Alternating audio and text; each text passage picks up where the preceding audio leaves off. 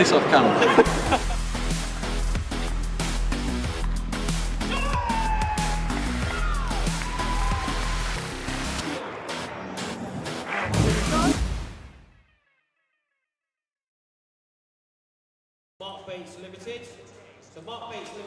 Good morning and welcome to day 2 of the 2026 Mark Bates Limited Senior National Championships.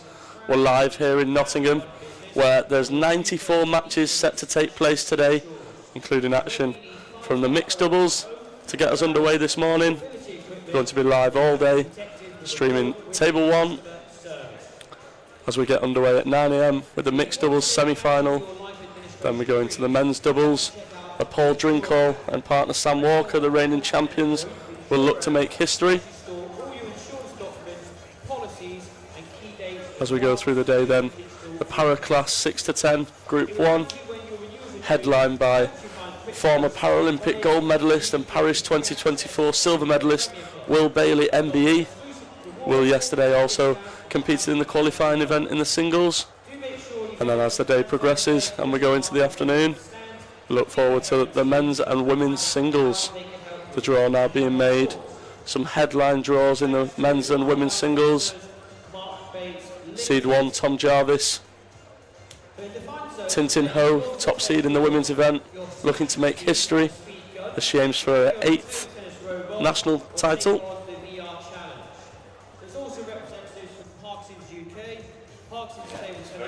And now as we look forward to Sunday, our finals day, we start as always with the women's singles and the men's singles semi-finals. A very exciting event. You can be sure to join us here in Nottingham with just a few remaining tickets available. Make sure to check those out on the Table Tennis England website. 7 national titles will be crowned tomorrow. And not only that, be sure to join us in Nottingham where the England team for the ITTF Centenary World Team Table Tennis Championships will be announced live within the venue. If you want to find out which representatives will be representing us in London later this year, where you can also be part of the centenary celebration of the World Championships, returning back to where it all began in London from the 28th of April to the 10th of May. We're happy to see you in London. Make sure you go say hello, talk all things nutrition, and grab some of the performance boosting snacks she's brought along to keep you fueled. You can also find out more with a free discovery call by visiting Core Health. Stay tuned as action will get underway live at 9 AM with the first mixed doubles semi-final. Core Health Collaborative.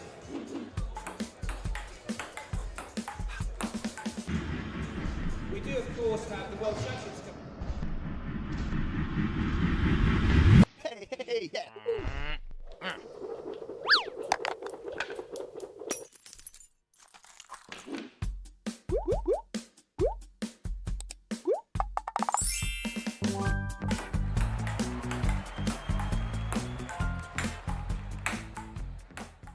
Let's go, London! Come on, London! World Team Championships London 2026. Tickets on sale now. See you in London. 100 years of table tennis. Don't miss the action.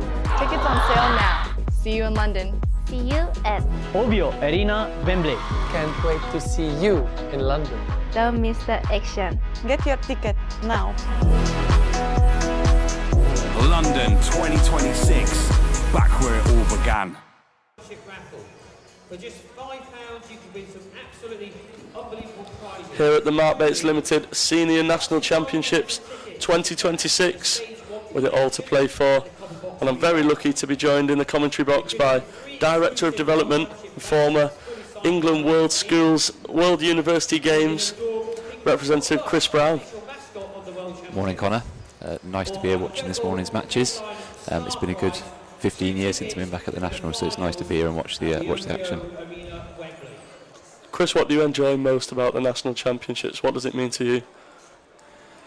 I think this is our one chance in the year as a player to feel part of the biggest stage, isn't it? I think the atmosphere yesterday in the qualifiers was excellent. Everyone trying to win their place through to today to the big show quarterfinals, and yeah, to be able to play in front of the cameras and the live scoring and a bit of an audience is what the top players in the country really want. Yeah, it really is a fantastic event. You can see the setup there live on your screen. Huge courts, all the cameras, the lights, the music.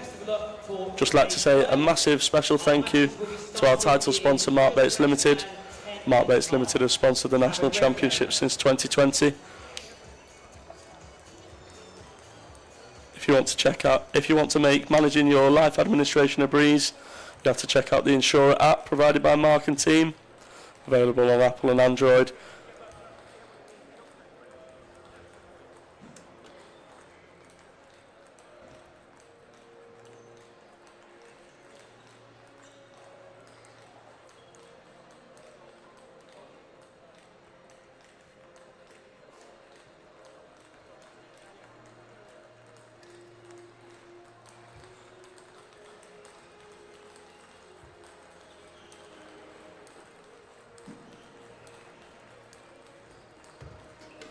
Chris, how are you feeling looking forward to the ITTF Centenary World Team Table Tennis Championships?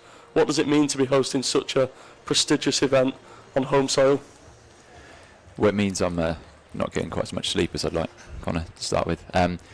Absolutely amazing opportunity for us to bring the global audience in the spotlight to table tennis in our country. Some really exciting opportunities off the back of that. A chance not only to bring the eyes of the world on London, but also to engage our clubs and our communities and our schools in getting involved in the sport, and the world has really been a highlight and a hook for us to draw new partners into the sport. So there'll be some great stories to tell of the best players in the world, and hopefully we can sort of ride that wave and get more people with a bat in their hand afterwards.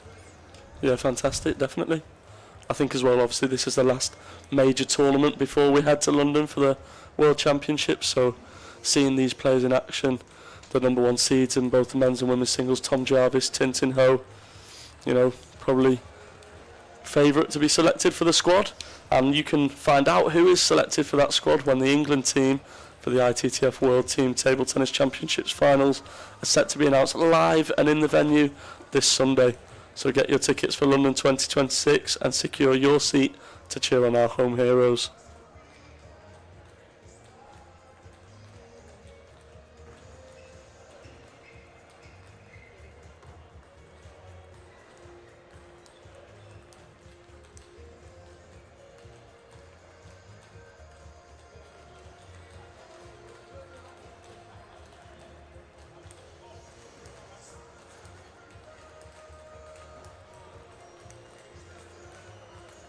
A super exciting semi-final set to take place on table 1.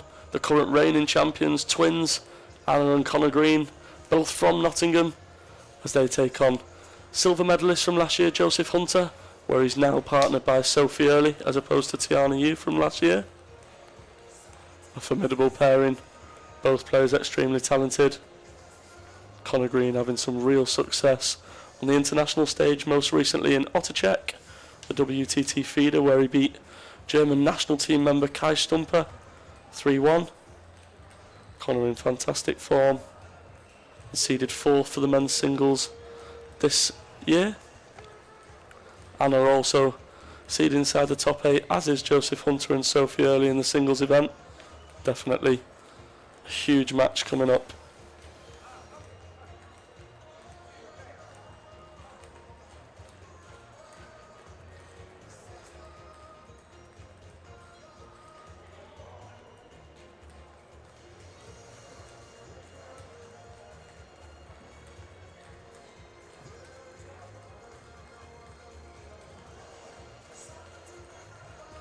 The umpire and the assistant umpire on court, Dan Bullen, currently on screen, with Chris Newton. Chris taking on organising the World Team Championships, never delivered a World Championships, been a part of every other event from Commonwealth Games to Olympic Games, Paralympic Games and star contender in London. Chris certainly looking forward to that event. And Dan will be joined on court by Vincenzo Chiarello. They'll be our officials for this opening match of day 2 of the Mark Bates Limited Senior National Championships.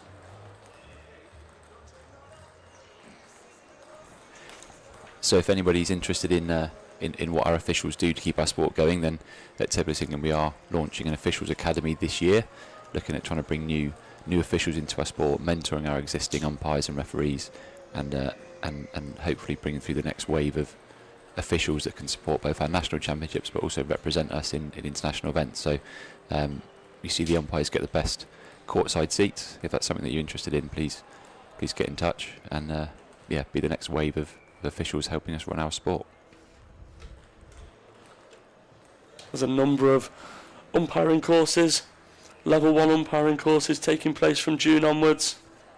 A really fantastic opportunity. Live now on the screen.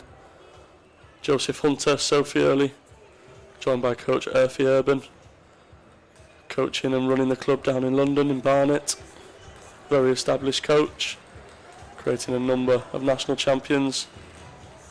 His youngest national champions at the moment also include Dimitar Dimitrov, Pablo Ramirez Rioja, and actually a surprise qualifier yesterday, James Hamblett, who defeated the under-17 national champion Max Radovan in the group stage to reach the main draw.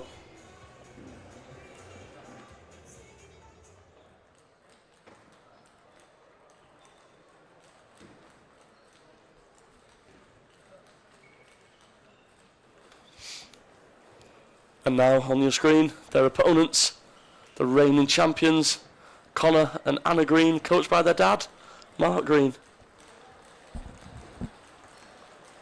Anna and Connor probably know each other better than any other pair. Connor definitely one of the most informed players entering this tournament.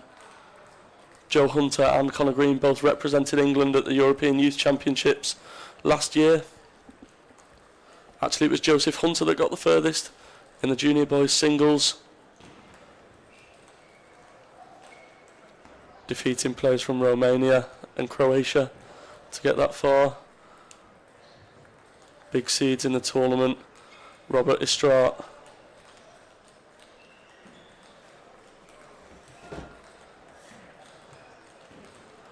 Hunter and Green just there having a little discussion before the Greens enter the court.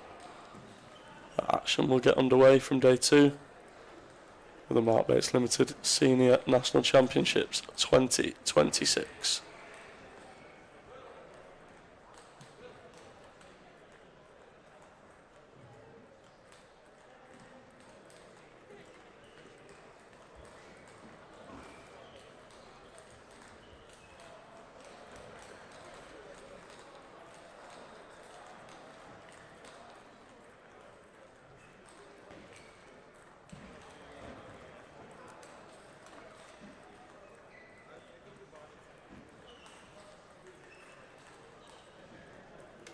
You'll see a number of sponsors there displayed on the backboards. Our headline sponsor, Mark Bates Limited, alongside Butterfly. A huge shout out to T-Sport, our official equipment supplier. Keep your eyes on the table. Every smash, spin and rally this weekend is powered by Butterfly, our official ball supplier. Athletes competing with a premium Butterfly R30 3-star ball. If anybody at home is interested in the equipment being used here, live in Nottingham. The Greens both represent Draycott, playing in matching shirts. Both born and raised practicing at Draycott, both with mum and dad, and other coaches including John Bayliss, Phil Vickers. Chris, how do you see this match going?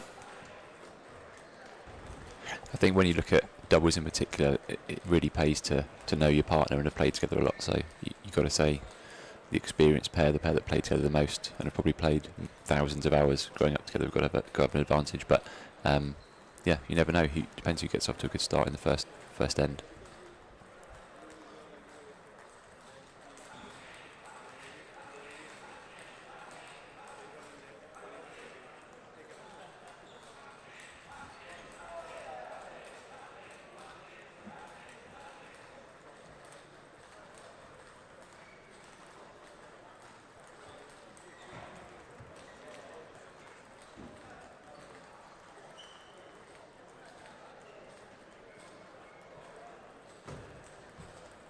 Sophie Early has become a bit of a regular on finals day. Her first National Finals Day, where she took on Tin Tin Ho and actually lost out 4-3. Definitely had her chances in that match. Joseph Hunter will take on Israel Awalaja in the men's singles opening round.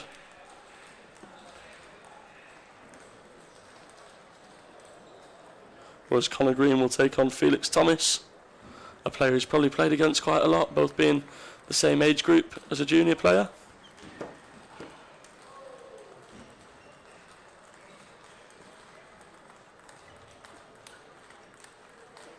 The women's qualifiers yesterday, slightly different. 4 players from every group progressed to the main draw. Some standout draws in the women's singles. Malia Bage, one of the qualifiers from yesterday, taking on seed 1 Tin Tin Ho. Sophie Early will play Andrea Harrison from Lancashire. Whilst Anna Green on the same side of the draw as Sophie Early will take on Luna Archer from Greenhouse. Players just getting warmed up and ready now before action commences.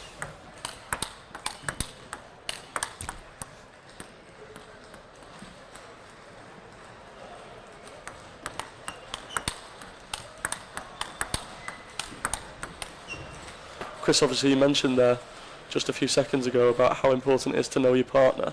And one thing we will see here in the doubles for anybody that is new to watching the game is the signals under the table. As a player, did you prefer to, you know, call the signal for your partner to do so you know what ball's coming back, or would you be the one that's calling the shots? I think it all depends on the dynamics in that pair. You may well have a lead partner or somebody that's the more experienced player. I was a bit of a control freak, so we used to prefer to be the one calling the signals, whether it was me serving or somebody else. But certainly, whichever of the players is in control and sees the way the game's panning out, they'll make sure their partner's putting in the right serves that gets the rally started off the way they want. A strong start from Hunter and Early. Great backhand down the line there from Joe. 1-2. You can see early on there Joe looking to dominate with that backhand flick from the receiver serve, and also Sophie's float serve setting that up. Serving to Anna, who was unable to keep the ball low. 2-0. The greens are quick to level.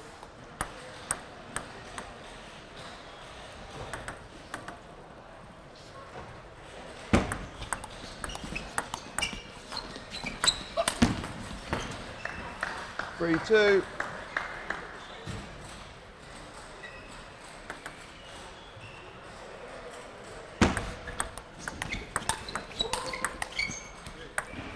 Two, 4.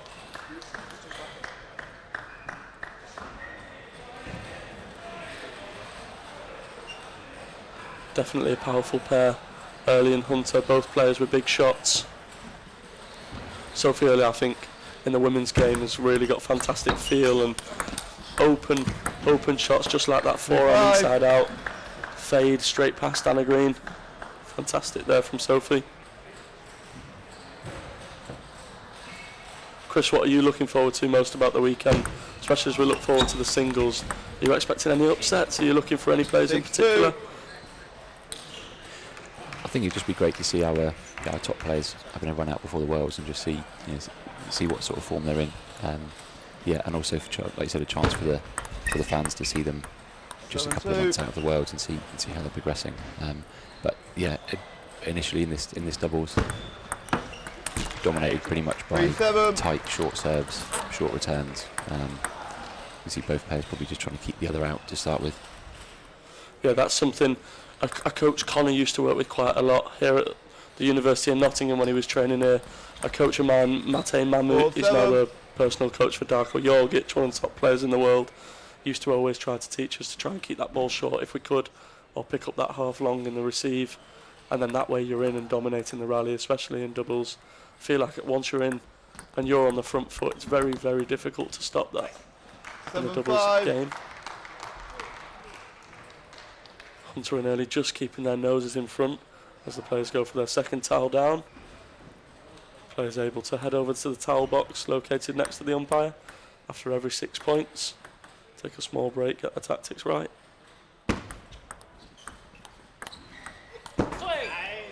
7-6.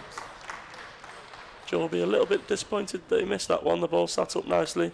Heavy spin by Sophie.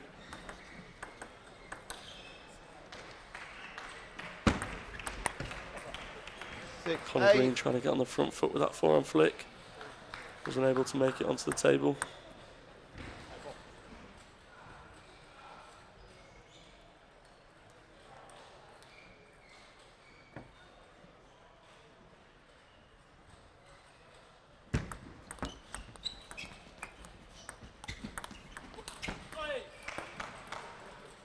What's interesting is all 4 players on the court right now all competed in the first ever London WTT star contender at the end of last year.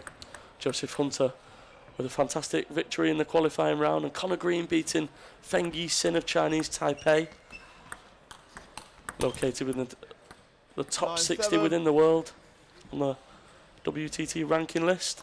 Fantastic victory for Connor. Definitely one that players are going to be scared about in the draw this weekend. As we near to the end of this first end.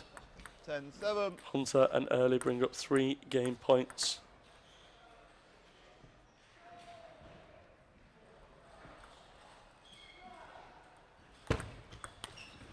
$11-7. And there it is, the reigning champions end game 1 with what they would call a disappointing start. Hunter and Early flew out of the blocks and now lead 1-0.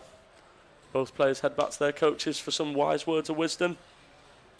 Speaking of coaching, Chris, this year saw the launch of Table Tennis England's new coaching pathway and the new coach development framework headed up by Evie Collier and team, helping to support coaches with a lot more CPD opportunities. Chris, tell us a little bit more about the coaching. Yeah, so like I said, this year we've launched our new coaching framework. So our new entry-level qualification is the coaching assistant course. You can now book that on the website. Huge part of our sport is that we're reliant on coaches and the people that make our players better. So if anyone watching this is inspired to pass on some of your knowledge to the next generation, then please do check out our website and get involved in our coaching pathway. It's a great way to participate in table tennis. We're also giving back to those others around you. So loads of opportunities either in a club, one-to-one, or within players in your community. Yeah, you're definitely right there. Coaches definitely have a massive influence on a player's career. And it doesn't matter what level of coaching you're at, whether you're helping out a local club or you're here at the national championships. Stay tuned for game 2 and we'll see if any of those wise words of wisdom from dad and coach Mark Green can help the Greens get back on track to defending their title.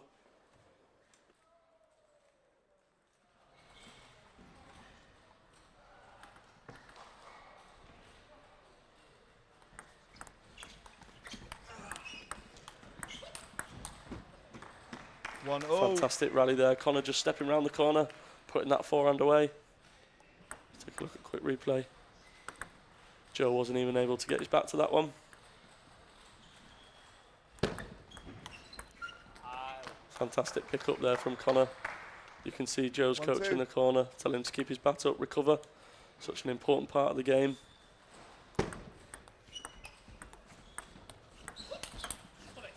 Connor again with that forehand down the line. Joe just not quite ready. See, his bat was actually up on the forehand side there instead of being in that recovery ready position so he can switch to either side.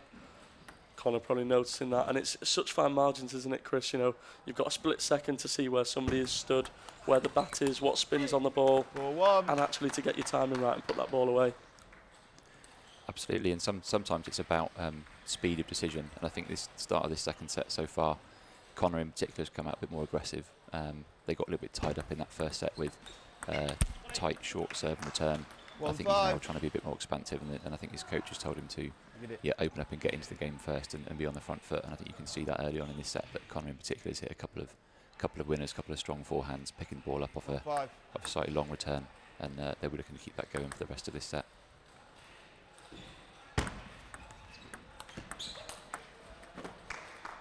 That is absolutely ridiculous, that reloop there. Joe actually serving probably quite long there. Anna could have got in, but didn't need to. As big Connor Green forehand wins the point. 6-2. Joe definitely serving a little bit more half long on purpose. as Anna's a little bit tentative to go for that one. Get that right leg under the table, pick up that half long ball instead of trying to play the flick when the ball's long. That's great play from Sophie and Connor. Sophie a little bit more positive on that receive, as you mentioned there, Chris. Connor really trying to take on the positive and go on the attack. Sophie doing it as well as Joe Hunter might just give them the edge in this match.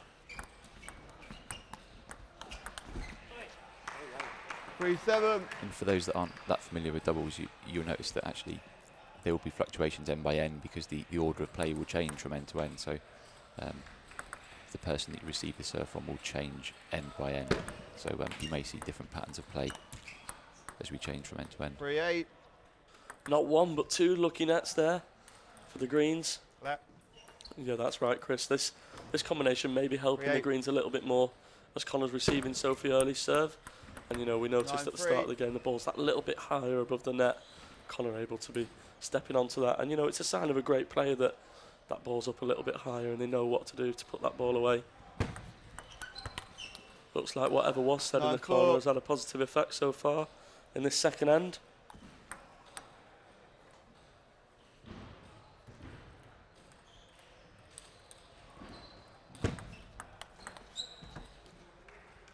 Five 9.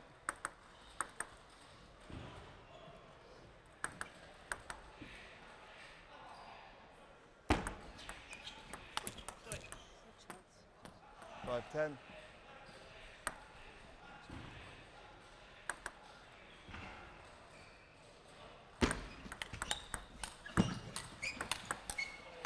Eleven 5. Second end goes in favour of the greens. Let's take a look at some highlights there. I think that's been a clear tactic of the greens to go down the line with that forehand a little bit. You've seen Sophie early go there behind the back. Joe Hunter's tried to do that once or twice just because they've not recovered and the greens have caught them out going down the line. Taking that ball a little bit earlier off the bounce to switch direction and speed. Definitely that set dominated by the Connor Green forehand as well there. Really dangerous weapon and was the deciding factor in that set. So in this next end, I expect Joseph and Sophie will be looking to try and keep him out like they did in the first set. If they can keep him out from hitting that first forehand, they may be able to redress the balance again in set 3.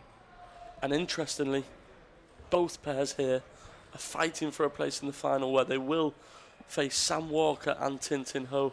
Sam Walker, the second seed in the men's singles, and Tintin, the joint all-time record winner in the women's singles event, where she'll go for history this weekend.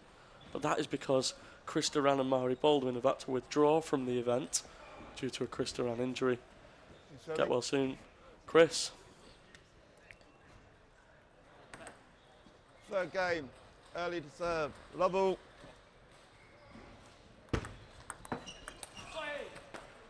Love 1.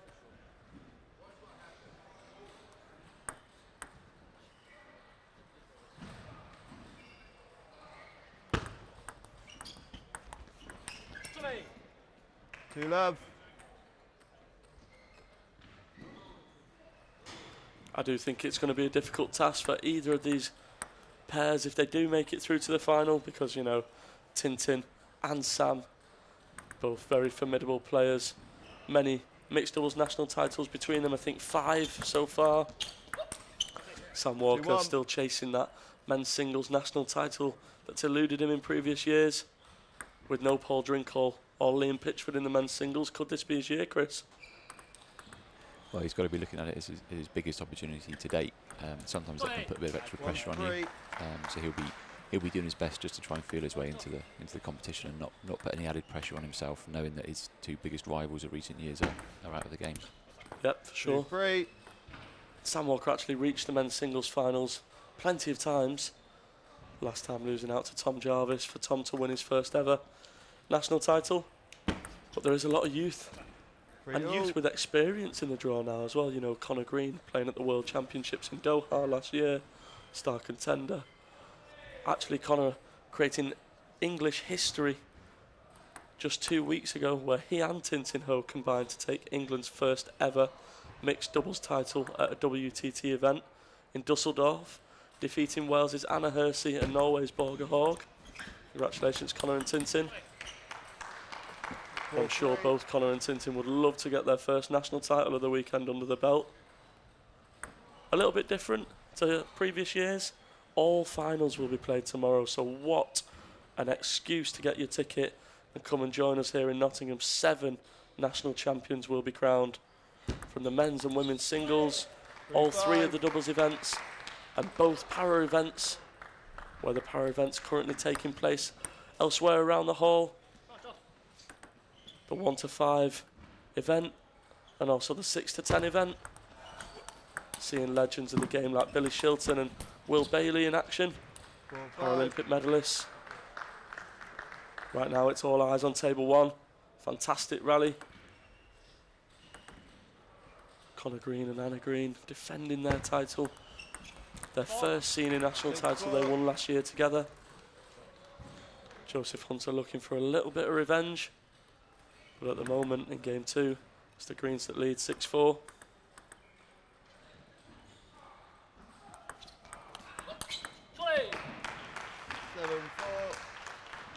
That is really, really nice from Connor Green. Fantastic flip from Joe. Trying even to get him into the crossover. Connor looked like he could have actually fell over. Still managed to fade that ball past Sophie early. 5-7. What do you think has changed, Chris, you know, since game 1 where Hunter and Early was able to take an early lead, and now they could be facing a 2-1 deficit? Yeah, I think in this end they have done, a slightly better job at keeping the game tight and keeping Connor out. I think that second set in particular, Connor become much more aggressive and being on the front foot. So very much dominated still by serve and receive, but Connor just able to get in and play the more attacking shots early on. So Joe and Sophie will be looking to try and perhaps come out a bit more aggressive themselves. If they do go 2-1 down, they'll need to be a bit more on the front foot in that 4th set. 9-5. Connor is looking really sharp coming into this tournament, as I mentioned. You know, making history with Tintin Ho in the mixed doubles. Some fantastic performances, defeating players a lot higher ranked than him in the world rankings. Leonardo Izuka of Brazil, 10-5. Kai Stumper of Germany. Speaking to Carlo Agnello yesterday, England national coach. The team are off out to Dusseldorf next week for some training in Germany, ahead of the World Championships in London. And there we see the Greens now 2-1 up out of nowhere. Blink and you'll miss it, so don't go nowhere as we head into this 3rd end of the mixed doubles semi-final here at the Mark Bates Limited 2026 Senior National Championships.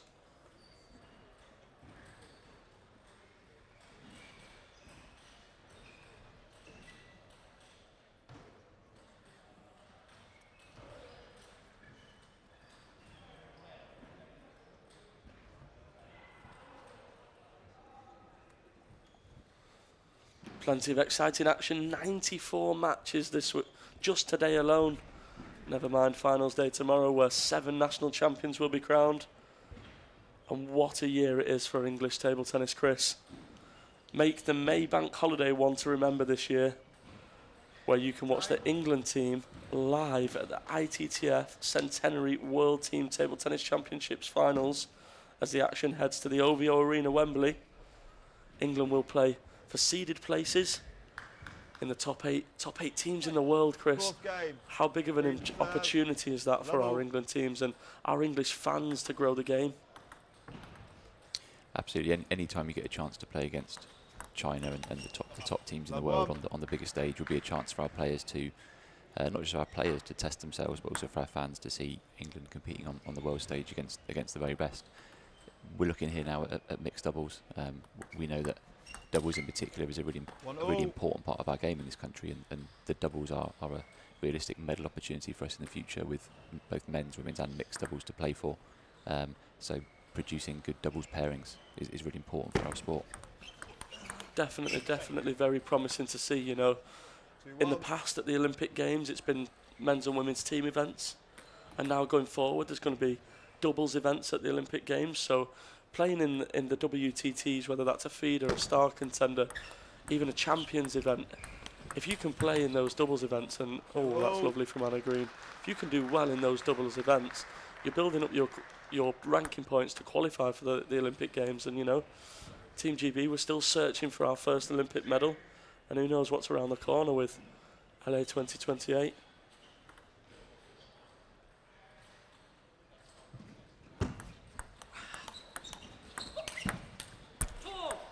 3-2. 2 consecutive points there for the Greens and 2 fantastic forehand blocks from Anna Green, showing young players at home you don't always have to go for that big raging forehand counter. That control there was just enough to change the pace, control the ball back onto the table and let Connor put the ball away. This time didn't pay off. And Anna's certainly grown into this match. I think first set got a little bit tied up with short receive of serve. But as the game's gone on, she's definitely grown into the game and is now really controlling the rally and Connor being the aggressor in terms of the winning point. But Anna's really controlling the rally and putting them in the box seat. It does seem like, you know, the points that Hunter and Early are winning, especially early in this fourth end, sorry. It's not so much the points that they're winning, it's more the mistakes from the Greens. Just like there, you know, Anna once again, just controlling that ball. Sophie Early unable to even plant her feet and try and play a shot. Yeah, one of the things we see about really good doubles players is how they move around each other on the court as well. Knowing where your partner's going to move once they've played a shot is really important. Making sure you're not being pushed away from the table. Quite often, once you've been pushed away from the table in doubles, you're in real trouble. Timeout called by Hunter and Early after a thundering forehand down the line. Connor there, can see him in the corner just showing that he's opening those hips up, he's opening that arm and that shoulder out and his wrist, getting that ball down the line and doing it with such pace. Definitely takes the time away from the opponent. You can tell that's a tactic as we called out earlier. Forehand down the line, catching Early and Hunter out. Yeah, and particularly as the right-handers, you know, Connor will be looking to hit that forehand down the line if he can. That will reduce the angle for Joseph to re-loop that forehand. Putting it down the line just keeps the angle nice and tight, stops you getting moved from side to side.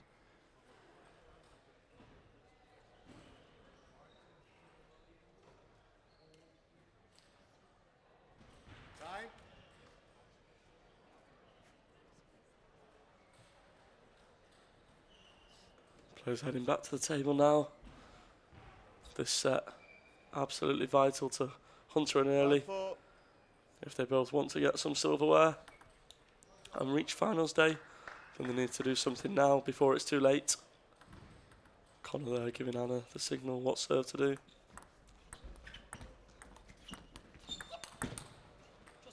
And once again he's there with that forehand counter. You know, the Greens taking the initiative on the front foot. Every time, it just seems like every time Sophie Early's spinning up, that ball's just a little bit too high for somebody of Connor Green's quality. Yeah, we're at the point in the game now where it is make or break for Joseph and Sophie, and I think slightly still a bit passive. Like I said, there's returns slightly too high, giving Connor the initiative. I think they need to really very caution to the win slightly here and try and be the aggressor. 7-5. Very difficult as well, you know. We just saw there, especially, you know, Chris, you mentioned Anna's growing into the game, but so is Connor. And once you've got the lead and you're a couple of points up and you're also winning in games, you're absolutely flying, your confidence is through the roof. And doubles is so important to keep that ball tight. You are going to make a lot more mistakes around the net and those open up balls specifically. But it's not the time for Hunter and Early to slow down. Joe taking a bit more risk, looking for that flick, and it paid off. I think it really has been a game of whoever takes the initiative, gets in first, positive play. 6-8. A nice serve there at a key point from Connor. Serving in doubles is a slightly different skill to in singles, so obviously the ball has to pass from right-hand corner to opposing left-hand corner. 7-8. So you're playing at a slightly different angle than you would serving in a singles match. I think Anna just needs to be careful, you know, just what Connor did to Joe Hunter, serving that ball a little more half long, so you can't play that short receive, that push, that flick. 9-7.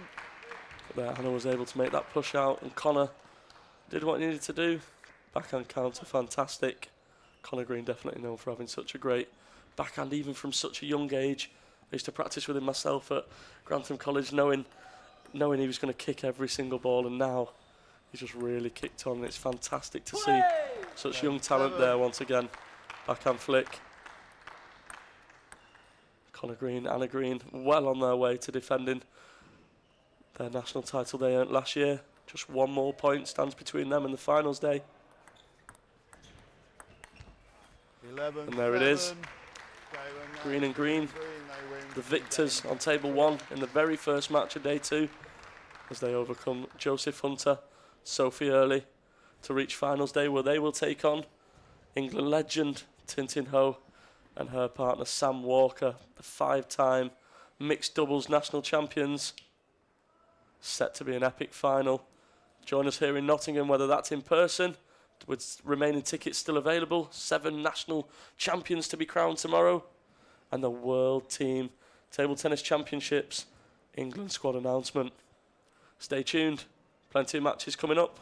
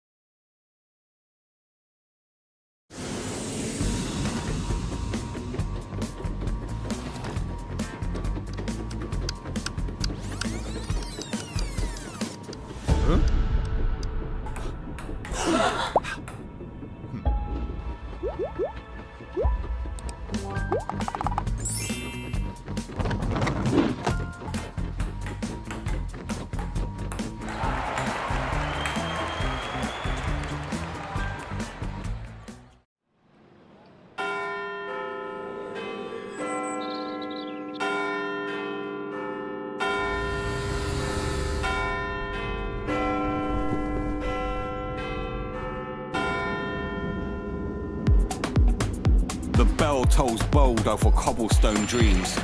From palace gates to everyday scenes. A century served since the first ball flew. Now eyes look forward, in 26 we start anew. Back in London, full circle, full flame. We honour the past and elevate the game. From Wembley's roar to the box that rocks, crowds will unite as this countdown talks. Please mind the gap, then feel the drive. London pulses, cause this game's alive. Serve and return like this city's flow. With every forehand blast, you'll hear that. Doors swing wide on every street. The world's invited, come take your seat. 2026, a century date. The game comes home, so come and celebrate. Bring your fire, your pride, your fight. London's ready for you and the stage, it's just right. London 2026, back where it all began. Welcome back to day 2 of the 2026 Mark Bates Limited Senior National Championships, live from the David Ross Sports Village here in Nottingham. Coming up, as part of our 94 matches across Saturday's play, Drinkhall and Walker, legends of the English game, current reigning champions. Drinkhall aiming for history to be England's leading men's doubles title winning player. They take on Howard Onweng and Gabriel Sugar, both formerly of Greenhouse Table Tennis Club, in the men's doubles round of 16. Be sure to stay up to date throughout the day. Lots of live updates on our website, our live ticker, where you can stay up to date with every single match that's being played live. And also be sure to subscribe to our YouTube channel, where you can see all our live streams, all the live action, all the 7 national champions crowned tomorrow, live here on finals day. And also help us grow the game of table tennis. A huge year for English table tennis coming up. Last year we had the Star Contender in London, the first ever WTT Star Contender. What an event this is here. The National Championships, so prestigious. And leading up to the big one, the 100th year of table tennis, back where table tennis began, the ITTF World Team Table Tennis Championships, held in London. I'm very lucky to be joined in the commentary box by Director of Development, Chris Brown. Chris, leading on a lot of the social impact stuff for the ITTF World Team Table Tennis Championships. Chris, do you want to give us an update? Yeah, so having the World Championships in our country obviously gives us a great chance to not just see the best players.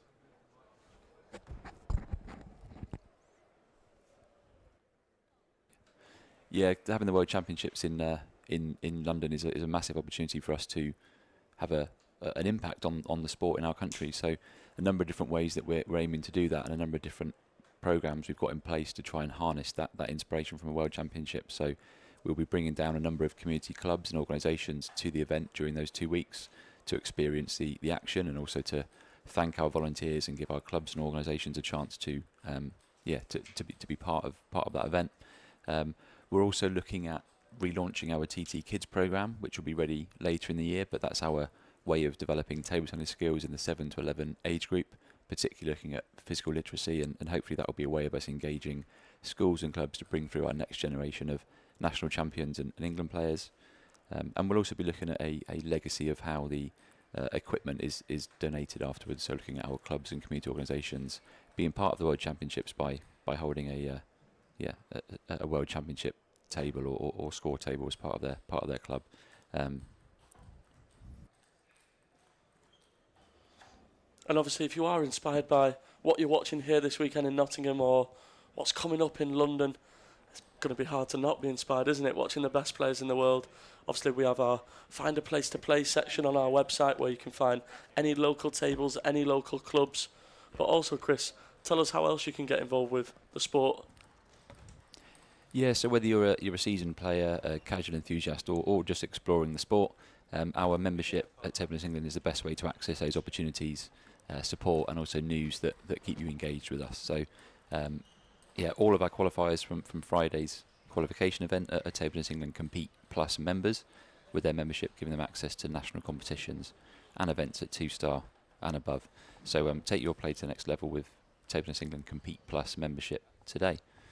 Also, our Table Tennis England Club Play membership is free, that's perfect for anyone who enjoys the social side to our sport, whether that's in a club or a community setting, and that allows you to be part of our community and helps keep you connected with the latest news in our sport for free. So as always, head to our website tabletennisengland.co.uk to find out more. Thanks for that, Chris. And obviously we're looking at two legends there on the screen. Paul Drinkle, 7-time English national champion in the singles.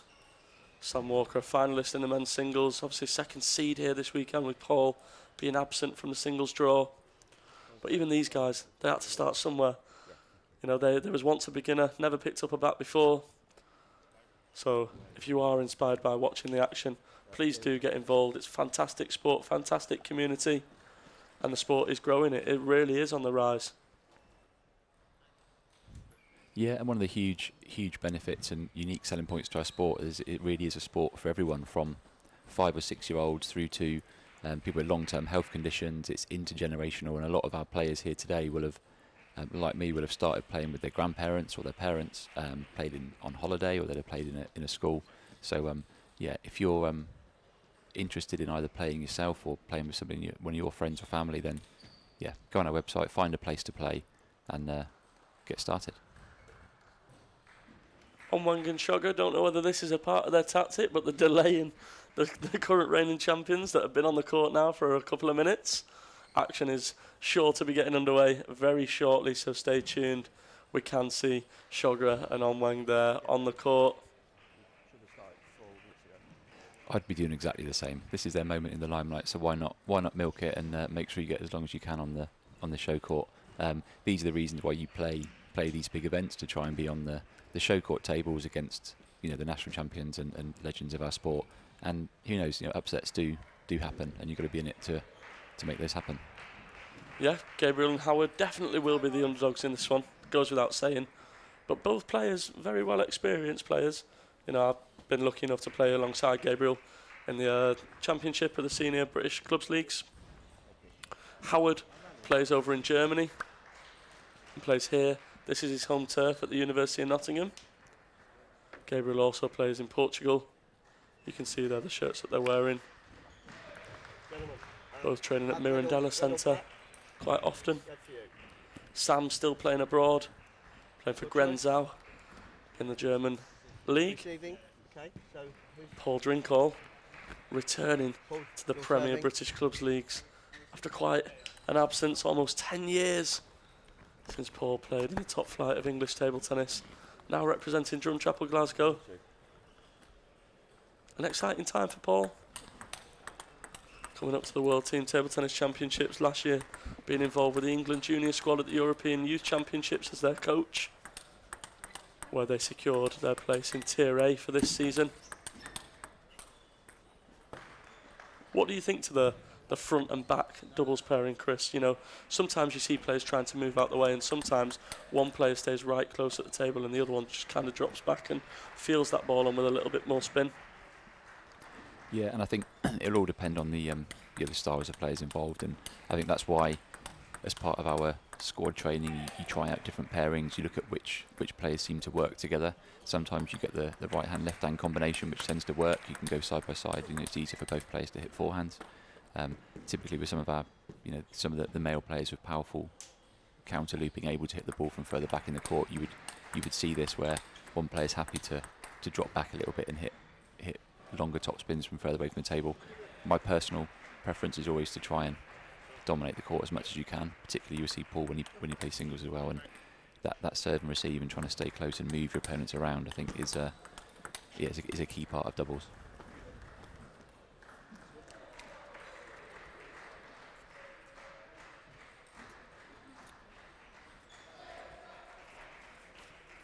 Lots of doubles action taking place around the hall. Some huge matchups. Tom Jarvis and Connor Green, the second seeds in the men's doubles event. Tom last year reaching the finals alongside David Macbeth. Dave not in the field for the men's doubles this year. What a way to start the match. Wow. Huge sky lob there, but Paul Drinkle was never going to miss that one. Ball actually went out of screen there.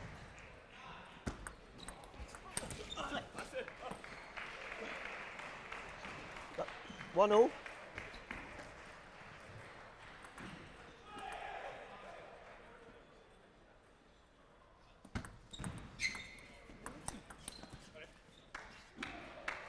Two, 1.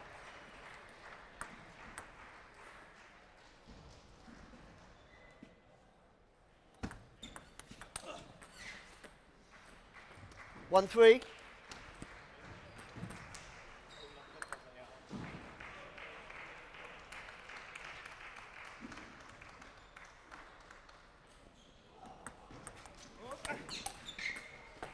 Four, 1. Current reigning champions racing into an early lead. The London-based pair both 2-4. trying their hardest. Coached by Coach Renan of Greenhouse. Renan himself a former national champion, but in Brazil. Brazil, a team, a force to be reckoned with these days, spearheaded by the one and only Hugo Calderano, the World Cup winner, who will be joining us here in London for the ITTF World 3-4. Team Table Tennis Championships. You can see that barrier there, Howard's right next to. All roads lead to London, back where it all began. What an opportunity to host the best teams in the world all in one place. That's lovely from Paul Drinkhall. Right now it's all focus on creating history for Drinkhall in the men's doubles event.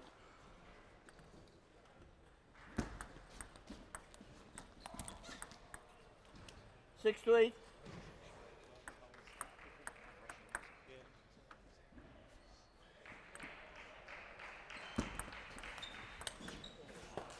Three, 7. Fantastic backhand reloop down the line from Sam Walker. For any young players watching at home, takes it right off the bounce, back nice and high, over the ball, angle perfect. They're just such a difficult doubles combination to beat. I think everybody likes Dave Macbeth in the doubles because he's so good with that backhand flick, but Sam Walker certainly is no slouch when it comes to that backhand flick, and Paul Drinkhall is the best in the game for the forehand flick. 8-4. You know, anything half long over that table, short, snappy action. These guys are going to be on it. Yeah, one of the things that's made Paul such a great doubles player over the years is how good he is around the net, you know, in terms of short serve, tight returns, and that, like I said, that forehand flick. If you've got somebody that can essentially put your pair on the front foot straight away off almost any serve, any receive, you see it again there. 9-4. Stepping in, flick to the far corner, win the rally. Yeah, Paul renowned for his doubles ability. Him and Anna Hersey combining at the WTT Star Contender in London earlier this year, reaching the semi-finals, attaining a bronze medal, actually defeating one of Sweden's top pairs, one of the top pairs in the world, Christian Karlsson, one of the best doubles players in the world. 6-9. But is this a chance? Is this a chance for Sugar and Onweng to get back in game one here? We spoke earlier, Chris, in the first match today, about who calls what serve and what spin they'd like on the ball. Gabriel called that for Howard, and it's proved to pay off. Like you mentioned there about dominating the rally, dominating the court. It seems to be whichever player is doing that is winning the point, doesn't it? Yeah, you'll find all four of these players are extremely aggressive, looking to get in first. Again, return pops up in the air and Sam puts it away. So that variation in serve from Paul, just taking a little bit of backspin off it, serving a little bit more float. Just the opponent just pops the ball up in the air, and it leaves Sam there to put it away. An emphatic start to their doubles campaign. The reigning champions are looking to defend their title. Sam and Paul, really good friends on and off the court. Coached by Sam's coach Howard in the corner for this opening match. Very, very exciting weekend ahead. Lots of history to be made. In the doubles, Paul Drinkhall can create history, become England's leading doubles title winner in the men's doubles event. In the singles, Tom Jarvis could win his third title. Could Sam Walker win his first title? Could Conor Green win his first title? And in the women's event, history is guaranteed to be made. Tin Tin Ho could become the all-time women's singles national champion as she searches for her 8th national title. But what that also means is, if Tintin is unable to win the title, there will be a new name on the trophy for the very first time. It could be Tiana Yu, it could be Sophie Early.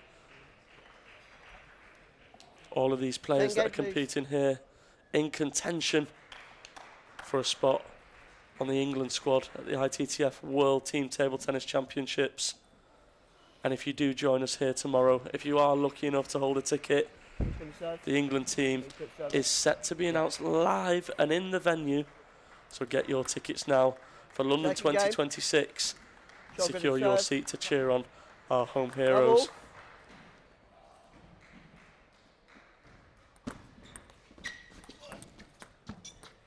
Love 1.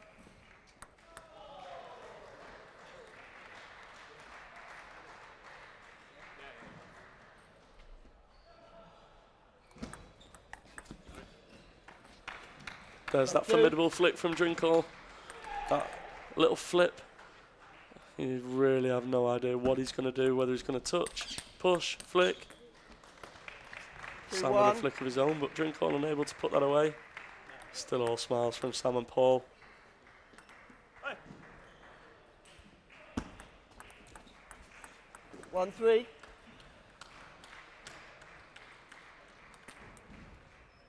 In the start of this end, pretty much the same as the last in. Paul and Sam, certainly the aggressors, dominating most rallies, and generally the points they're losing tend to be an unforced error or just missing the final forehand. So certainly our underdog pair are going to need to try something different. At the moment they're getting dominated off that serve in return.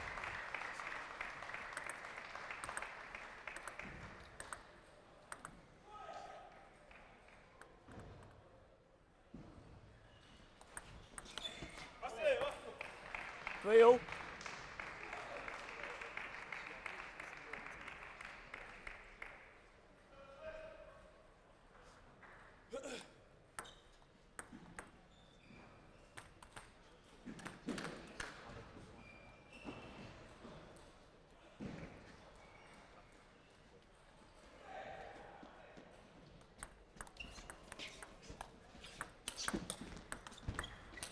Great rally.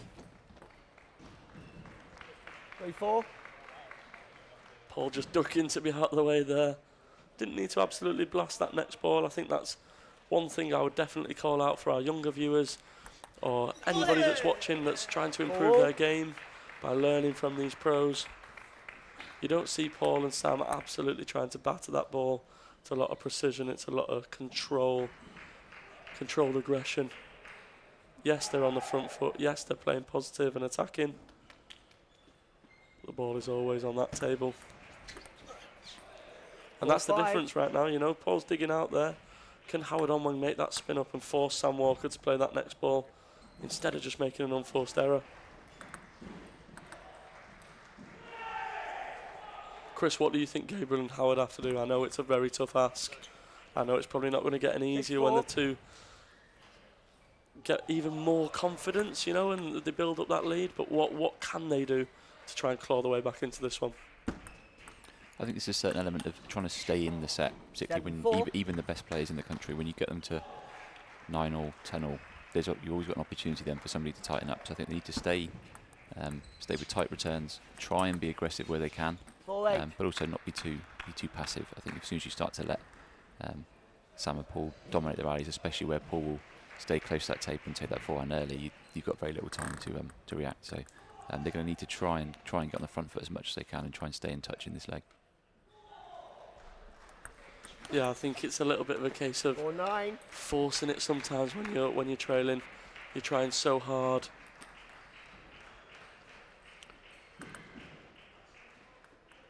Most coaches around the country, and you know, I certainly tell my players, be positive, but the ball has to be on the table. If the ball's in the barrier, you know, you're not putting the pressure on the opponents. And we've seen, you know, even last year, previous nationals, the best players can lose here in Nottingham. The pressure is felt throughout the hall.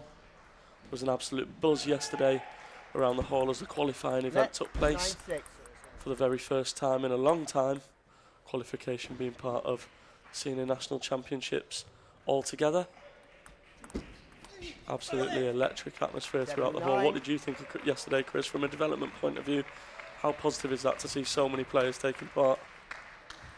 Yeah, it was great, and the feedback from the players and the coaches alike was particularly that. It was the atmosphere, it was the buzz around the place, so everyone wants to be part of the National Championships and being able to compete on the Friday and potentially win your way through to the to the final matches.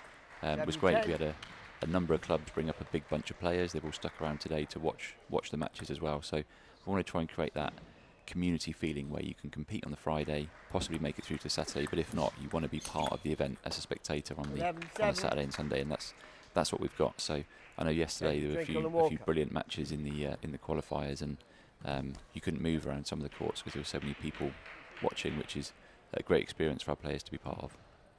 Yeah, fantastic. And as you mentioned, lots of people in the hall yesterday, an absolute buzz. Everybody, all the courts battling it out to reach that main draw. Lots of noise. Fantastic atmosphere here at the Mark Bates Limited Senior National Championships as we look back at some highlights from the match so far between Paul Drinkall and Sam Walker, and Gabriel Sugar and Howard Onweng in the men's doubles round of 16.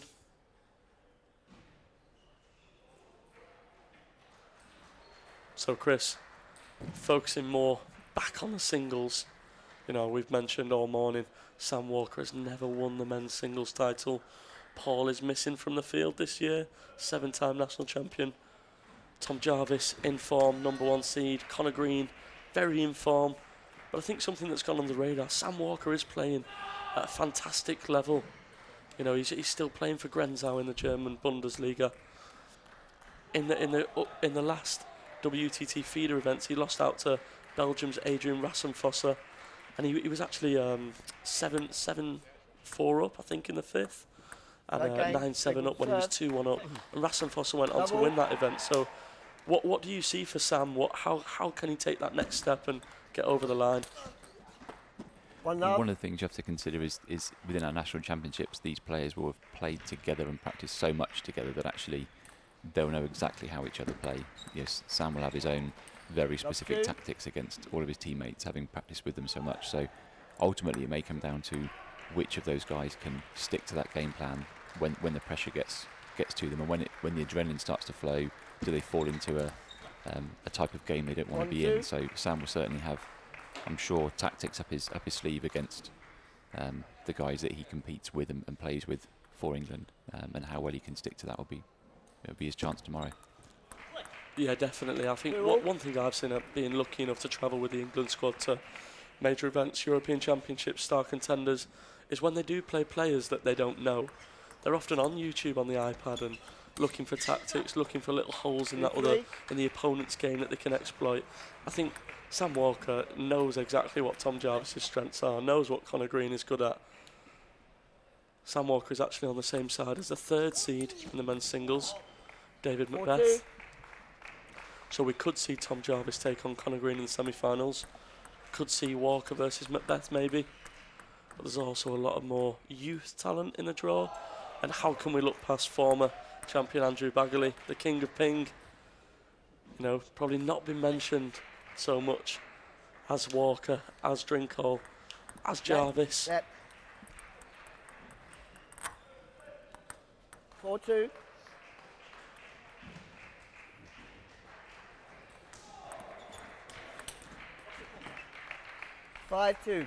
Fantastic start in this third end.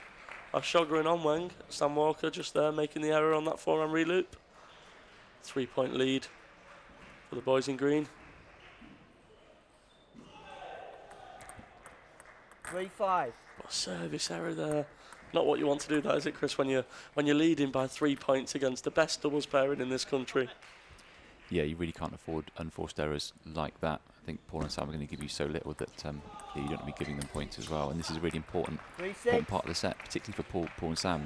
They want to cruise through this match. They don't want to go into don't want to extend the match any more than possible, and also don't want to give their partners any sort of confidence whatsoever. So they'll be looking to to try and close this 4. out. I know Sam and Paul are the more experienced pair, but is there an advantage gained by Shogger and Onweng by having competed in the qualifying yesterday? Shogger actually advancing through the group stage.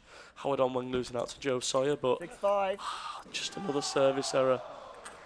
Do the players think, I'm a little bit warmer, especially in the men's singles, where the seeded players only join in the last 32 this year? Yeah, and there's an element of getting used to the conditions as well. These players will play in multiple different venues across the season. They're now on in a show court. It's a different venue. The bounce might feel ever so slightly different. So certainly having played some matches on the Friday and feeling like you're up to speed with the conditions can often be a little edge that you need just to get into a good start in the first set. You see Renan there. If any of you are interested in, we talked about coaching earlier. Talking about the breadth of how much you can get involved with. You could be here cornering a pair on the show courts, the national championships, but in the week I know that he'll be at Greenhouse working with hundreds of kids on a daily basis, introduce them to the sport, and actually table tennis as a coaching career is a viable option for many of our young coaches. So as we said earlier, we've launched our new coaching framework, so have a look on our website for our upcoming coaching courses. We've also got a group of our new coaches here this weekend as part of a coaching conference, as part of their ongoing professional development. So visit our website and get involved in our coaching pathway. Players entitled to one timeout in every match. 6-5. Howard Onweng and Gabriel Shogger holding the lead for the most part of this third end, but now with just a 1 point lead, the pressure is on. Oh, it was a fantastic relay from Onweng. Just gives Paul Drinkall a thumb up there. Just reactions. Forces that ball on the table, and as I mentioned a little bit earlier, forces the player to make that extra ball. Gabriel hadn't recovered. And now we're level. Locked up at 6-all. Yeah, one of the differences you find when you play the very best players is they always just get that extra ball back. So whilst normally that might be enough to win the rally, you've got to be prepared for it to come back and keep coming back. And some of the shots that the players pull off, whether it's round the back or quick reaction block, you've got to be ready for it to come back every time. 6-8. And just like that, the reigning champions have the 2 point lead, 2 game lead. And they're charging their way towards the finish line in this encounter on table 1. Plenty more exciting action coming up. 6-9. Be sure to subscribe and make sure you don't miss a moment of the Mark Bates Limited Senior National Championships 2026, the year when table tennis returns back to where it all began. 10-6. And what a way to bring up 4 match points. Paul Drinkall, 4 on flick, absolute textbook. And just like that, there's the game. And that's crazy, isn't it, Chris, really? The guys were 5-2 up. They've won 1 more point, and they actually led 6-4, they led 6-5, and then they called a timeout. What happened in that timeout for Sam and Paul to just absolutely dominate? Yeah, and I think even before that there was a couple of service errors that really halted momentum completely in the middle of that game, gave Paul and Sam a chance to get back into the end. We had the timeout. They probably just went back to basics, reset their mindset. It's sometimes easy to get a little bit complacent if you're relatively cruising through a match, but they just refocused, did the basics right, and yeah, they cruised through that final end. Well, it is Sam Walker and Paul Drinkall that advance to the quarter-final of the Mark Bates Limited 2026 Senior National Championships men's doubles event. Stay tuned, lots of exciting upcoming action. Be sure to like and subscribe. Keep helping us grow our channel. Lots more content coming up as we lead into the ITTF World Team Table Tennis Championships. Make the Maybank holiday one to remember. Get your tickets now, as the England team will take on, in the men's event, China, Sweden and the Korea Republic, just for their seeded spots. Could we see Walker and Drinkall in action then? Join us tomorrow in Nottingham, where the England team will be announced live in venue. For now, let's take a quick break and we'll join you back soon. Thanks, Chris, for your help. See you soon.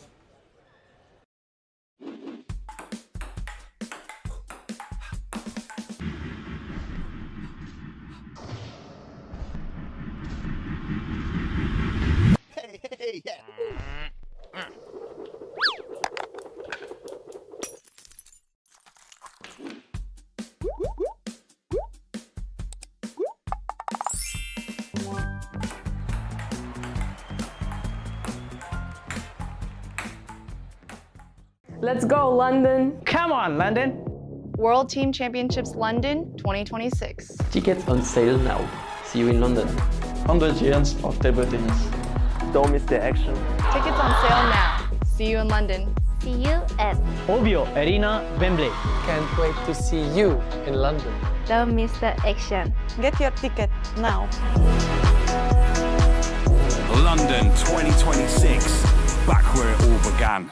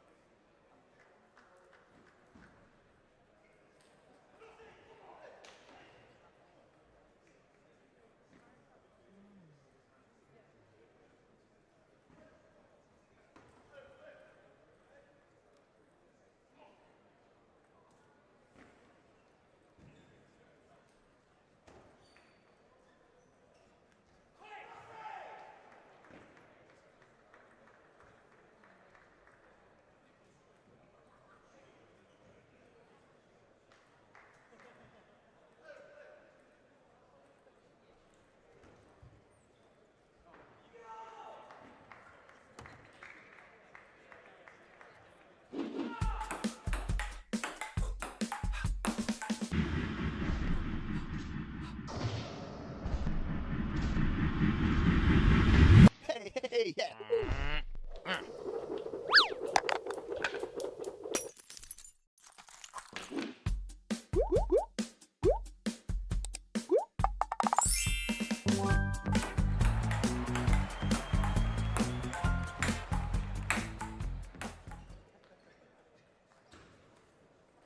Welcome back to the Mark Bates Limited 2026 Senior National Championships live in Nottingham. Just then on your screen you saw a little advert from Mark Bates Limited, and whilst we've got you, we'd love to say a special thank you to our title sponsor, Mark Bates Limited. Mark and his team have sponsored the National Championships since 2020, and without those guys this event really wouldn't be possible. Mark Bates is a proudly family-run business and one of the UK's leading specialist insurers. So if you want to make managing your life administration a breeze, check out their insurer app. It's available on Apple and Android, letting you store all your insurance documents, policies and key dates in one secure digital briefcase. The team are in the fan zone. Lots of activations going on in the fan zone, from the VR to Mark Bates' little mini games, mini table, to the 2-pong, and also our speed gun competition. Go and speak to the team there if you have any insurance queries. Once again, big thanks, Mark. You can check out their full range at www.markbateslimited.com. And yeah, looking forward to the rest of the day here in Nottingham at the Mark Bates Limited National Championships. Coming up next, the para singles, class 1 to 5, group 1. Very interesting tournament this year. The former champion, Jack Hunter-Spivey, not in the field. First time in a long time, as long as I can remember. No Megan Shackleton either. Number 1 seed, Romaine Simon. Will it be a new name engraved on the trophy come finals day tomorrow? Then looking forward to the rest of the day. From 1:30 we have the men's singles. Absolutely epic event. Qualification day yesterday. Absolute buzz around the David Ross Sports Village. Hundreds and hundreds of players and fans all gracing the court. Then into the women's singles. Lots of history to be made in the women's singles this weekend. Could it be Tintin Ho for her 8th national title? 8 national titles. What a career Tintin has had, and she's only young. Could Tintin lead the England squad to the ITTF World Team Table Tennis Championships? 100 years of table tennis, and what a celebration we're going to have. Back where it all began. If you are joining us tomorrow, the England team for that ITTF World Team Championships set to be announced live in the venue from Director of Performance Gavin Evans, and you could be here to join us. Plenty of tickets still on sale for the World Team Table Tennis Championships for various dates. Make that Maybank holiday one to remember by booking your tickets now. Stage 1A, where the England and the best teams in the world are going to be competing at OVO Arena, Wembley from 2nd to 4th of May for their seeded positions. You have choice of ends, Andrew.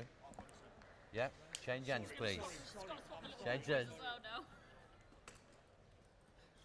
We're changing sides. Change sides. Sorry, I just like being... That's all right. Adds a bit of excitement, keeps us going. Sorry.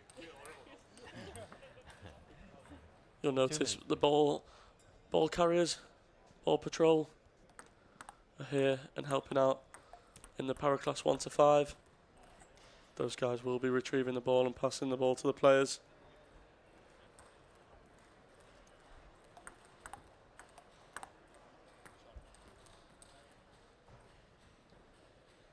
Got Andrew Green taking on Bethany Kelf.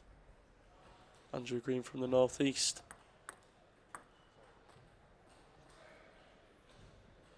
Playing at Swerve, formerly under the guidance of current Table Tennis England coach developer Steve Brunskill. Steve now working within that coach development team, headed up by Evie Collier, alongside Ard Quackelstein. This year saw the launch of Table Tennis England's new coaching pathway and coach development framework. mainly focused around supporting coaches with more CPD opportunities. And the brand new entry-level coaching qualification coaching assistant is now live for bookings on the Table Tennis England website. Massive opportunity to get more involved with the sport, whether in a club, one-on-one with players, or within your community. You can experience the sport from a different perspective by becoming a coach. I actually find that it's really helped my game and performance-wise with my coaching. Definitely a big opportunity for anyone that's interested. And if coaching isn't your cup of tea, you can see how just important the umpires are on court. 2 umpires, 2 players. Everybody plays their role in this amazing game. Love. 1. If you'd like to get involved with umpiring, June we'll see an influx of level 1 umpiring courses take place across the country. Love. So if you head to the Table Tennis England website /officials, find out more about how you can book on a course and take your game to the next level. One day maybe umpire at the Olympics or Paralympics, the best seat in the house. Sorry. That go over, let. George played it. 1, 3. Something new for our fans at home there. You'll see there Andrew apologising because he was actually going to serve off the side of the table, which is not allowed 2, in the wheelchair game. However, because Bethany did play at it and it touched her bat, Andrew actually won the point. So if you ever do play anybody that is in a wheelchair, you can't serve off the side of the table. Let. 2, 3.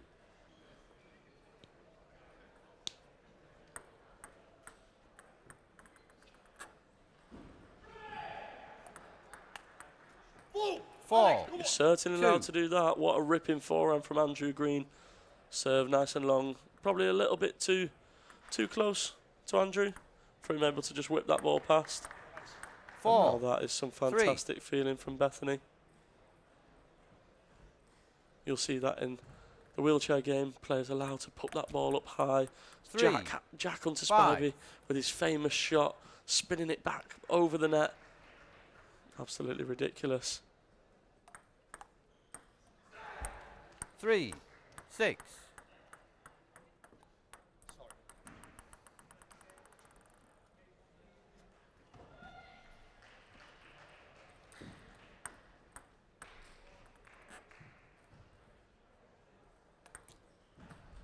Seven, 3.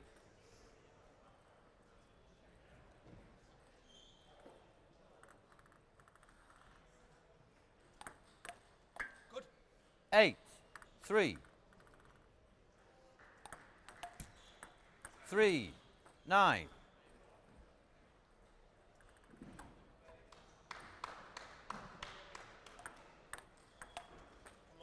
3, 10.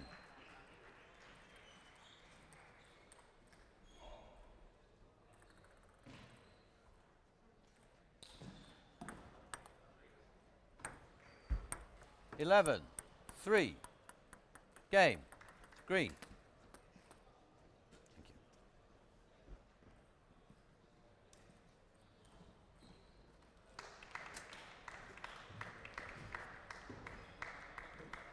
End of game 1. Andrew takes the lead, 11-3.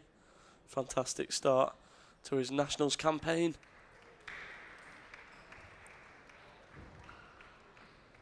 Players heading to their corners for some wise words of wisdom from their coaches. Elsewhere around the hall, women's doubles event, the para class 6 to 10, and actually the last match to finish between Gabriel Achampong and Alim Herji, taking on Shakir Webb-Dixon and Israel Awalaja in the men's doubles. Only just finishing. An absolute epic.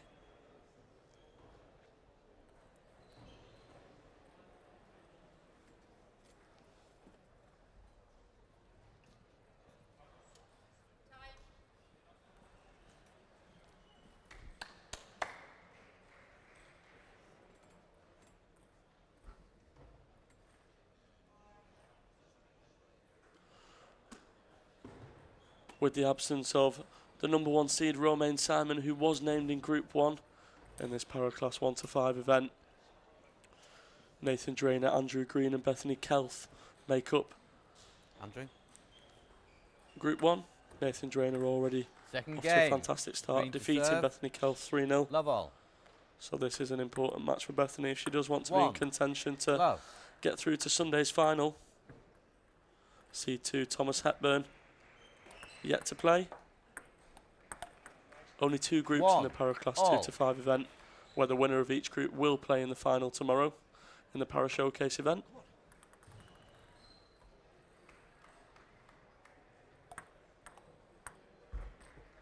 One, 2.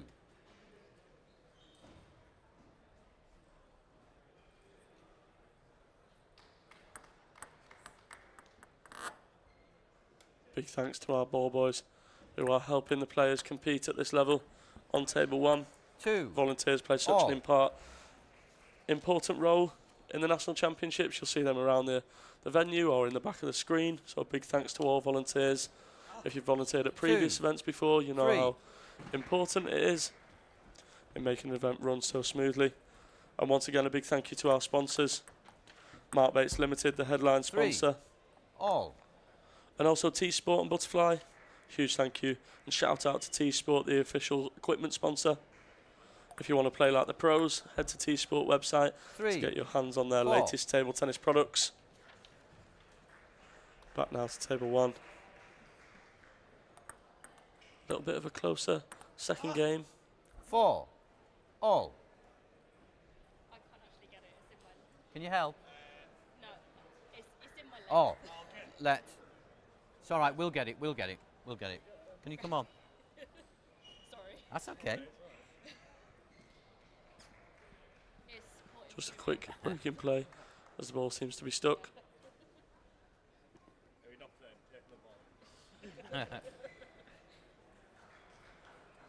Great positive play from both players, lots of smiles, and umpire Lester Yes, it Smith. is. 4. All. 5. Bit of an inside-out serve there from Andrew, serving from the forehand side, but actually using the backhand. Anders Lind, actually Danish 4. international and pro, 6. shows on YouTube how he can get the world's fastest serve going by using the back side of the bat, but from the forehand side, coming over the ball, really whipping and getting that top spin and speed. 4. 7. Bethany going for that short one, just didn't quite pay off. Giving Andrew a 3-point lead, 8. now a 4-point lead. 4. With Andrew yet to face Nathan in Group 1 of the para class 2 to 5 event. It's all to play for on who will get to Sunday's final. 8. 5.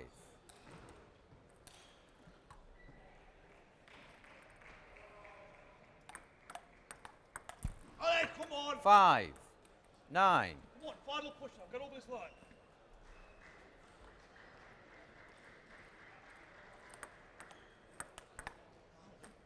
6.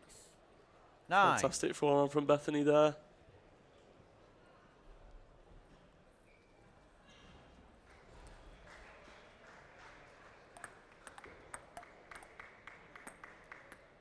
Nine. 7. Just 2 points in it now. 10. And Andrew brings up 3 7. game points in the second end.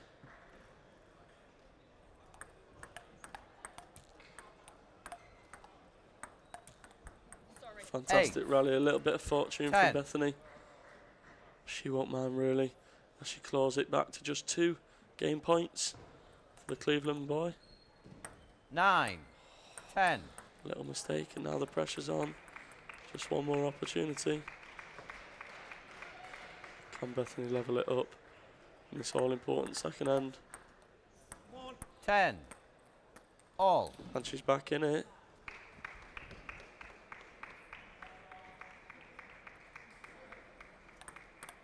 Good boy. 10. Means so 11. much to Andrew, as you can see from that cheer and celebration. Definitely difficult when you've had so many game points. When it gets to 10 all, the pressure and the nerves. 12. And he's done it. 10. He Game. now leads 2 Green. games to love. Green leads 2 games to love. Thank you.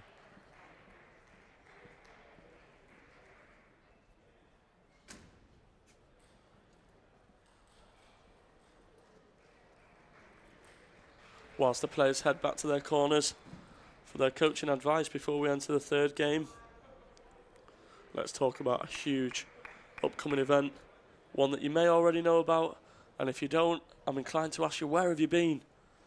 Because come this April, the best players, the best teams in the world will return back to where it all began, London. From the 28th of April to the 10th of May, the capital will host the planet's best players as the ITTF World Team Tables Tennis Championships comes to London, with tickets on sale for as little as £15 for adults and £5 for children. What are you waiting for? Tickets are really starting to fly out now as we edge closer to that event, and what an event it's going to be. Players from China, Japan, Sweden. Could we see a team dethrone the Chinese national teams in both the men's and women's event? Could the England team cause an upset on home soil? Let us know in the comments which players you're excited to see at the World Championships and if you're going to be joining us in London.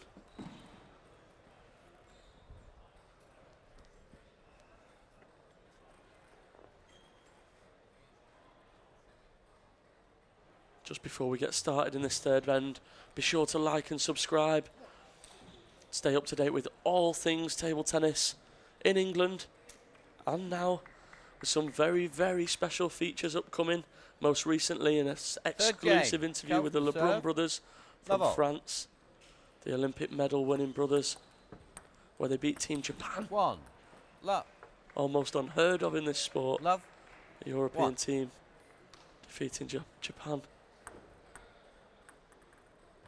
So much exciting content, so much exciting matches coming this weekend at the Mark Bates Limited Senior National Championships. Currently on table one, we've got Bethany Kell from Norfolk taking on Andrew Green of Cleveland in the para class 2 to 5 event. Andrew with an early 2-point lead, looking to get his first win of the campaign. 1-4. A defeat for Bethany will see that she won't reach Sunday's finals day, as that would mean she has had 2 successive defeats. Oh, that's lovely from Andrew. I think it was fine. 5-1. It was fine. 5-1. By there, just saying that ball was fine. 5-2. You are allowed to make that ball bounce nice and short, but only in the rally. Can't serve off the side of the table, or you can't serve the ball too short that the opposition can't reach the ball.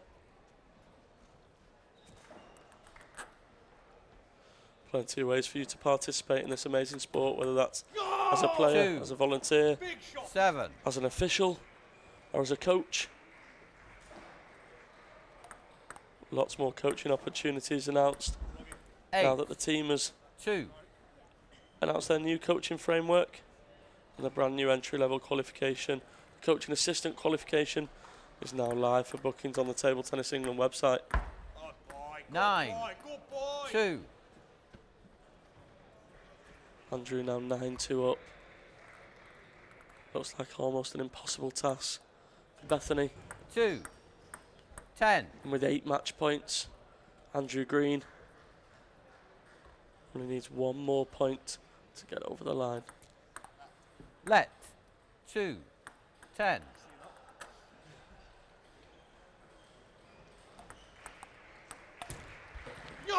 There it is, he's done it. Game. Green. A little bit of a Green celebration there from 3 Andrew games for Green, love. going for the Cole Palmer celebration. I love to see that. Andrew super proud to get his first victory here at the National Championships on the show court. Stay tuned for many exciting matches coming up. Thank you.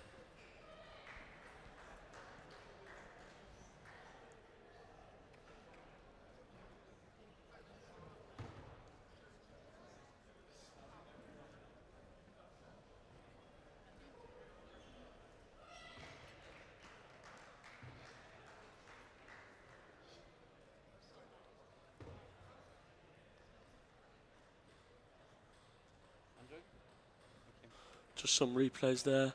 This epic action from the Mark Bates Limited Senior National Championships. Andrew Green taking a 3-0 victory over Bethany Kelf.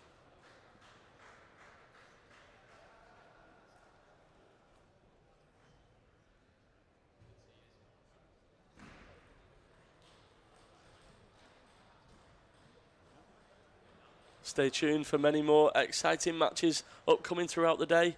Next up, we've got the women's singles, so don't go anywhere. Be sure to like and subscribe, and we'll see you shortly.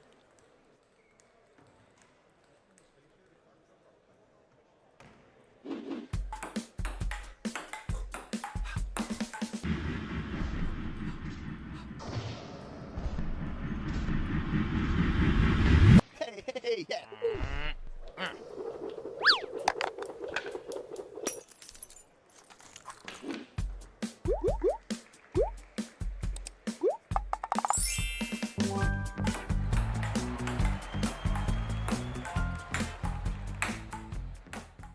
Let's go, London. Come on, London. World Team Championships London 2026. Tickets on sale now. See you in London. 100 years of table tennis. Don't miss the action. Tickets on sale now. See you in London. See you at Ovio Arena, Wembley.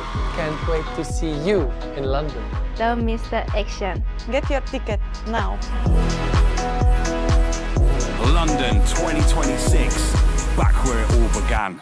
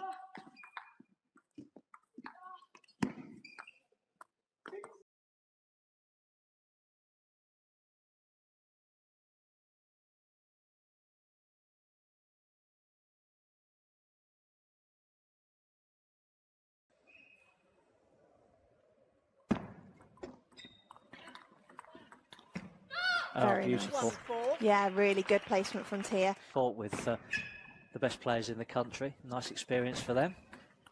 Definitely seeing the great players in action courtside as well. A great rally.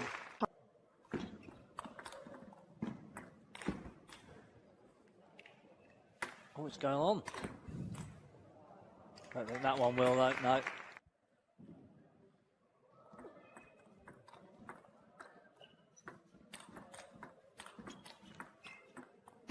Oh, really good quality on that backhand open.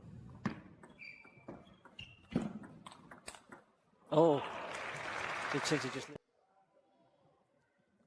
Yeah, there it is. Oh, that's brilliant. Oh, look at that. An absolute speed merchant.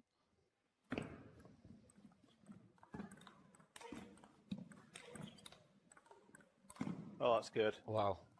That's so creative from back there. Wow. Oh, superb. That high toss serve coming in as well, Gav, that you were calling for earlier. And that's always a sign of belief for me, when people stop doing that. Kind of goes full circle then. The body language suddenly becomes more internalised. Wow.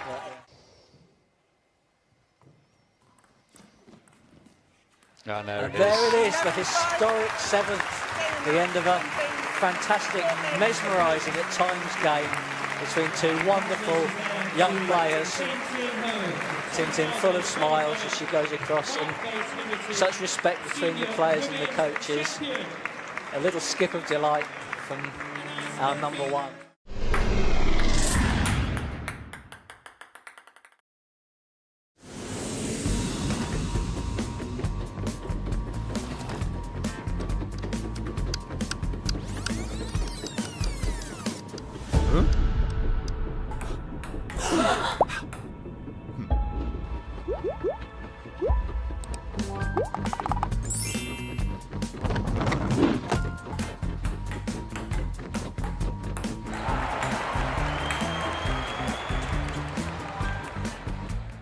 ITTF World Team Table Tennis Championship. Tickets for sale now. Get your World Team Championships tickets. See you in London. See you in London. See you in London. London 2026, back where it all began.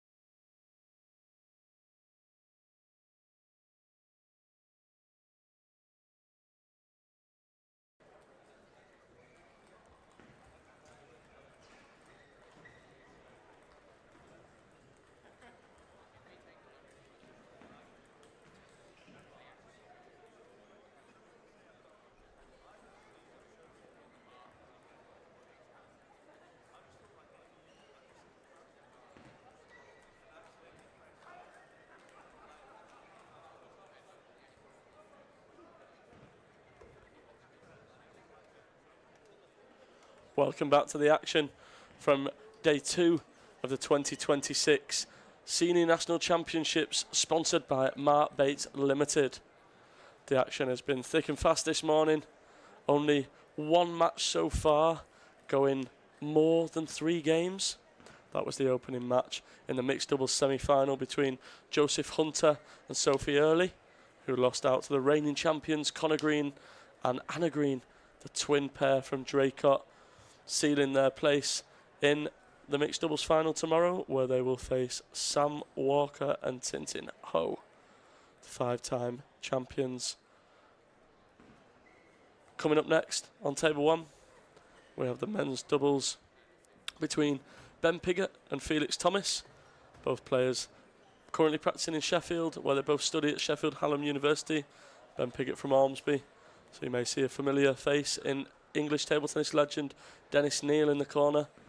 And they take on yet another sibling pair, Puwa, Jakob and Kasper, coached by their dad in the corner, keeping it a family affair in this men's doubles quarter-final. So stay tuned as we're about to get underway.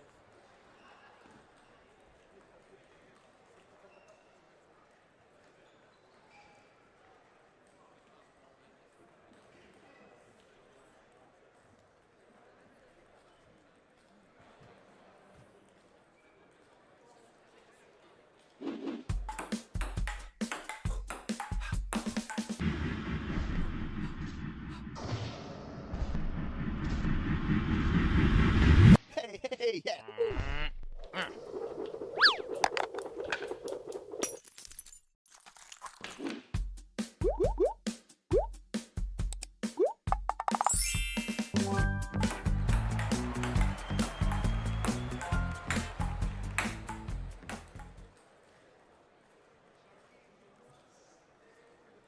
So we're just minutes out from the men's doubles quarter-final between Piggott and Thomas, taking on the Puwa pair. And I'm very lucky to be joined in commentary by one of Ben Piggott's teammates, actually, Ormsby representative, and a new teammate of my own, Zach Greenow. Zach competed yesterday in the men's singles, unfortunately wasn't able to qualify. Zach, tell us how the qualification event was yesterday for you. Did you enjoy it? How did the matches go? What do you think about this event here in Nottingham? Yeah, lots of really good games, really good speed play as well. You know, you're on, you're off, you've got another game coming up, and the quality of competition was really good as well. Made it through to the very last game against Israel Awalaja, who's, you know, a really good chopper, really good defender, and unfortunately I couldn't make it through. But the tournament was really good. It was really well set up, and yeah, it was really fun to play in. Receive. What does it mean to you to compete in national championships, and what do you think it means to these players taking part in a quarter-final with us placing the semi-final and a nationals medal on the line? Oh, sorry, Felix. Sorry. Yeah, of course, there's always that kind of honour to play in the national championships, you know, playing with the best players across the country. And Ben and Felix, Jacob and Kasper now in the quarter-finals, they'll know a medal's up for grabs if they win this game. Bit of pressure on it, but also feeling of, you know, excitement going into it. You know, really want to win. And yeah, they'll probably be looking forward to the competition and try and give it the best shot.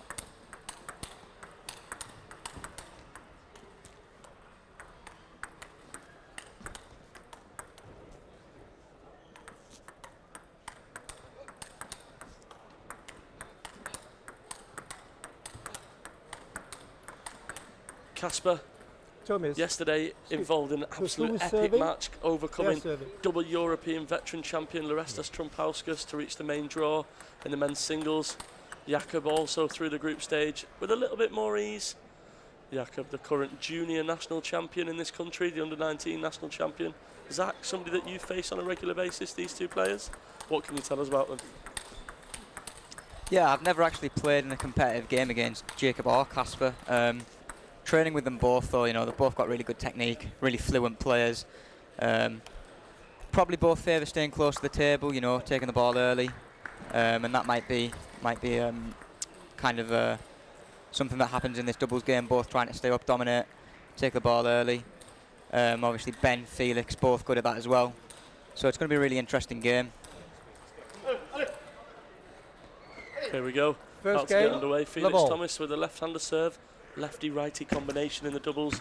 You know, both players there are both on their forehand so Number much one. easier. They're not in each other's way. They've not got to worry about moving round each other. Could that be a key for Ben Piggott and Felix Thomas in this one?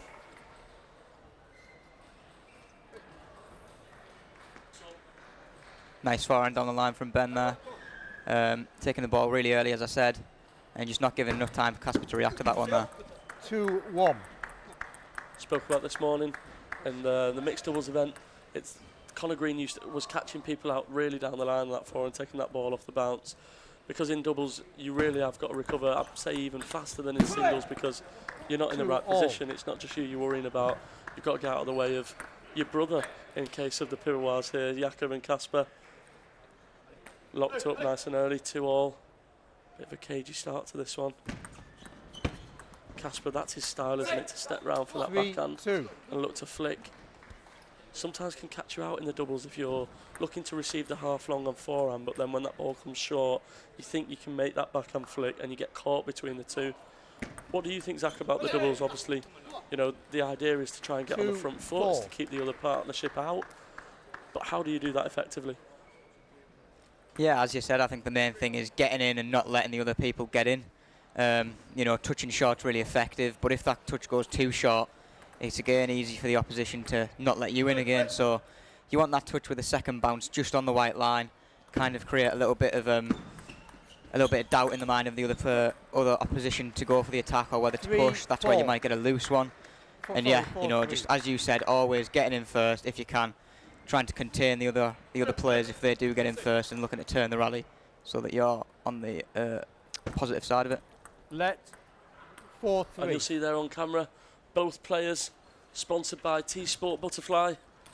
And whilst we're on that subject, a huge shout out to T-Sport, the official equipment sponsor and supplier for the Mark Bates Limited Senior National Championships.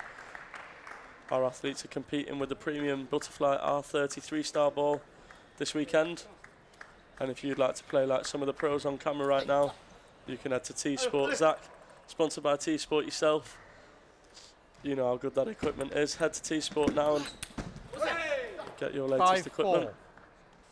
Yeah, excellent, really good equipment, and again, just a big thank you to them for sponsoring the event this weekend.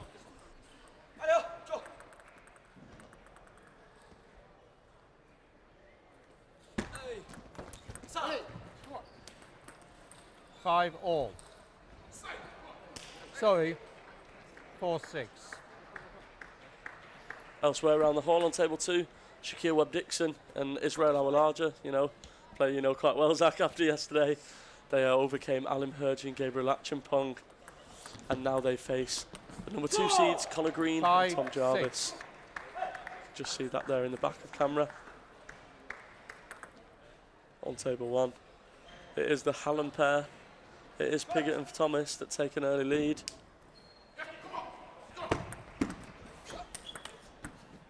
Well, that was a fantastic opening from Jacob.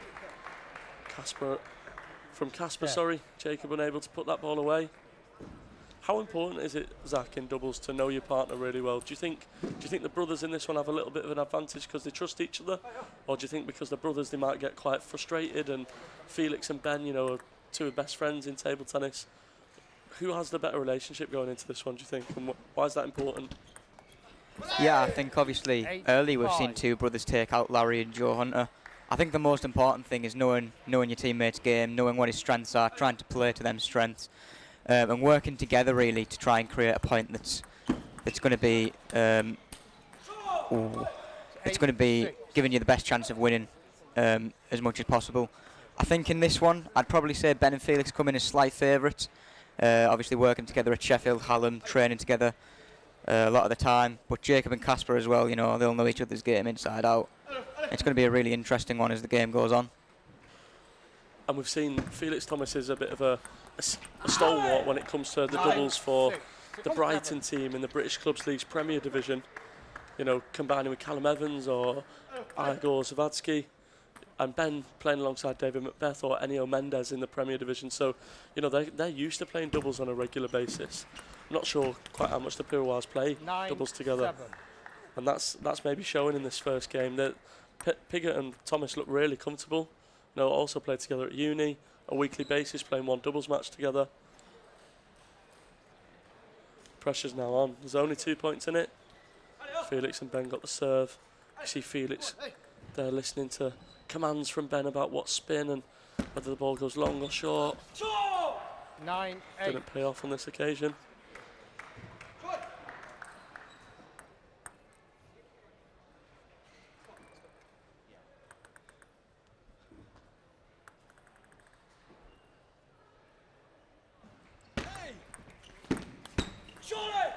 Nine all. Chance for Ben there, just couldn't put the forehand away. Good serve from Felix, set it up, got Ben in with the forehand, but just went long on that one. You know, when I play doubles, and having played doubles here on these big tables, on these big show courts, with the nerves, I actually prefer to receive than be the one serving. Because with serving, you've got to get the ball on the right side, unlike singles. You know, make sure that ball lands in that side of the table. Not only that, there's such pressure on you to keep that ball short and do what your partner wants, so you can get that next ball back. You know, Jakob's just lost a point there, and they had serve, whereas in singles, if I'm serving at 9-all, I'd be confident.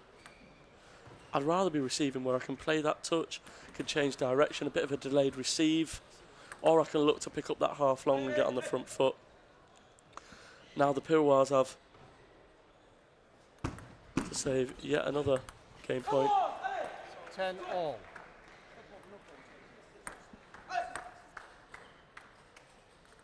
Yeah, and I think with doubles, when you're serving, obviously, there's a little bit less variation maybe. Obviously, you're only using half the table to be able to serve into. So I think you can expect things more, you can kind of anticipate a little bit better. So like you said, there, Casper on the receive, but Felix can take away a good forehand counter to put the point away.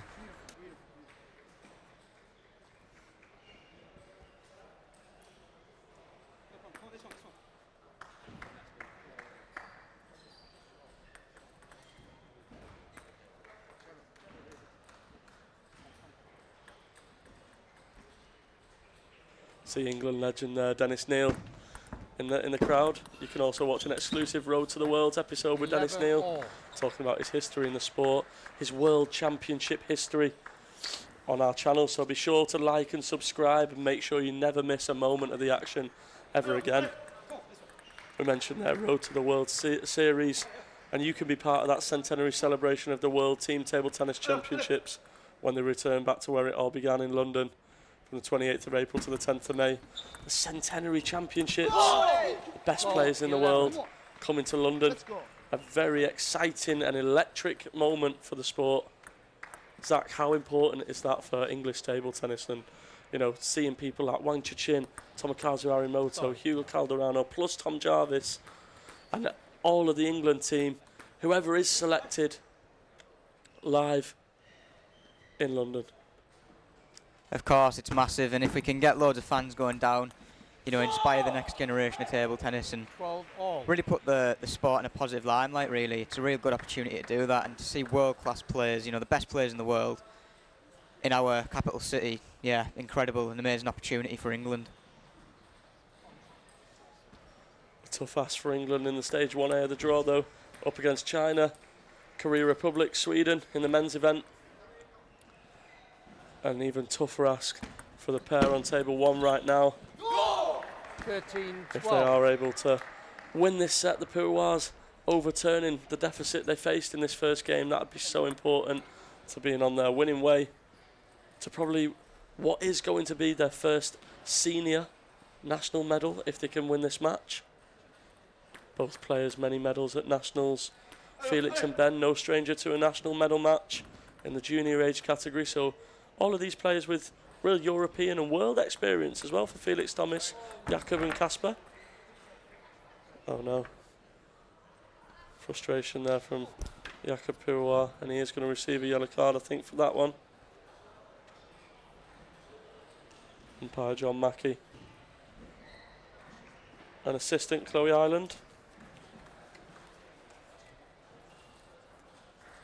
Zach, obviously a little bit of fortune there for Ben and for Felix, but a strong opening set for both pairs, really, not much in that one. What do you think the Pirouas have to do to try and get back in this game? Yeah, I think, you know, in games like this, you know, you really have to take your chances when they come. You know, such a fine margins, 14-12 that set.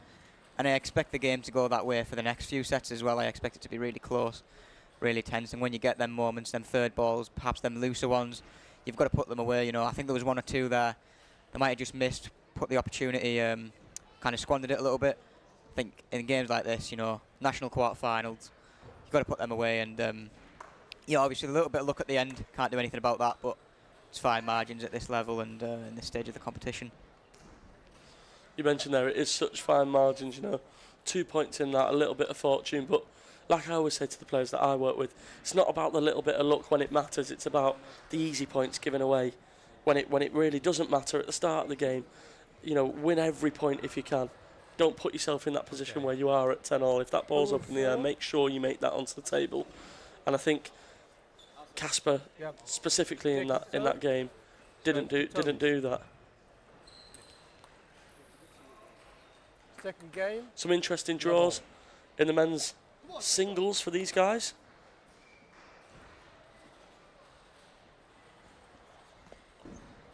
All 4 players making it through the group stages yesterday in the qualifying event. See Casper actually take on Ben in the singles event. You know, former youth international Ben Piggott played at European Youth Championships, I think 5 times represented England. Casper helping England to be one of the forces in Europe at cadet level in the last couple of years. Further down the draw, Jakob Puwa takes on Toby Ellis. Felix Thomas faces the infamous Connor Green, seed 4. Zach, what do you think about those draws? Yeah, I was speaking to Ben yesterday. He said as soon as the draw came out that he was playing Casper. You know, it's going to be a really good game, tough game. Obviously, playing with Ben a lot and knowing Casper's game really well, I know how difficult that game's going to be for both of them. Felix going up against Connor. You know, that'll be a really tough one for him. I think they played each other in under-21s finals a few years ago, did they? And yeah, you know, Felix will know how big of a challenge that one is as well. 2-all. Some super matches coming up, so make sure to like and subscribe and don't go anywhere, as the Mark Bates Limited Senior National Championships is sure to heat up. And if you can't get enough watching on the live stream, there are still a few remaining tickets for tomorrow's finals, where for the first time in a very long time, all 7 champions will be crowned on the same day, plus an exclusive chance to find out the ITTF World Team Table Tennis Championships England squad live in the venue. So be sure to join us in Nottingham and let us know in the comments right now who you think should represent England at the World Championships. Should it be Tom Jarvis? Should it be Connor Green? Should Paul Drinkhall and Sam Walker combine again? And in the women's event, will Tintin Ho become the all-time leading female national champion in England? 3-4. We want to know your opinions, ask your questions, let us know in the chat.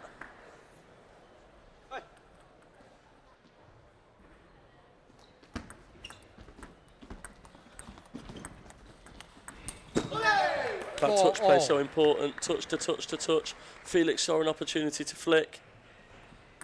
Opens up lovely. And you know, as we mentioned earlier, lefty-righty combination. Where Felix is playing, he's playing across, and his forehand naturally goes down the line. You know, the Puwas aren't quite in position. We see that, what I see when I watch this match is they're running across each other quite a lot. How do you combat that, Zach? How do you exploit the lefty-right-hander combination, and how can they get in the rally a lot more? You know, once again there, they've now brought up a lead with those guys taking the initiative to open up. No, I think if possible, you know, not to play to the bat of your opposition too much. You know, I think there a few times in the touch-touch play, the push went straight out to Felix's middle backhand. He was able to get that lovely angle off the edge of the table there, and Casper couldn't quite reach it. So I think going to the body is really effective. Switch him from very wide to the other side as well. You know, trying to tie your opponents up where possible. And obviously there, another chance there to put the ball away, just wasn't taken. Ben and Felix go into a 6-4 lead in this set.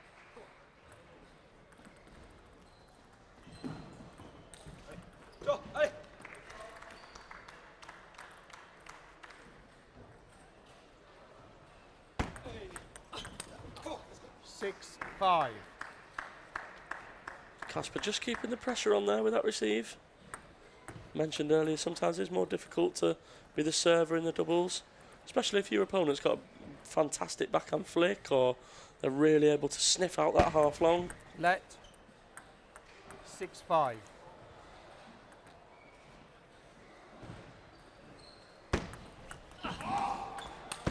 Charlie! 6-all.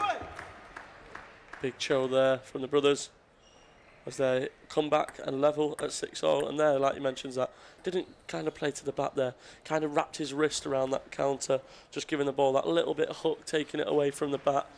And I speak so often on the commentary at the British League, the Premier event. I speak to my players that I work with. It's all about that variation. You know, the faster you go, the easier it is if you just get a bat to it and get that angle right. But slowing it down, changing the spin, changing the direction. 7-6. You know, that delayed receive there from Jakob, getting his head close to the ball, opening his wrist and fading down the line. It's so important to the game. Definitely, and when players of this level know where the ball's going, you know, the technique's so honed in, they've got the basics so dialed that it becomes easy for them. You know, you need to mix it up, you need to vary it.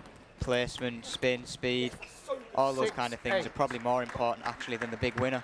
There again, as you see, that little change of pace, the slower one, creates a little bit of indecision in Felix, going a little bit wider, moving it over, winning them the point there to go into an 8-6 lead from 6-4 down in this set. You hear a lot of coaches talking about that crossover point. That's a heavy dig from Felix. And he's looking for that crossover point, just like Jakob was on that spin up. You know, there, that crossover point right under the elbow, the pocket, as people like to call it. It's a real weapon that you can use, especially if you come into that receive with some aggression. Even a push can be aggressive, can't it, at times? 8-all.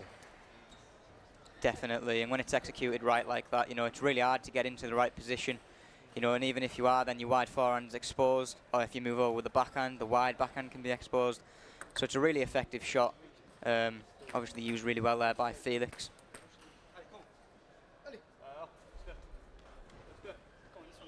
A very important moment in this match. 9-8. Felix would have thought he could have maybe done a little bit more with that one. It was to the bat. Great work from the Pirouars, fighting hard as always.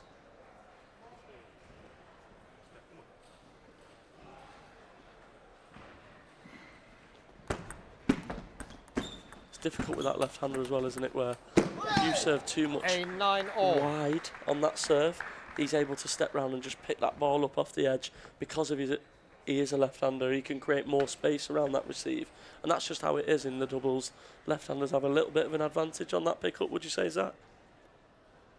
Yeah, of course, especially when you combine that with a right-hander. Someone like Ben, who's got a great forehand, loves to step round, always in the right place, you know. It can be a really effective combination, and here Felix and Ben will be hoping that is the case in this game. 1-0, 9-9, Felix on the serve. Oh. 10-9. And it is Piggott and Thomas that could race into a 2-0 lead here with just 1 point left to attain that 2-0 lead. Call it, Zach. Which way is this one going? I'm going to say Felix and Ben. I think they'll get it done on this. Oh, wow. 10-all. We spoke about that so much earlier when Shogger and Onweng met. Drinkhall and Walker, they led 6-3 in one game, but 2 service errors. Makes all the difference, you know. 10-all. What a gift to the brothers from the Torbay Table Tennis Academy. 11-10. Couple of mistakes from Felix, including the service error. But Ben, you don't seem getting frustrated with his partner, you know. Their heads are up, good attitude. Real good example to those young stars watching at home, learning from our best junior athletes. They'll still be calm, confident going into this point that they can get the job done. But as you say, you know, a game can just change so quickly within 2 or 3 points at this level. You know, it's so fine margins. Back to 11-all though. We speak about that variation, and we spoke about it quite heavily in this game, Zach, but just there with that Ben flick, he's come around there, come around the ball, a lot around the side, elbows nice and high, he makes that flick, and it didn't have the pace, and Jakob had already dropped off the table. The ball then drops, and if he even is to get his bat on it, he's got to manage the side spin then from there. And I think for those watching at home that are looking to learn from the senior national championships, it's things like that where you're not playing pace after pace. However, when the ball is there, 11.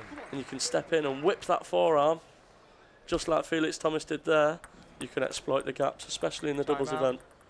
Clever timeout called here by Dennis Neal. Dennis, someone you know quite well, Zach. A formidable coach on the scene, an absolute legend of a player.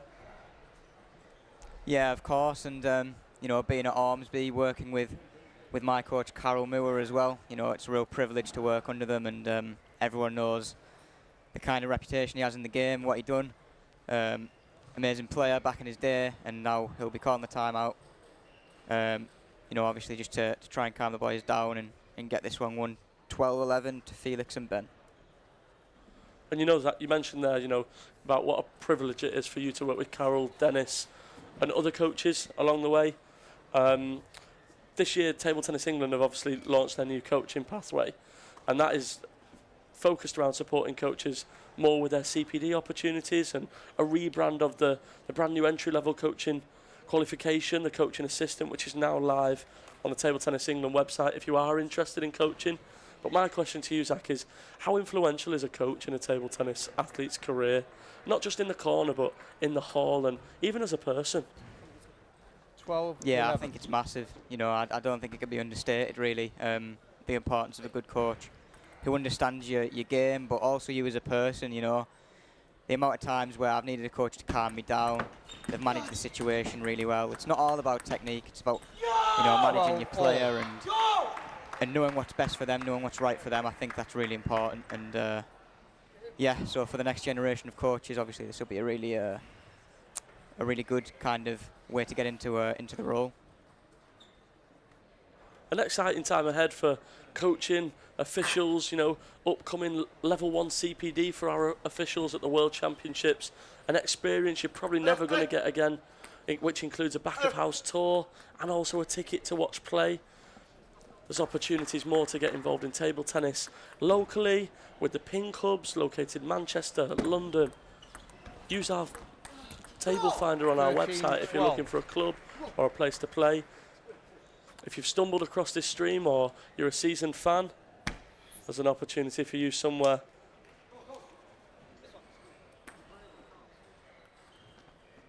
Can't help but feel like Piggott and Thomas have held every game point so far. 14, Finally they're able to take it, and the Purwars must be frustrated because that's now a 2-0 deficit they face, but they've only been 2 points out of every game. And like we keep going back to, it's those fine margins. You know, I wouldn't underestimate the psychological influence that 14-12 2 games in a row might have on Jacob and Casper being so close, touching the set win and just being pipped by Ben and Felix both times. Maybe that shows the experience of the two, who've both in university now, both been playing a long time, playing together all the time, you know, knowing their game at the crucial moment.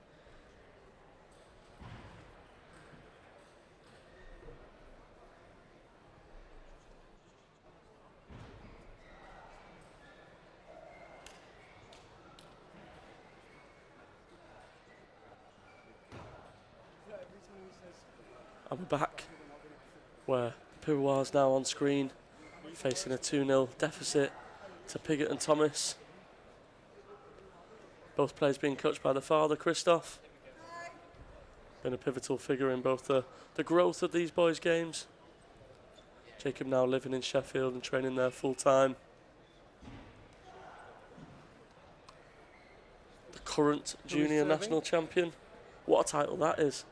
You know, and it secured Jacob's place in the European Youth Championship squad earlier this year, where the boys confirmed their place in Tier A for the next season. A fantastic achievement.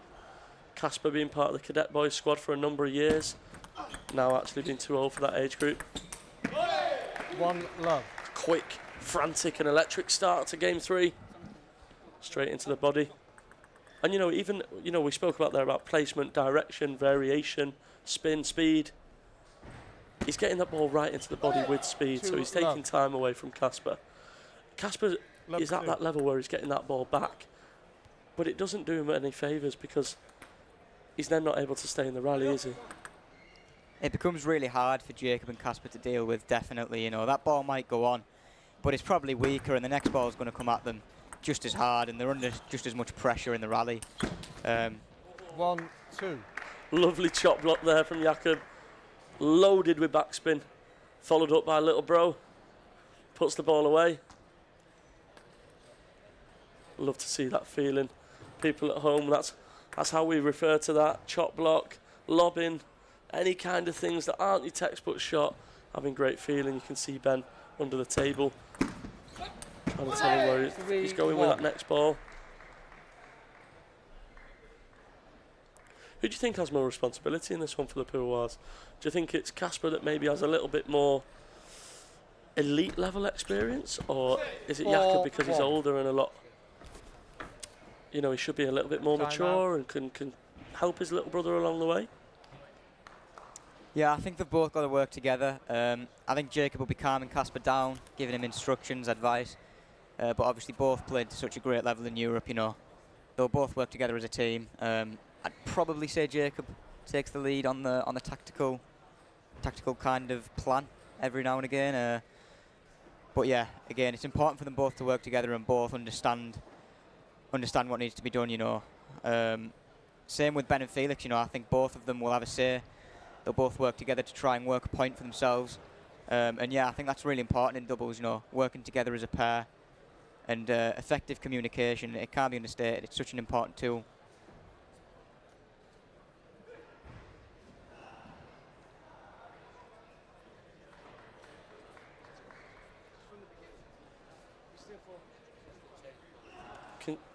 Can see in the background there, the stands are actually starting to fill up as these doubles quarter-final matches get underway.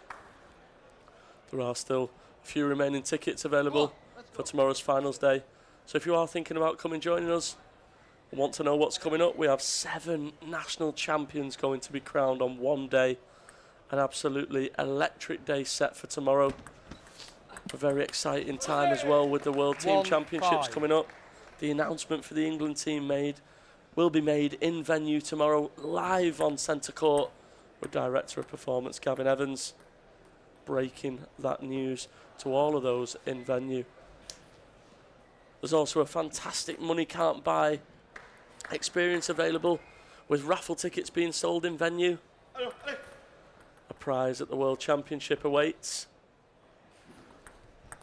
Exclusive to only those in venue. 1-6. Oh, a little bit of fortune. Game now just slipping away from Casper and Jacob. Piggott and Thomas could reach the semi-finals if they are lucky enough to confirm their place there. 6-2.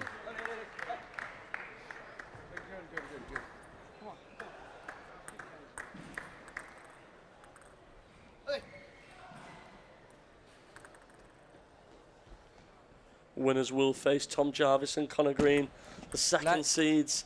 You know, Connor Green and Tom Jarvis had such a fantastic performance at the WTT Star Contender in London, reaching the semi-finals, taking out some really established pairs. Finn Liu, Nicholas Lund from Australia, Rassen Foster and Allegro of Belgium. You know, and even had a chance against Chinese Taipei in the semi-finals. Zach, you've got Tom Jarvis, Connor Green in the semi-final. The winner of this match. On the other side of the draw, you've got Paul Drinkall and Sam Walker. Absolute legends of the game, the reigning champs. And they'll take on Nahom Askedom and Toby Ellis. You know, those guys have played together for the last 3 seasons and actually took a medal at 2 events. What do you see in store for the men's double event? Yeah, obviously Nahom and Toby with a good win earlier on over a Grantham pair. Paul going for the record with Sam on that side of the draw. And the winner of this to have the prize of facing Tom and Connor. It's really stacked the draw. And whoever going to win it is definitely going to deserve it. You know, they're going to have to overcome some stiff competition.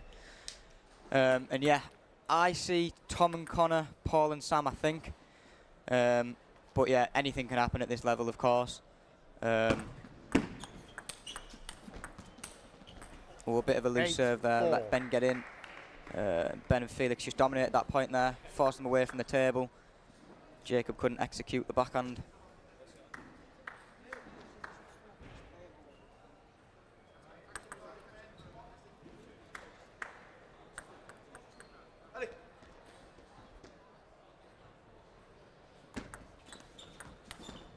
Eight, 5.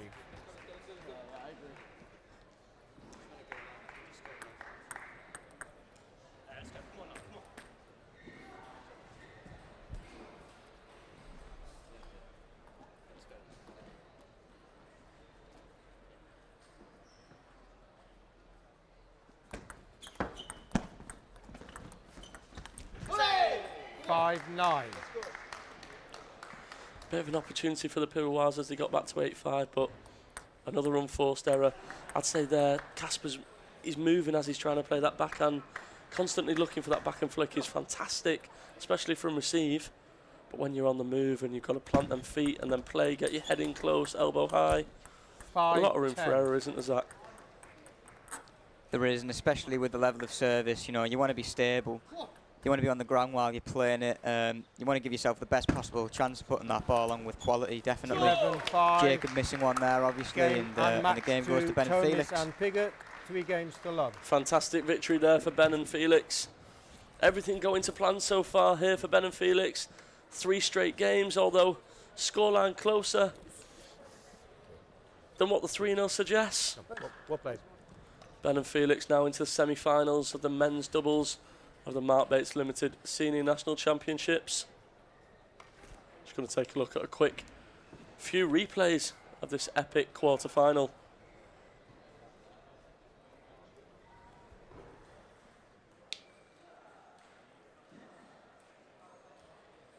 Ben and Felix now taking on the number 1 and the number 4 seed who combine in the shape of Tom Jarvis and Connor Green.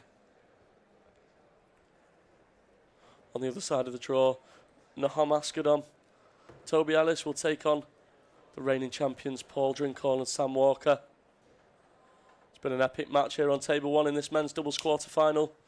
Make sure to like and subscribe and be ready for the women's doubles quarter-final coming up soon.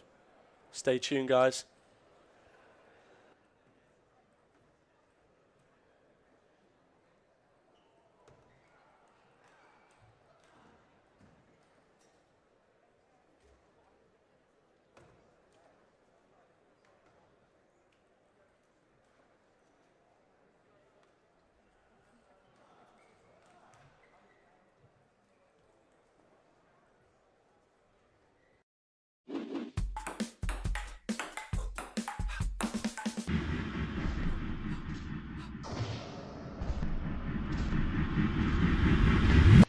Hey, yeah.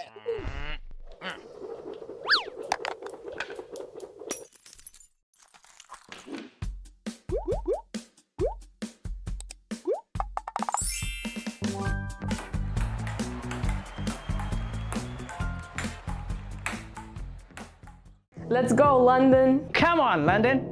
World Team Championships London 2026. Tickets on sale now. See you in London. 100 years of table tennis. Don't miss the action. Tickets on sale now. See you in London. See you at Ovio Arena, Wembley. Can't wait to see you in London. Don't miss the action. Get your ticket now. London 2026, back where it all began. And I can't quite lift it over the net.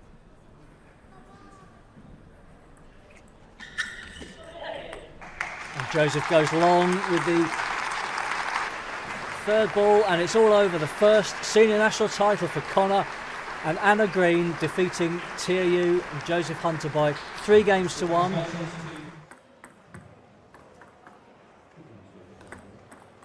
And there it is. Yeah, Long chop sides conserved. Congratulations to Jack and to Spivey there. Congratulations there to Jack Hunter. Yeah, he looked good. He looks back to his something like his best. Para Class 2 to 5 champion. Yet another title in the back pocket.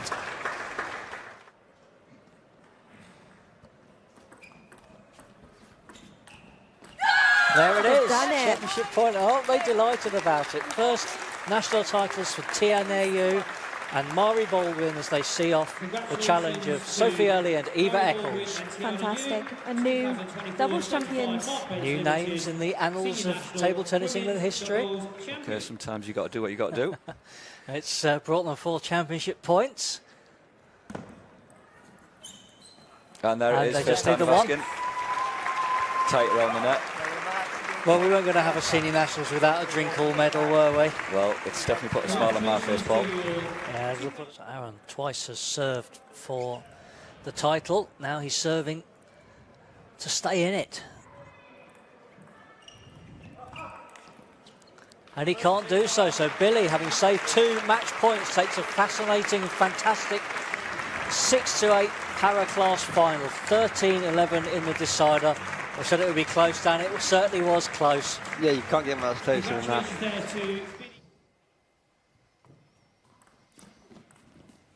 And there it is, the historic 7th, the end of a fantastic, mesmerising at times game between 2 wonderful young players. Tintin full of smiles as she goes across, and such respect between the players and the coaches. A little skip of delight from our number 1. And this is great from your perspective, Gavin, to see this. Put a foot wrong, really good.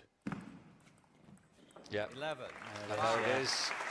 Back's been A served. muted celebration, I think, out of respect to his great friend David. Yeah.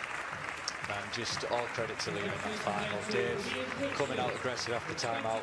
Didn't do a great deal wrong, but he's hitting to a man in form. Senior national champion.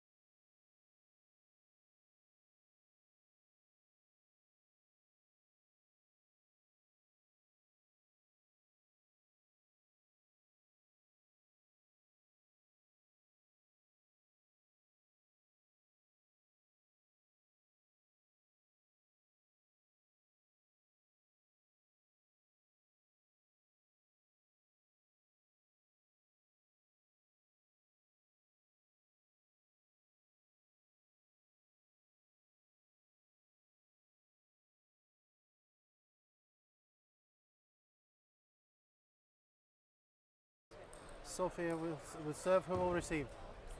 Mia. Okay. Welcome back to the Mark Bates Limited Senior National Championships, live from the David Ross Sports Village here at the University of Nottingham. What an epic morning it's been so far, and we're set for even more electric matches this afternoon. First up, we've got the women's doubles quarter-final between Tintin Ho and Sophie Early, combining for the very first time at the English National Championships as they take on Sippenham teammates Mia Lakhani and Anna Piercy. I'm glad to be joined in commentary by a colleague and good friend of mine, Paul Stimpson. Paul, great to have you up here. Morning, Connor. I've been admiring your work so far. It's been some interesting matches, that last one.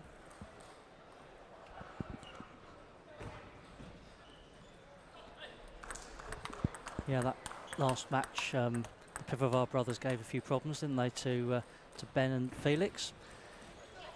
Yeah, obviously it was a great match, the last one, and there wasn't much in it. The scoreline, if you go on the website, will say 3-0, but first 2 games, 2 points.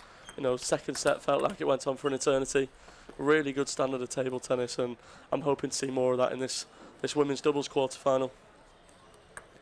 Yeah, and it's an interesting matchup. Mia and Anna came through the round of 16, beating Holly Holder and Sally Hughes in 3 quite close games, 8, 9 and 7.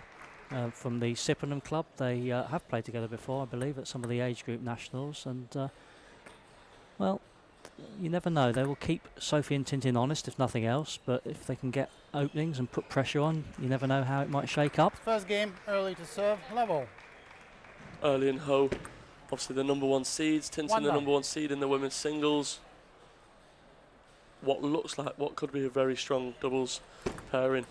Obviously, Paul Tintin making history in doubles not too long ago, just 2 weeks ago, as England won their first ever mixed doubles title at WTT event alongside Connor Green.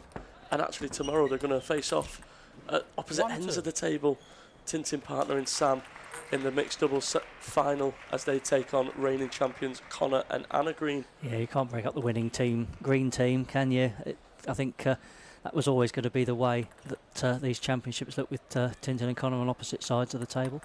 They nearly won their second one in a row as well. They got to the final, of course, afterwards, in the next WTT tournament after they won. So a gold and a silver in recent weeks. Great stuff. Really fantastic for the performance of the highest level of English table tennis. Definitely takes some confidence into the World Championships. For those of you that don't know, those of you that may have been hiding under a rock, the World Team Table Tennis Championships comes back to London this April, from the 28th of April to the 10th of May. The capital will host the world's best players once again for the ITTF Centenary World Team Table Tennis Championships. It's going to be an incredible show, isn't it? I was lucky enough to be at the Copper Box for the Team World Cup, and that was something else. But we've got 64 men's and 64 women's teams coming. It's going to be huge, and from all corners of the globe. Can't wait. Special occasion, truly 5-4. A historical moment for the sport. And with tickets still on sale, you can head to tabletennisengland.co.uk/London-2026 to get your tickets now.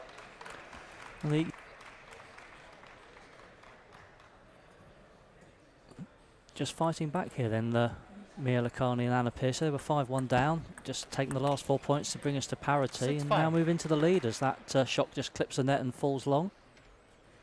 I think Sophie especially loves a really open game. She plays with a lot of spin, a lot of big shots, stepping off the table. Tintin obviously can play very, very fast and, kicks the ball off the bounce on the backhand, and she's there on the forehand with the pimples. But Mia and Anna both love a rally. When you see them playing singles, keep that ball on the table and do the basics right, and that's what doubles is about. If you can do the basics right and force the other team to miss, 7-6. You're in with a really good shout. Nice faded flick out there from Sophie. Just coming round the ball, adding that little bit of side spin instead of just going straight with a flat flick or a topspin flick. Makes it difficult for Mia because she's then not in the right position.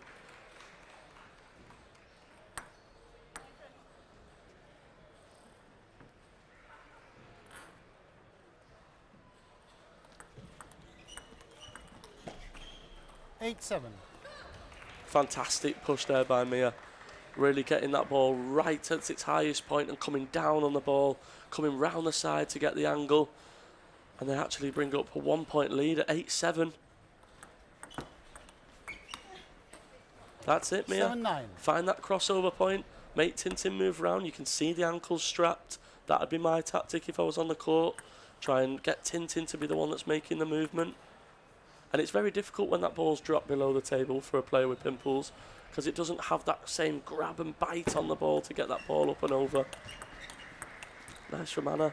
8-9. Oh, that was an opportunity for Mia there. Be interesting to see how hampered Tintin is by this injury, particularly when it gets to the sharp end. One assumes she's got to qualify for finals day in the singles, and she'll be up against some quality opponents. Will it hamper her in that quest for that record-breaking 8th title?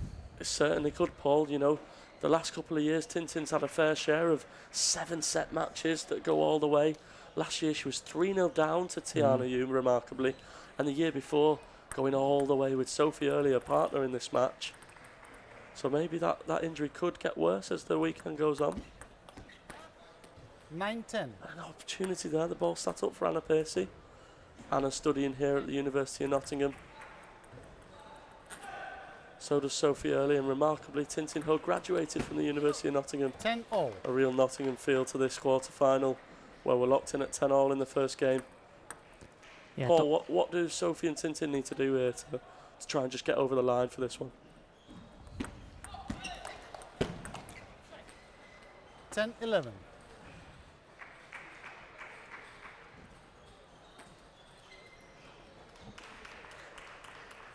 I think Tintin and Sophie, it's just about seeing this one out, being brave on the receive, being positive. It's only 2 points. Can you force a mistake? 11-all. Just get over the line in the first game, settle them nerves. It's the first time you've stepped onto the court today as a pair. Feel your way into the match. Yeah, of course, that's important to recognise. Mia and Anna have had a game already, so a little bit sharper perhaps.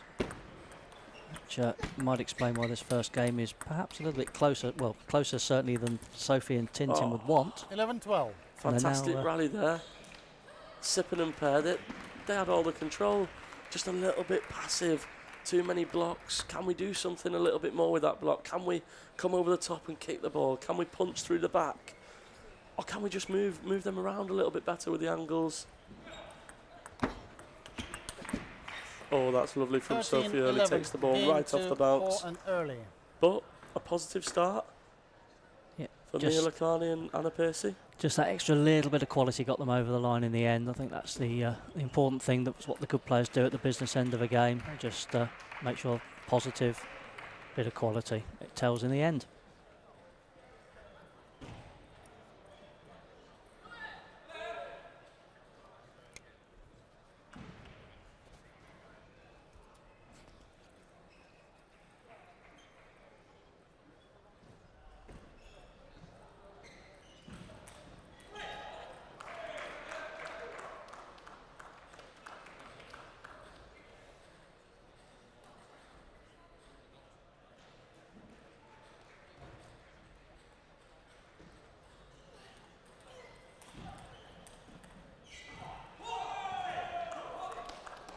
There we go, Sophie Early and Tintin Ho, the first to register a game under their belt.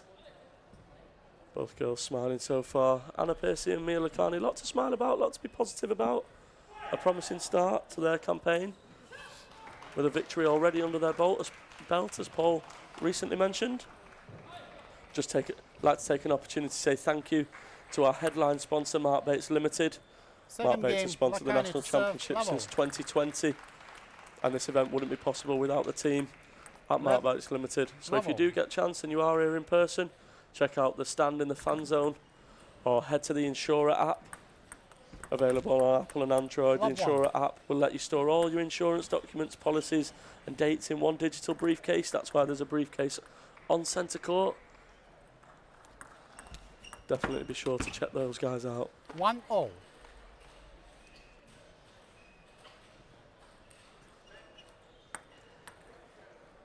And Connie, you mentioned Tintin graduating. Dr. Ho, as she is now, from the University of Nottingham.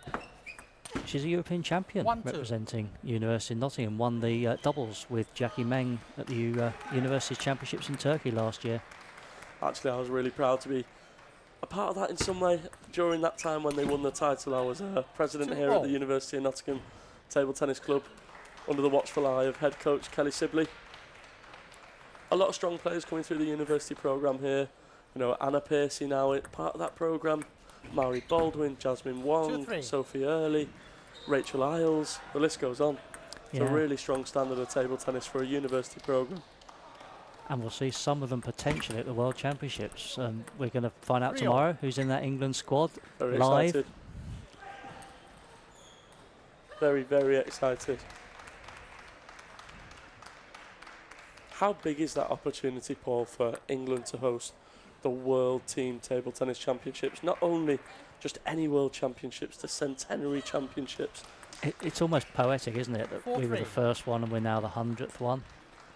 And just to have every top player in the world pretty much coming to London, how can you not be inspired by that? And if you're a seasoned table tennis player, you'll just get such a buzz from watching those players. If you're new to the sport, I mean, it's just going to blow your mind. And you know, I'd be straight on the table. If I were 8 years old seeing that, you know, I'd be down at the local club, I'd be badgering my parents, get me a bat, and I need to start because it's going to be fantastic. 100%. And if you are interested in table tennis, head to the tabletennisengland.co.uk website, and under our play section on the website, you can find a place to play by using our table finder, whether that's a public space, a local club, or just a contact for a league. You can be pointed in the right direction in many ways to get involved in this fantastic sport. Fantastic rally. Back to the action on table 1. The girls running round there, just getting that ball on. And that's what doubles is about sometimes, forcing that extra ball, forcing the mistake. Anna's doing really well to deal with that frantic, a couple of good fast block forehand. returns there, but in the end just too much artillery from the far end of the table as Sophie punches that winner. Sometimes I feel like in doubles, Paul, it's the ball before that does the damage. Like that one there, Tintin plays the forehand. Yes, she uses pimples. Yes, it changes the spin and the speed. But when it's into Mia Mikani's hit, she has no option just to put that next ball high. And when you've got Tintin Ho ramming that forehand down your throat, cross court, there's not a lot you can do. 9-5. 2 out of 2 for Tintin. Yeah, carbon copy. 2 serves from Anna, 2 thumping returns. Absolutely no chance. And a 4-point cushion now, so you'd like to think they'll get this one over the line with a few less dramas than the first game. For those of you at home, you'll notice when Tintin serves, she uses the smooth side of her bat. You'll see a little grip change, and then she throws the pimples back to the forehand. Very difficult. A lot of the women in the draw use pimples, don't they, Paul? Tiana Yu using short pimples on the backhand. Jasmine Wong using short pimples. 2 players that competed alongside Tintin in the European Team Championships at the end of last year. Yeah, it does feel there's a little bit more variety perhaps in the women's game than there is in the men's. And yeah, 3 game points brought up. Mia and Anna battling to stay in touch, but facing 3 game points. And they do it. Game 2. Tintin and Sophie lead 2-0 and have 1 hand on that place in the final. And Tintin's forehand, a real feature of that game. I think. I mean, Sophie played a couple of good winners as well, but you know, a handful of thumping returns really is the best way to describe them by Tintin, just unreturnable. Thank you. It is difficult to try to get used to that Tintin forehand because not many people play pin grip in this country, do they? We see it on the world stage with Felix Lebrun or with Zhu Jin a couple of years ago. But in this country, not many players play pin grip or use pimples, especially not at the same time.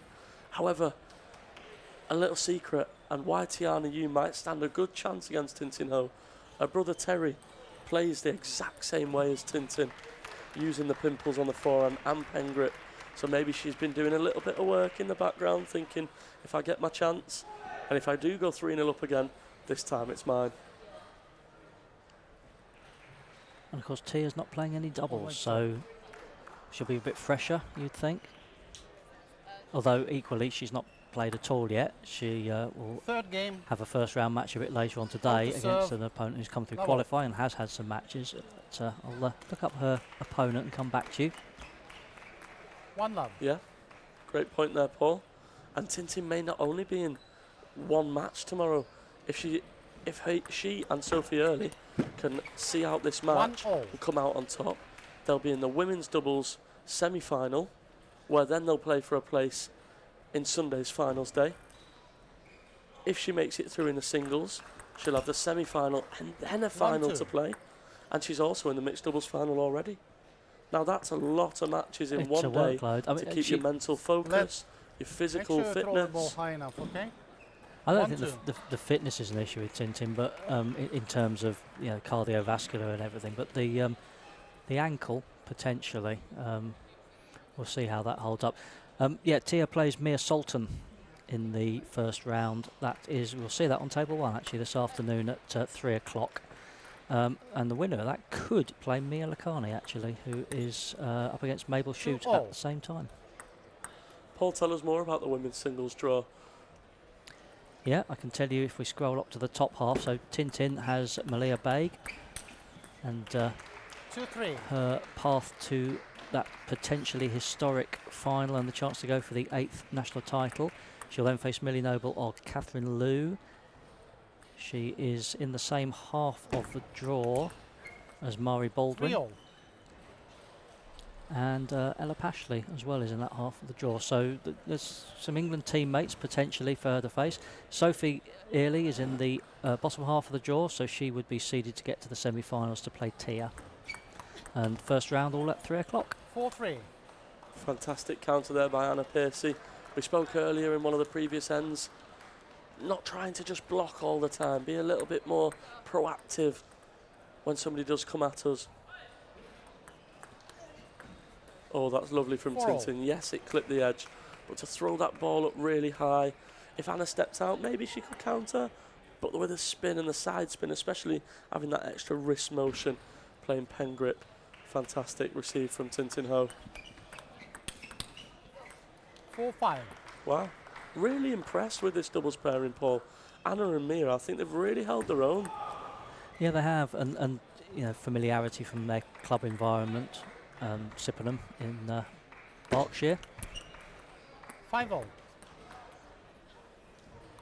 It's just those small margins, isn't it? The receiver serve there. Do you need to go that hard? Do you need to do something daft? Can you hold short? Nice service variation, that.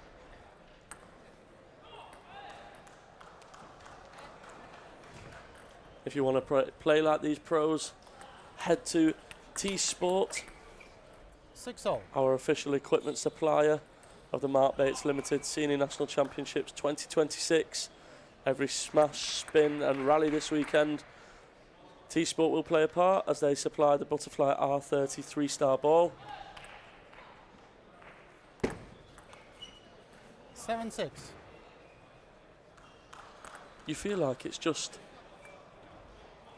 a tiny step too far sometimes for Mia and Anna right now. There's just not much in it, but Sophie and Tintin just turn it up when it matters and get over the line. Let us know who you think will be crowned champion in the comments below. 7-8. And make sure to like and subscribe right now so you don't miss another moment of the action all weekend as we come to you live from the Mark Bates Limited Senior National Championships. 9-7. So Tintin and Sophie now on the cusp of a 3-0 win and a place in the semi-finals.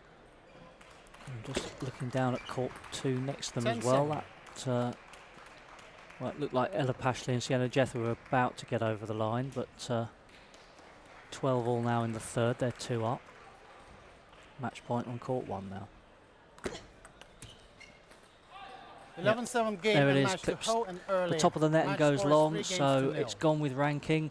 Good show though from the young Sippenham pair, Mia Liccardi and Anna Piercy. They stayed in the game. Could have had a chance to take the first, but once that first had gone the way of Tintin and Sophie, you felt that was going to be a long way back for the other pair. Yep, fantastic performance by Tintin Ho and Sophie Early. Let's take a look at some of the best points throughout that match.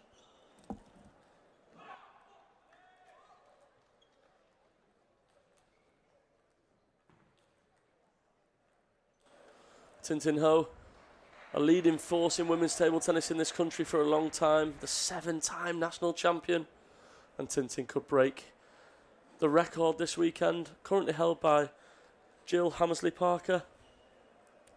Tintin going for her 8th title if she is lucky enough to get to finals day. Maybe there's no luck involved. Tintin really worked hard all her career. Actually, Paul, you mentioned earlier she's now Dr. Ho, studying here at the university alongside her professional table tennis career. Tintin, a qualified doctor. And I was chatting to Gavin Evans, the director of performance yesterday, and he said that when Tintin was on her hospital placements, she would be training in the Sal here at Nottingham University, 4:30 a.m, because she then had a 12-hour shift to go to at the training hospital. So amazing dedication and hard work, and you'd like to see her get some rewards for that.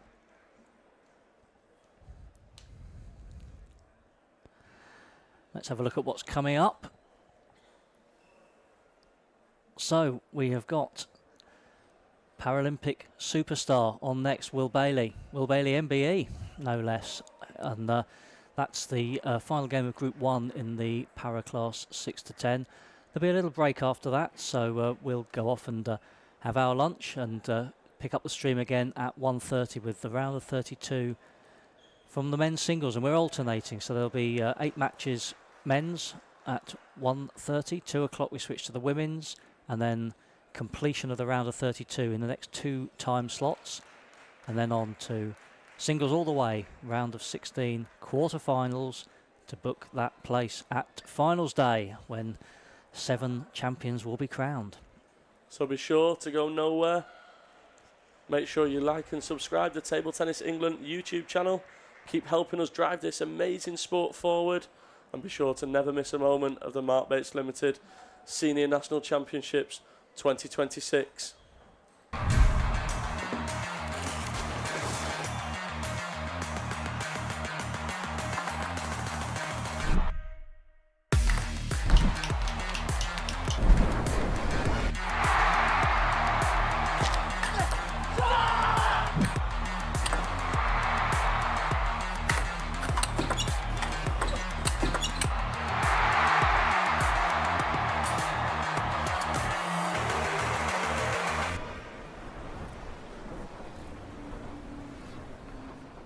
Hello, my name's Jack Cheshire. I'm the founder of Living London History. London has been the setting for all sorts of world-changing moments over the centuries, political, cultural and sporting events. And the history of those events is often hidden in plain sight around the city today.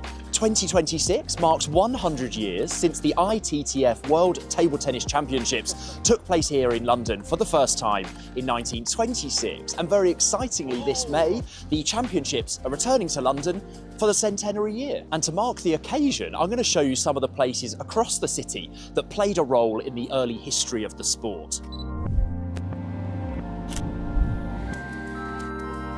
This office building behind me on Farringdon Road in the City of London stands on the site of what was once a magnificent Victorian building called Memorial Hall. In December 1926, Memorial Hall was the venue for the very first World Table Tennis Championships after the forming of the International Table Tennis Federation that same year. Temporary stands were installed to accommodate hundreds of spectators, and diplomats gathered beforehand for the draw. The championships cost about £352 to put on, which is only roughly £19,000 today. Every gold medal that first year was won by one country, and that was Hungary. Roland Jacobi and Maria Medunjansky became the first world singles champions, and the Swaithling Cup was presented for the first time. The cup was presented by Lord Swaithling in honour of his wife, Lady Swaithling, and that cup is still presented to the men's champion team to this day.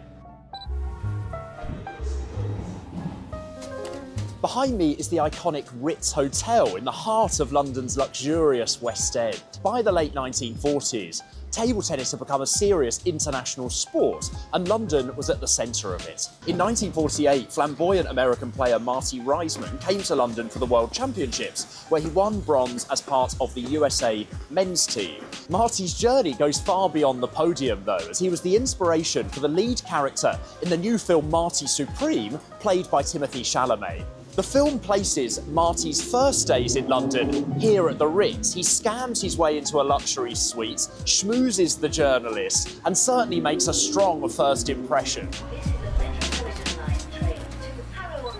Behind me is a block of flats that was built in the late 1980s on the site of the Herger Lawn Tennis Club. This is where a young Fred Perry, the lawn tennis legend, trained as a youngster in the late 1920s. Many people don't know that he was in fact also a World Championship table tennis player. On the 6th of December 1926, this is where the first match for the Table Tennis World Championships took place between England and India. So the first ball of the first ever match of a Table Tennis World Championship was hit here, and it was the only match ever played on this site, so it's one of the quieter but most important sites in the sport's history.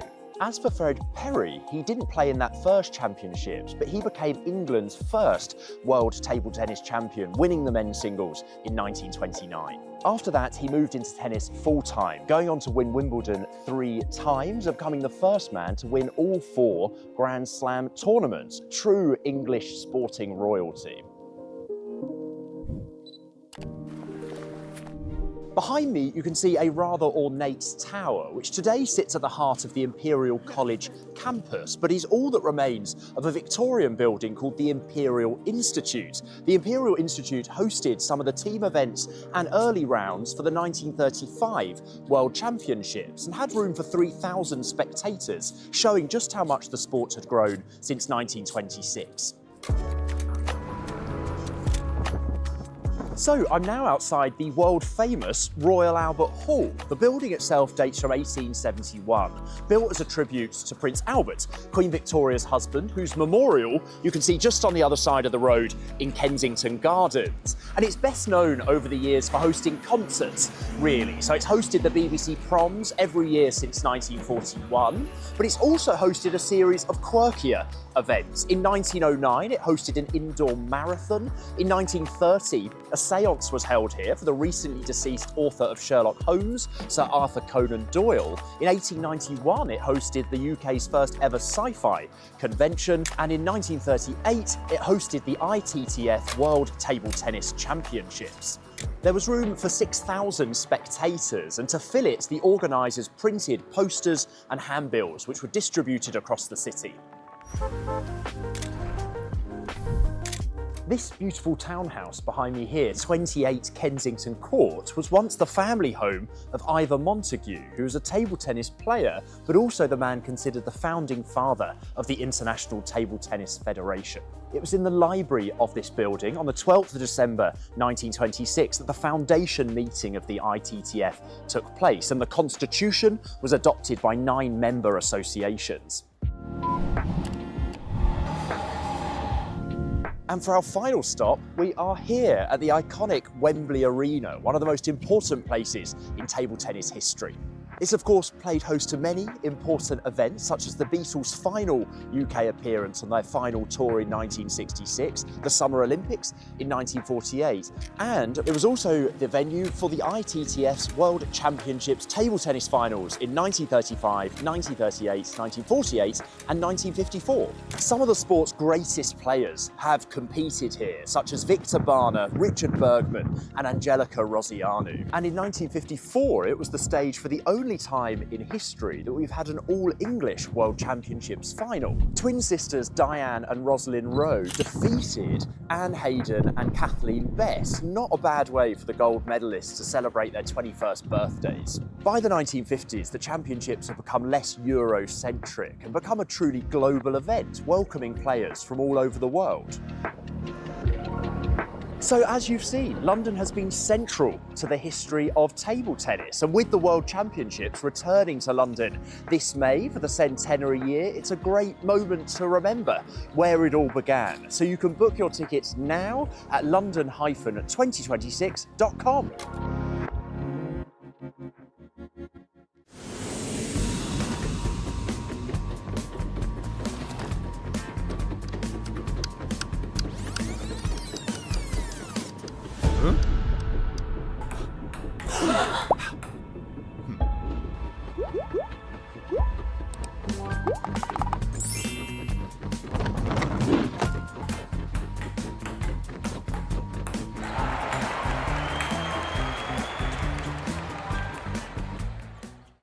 Get your World Team Championships tickets. Get your tickets now. Don't miss the action. Get your tickets now. Get your tickets now, or else. London 2026, back where it all began.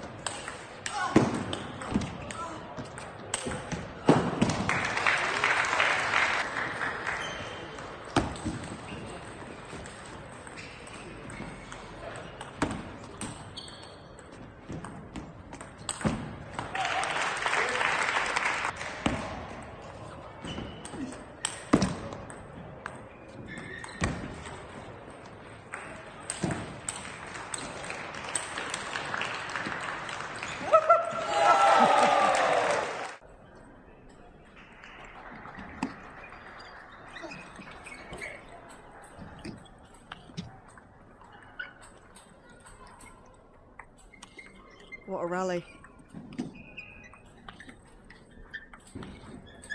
Oh, that was a brilliant rally.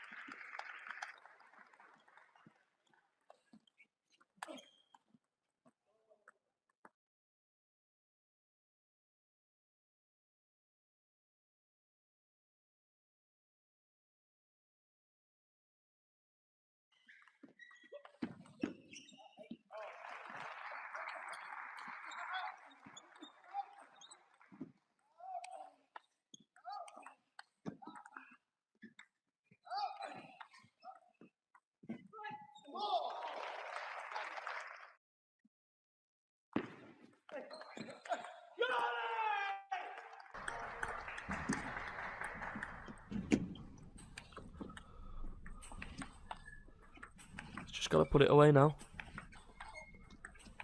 He's Connor going to look to attack. Great depth.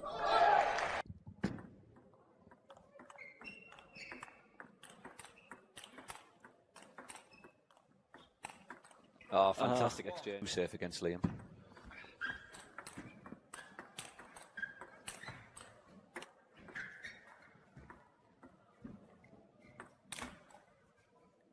It's on, unbelievable. Rally of the match here. Wow, great point. A little bit of a banana skin, but I still think Liam will go into this firm favourite. 50 game, form can go out the window. Dale will be hungry for his first title. Fantastic rally. 3-2 up.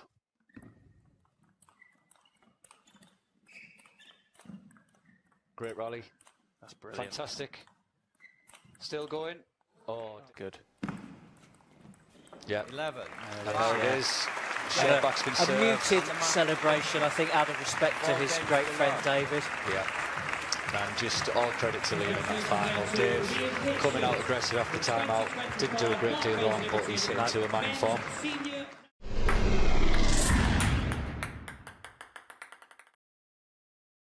Get your World Team Championships tickets. Get your tickets now. Don't miss the action. Get your tickets now. Get your tickets now, or else. London 2026, back where it all began. The Team World Cup medal, 3 Commonwealth Games medals in the teams. They've done that for 28 years. And he's won on the ITTF circuit as well. He and Truls Morgaard taking the... What a player he is, Stephen. He certainly has. He's a very exciting player indeed, one of the best players in Europe. Certainly one of the ones to challenge the Chinese. 4-2 and serving.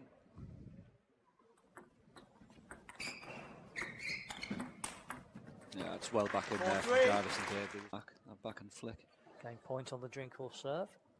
First opportunity. It's a great flick from Tom. Who themselves beat Liam Pitchford actually and his partner Ashley Facey. Tom and David, they have dropped a game. That was in the semi-finals to Connor Green. Interestingly, Tom signaling what serve he wants David to produce. 3-5. Sometimes the partner does that, sometimes the server does that. Possibly the float for variation. Yeah, short backspin.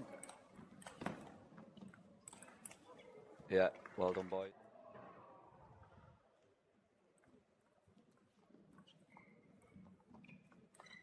Oof. 9-10.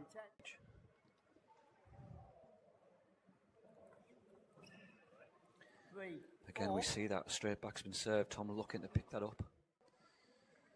No doubt a short serve again. Yeah, there it is. Oh, wow. Unbelievable reaction replay. Welcome back to the Mark Bates Limited Senior National Championships here at the University of Nottingham, home of the National since 2017, so quite a few years we've been here now. And we've got a treat for you right now on court number 1. It's the para class 6 to 10, the last group match, and we have, is it an exaggeration to call him the GOAT? Certainly one of Britain's standout Paralympic table tennis players, the best of his generation, without a doubt. Will Bailey, MBE, Paralympic champion in Rio in 2016. He's got 3 other silvers as well. It was absolutely pulsating final he was in Paris, and just lost out in a deciding 5th game to settle for the silver medal. He's a double world champion. He is a double European champion. He's a mixed doubles champion at European level.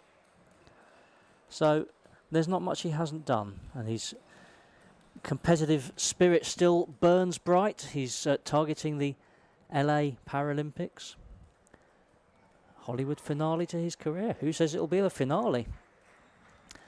And his opponent is young Max Flint. Max is from Guildford. He's part of the Para Pathway based up in Sheffield alongside the Olympic programme. And he's got international experience as well, Max. This won't be a pushover for Will by any stretch of the imagination. Max has competed at the European Para Youth Games. That was in Turkey last year. He also reached the final of the men's Class 10 singles at the US Open back in 2023. So he knows his way around the court. He knows his opponent well. And we'll see how they get on. While they are warming up, we will just update you with some of the other results. So the other group in this competition, Para Class 6 to 10, Billy Shilton has beaten Shay Thacker in 4 games. 11-9, 11-4, 9-11, 11-5 that was. So Billy, who's won this title before, he is through to finals day as group winner. Women's doubles quarter-final, we saw Tintin Ho and Sophie Airley get through.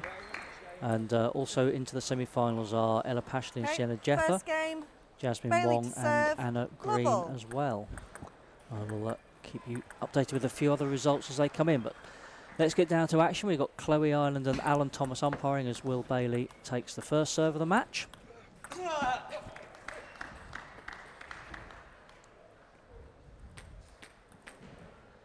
One love, love one.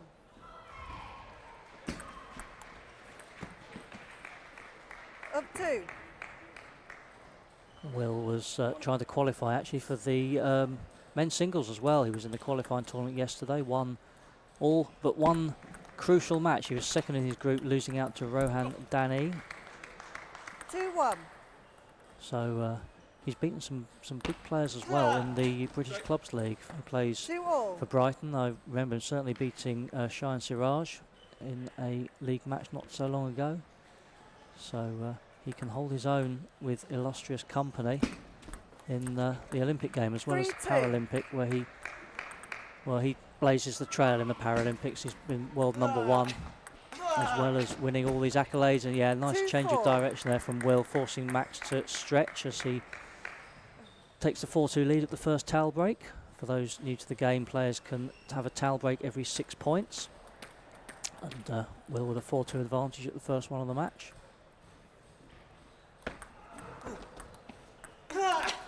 Yeah, lovely acceleration there, that backhand from Will, just changing up the pace and too much on it for Max to handle. Should see a lot of up to the table play in this game. 2-5. You look at Will sometimes in particular, you think he's got superhuman reactions. He really had a cracking match against young Rohan Dani. Took the first game, and Rohan managed to keep his... He's very level-headed young man, managed to keep his composure and take the initiative away from Will, but sometimes he thought in that first game Rohan was having to hit 4 or 5 winners before it actually got past the wall at the other end of the table. It was Will Bailey.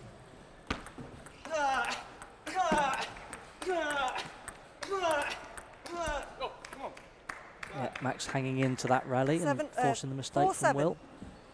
Still 3 points down though.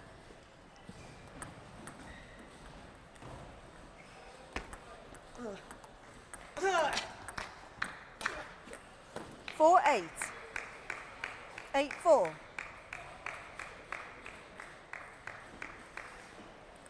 Second towel break, and Will's extended his advantage.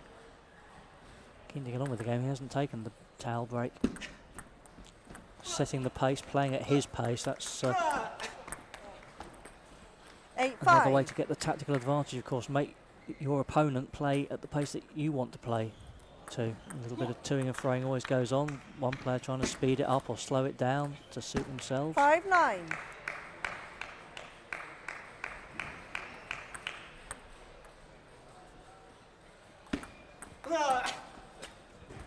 5-10. And Will quickly into his work in this game, and he's brought up 5 game points.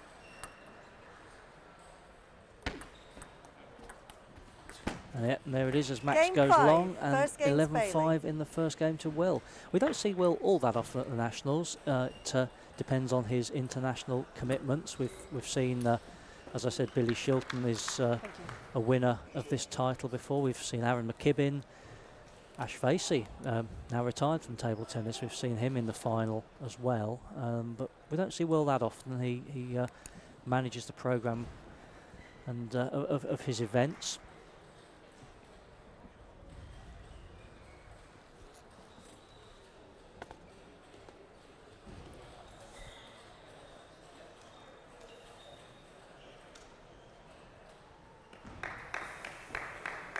Big year for the para players. They've got the World Championships coming up, so they're really starting their build up now. Some of them have been competing. In fact, Billy Shilton and Dan Thompson, who's in this event, were away in Italy. Flew back yesterday. Billy won a gold medal at the previous event to that in Poland, so he's in good form. And this is all part of the programme that they'll be playing internationally leading up to the World Championships later on this year. So second game, can Max find a way back? Love 1. And he's showing his frustration there. He'll feel that he missed out on that one. Change of pace on the serve, put Will on the defensive, but Max couldn't make him pay by putting the third ball away. Just catching the edge there though. A little bit of luck for Max.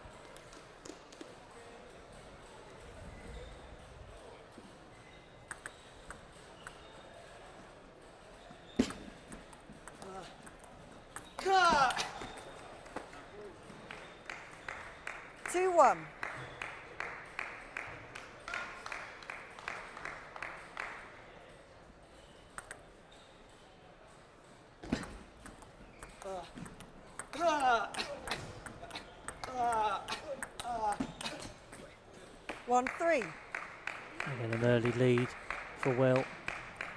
The voice you can hear announcing the scores is Chloe Ireland. I mentioned that she and Alan Thomas were in the umpiring chairs for this one. They are both World Championship umpires as well. What an amazing opportunity that is. We talk about the players, the spectators that we're going to see in London and the experience that they'll have, but an amazing opportunity for the officials as well. And they will all tell you that they started in very humble surroundings. I'm chatting to Sheila Walsh a while back. One of our other umpires will be going to the Worlds, and she started just umpiring her son in local league matches in Scunthorpe. Rather than sitting around doing nothing, waiting, she decided to get involved, and it's taken her all the way to the peak of the world.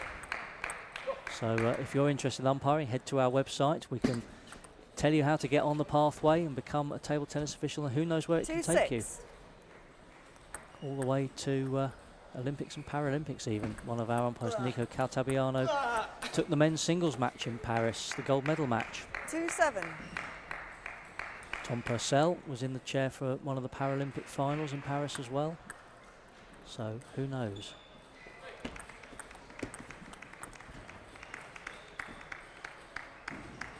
Seven 3.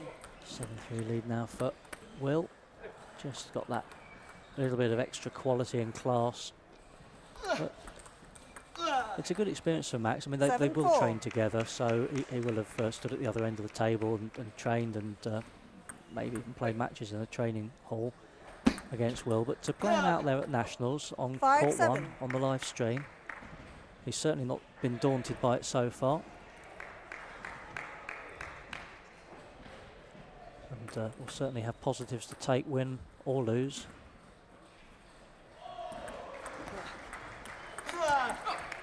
And he's just pulled his way back now, just 1 point the deficit, 7-6. 6-7.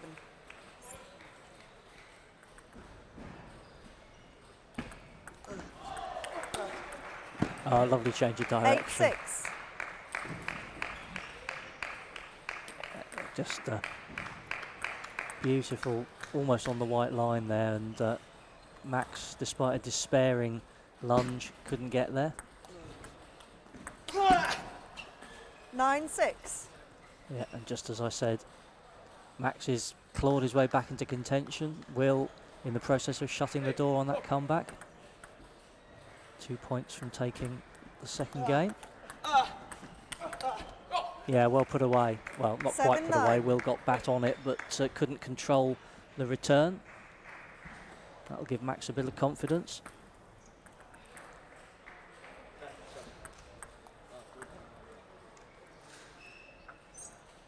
Seven, 9.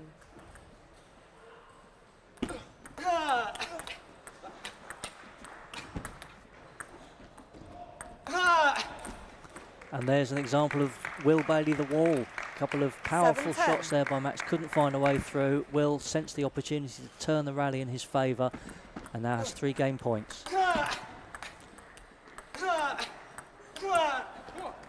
10-8.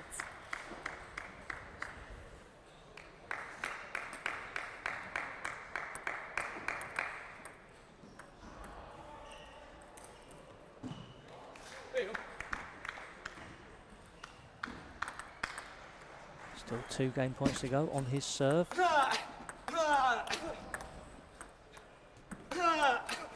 Yep, there it is.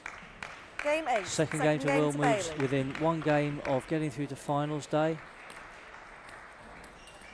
Max, I think, stepped up in that game, started to play a few more powerful shots, move Will around a little bit. So plenty of confidence to take into the final game, see if he can wrest the initiative away, though. That's a different matter, isn't it? He can approach the third game with confidence, but to actually seize the momentum against a man of Will's class and experience, that is another matter entirely. Have a look at some of the action. I like that, love that shot from Will there.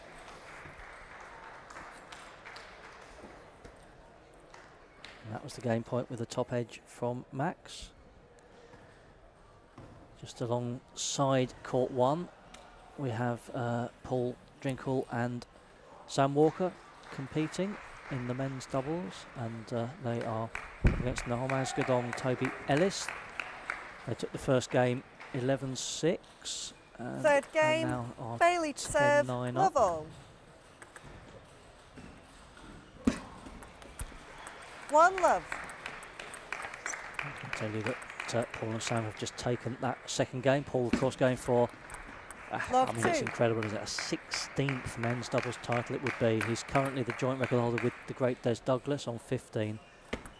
He's won it with Alan Cook, with Darius Knight, Liam Pitchford, of course. 1-2. Many times. And now, and with David Macbeth, in fact, now with Sam Walker. We'll let you know how that match goes as we watch 1-3. what may be the last game of this match. We'll see. Max has got a proverbial mountain to climb, 3-1 down now, as well as losing the first 2 games. So it needs to change, and it needs to change quickly from his point of view. And there's a start. As Will goes long, 1 point at a time. It's all you can do, of course.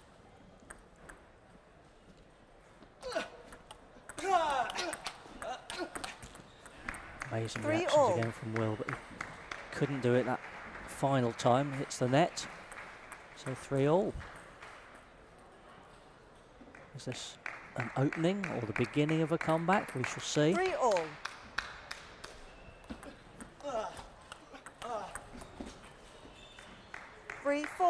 Just using all his experience there just to change the direction. Wrong foot for Max.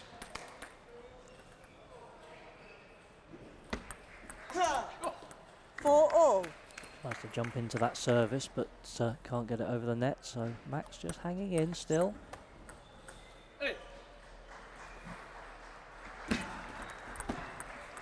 5-4.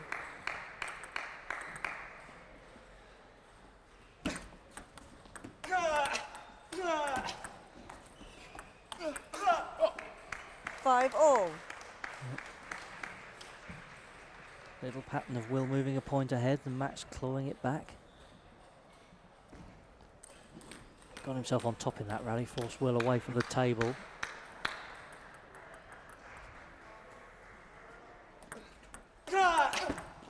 Yeah, beautiful. 6-5. Serve set up that third ball attack. And now Max with a lead. I'm trying to think if he's been in the lead in any of the previous games. I don't think he has.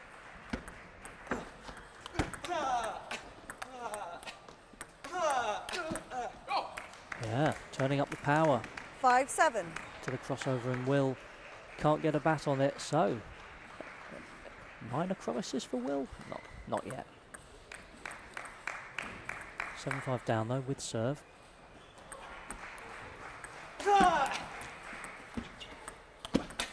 Yeah, he missed out on the first one when the service receive popped up, but no mistake with the second forehand.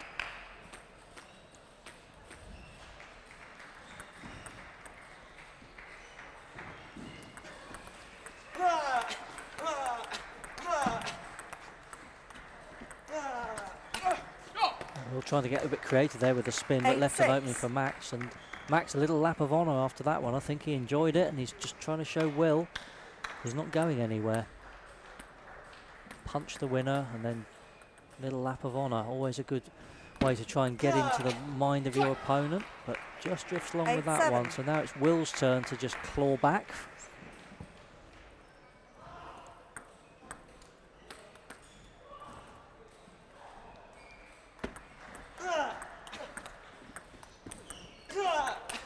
Again, those changes of direction, trying to move his young opponent.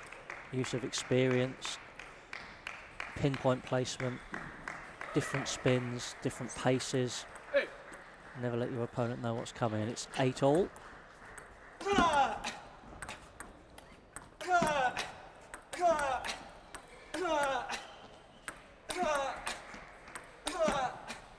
Oh, great rally. Rally of the match, and Will always felt just in charge of that one, I think.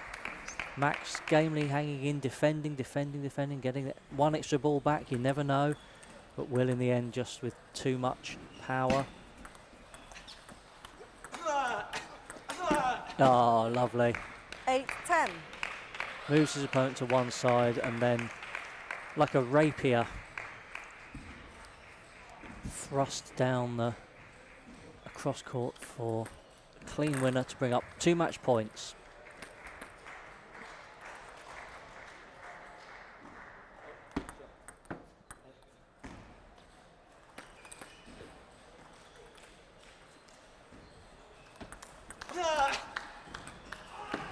Oh, Max shows his disappointment there. Game to Bailey.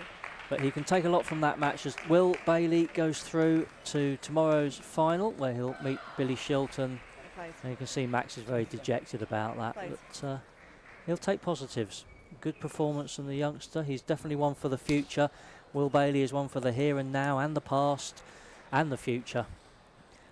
Let's see what the next couple of years brings him, with a world title to go for and Paralympics LA 2028. But for now, a 3-0 win. Let's have a look at the best bits of that third game. In fact, it's the whole match.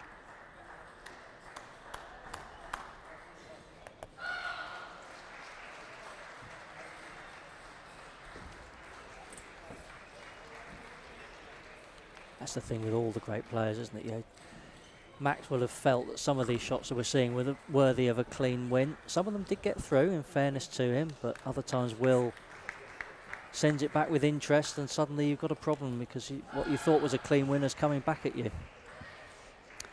So there is a wide shot, which also showed that Paul and Sam have got through in the men's doubles on court number 2. We will keep you up to date with all the other results when we come back after lunch. But that is the break now, and as you can see from the schedule, we have got Men's singles from 1:30. Alternating the round of 32. Men's, women's, 4 fantastic sessions. We'll be starting at 1:30 on table 1. It's Tom Jarvis, 2-time champion. He will be up against Umer Morthol. That'll be an all-action match, actually. I'm looking forward to that one. Don't go anywhere. For now, from Mark Bates Limited Senior National Championships, we're having a break. See you at 1:30.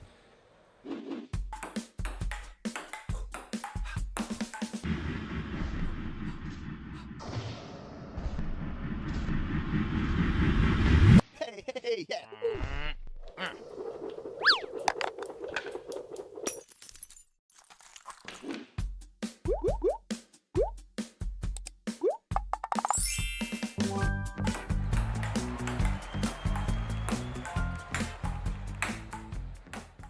Let's go, London. Come on, London.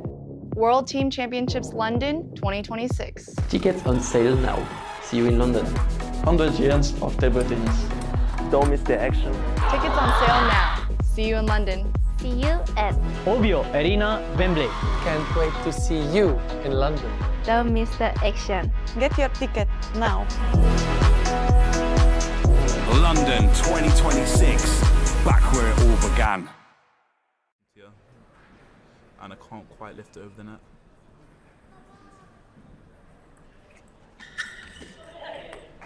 And Joseph goes long with the third ball, and it's all over. The first senior national title for Connor and Anna Green, defeating TAU and Joseph Hunter by 3 games to 1.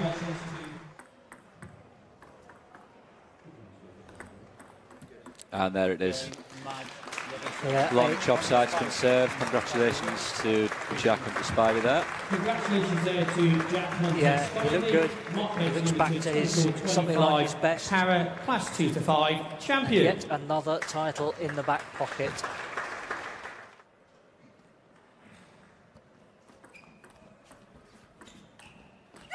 There it is. Championship point. Aren't they delighted about it? First national titles for TNAU and Mari Baldwin as they see off the challenge of Sophie Early and Eva Eccles. Fantastic. A new doubles champions. New names in the annals of table tennis England history. Okay, sometimes you got to do what you got to do. It's brought them 4 championship points. And there it is, they first just need time the one. asking. Tight around the net. Well, we weren't going to have a senior nationals without a drink hall medal, were we? Well, it's definitely put a smile on my face, Paul. Yeah, look what Aaron twice has served for the title. Now he's serving to stay in it. And he can't do so. So Billy, having saved 2 match points, takes a fascinating and fantastic 6-8 para class final. 13-11 in the decider. I said it would be close, Dan. It certainly was close. Yeah, you can't get much closer than that.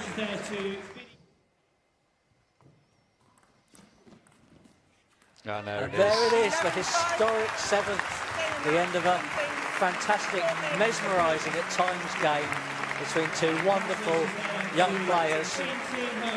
Tintin full of smiles as she goes across, and such respect between the players and the coaches. A little skip of delight from our number 1. And this is great from your perspective, Gavin, to see this. Put a foot wrong. Really good. Yeah. 11. And there it is. A muted celebration, I think, out of respect to his great friend David. Yeah. And just all credit to Liam in that final. Dave coming out aggressive after timeout. Didn't do a great deal wrong, but he's hitting to a man in form. Senior national champion.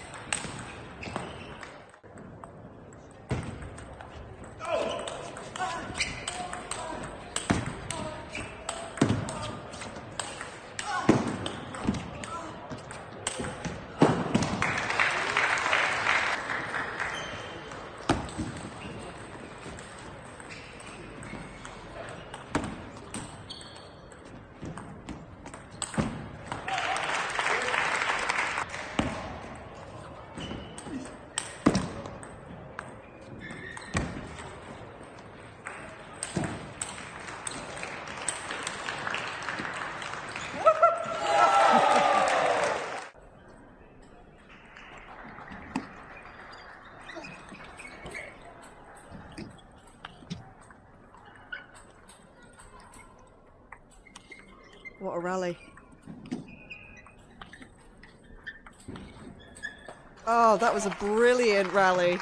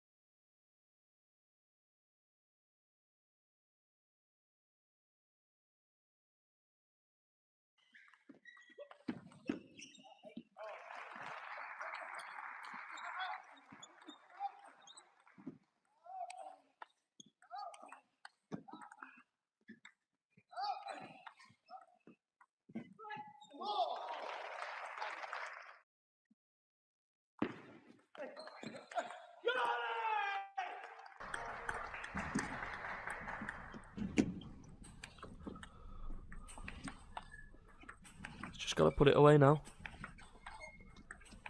He's kind of going to look to attack. Great depth.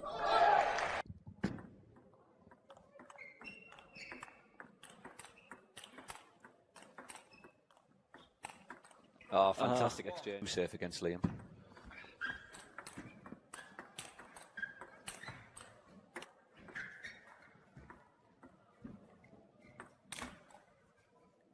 It's on, unbelievable. Rally of the match here. Wow, great point. A little bit of a banana skin, but I still think Liam will go into this firm favourite. 50 game, form can go out the window. Dale will be hungry for his first title. Fantastic rally. 3-2 up.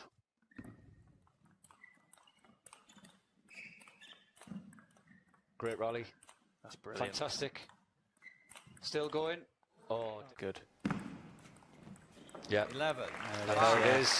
Shellback's been A served. muted celebration, I think, out of respect to his great friend David. Yeah. And just all credit to Liam in that final. Dave coming out aggressive after timeout. Didn't do a great deal wrong, but he's hitting to a man in form.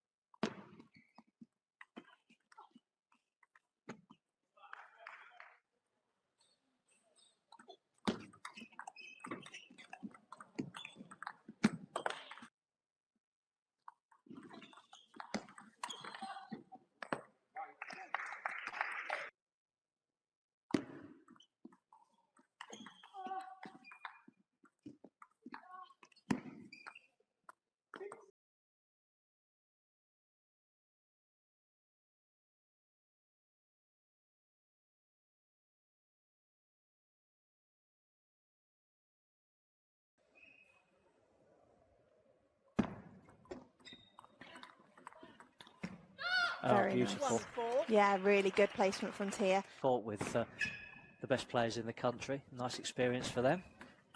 Definitely seen their great players in action courtside as well. A great rally.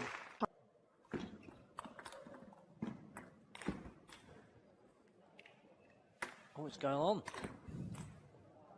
Don't think that one will, though. No.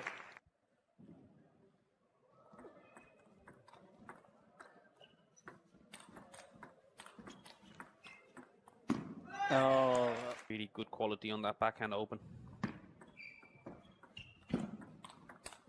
Oh, did City just? Yeah, there it is. Oh, that's brilliant. Oh, look at that. An absolute speed merchant.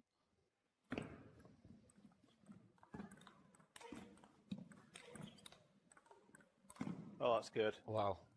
That's so creative from back there. Wow. Oh, superb.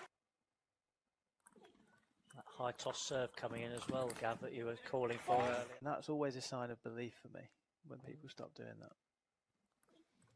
Kind of goes full circle then. The body language suddenly becomes more internalised. Wow.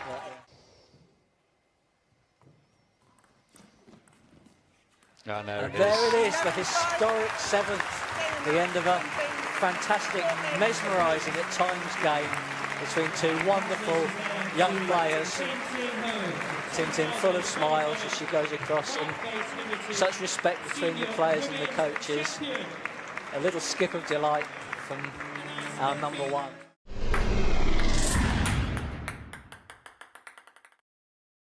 Hello, my name's Jack Cheshire. I'm the founder of Living London History. London has been the setting for all sorts of world-changing moments over the centuries. Political, cultural and sporting events. And the history of those events is often hidden in plain sight around the city today. 2026 marks 100 years since the ITTF World Table Tennis Championships took place here in London for the first time in 1926. And very excitingly this May, the championships are returning to London for the centenary year. And to mark the occasion, I'm going to show you some of the places across the city that played a role in the early history of the sport.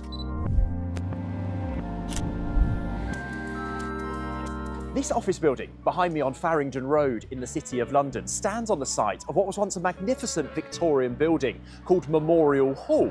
In December 1926, Memorial Hall was the venue for the very first World Table Tennis Championships after the forming of the International Table Tennis Federation that same year. Temporary stands were installed to accommodate hundreds of spectators, and diplomats gathered beforehand for the draw. The championships cost about £352 to put on, which is only roughly £19,000 today. Every gold medal that first year was won by one country, and that was Hungary. Roland Jacobi and Maria Medunjansky became the first world singles champions, and the Swaithling Cup was presented for the first time. The cup was presented by Lord Swaithling in honour of his wife, Lady Swaithling, and that cup is still presented to the men's champion team to this day.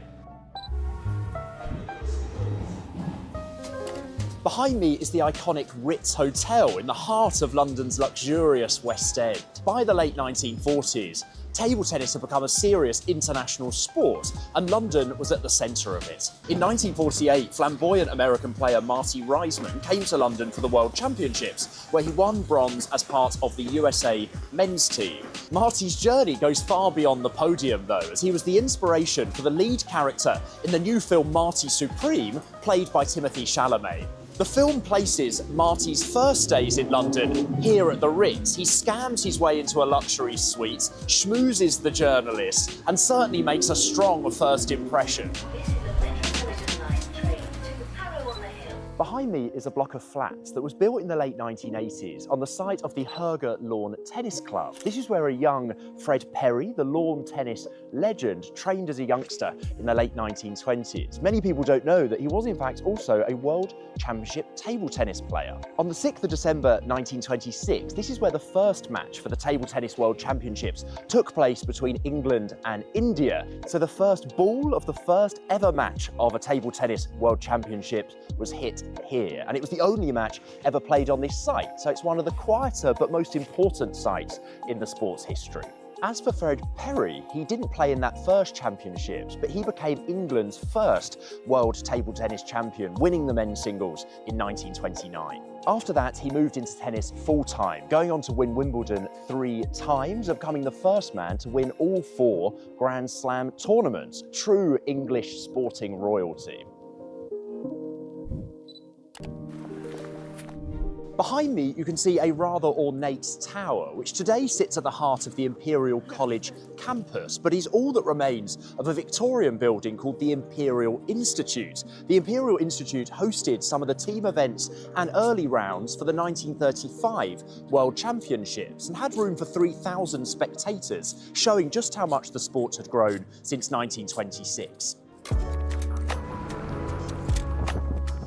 So I'm now outside the world-famous Royal Albert Hall. The building itself dates from 1871, built as a tribute to Prince Albert, Queen Victoria's husband, whose memorial you can see just on the other side of the road in Kensington Gardens. And it's best known over the years for hosting concerts, really. So it's hosted the BBC Proms every year since 1941, but it's also hosted a series of quirkier events. In 1909, it hosted an indoor marathon. In 1930, a séance was held here for the recently deceased author of Sherlock Holmes, Sir Arthur Conan Doyle. In 1891, it hosted the UK's first ever sci-fi convention, and in 1938, it hosted the ITTF World Table Tennis Championships.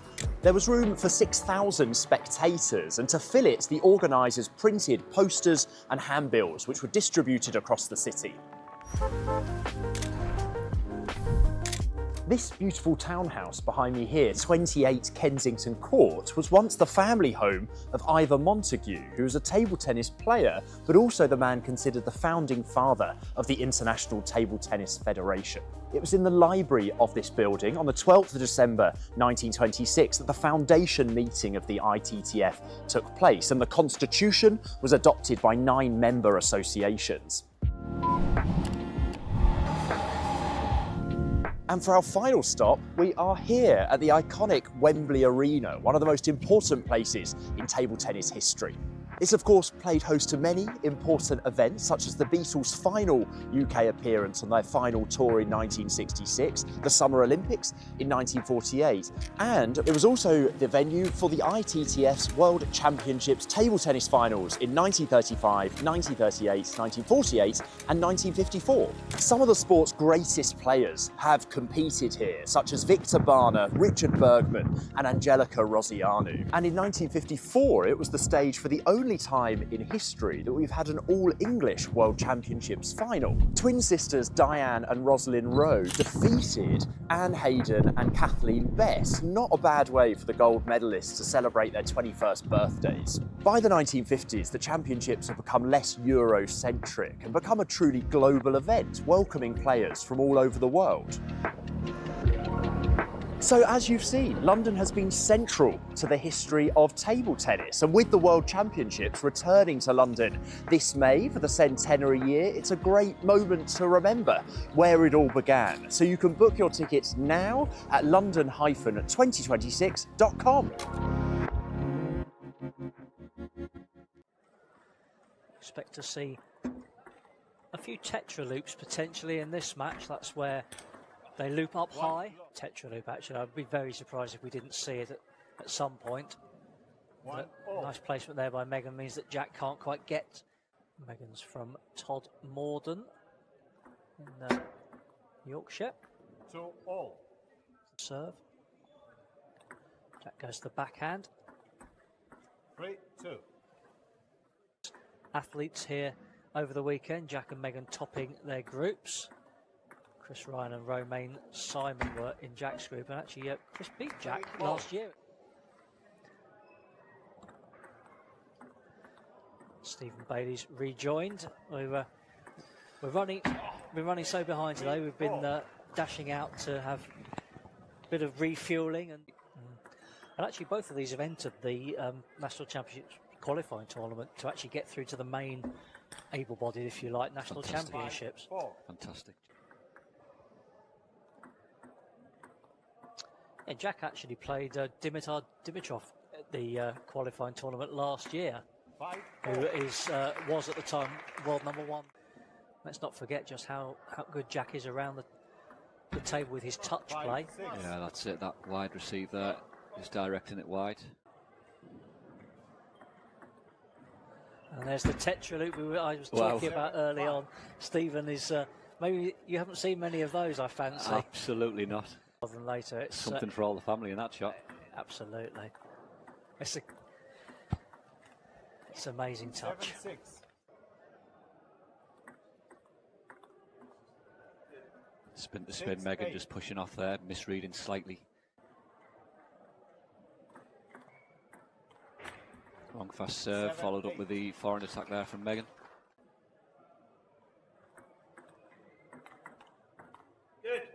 Yeah, Jack did well to get that first attack back. That was looked like a winner from Megan. Jack managing just to 9-7 and serving. Favourite for this end, you would think now. Yeah, that's unlucky from Megan there. She manoeuvred in, just not quite fast enough. Jack with her. Yeah, that's a great rally. And Jack again, just happy to play that one extra ball at the moment. Seems to be a bit of a theme. Giving them a game, brilliant. helping them to improve. So he's very wow. Oh. That reaction shot there to the forehand serve. Will she change this one up a little bit? One top spin. And there it is. Too long. Good variation of serve. Oh, lucky with that there, Megan. That was definitely a well-intended backhand wide to the spin serve. Again, she got the ball she wanted, I sense there. Backhand service. Jack does look back to something like his best, though. I'm pointed by that, and probably a year to forget in many ways for him, 2024. But he looks a bit leaner.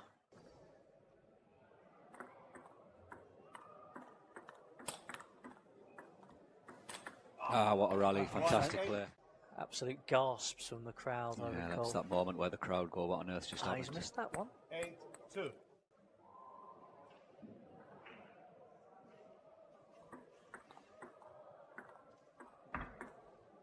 Yeah, she's looking for the wide.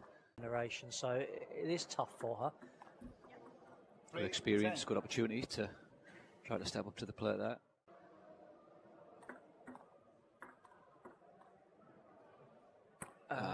Two misses. Timed one.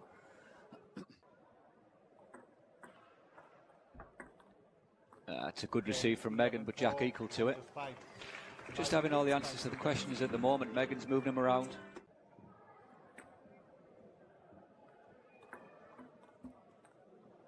One low. The service there directly. Megan is reading the spin slightly.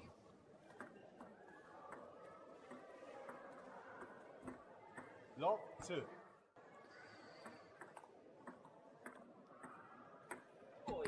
Yeah, great touch. And there's that tactic that we talked about earlier. She can find a range. Good receiver serve there, deep. Just 1 point down in serving, sorry. Wow. And again, Jack says, anything you can do.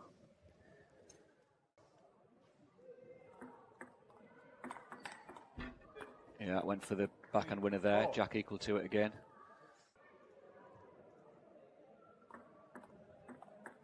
And there it is.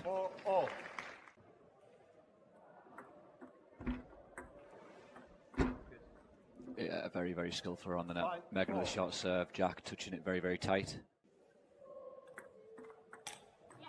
Yeah. And you hear Megan there with the, she knows that she can potentially exploit the area she feels.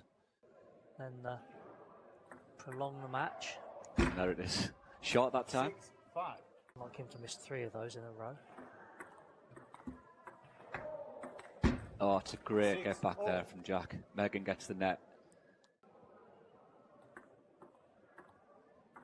Ah, beautiful placement. Yeah, very wide, very short.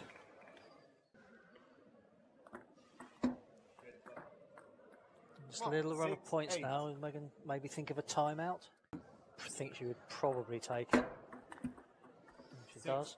That's a good receive there to Megan's backhand. The backspin. Yeah, and just there, that she's looking for that wide forward all the time, and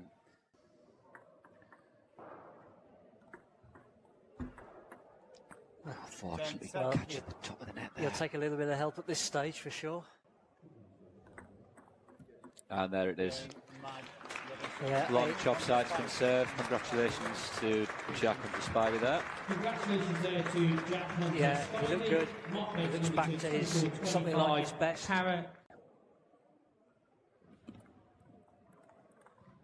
One love.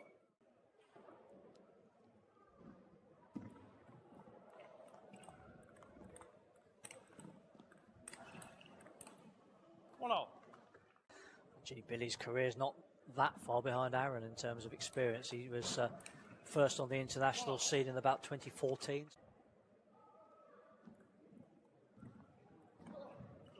Ooh.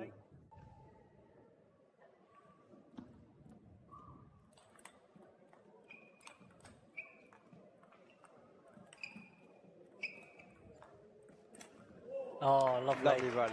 He's going to lose now.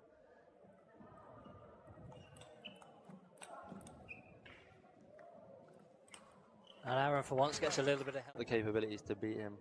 Both players do. It's just Absolutely. fine margins. Absolutely. We always knew this one would be close. It'll just come down to just who has that little bit of extra belief, perhaps the courage to go for the shots. Ooh.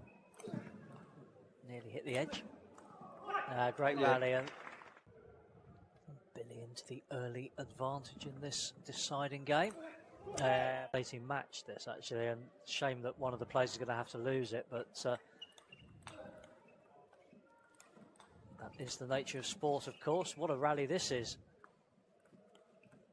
Oh, beautiful placement. Great rally. One love.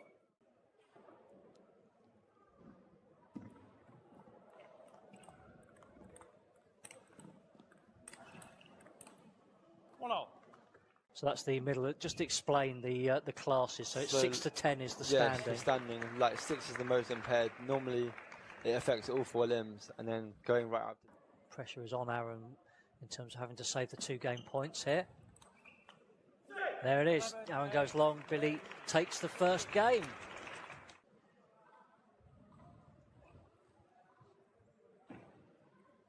Yeah, Aaron. I've seen Aaron a few times at Brighton. He sometimes comes down and trains with Will. So there's not too.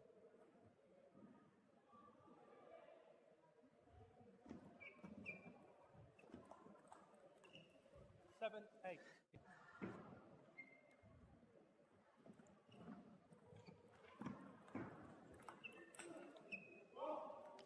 Billy just won't bother Aaron though. He knows it's all part of the game. Mind you, a net and then an edge in 2 successive points is a bit harsh. Wish you all the best with Finland anyway. Thank you. What do you think Aaron needs to do then to get back into this match? When, like, both players are probably a bit nervous right now, so yeah. Getting towards the end of the match, expected either of those to be a winning shot, but as you said, Aaron got them back on the table. He won the point. Nice change of direction there by Billy.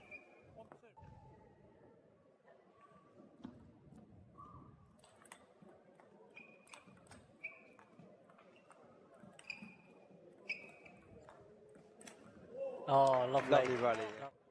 I couldn't watch towards the end. Yeah, he had to save a match point yeah, as well. I think like maybe 2 match points. He's going to lose now.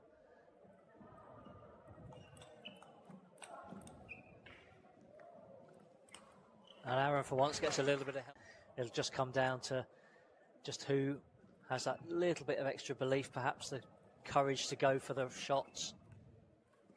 Ooh. Nearly hit the edge.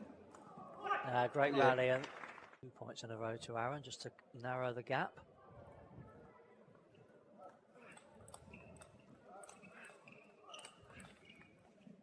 Yeah, great rally, great match this actually, and shame that one of the players is going to have to lose it, but that is the nature of sport, of course. What a rally this is. Oh, beautiful placement. Great rally.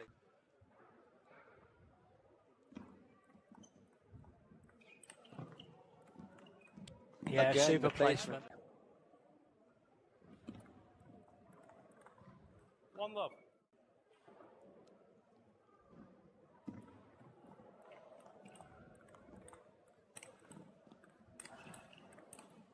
One all. So that's the middle. Just explain the classes. So it's 6 to 10 is the Yeah, standing. the standing. Like 6 is the most impaired. Normally, it affects all 4 limbs, and then going right up to 9. So this match can definitely go either way.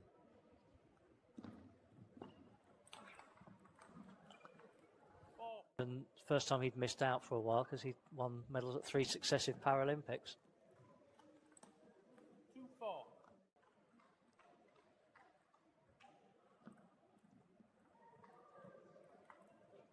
2-5. Or 13-11 in the 5th. With Toby and the Hom. That's right.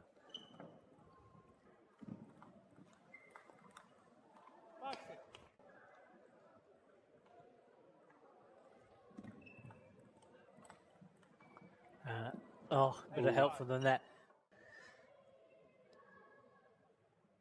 And he's gone from that to the top of the world champion and Paralympics. The board put some pressure on Aaron for the rest of the match. 10-7. Pressure is on Aaron in terms of having to save the 2 game points here. There it is. Aaron goes long. Billy takes the first game. Like with his training routine and everything. Yeah. Just learning from the best, yeah. And you just learn just by watching what he does. Build as well. Yeah, definitely. Because like obviously everyone's like we're all in different classes, but we're all aiming for the same thing. So Oodles of experience in Aaron. As Dan said, he absolutely won't be flustered by going behind.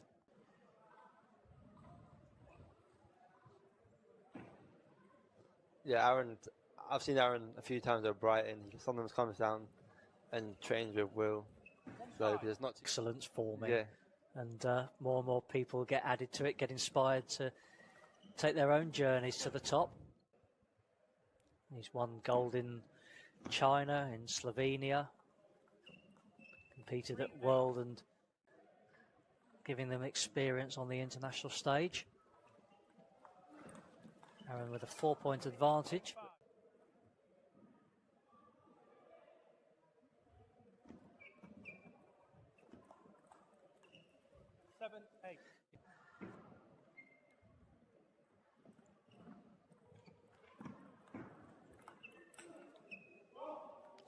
Billy just...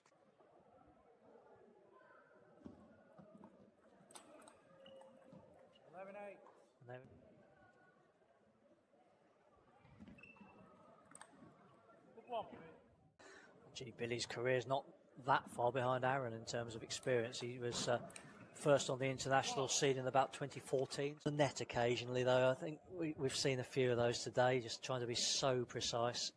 Fine margins, of course. Just missed out on the chance of getting a medal himself. It would have been a remarkable 4th straight Paralympics at which he had medalled. But showing no sign of...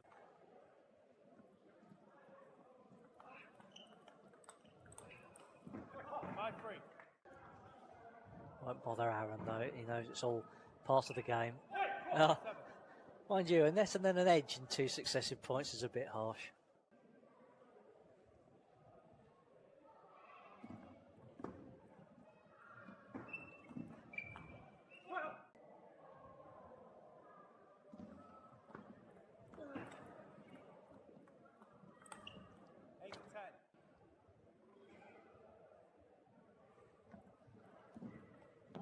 There it is, Billy, with that punch down the line. Wish you all the best with Finland anyway. Thank you. What do you think Aaron needs to do then to get back into this match? When, like, both players are probably a bit nervous right now, so, yeah. Getting towards the end of the match, expected either of those to be a winning shot, but as you said, Aaron got them back on the table. He won the point. Nice change of direction there by Billy.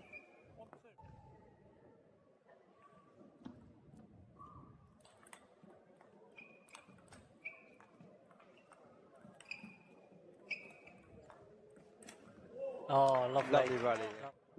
I couldn't watch towards the end. Yeah, he had to save a match point yeah, as well. I think like maybe 2 match points. He's going to lose now.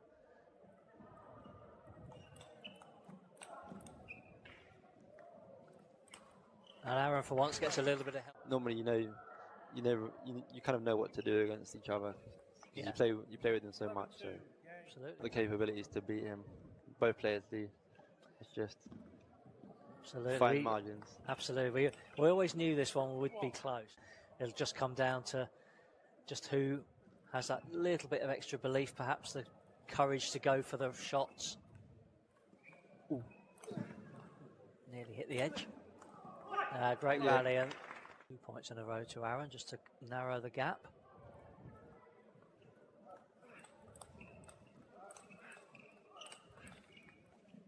Yeah, great rally. Try and get him off balance.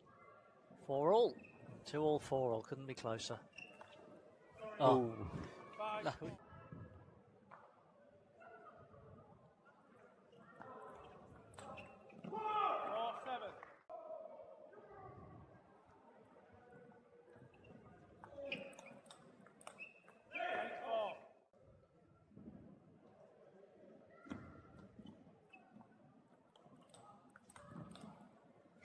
Yep, match this actually, and shame that one of the players is going to have to lose it, but that is the nature of sport, of course. What a rally this is. Oh, beautiful placement. Great rally. Move on to the next point. Still very much in this game.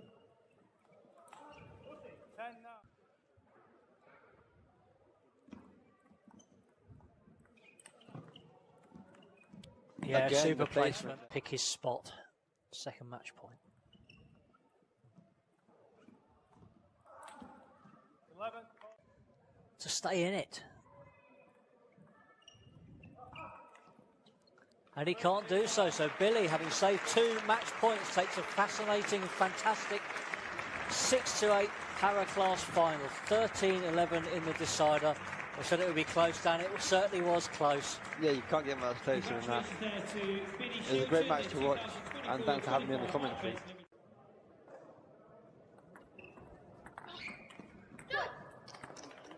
They're being in that controlling position. Already, it's a 5-point lead. Eva's trying to do a few faster topspin serves just to try and make sure that when Mari hits with the pimples, it's coming back as backspin. Maria. Absolutely.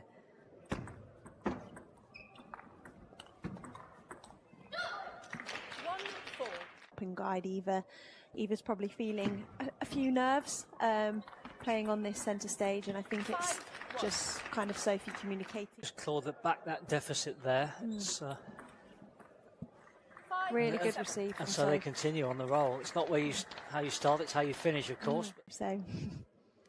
Well, they've worked their way back into this match, and they're only within 1 point now, as Mari's radar's just a bit off with that return. Here, they're a little bit frustrated that that ball went past her. I think she probably knew she'd been done. This is on the receive from the other opponent. Just one of the many facets of doubles play. Oh. 13-11. Oh.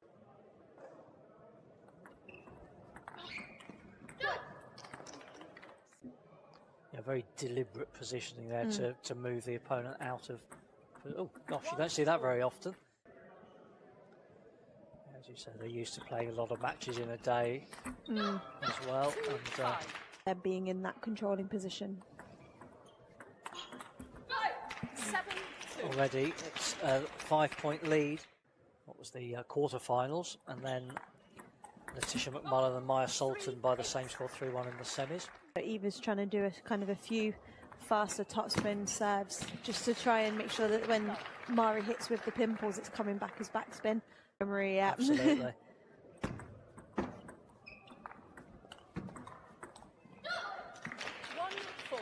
And guide Eva. Eva's probably feeling a few nerves playing on this centre stage, and I think it's just kind of Sophie communicating. 1-7. Just clawed back that deficit there. It's, really good receive. And so they continue on the roll. It's not how you start, it's how you finish, of course. See Tia's dad now in the stands, taking a break from the coaching duties. So. Well, they've worked their way back into this match, and they're only within 1 point now, as Mari's radar's just a bit off with that return. We'd love to be able to say what they've said, but everyone has their own different hand signals You've got some inside knowledge, I feel, here. Tia, they're a little bit frustrated that that ball went past her. I think she probably knew she'd been done. This is on the receive from the other opponent. Just one of the many facets of doubles play. Oh. 13-11. Yeah, final. Sophie's first senior national championships and Eva's first final as well. So really great to see. 6-0 down. So what's that? 6 of the last 8 points, obviously. Make that 7 of the last 9. So it's happened more with Tom Jarvis as well. Yeah, a bit more wanting to beat your brother or sister. Yeah.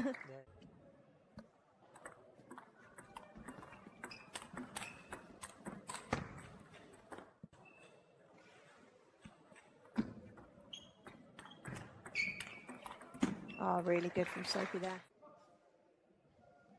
And for the last 5 points. And now into the lead.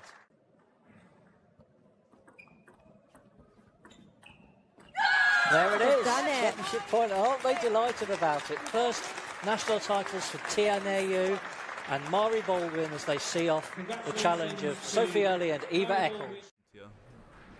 And I can't quite lift it over the net.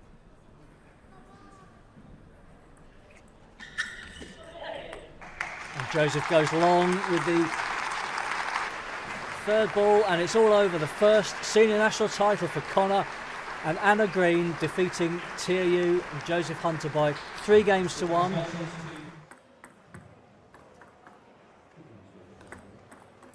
And there it is. Yeah, Long chop sides can serve. Congratulations to Jack and to Spivey there. Congratulations there to Jack Hunter. Yeah, he looked good. He looks back to his something like his best. Para Class 2 to 5 champion. Yet another title in the back pocket.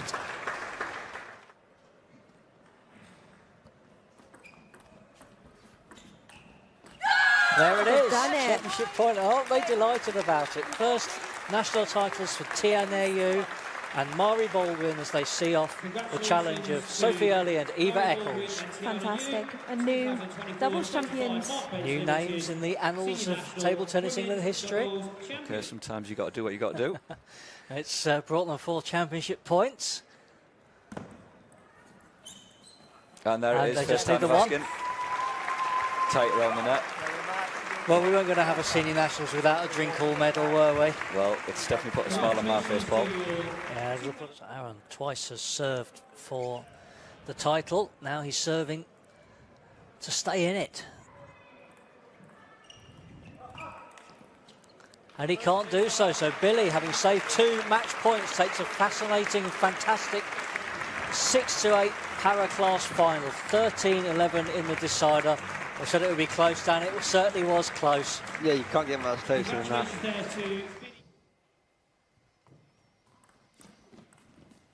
And there it is, the historic 7th, the end of a fantastic, mesmerising at times game between 2 wonderful young players. Tintin full of smiles as she goes across, and such respect between the players and the coaches. A little skip of delight from our number 1. And this is great from your perspective, Gavin, to see this. Put a foot wrong. Really good. Yeah. 11. And there it is. Sherbach's been A served. muted celebration, I think, out of respect to his great friend David. Yeah. And just all credit to Liam in that final. Dave coming out aggressive after timeout. Didn't do a great deal wrong, but he's sitting to a man in form. Senior national champion.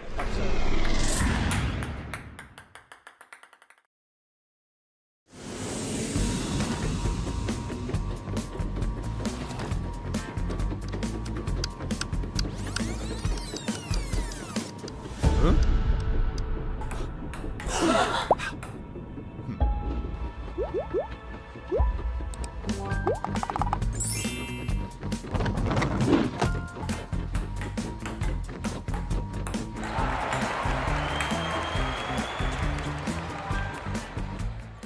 go, London. Get your World Team Championships tickets. Get your ticket now. Tickets on sale now. See you in London. See you in London. Can't wait to see you in London. London 2026, back where it all began. Welcome back to David Ross Sports Village here in Nottingham. It's the second day of the Mark Bates Limited Senior National Championships, and it's singles all the way from now on. We've had para tournaments this morning, we've had doubles this morning, and we know who's going to be playing at finals day tomorrow. Now it's the turn of the singles, and we've got men's and women's singles round of 32 matches coming up.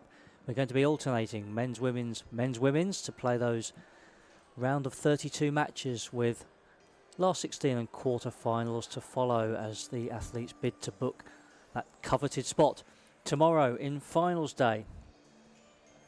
So what is the Mark Bates Limited National Championships? Well, it does what it says on the tin. It is where champions are crowned in 7 competitions. You've got men's and women's singles, men's and women's doubles, para class 1 to 5 and para class 6 to 10. You can see on that schedule what we've already had some of those.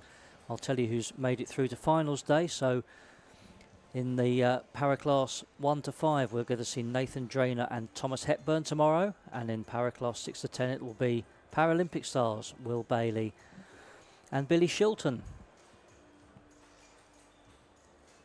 In the men's doubles, Paul Drinkle and Sam Walker will play Tom Jarvis and Connor Green.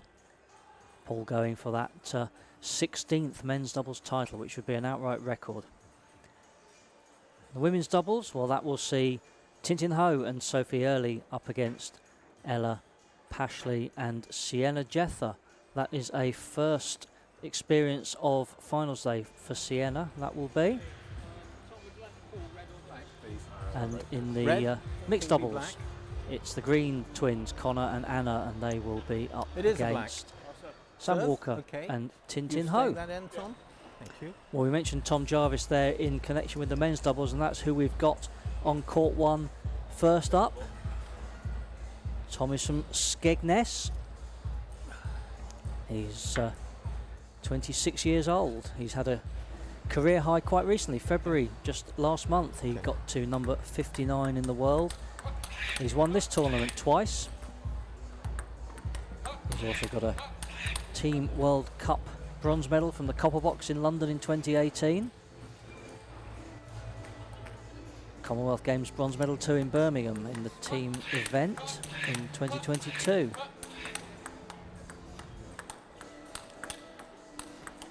Surprisingly beaten by David Macbeth in the semis last year. Great run that was by David to get to the final where he lost to Liam Pitchford. That was David's first national singles final.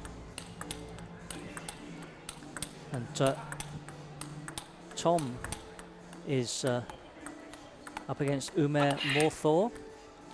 Umair, have I you got a can coach? tell you a little bit about how coach. he came through Group 9.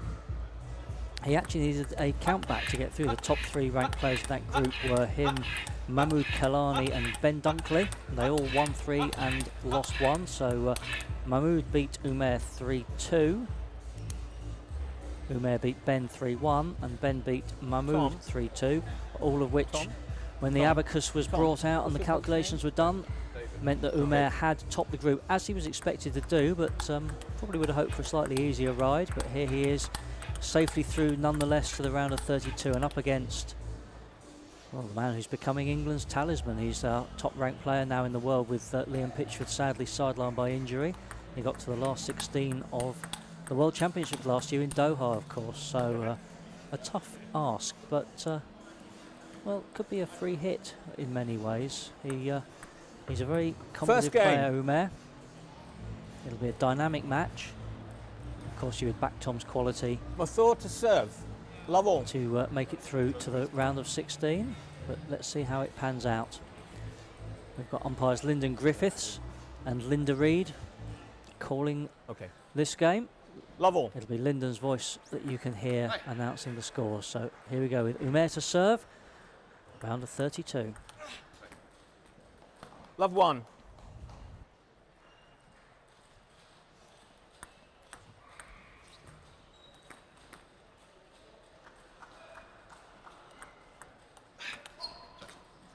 2-love.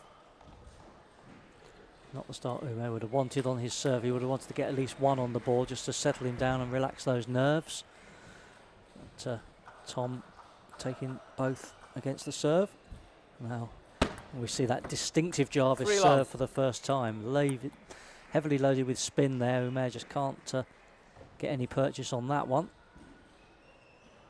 Tom says it's just kind of evolved, that action. It doesn't Love 4. necessarily do or mean anything, but you get into a nice rhythm with it, so stick with it. But yeah, one of the more distinctive serves in the world game. 4-0. Love 5. A few nerves there perhaps from Umair. He won't have experienced this all that often. He is an experienced player. 6-love. Tom climbing all over that serve, so one serve into the net and then the next one clubbed straight back past him. 6-love. Tom in the mood, but as I say, just a few nerves probably at the other end of the table, understandably. I mean, it must be 7-love. quite intimidating to play someone who's got to the last 16 of the World Championships. Love 8.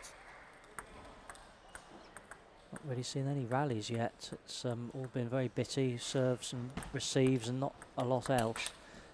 Well, settling down a 9. little bit. Got a good third ball in there, but still not enough to win the point. 10-love. This is turning into a brutal exposure, unfortunately, of Umair at the moment in this first game. 10-love. There's a convention to give your opponent a point in, shall we say, lesser circles. There'll be no such game to Jarvis. favour given from Tom, as you see there, as he runs through that first game. 11-0. Goes back to talk to his dad Dave in the corner. Nice thing about these nationals is that the national coaches who work with these players all the time up at the Elite Training Centre in Sheffield, they take a step back. They will they'll sit, they'll watch, they'll talk, they'll plot selection and so forth, dissect what they see before them, but they don't do any actual coaching in the corner. So it's often the players' family members or potentially a coach that's been with them when they were younger before they went off to the performance centre. Howard Knott, for example, is second game. Sam Walker's Jarvis to first serve. coach, I suppose Love you all. would say, from when he was very small, and he's always in his corner here. Second game, can he make 1 it? love. Well, already a sign of frustration as he looks to get that first point on the board. Love 2. Lovely variety, the fast pacey serve, a little shake of the head again by Umair. Needs that point to just settle him down. Well, went for the Love shot, 3. it's the right thing to do, but just missed it.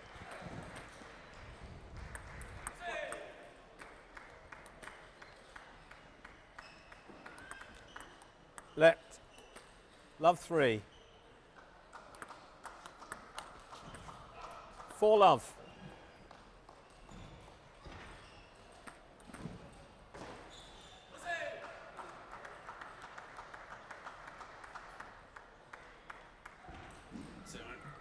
Still the weight goes on for Umair. 5 love. 16 points unanswered from the start of this match. I have a very special guest who's joined me in the commentary box. Love 6. Mr. Chris Duran. I will activate your mic, sir. Welcome. Very appreciated. Nice to be here, Paul. Thank you very much. So, you're Umair Morthor at this moment. 17 straight points from the start of the match. What do you do? I think at this point, if I'm being realistic, 7. Tom being 2 times champion now at this point, you've gone past the realistic expectation of potentially winning the match. Just try to make your best out of it and, you know, not maybe the greatest 7-1. answer, sometimes play to the crowd, try and have some rallies, and, you know, it's more fun than the mundane sort of 11-3s loss that you might have. Almost give Tom a wink, try and go to his personal side to give you a good game at this point. Well, you heard the reception he got from the crowd as he got his first point on the board there, and it came actually at the end of the first real rally of the match. Yeah. And there we go, you see he's on a run now. Yeah, no, his comeback's on. What sort of players, Umair?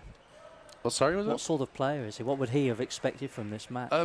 I'll be honest with you, Umer is what I call sort of a 2-2 guy, so 2 backhands, 2 forehands, and exercise. He's a very good player away from the table. In rallies, he's very consistent. But he's not, with all due respect to Umer, he's not got the weapons to challenge the top, let's say, 6 to 8 guys consistently. So there might be people that will be lower ranked than him, whose best wins are better than Umer's, but you want Umer solid week in, week out. And with the nature of the way this draw has been done, with the top 8, the other 24, it's not a top 16 bracket. So Umer might feel slightly hard done by in the fact that if he did play the 12 seed, he might have a realistic chance to beat him. But let's be honest with you, Tom is playing at a different level to 99% of the players in the room, including myself. If I was playing, Tom's a different standard. So it's no slight on Umer. Tom is a full-time professional athlete at this point, and you can see the quality that he has. Yeah, I said just before you arrived in commentary, it must be quite intimidating to have a guy at the other end of the table who's got to the last 16 of the World Championships. 10-3. I mean, it was a phenomenal run. I watched the whole thing. I always say to these guys that over the years, a lot of players have had a big win, and then the draw opened up, beating Kudang in the first round. But then it's how do you back that up? Do you go again? And full credit to Tom, he rode the momentum of that win to get to the last 16. So I believe on paper I'm sure he beat Benedict Ola, and I'm forgetting some of the others in the draw. But he carried on the win. 11-4. You know, which has unfortunately eluded some of the England players in the past. They've had fantastic one-off wins, but then can you back it up and go to a last 16 in the Worlds? I'm trying to remember who he beat. It was a Romanian. I can't remember. One of the Ionescu. I think it was. And then obviously came up against the Yang Jin Kun, and fantastic. on another day might have beaten him. He certainly worried him. Yeah, I mean, 4-2, I think it was. I'm not going to say the match turned on it, but I remember fair play to Tom with the good sportsmanship with the wet ball. I think he was something like 2-love up in the 6th set, I think it was at the time. And I know it was very humid and wet in the hall, and these are the sort of, you get that a lot. Those are where the shocks can happen, and conditions do play a part in table tennis with the wet balls and the humidity and stuff. And, you know, full credit, I mean, Liam went 4-3 with the Yang Jin Kun in the Worlds famously in Texas, I think 21 or I think it was. The difference with someone like Yang Jin Kun is his serve receive for his level is not the absolute highest. He's a pure, one of the best rally players. So whereas Tom is, in my opinion, a serve specialist, so it kind of works well in that narrative that if you can control the first 2 shots, it is possible to get into the game. Yeah, we've seen a bit of that actually. Good variety of his serve, and they're already showing a few frustrations about not getting the receive back. So let's see what this third game. We've been nattering. We haven't told anyone that. No, we haven't told anyone. Tom's now 2 games to love up. Yeah, good start for him there.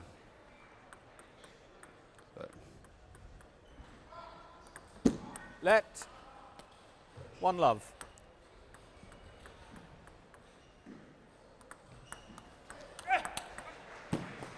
One all. Just pure quality there. The difference of the pros have that ability to take the ball on down the line as well, which maybe the others aren't so willing to do.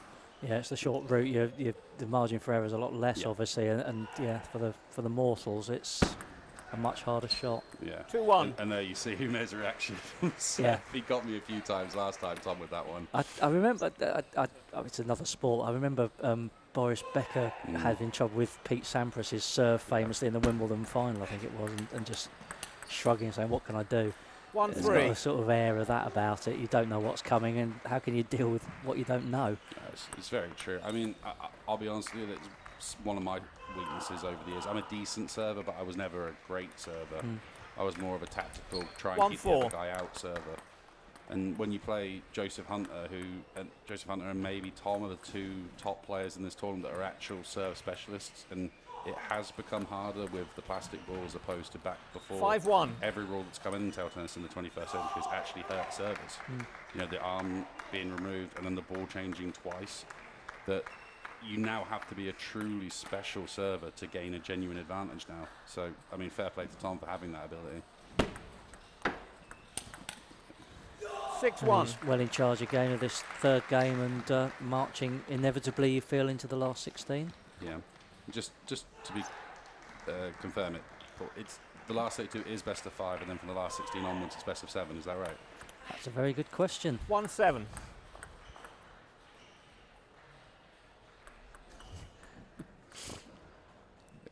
Yeah, I believe that is the case. We'll find out soon enough, won't we? I guess in 3 points' time or not. Sure. But it does go to best of 7 later on. So Lovely height. Look at this. It's an exhibition. 9-1. Yeah, when I played the Nationals 2 years ago, me and Tom were doing a little bit of this on the last couple of points. Yeah. He's a good guy like that, Tom, but he's just inevitably marching into the last 16, I think.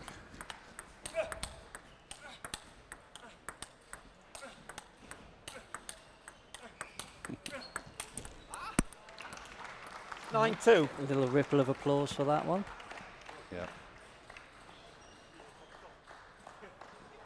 Just looking on the outside tables as well, we've got Ben Piggott 2-0 up against Casper Piawar on table, that's 8, sorry. Shaquille Webb-Dixon 1-0-8-7 up against Gabriel Changfong. Probably the closest match so far would be Cheyenne versus James Hamsley, who had a good win in the groups against Max Radovan. Yeah, absolutely. Yep, we are confirmed match point. Yep. After another fabulous rally, actually, it was going on there while we were talking about the other courts. Sorry. No, it's fine. The listeners can tune us out if they want to, Chris. 11-2. There it is. Actually, now a broad smile from him there. He love. realises the quality that he was up against there. He'll probably look back and enjoy the experience in a way. But yeah, in terms of the cold hard points, an easy 3-0 victory for Tom Jarvis. He's through to the next round. He will play the winner of Ollie Cornish and Zoltan Hosu, who's another one who was a surprise group winner. Let's have a look at some of the best bits of that match. Yeah.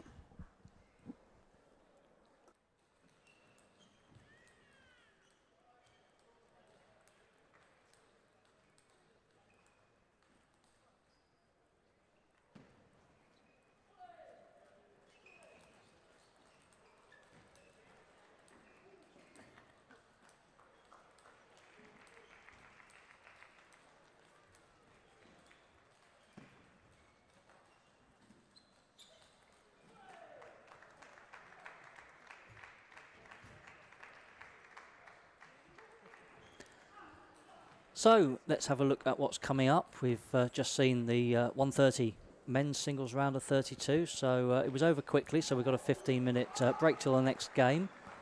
That is going to be a women's singles round of 32 match, and that will be Tintin Ho against Malia Baig.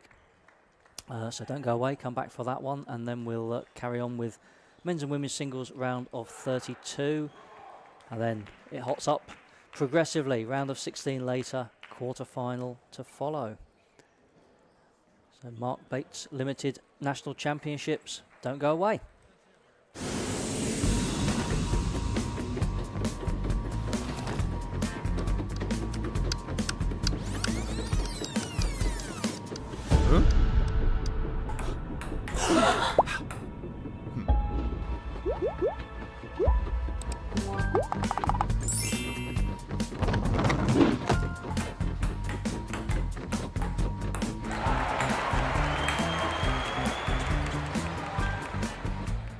Let's go, London. Get your World Team Championships tickets. Get your ticket now. Tickets on sale now. See you in London. See you in London. Can't wait to see you in London. London 2026, back where it all began. Yeah, very deliberate positioning there to move the opponent out of. Oh gosh, you don't see that very often. I guess she's probably got the bit between her teeth to really push forwards and hopefully. Yeah, it's nice to have that chance to immediately bounce back. Physically, will it be an issue, do you think, having had such a long match? As you said, they're used to playing a lot of matches in a day as well. And they're being in that controlling position. Already, it's a 5-point lead for the higher ranked pair.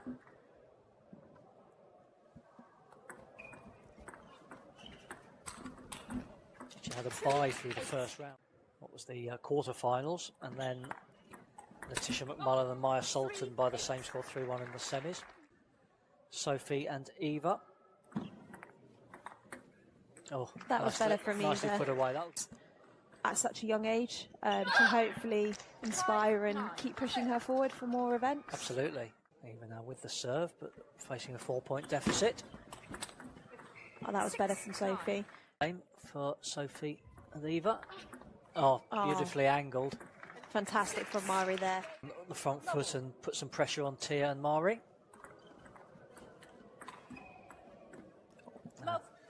Eva's trying to do a few faster topspin serves just to try and make sure that when Mari hits with the pimples, it's coming back as backspin. I think here it's about how she can utilise that to try and set Eva up for that follow-up. Maria, Absolutely.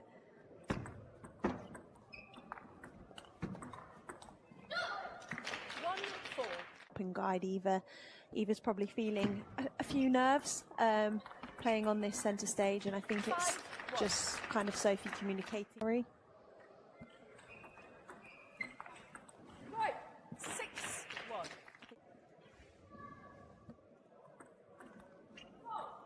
1-7.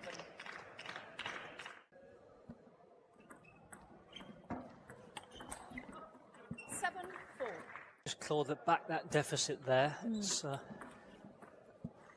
really good receive. And so they continue on the roll. It's not how you start, it's how you finish, of course. Tia's dad now in the stands, taking a break from the coaching duties, receiving that ball probably as effectively as she wanted. But then great from Eva there.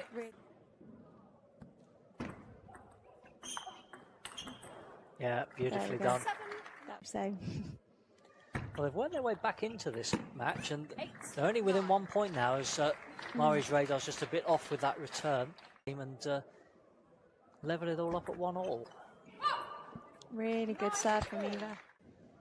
We'd love to be able to say what they've said, but everyone has their own different hand signals for it. You've got some inside knowledge, I feel, here. Tia, they're a little bit frustrated that that ball went past her. I think she probably knew she'd been done. This is the end, near the beginning of the game. You change who is receiving, and I think this one is working a lot better for Sophie and Eva. On the receive from the other opponent. Just one of the many facets of doubles play. Oh. 13-11. A little before. They've got a few between them through the age groups. Yeah, final. Sophie's first senior national championships and Eva's first final as well. So really great to see. Feature on the Table Tennis England website, and she always talks slowly and steadily, just improving, increasing their ranking and gaining that experience.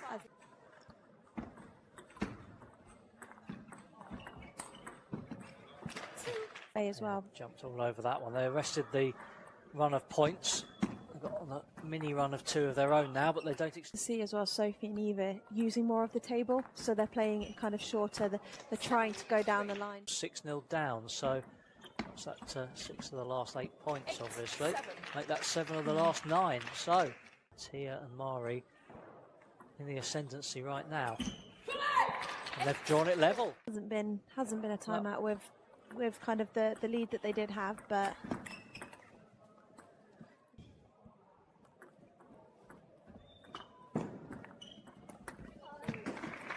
Fantastic.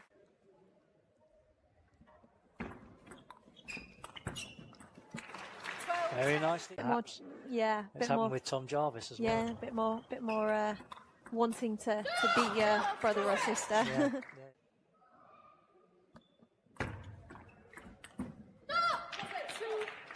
Eva just figuring out that timing on the shot. Only take a slight variation and trying to angle the bat to get the ball back. That's nice. Each point now they will see is 1 step nearer to getting their hands on that trophy in a few minutes' time. A backhand serve. 3-5.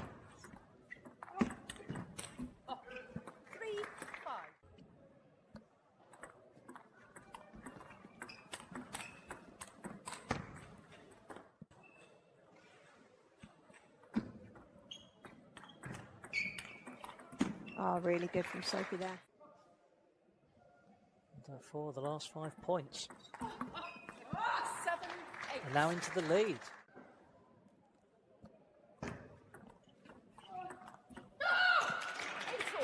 Worse to get on the top step of the podium. There won't have been that many younger national champions. I'll have to dust out many. There's a sprinkling of teenagers, that much I do know. Plenty to do to get to that position though.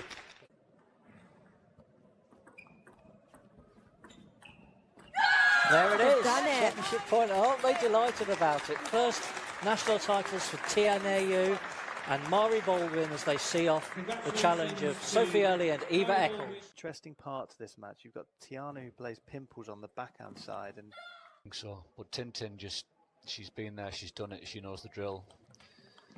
And that's a fantastic exchange. Wonderful. Oh. Yeah, there it is. oh, that's brilliant. Oh, look at that. Absolutely tremendous here from Tia. We might see another early timeout. If the next point or two go to Tia, then will Charles or Tintin call it?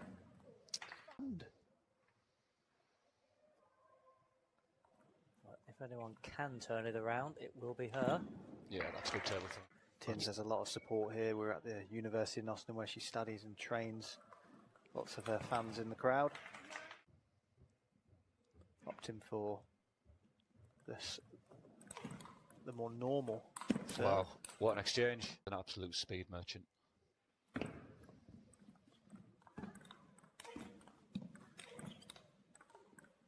Oh, that's good. Wow.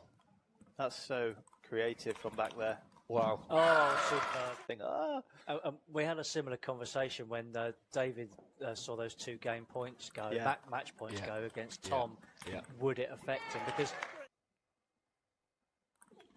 that high toss serve coming in as well, Gav, that you were calling for earlier. And that's always a sign of belief for me when people stop doing that. Kind of goes full circle then. The body language suddenly becomes more internalised. Wow. You go for her first.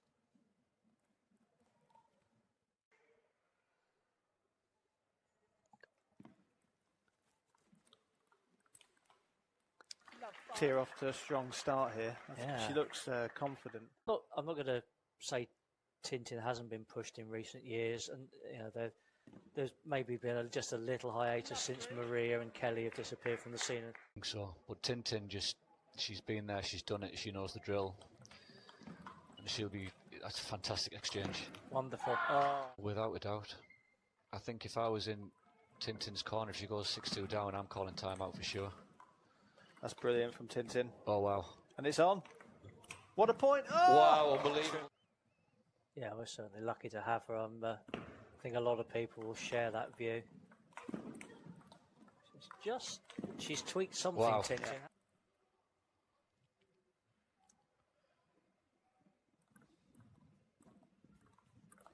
What I've not seen a lot of with Tintin, which opting for the more normal. Wow, what an exchange. Keep it that way from her point of view, but Tia just hanging on. Oh, that's brilliant. Looking to kill the point too early. Got to wait for the right ball. An absolute speed merchant.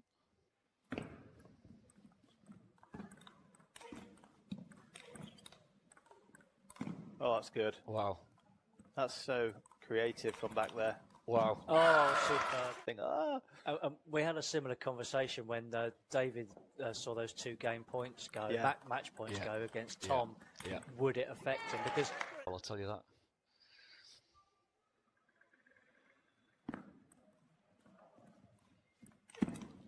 That's good play from Tintin. Yeah, absolutely. Has an end to play with.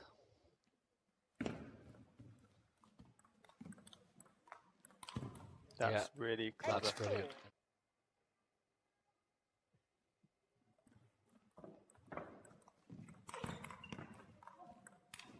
Wow. Oh, unlucky in serving. Opened up a little lead at this first one. This is a great rally. Quick. Oh, wow. It's wide. Wow. 2 for that. You must remember in all this, Tia's age, she's 17, she's it's hard enough for a seasoned athlete to maintain them. Yeah.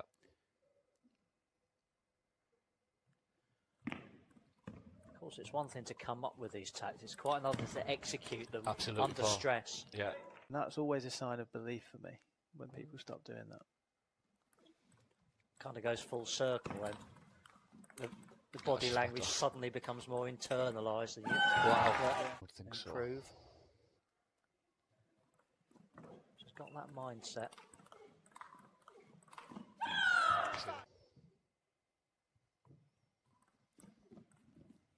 Oh, no, And there it is, the historic 7th, the end of a fantastic, mesmerising at times game between two wonderful young players. Tintin full of smiles as she goes across, and such respect between the players and the coaches.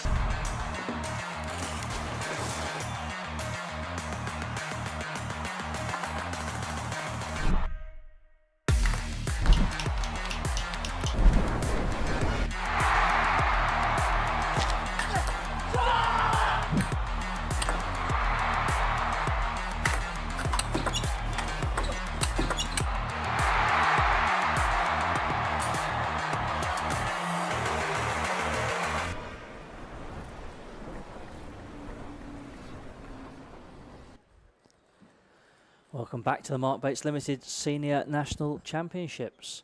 Hope you enjoyed those highlights from last year. Let's show you what we've got coming up on table 1. So, next up, women's #1 seed and 7-time winner here, going for a magical record-breaking 8th title, surpassing the great Jill Parker. It's Tintin Ho, and she's up against Malia Baig. Following up with that, we have Josh Bennett, star of silver screen as well as table tennis, of course, and he's up against World Championship medalist Sam Walker. And then the last in the round of 32 bracket on table 1, we'll see the #2 seed, Tia Yu. You've just seen some highlights of that spellbinding final last year when she was 3 up against Tintin, and Tintin came back and won it 4-3 for that 7th title. Tia is going to be up against Mia Sultan from Middlesex. That's to look forward to a bit later on. So we're here at the Mark Bates Limited National Championships. Mark Bates have sponsored the National since 2020. It's a family-run business and one of the UK's leading specialist insurers, providing 5-star cover for home, travel, mobility equipment, and all with award-winning customer service. Check out their insurer app. That's available on both Apple and Android. Lets you store all your insurance documents, policies, key dates, and everything else that is essential to modern life in your digital briefcase, reminding you when renewals are due, finding quotes to save money, and access to the Premier Club, exclusive rewards and discounts on high street brands. More importantly, Mark is a great table tennis player. His daughters, in fact, were very good players as well. And Mark is here at this event, so do go and say hello and go and visit their stand in the fan zone if you are coming along. And there are still some tickets available for tomorrow, by the way, so head to the Table Tennis England website and get yourself in the crowd. We're just waiting for the players to emerge. So we'll have a look at the upcoming schedule. As I've said, we've got Sam Walker and Josh Bennett up next. That's the 2:30 match. And Tia and Mia Sultan are the 3 o'clock slot in the round of 32, and then round of 16 and quarterfinals to follow. It's all singles from now on in pursuit of that coveted place in finals day. One man who knows his way around finals day, maybe not as well as some of the players here, but he's been there and won the medals. Chris Durant, he's here in the commentary box with me. Welcome. Thanks a lot, Paul. So it's not a happy tale for you, these nationals, though. You're injured, I hear. Afraid so. I had a very busy Saturday at the weekend, and I tweaked my groin. And I had a evaluation on Wednesday from a top physio in Northamptonshire, and I was told I had an acute injury that, in theory, there was only about 1% chance that I would make it significantly worse. She said, you can play, but the more you pay on it, the tighter it's going to get, the weaker it's going to get, etc. And unfortunately, with my ranking dropping a little bit these days, I had to play the groups, and I had 5 matches in the groups and then a couple of mixed doubles, and then I woke up in the middle of the night and my leg was saying no. So it really was refusing to work. So yeah, unfortunately I had to pull out of the mix of the men's singles today. Which is a bit of a shame, but you know, I was looking forward to playing Rohan, a sort of battle of the generations, and you know, he's probably arguably the second tallest guy in the hall. I think he's about 6'3", 6'4" now, so it would have been interesting in that regard. So but yeah, no, one of these youngsters I'd not played. Always nice to play the next generation of players. You know, he's under half my age. It would have been interesting, but wasn't meant to be. Yeah, I think a few people would quite fancy seeing that. He came through the group with Will Bailey and actually showed quite a level head into that, because you know, Will is a world-class para player, but he's a pretty bloody good, excuse my language, pretty good able-bodied player as well. So the ball kept coming back at Rohan, he just kept a level head. So yeah, I mean, especially, for lack of a better word, antics, you know, the noises Will makes and the stare downs and everything. It's always more sort of like a, he's testing you as a person as well as a player on the table, and it's always impressive when the youngsters can get through that. And it was also, both of them are backhand specialists, so they were both trying to play their strengths, and both of them. But yeah, especially also playing someone like Will and going 1-0 down best of 5. You don't have the security blanket of best of 7 that you have later in the tournament. You've got to be near perfect for the next innings. And to be fair, you know, it was something along the lines of 1-1, 6-1, very close, and he came through it in the end. So fair play to him. You're welcome, Rohan, for the walkover, and I believe he's got Shaq. Was it about 5 o'clock? 5:30 that round of the... Yeah, well, I will look that up. I'll just, while we watch Tintin and Malia warm up here, I'll just mention a few of the other players who are through. Yeah, Shakil Webb-Dixon has got through against Gabriel Achimpong in 3.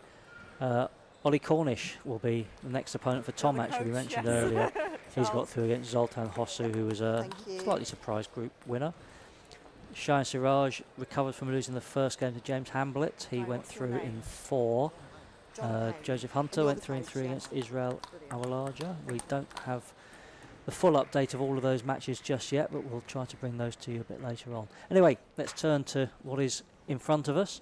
We saw umpire Chloe Ireland supervising the coin toss there. She's joined on court by Dan Bullen.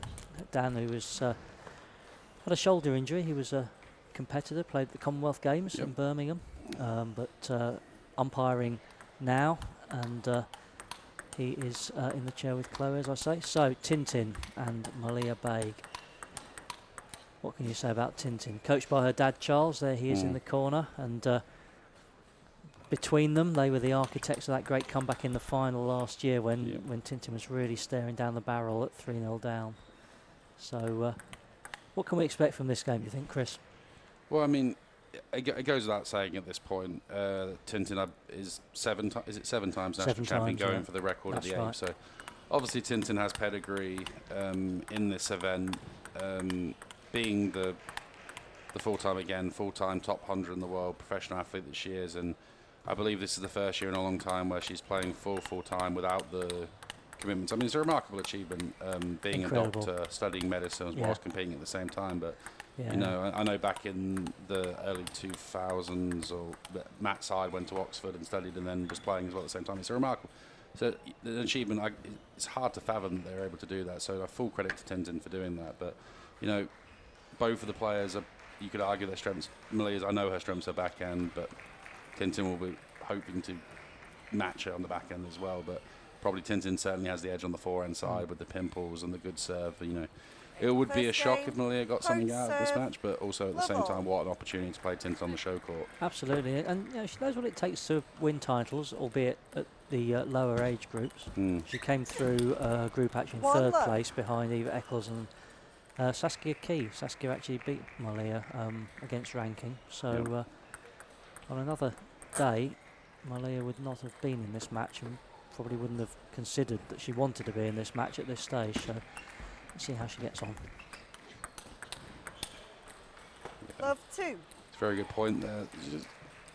Tintin also has the slight advantage of being one of the few better servers in the women's game. You know, it's a lot of the women have okay serves and they're fantastic in the rallies, but the serve sometimes, to an extent, they're more happy just to chip them in and keep the ball tight. Whereas Tintin with the penholder wrist can get that extra sort of 30-40% speed and spin on the serves, which makes a long difference over the period of the matches. 3-1. Like that, winning the cheap points with the extra spin through the air. So I think she's been a good first 4 rallies here. She's acquitted herself quite well, Malia. Just unfortunately, the scoreboard doesn't quite reflect that yet. Let's 3-1. Don't see the high toss from Tintin that often. I think she's. I remember speaking to her at Peterborough in Archway a couple of years ago before the Commonwealth. She was looking to add these extra dimensions into her game because, if we're being honest with you, the dominant of her career in England, no one could match her for speed. And that's the case across Europe. She was so fast. But, you know, if she wanted to reach that next level, let's say top 40 in the world in the women, she has to add new elements to her game, potentially. Maybe taking more backhands down the line, more high toss serves, taking more of a risk, not hitting every ball full power. You know, it's very tricky, but it's in the nicest way as well. Last 32, she might be feeling a bit more comfortable. Maybe she's trying out all her serves now to see what works for her later in the tournament. 2-5. Yeah, Tintin having a real crack, I guess, at the LA Olympics. Yeah. But not just that, just seeing how far she can get. She's had success in doubles, certainly with Connor, for a historic first English title in the WTT mixed doubles event.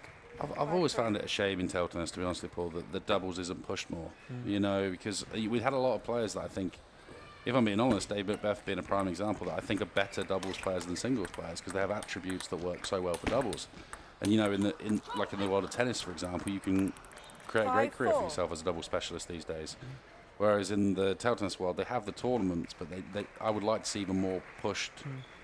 You know, not have them running concurrently with the singles. Have a specific doubles WTT just for doubles sometimes. But 4-6. you know, interesting stuff. Sorry, I lost my voice a bit. Too much showing yesterday in the group stage. Yeah, well, it's interesting you say that. I've actually noticed the ITTF have announced the Doubles World Cup. Yeah. So that's kind of is the last missing piece of the jigsaw in terms of the World Cup portfolio. 4-7. Yeah, fantastic play there. Pulling out a 3-point lead now. Yeah. To fair, I think she's played really, really well these first 12 points, Malaya. It's just, you know, she's playing someone of the calibre of Tintin, and maybe if she was on an outside court right now, she'd be 8-4 up. That just shows you the standard you have to reach consistently against these guys. Is it just a case of just go for it, don't hold back, be positive, always try to be positive? I agree. What I've noticed so far in these first 12 points, she's moved very well, actually. They're coming in and out table very fast, which, you know, I'm not saying you're going to beat Tintin for speed, but if you can close to match her for physicality, then you've got a bit more of a chance. But I know a lot of the time she's just too quick for a lot of the girls to get to the balls. Yeah, well, case in point, Malia taking that receive there very early and whipping it. Tintin couldn't get it back. Let's.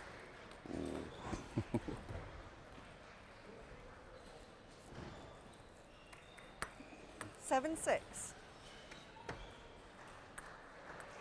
Great shot that of the outside courts in the background again. We're pretty busy. It will begin to quiet down a bit as we get to the quarterfinals, certainly. 6-8. Only 4 matches on at once.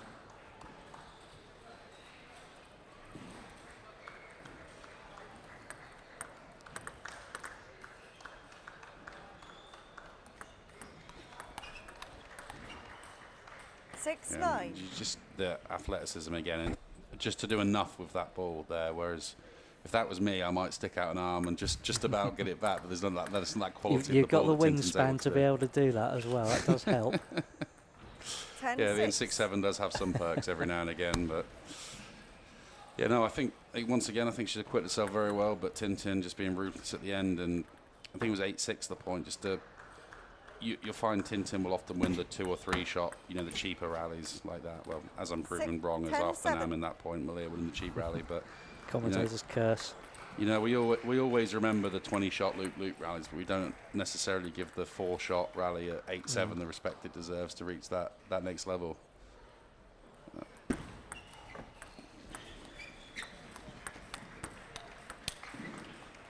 11-7. Yep, puts it away. I think the second time of asking, I thought she might have pounced on that first one there, but she didn't, and then had enough on the second one.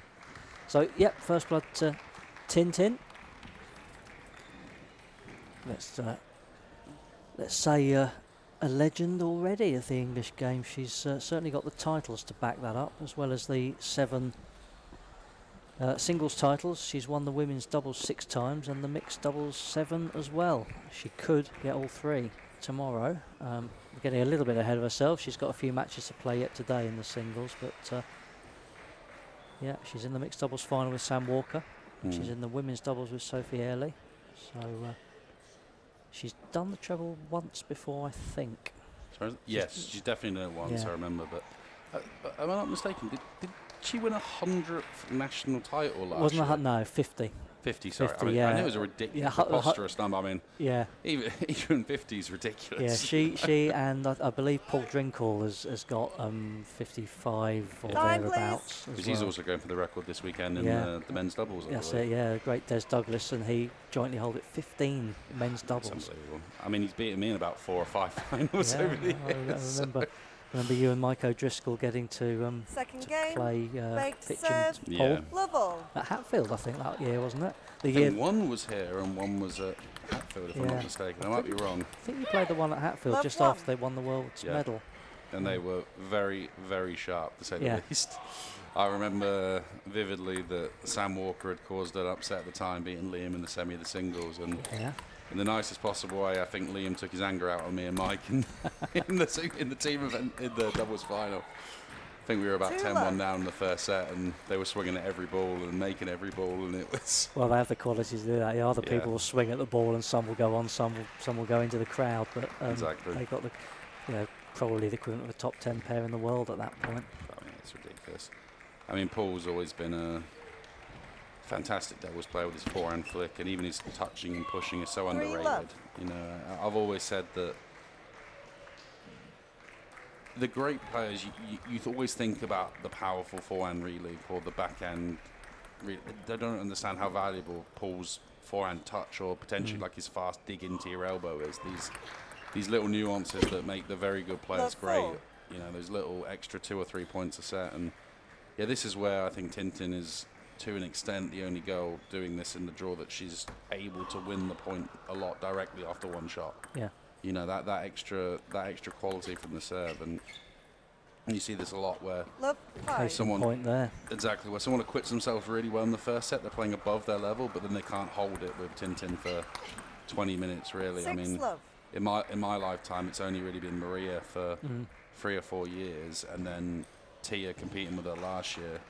I think Kelly beat her in her first national final when it was a bit of a changing of the guard, and then Tintin beat her the next year. That's exactly it, yeah. What's interesting, so Tintin never beat Maria in a senior final. She lost both times that they met. She's beaten Kelly, as you say, a couple of times. She beat Mari Baldwin in the final, Emily Bolton, Tia. I think she might have beaten Jasmine one year as well. I need to check that. But, yeah, so a whole variety of opponents who have not had any joy against Tintin. Maria seemed to have the spell over in those national finals. Yeah, it's just that extra quantity of spin. She was the spinniest girl, at least in my. If you discount Joanna Parker or Joanna Drinkall now, sorry, obviously a defender who create quality, high quality of spin. I think Maria was by far the spinniest attacking girl since I've been playing, and that, you know, the tactic when you play Tintin, because I played Tintin in the Table Tennis Daily Super League a few years ago. You know, 1 meter off the table, and you have to spin every ball really heavy, because if you don't, she played Joe Ferguson in the match before, and he's playing speed, and he has absolutely no chance. So, if you're able to create heavy spin against Tintin, she struggles a little bit, but I think she's even better than she was then when I played her. But so, other side now of a timeout. Remember, both players are allowed. They don't have to, but they're allowed to take one timeout. And Malia had seen and had enough at 6-love down that she wanted to just try and break the momentum as much as anything. But it's not worked at the moment as Tintin wins the first point back at the table. Malia getting a little help from the net there, but she can't take advantage of it, and beginning to cut a slightly forlorn figure now. Afraid so.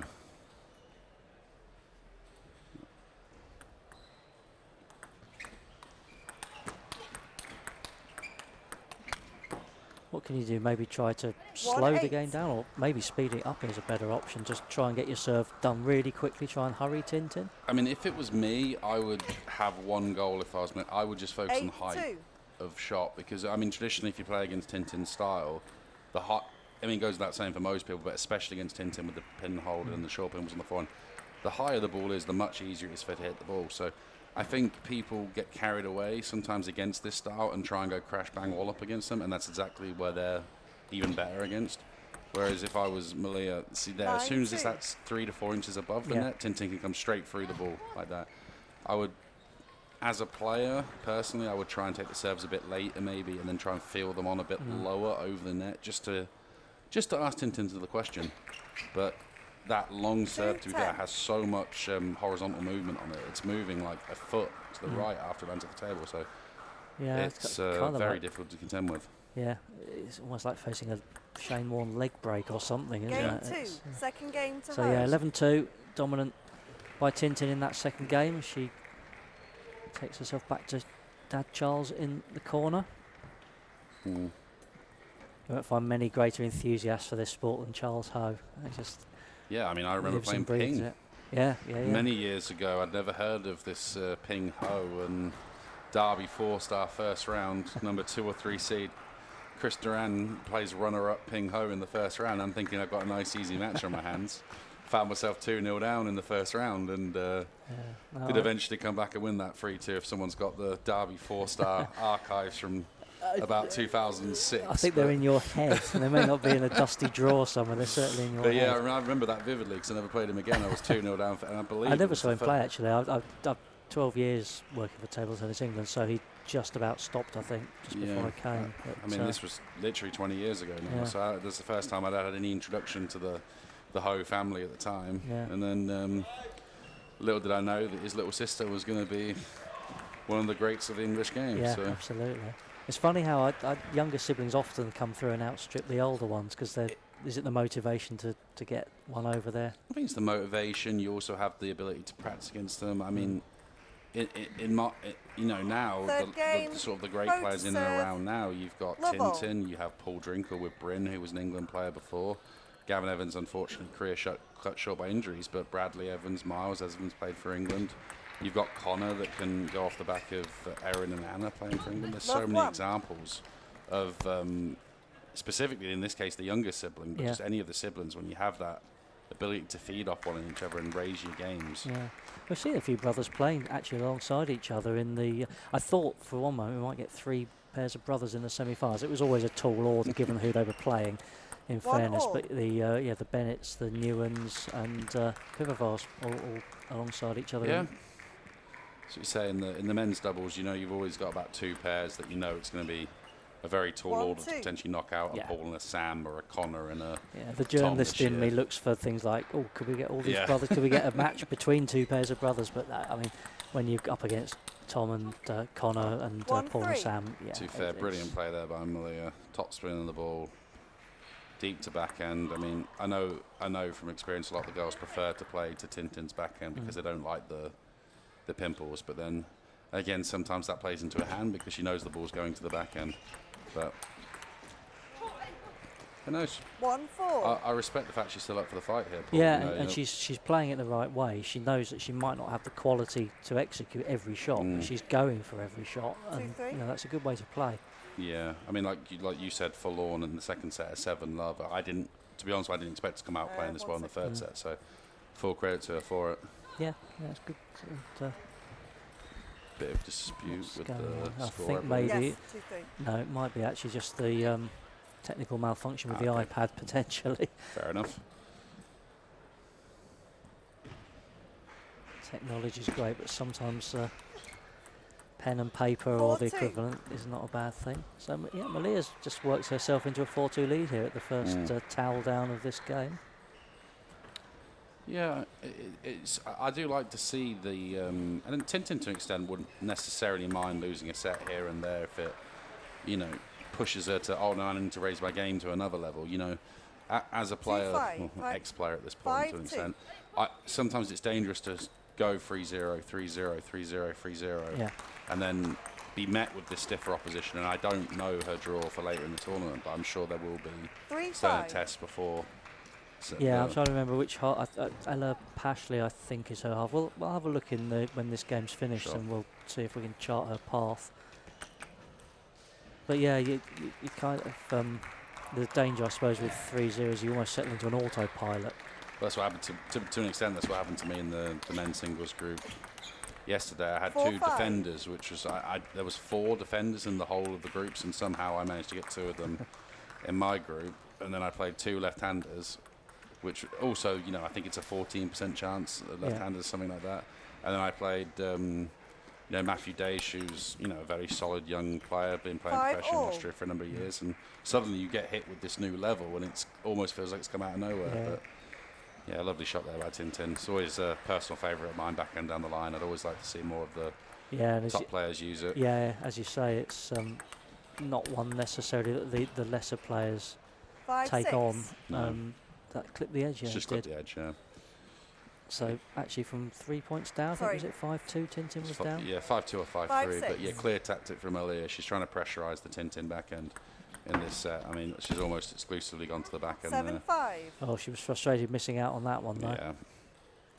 Tintin just popped up that receive, and you know, Malia maybe for the first time wasn't, you know, coming forward and on top of it quite quickly enough. Yeah.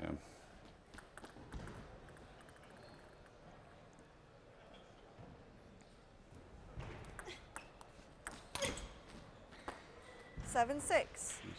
Only human. Tintin does miss the odd forehand as well. And Ella Pashley, I can tell you, was actually just 1 on table 2. She beat Lisa Rinhofer 7-1 and 7.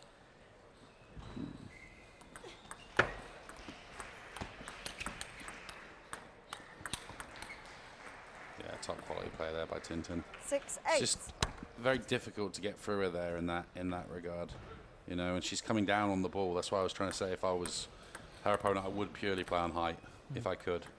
The second you pop it up, she's devastating. 6-9. A little bit unfortunate, Molly. She got the block on that one, but just couldn't quite get it back on the table. So 2 points is that? Yep, 2 points now from victory for Tins. Let's fault. Too far back.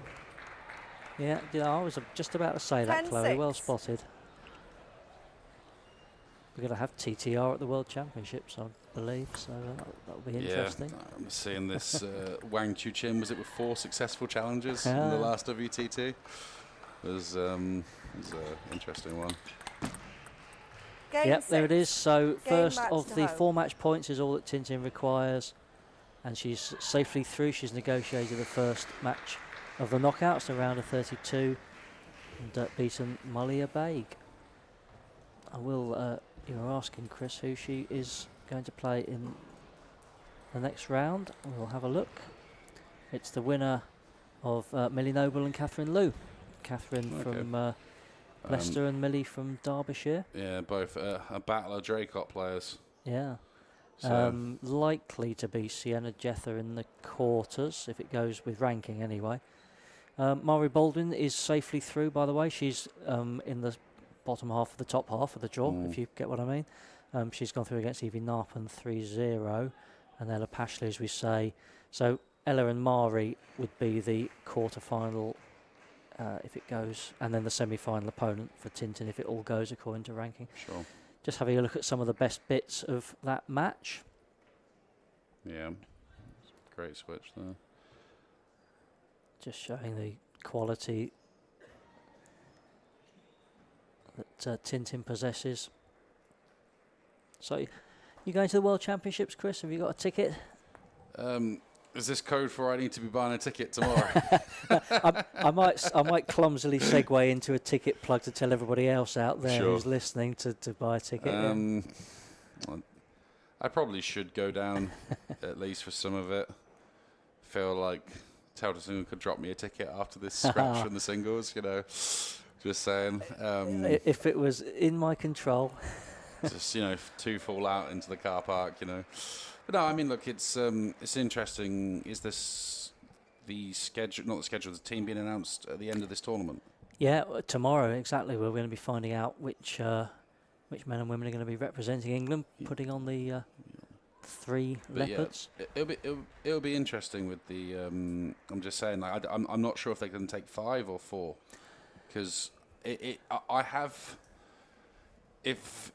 3 bankers in my head, We're talking about the men's team here. Yeah. I have 3 bankers in my head, and I'm trying to decide if they go for 4 or 5. I'm not 100% sure how it's going to work out.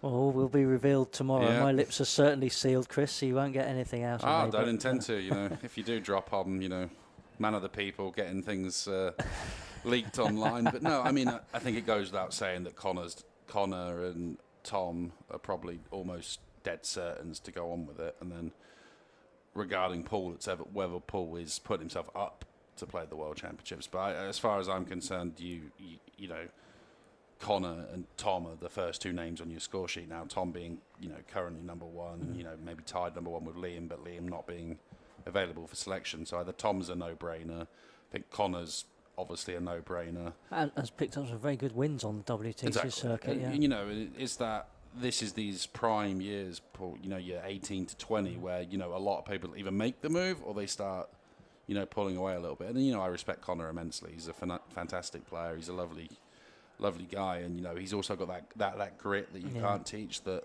you know. He's certainly showing that he's more likely to be one of the ones who does kick 100%. on. Yeah, so, you know, I'm not. No, do we then send someone like a Joseph Hunter for experience, who, you know, realistically we're going to sit him down and say, look, you're not first name on the score sheet, but, you know, we feel like we see something in you, and, you know, it depends a lot on how his nationals goes, etc. Or do you go for the experience of a Bagley, or you say in the nicest possible way, look, Andrew, you know, you're 43 now, and we're looking a bit more to the future. You know, we respect you. You've been a great servant for Town Single. You've won this tournament 3 times. You know, maybe 4 by the time the selections come out officially. But who says? Who's you know, it all depends. It's a very unique experience, especially with this year's nationals, with, you know, Liam and Paul not competing the singles. You could more theoretically have had a surprise bronze medalist maybe in the singles, or even a winner potentially. You know, but I'm very interested to see who they pick. Well, the man with all the answers, Gavin Evans, and he will be revealing all tomorrow. Sure.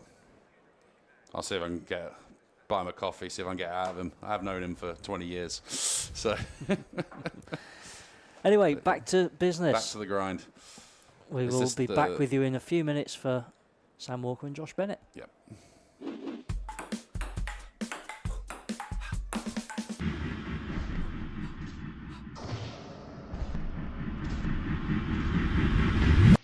Hey, yeah.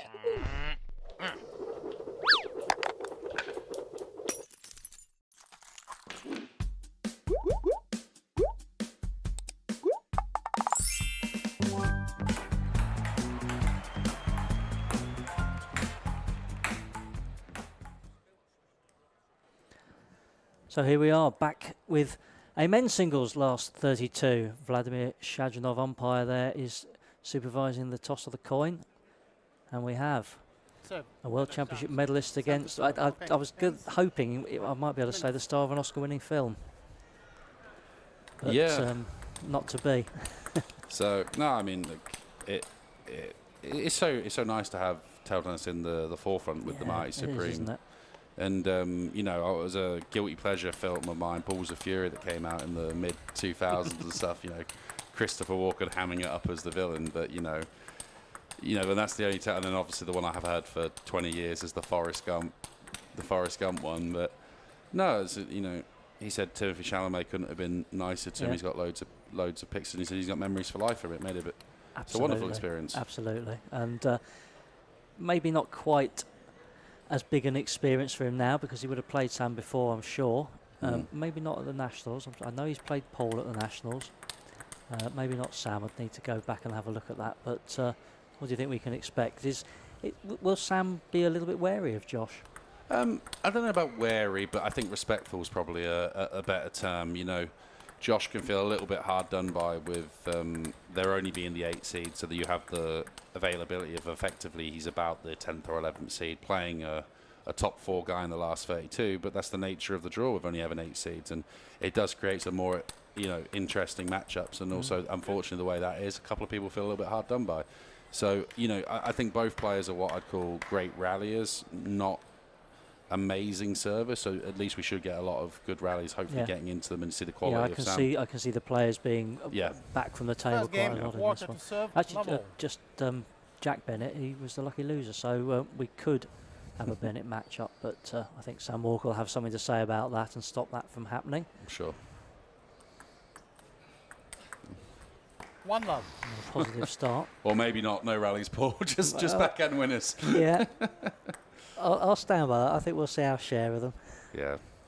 I mean, he's very two-winged, Sam. I mean, his backhand's almost as powerful as his forehand per se. Great backhand flick. You know he's going to get to a lot of balls and make a lot, and you really have to be on top of your game against him. Yeah, plays in the Bundesliga as well. He's had some decent results of late. Yeah, he wants this one though. 5 finals he's lost in, and I know it's an achievement in its own right, because if you think about it logically, I think bar the 1 year he's never been a top 2 seed. So making 5 finals, he's almost punished for overachieving. You know, and yeah, you have to beat 2 top players to get there. That's the issue, and that's the problem that would have faced someone like myself. If you are bottom of the top 8, you have to beat 3 great players to get over the line. And Sam in a weird way has almost been like the most consistent player at nationals, with the one exception of last year where Dave took him out fairly handily. I don't believe Sam was in the best of form at the time. No. And Dave obviously backed up by beating Tom. Yeah, in the absolutely. semi-final. Yeah, it was a great tournament for him. First national final, singles final. Yeah. And I mean, outside of that, I reckon in the last 8 events before that, he was probably in half the finals and half the semi-finals. He never had a bad loss. Yeah. So. Yeah, that's it. I mean, and he's beaten Liam, I think I'm right in saying 3 times. It's at least certainly 2 twice, or 3. Yeah. Well, it's 2 in a row because he beat him, as you mentioned earlier, at Hatfield shortly after Kuala Lumpur, and then the following year as well. I don't believe he's ever beaten Paul, but Paul not being the draw this year might. I think you're right. But might then, be doing a favour. I mean, let's have a look at the pathway. This match kind of feels like Steve Rogers before and after the Super Serum and Captain America. With they both play very very similar games, but Sam just got that extra quality about him. I have to admit that reference is going a bit over my head. Come I'm afraid. No, hopefully with the youngsters I'm not they get down that with the reference, kids or whatever. Yeah, so there could be an interesting matchup. Whoever wins this one will play Isaac Kingham or Abraham Salado, which again, interesting. You referred earlier to these kids having a chance to take on one of the bigger players and give them something to think about. So that will be one of those. And Bagley potentially in the quarters. See, that's the match I'm really looking forward to, because I'm very good friends with Andrew as well, and Sam once upon a time was my doubles partner, a hairline ago, and a functioning knee back when I played a bit better. But he's arguably underachieved against Sam in their matches in the past. This is Sam's kind of haul. He likes his game suits the R40, the butterfly ball. He suits these conditions, and I'd like to see them. Andrew took out Paul Drinkle last year, and then really gave Liam by far the best match that he had at last year's championships. But sorry, excuse me. I feel in this game right now, if I'm being totally honest with you, watching the first couple of points, Josh didn't truly believe he could win the game, and it'll be interesting to see if an Abraham or an Isaac plays Sam. Can they go from point 1? Yeah. Because realistically, if he loses the first set, it's a hell of a long way back for them. They really probably realistically have to win the first set to have a chance to win the game. And actually, Isaac gave Paul quite a good game last year, as I recall. Sorry, I missed that. I think Isaac Kingham gave Paul Drinkle a good game last year. Trying to remember. I remember Max Radovan lost 4-2 to Sam. Yeah. I remember watching that in the commentary box with Connor last year. That was a very good game. 6-9. Yeah, Isaac's a very good player, just a little bit streaky, so that could work in his favour against someone like Sam. But yeah, that's a little large match actually, that, isn't it? Because Isaac's getting on, it must be 6'2", and Abraham is shorter in stature. Yeah. We had a picture of each other earlier. It looked a bit, me being 6'7", him probably about 5'7". There is a picture somewhere on record of you with Zach Ferris, who many people will remember from the events team from a few years ago. Which, you make most people look short, to be fair. I'm afraid so. I was not born for table tennis, but fell into it, I'm afraid. So Sam taking that first game, and goes back to Howard. I was saying earlier, it's nice at this event that the England coaching staff take a step back, and a lot of the players are with coaches who they've known really since they were very small and taking their first steps in the game. And Howard has certainly been with Sam many years. I mean, he's one of my first coaches, you know, in the East Midlands, high performance, played for him in British League, again 20 years ago, you know, feeling old now, but it was, no, he's a lovely man, Howard, and, you know, he's done, every time I see him, you know, get a nice warm hug and a handshake, and I've had a few, you know, nice sentimental gifts from him over the years at the Nationals. And so is the chap who's the back of whose head you can see there, Cliff from Bats. That would be Cliff. Another stalwart of English table tennis, imparting some words of wisdom to Josh.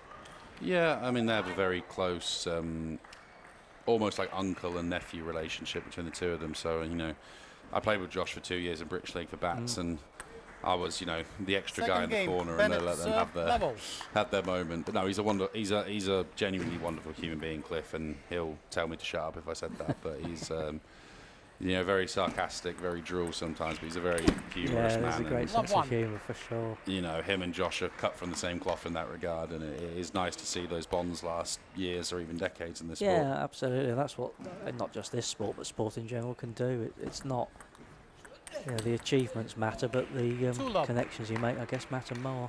Yeah, I mean, I say this to my players at the club in Highfield and in Wellingborough, that there's really only realistically going to be about 5 or 6 people in this tournament that are consistently maybe winning titles or even medaling consistently. I mean, there's someone like a Josh, and it's a remarkable achievement to have reached, you know, top 10 in the country and stuff. But I feel sometimes it's a little bit unfortunate that doesn't get appreciated enough, you know, how good these guys are. It's just a shame that then, you know, then they have these super athletes, you know, your Toms, your Paul within his prime, Liam, that are just that extra little bit above that. That's it. Every step from 200 to 100 to 50 to 20 to 10 just seems to be exponential almost. 100%. I said this to someone the other day, and they categorically disagreed. I said there was a bigger gap between 10 and 5 in England than 110. Yeah, and they were like, that's probably right. And it's just that extra quality on the ball, you know.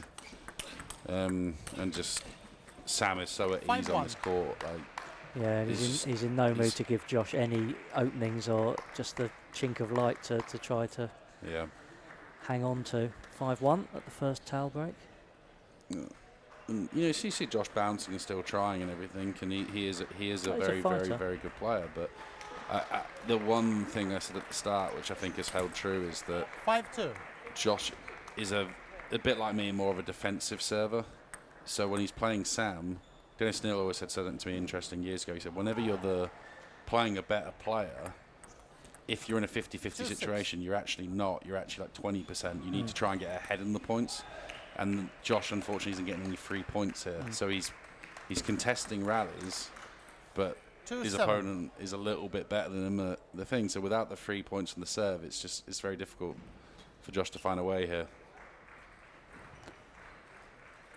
Yeah, well, he certainly needs to find a way sooner rather than later if he's to get a foothold in this game. 7-2 down. 7-3. There's a start. Just Sam hitting the net.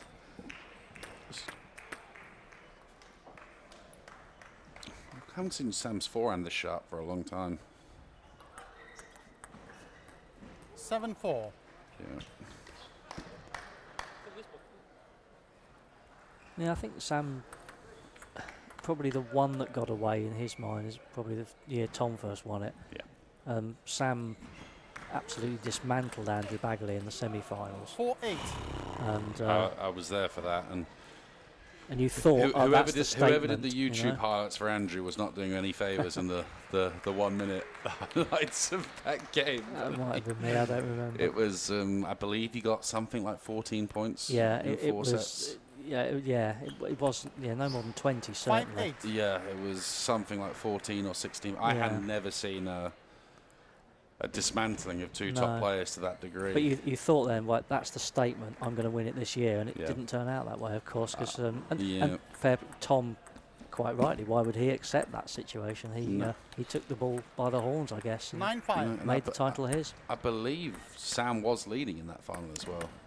1-0 or 2-1. Yeah, I and think it was 4-2. 1 up and then came back to 2-2. Yeah. I think, yeah, I seem to remember the fifth was pivotal and close. Yeah. And it went to Tom. 10-5. I believe there was a yellow. Oh, nice bit of football skills there by Josh. You know, but the it'll be interesting because that was the year we lost the doubles final to. Me and Joe lost the doubles final to Sam and Tom, and I think Sam. To be fair, they gave us a bit of a chance. It almost felt like, because I think they were both had their mind on the. Because at the time, neither of them had won the men's singles title, and it was a big deal for both of them. You know, get your name on that trophy.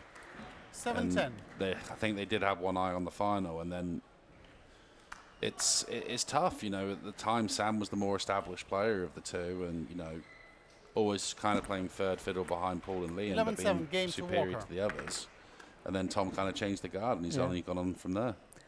Well, Josh could have done without that, serving off with facing game point. So he does find himself 2 down now. In fact, mentioning the brothers earlier, they could have only met in the semi-final. So never going to happen. But yeah, so Sam just one game away from the last 16.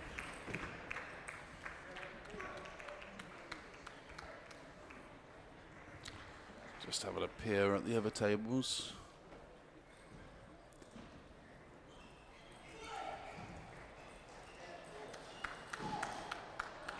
And I'll bring up some results. I can tell you that the other match, which is on the live score, we've got David Macbeth against Ismaila Akindia.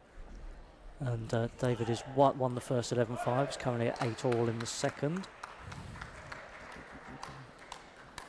And third game, Walker to serve, level. When the laptop decides to give me some more results, I will pass them on to you. Yeah, it's 9-all in that one. Oh, we're back on the sun. 1-love.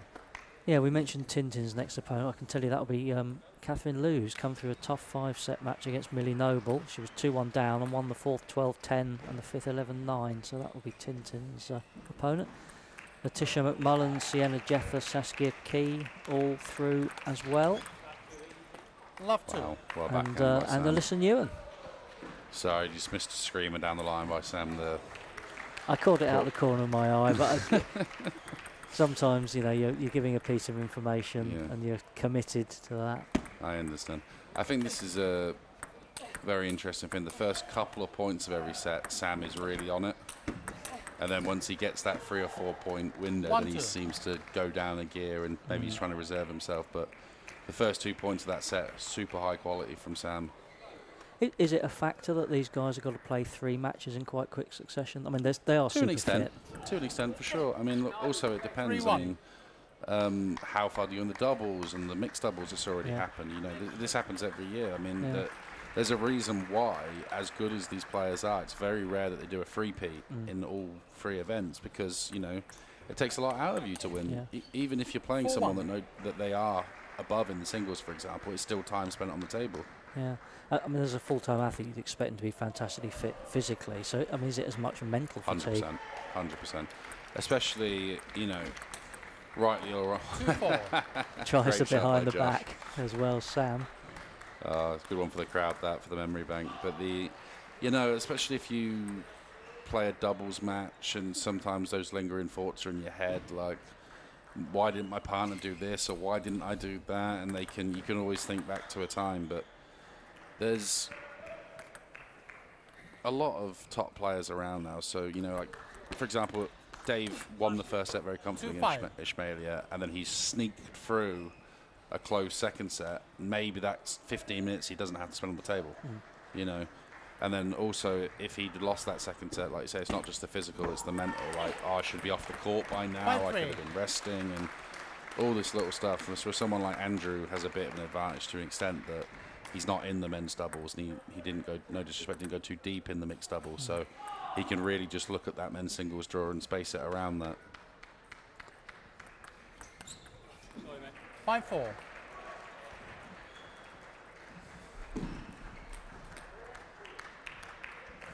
Josh still keeping Sam in his sights in this third game, trying just get to the business end of the game in contention. Yeah. Maybe even a point ahead, 4-6. but just falling 2 behind now. Yeah, someone that's played these top guys many times over the years, it seems to go one of 2 ways. They either beat you out of sight 4-0, 3-0, but if you can get them close, then sometimes there's been a couple of matches I've had over the years with some of the top guys where they have gone to 5, or that I may have nicked a win here or there over them, that they're only human, that if you can get them to 8-all, they can't swing as freely as they might say at 7-4 in this scenario right now. And Josh taking the time out to just try and get the initiative swinging in his favour. It just made it seem a lot louder now than it was. The atmosphere seems to have picked up a little on the other outside courts. Yeah, I think that's right. I think people are travelling to these nationals from all over the country, I assume. So some of them might have set off this morning. It's filled out, certainly. There are still tickets available for tomorrow. So if you head to our website, you'll find out how you can get yourself here for the historic awarding of 7 titles tomorrow, because the mixed doubles has often been on the Saturday, but we've moved it to finals day. So we've got 2 para, 3 doubles and 2 singles to decide tomorrow. A long but rewarding day. Yeah. So yeah. And I'm looking forward to seeing Will Bailey and Billy Shilton take each other. Yeah, me I think too. that'll be a Actually, good game. I watched Will versus Shea earlier. That was Billy versus Shea earlier. That was a very good game. 8-4. Yeah. Very, very good game. No, I almost think sometimes these last 32 clashes are the most interesting, with all due respect, outside of the Tom Jarvisy games, because you have these big, juice in the 5th battles with their weaponry isn't quite as much, so there's a lot more rallies. It's a lot closer, but whereas you see Sam here with just the outright quality, he's playing a ridiculously high level. And he's now just 2 points away from a place in the round of 16. Yeah. I think Josh may have sensed a few points ago that the game was up, probably losing the second. Although it wasn't close, had he nicked that one, maybe. 5-10. Yeah, there we are. I think accepting his fate now. 5 match points. Exhibition point. I mean, I would, but that's my style. 11-5 no, game. none of that, says Sam. I'm not going to have an scores exhibition. 3 I'm just games going to to thump nil. that backhand down the line and get it done and move on. So Sam Walker into the round of 16. I think a thoroughly professional performance there. Yeah, there'll be bigger ones ahead of him. So as you said, get off court. Don't be on court any longer than you need to be. So Howard have been telling him there. Let's have a look at some of the best bits. That was a great winner, that one, wasn't it? Wonderful. Sam angle. almost dancing across the table and just planting that backhand across court.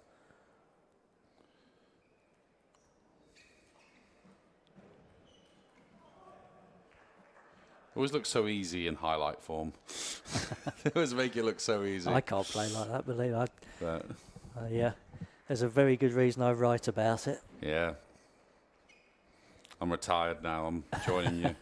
I can't compete with these youngsters As of anymore. about 3 hours ago. No, we'll still see you again, won't we?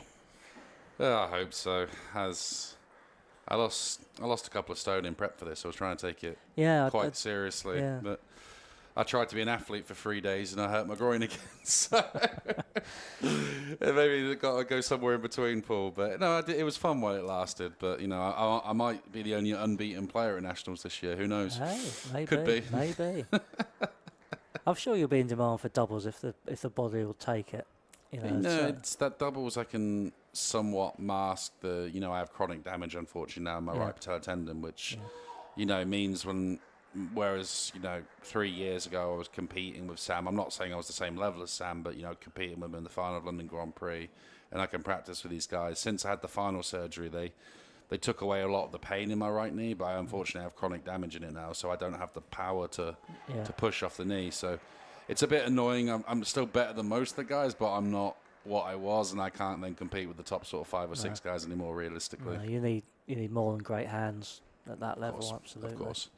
You know, it's a testament to, in my opinion, the depth at the very top has been better than it's been for, let's say, 20 years or so. I mean, if you went to the Nationals, let's say 8 years ago, some of the quarterfinalists, I'm not saying they weren't great players, they were very good players, but they weren't, let's say, ready to play a WTT the next day. Whereas now you go all the way down to, I mean, it's an exception this year because Liam and Paul not playing, but if you add Liam and Paul to the draw, you know, Larry is out the top 8, and then I'm out the top 8, and you've got 2 excellent players that are 9 and 10 in the draw, and that wasn't really happening 15 or so years ago. Very true. Let's clear up a few of the other results for you. So I'll tell you who people are playing the next round. We've mentioned Tom Jarvis will be playing Ollie Cornish to fight for a quarter-final potentially against Tom. That'll be Shaquille Webb-Dixon and Rowan Danny. Joseph Hunter will play Cheyenne Siraj. That could be a good game. Actually, these are all good games now. I mean, Ben Piggott against Connor Green in the last 16. A lot of good rallies. Yeah. David Macbeth has just won, by the way, against Ismaila Akindia. There's a few other games going on, so we don't know the makeup of the bottom half of the draw yet. We do know that Sam is through, Sam Walker. He will play the winner of Isaac Kingham and Abraham Salada. I'm just trying to peer down there, currently at 1-1. 1-5-3 at the moment for Isaac. There's confirmation actually on screen of the match between Tom and Oliver. That will be coming up on table 1.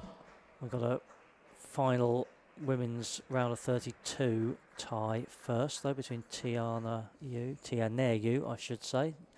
She likes to be called Tia. And she's up against Mia Sultan. And we'll see Tintin again on court 1 a bit later on against Catherine Liu. And we've got Joe Sawyer and Jack Bennett. Lucky loser Jack Bennett making the most of it when he's in the match. It's 1-all, 8-all at the moment. And it's also 1-all between that's Toby Ellis and Jakob Pivovar. Yep. Can't quite make out the score for Larry Trumpauskas. I can't even find, his opponent's just sitting down at the moment. It's Gabriel Schogger. And my eyesight is far too bad to see what's going on at the top end of the hall. And actually the scoreboards are pointing the wrong way anyway. So I'm in the dark, but I can tell you it's Chris Chotai against Leo Newen. Yeah, I can't help you on that one either. No, actually we haven't got the angle. I mean, I might just have been able to see the score, but the scoreboard's at the wrong angle. The match on court 8 does appear to have finished. That was Bagley against Josh Bruce. Bagley won. There we go.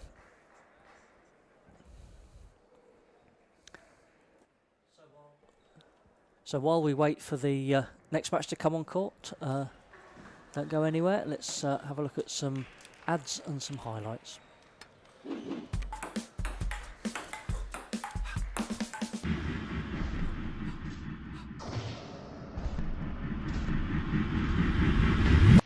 Hey, yeah.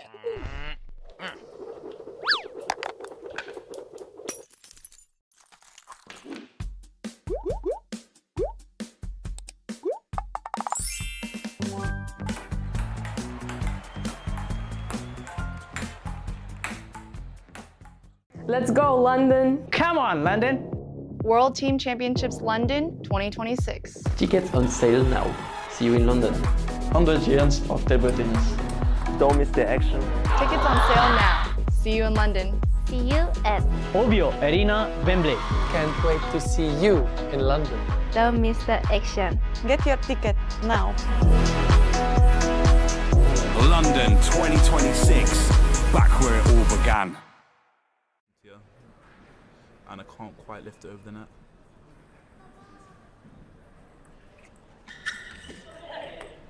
And Joseph goes long with the third ball, and it's all over. The first senior national title for Connor, and Anna Green defeating Tia Yu and Joseph Hunter by 3 games to 1.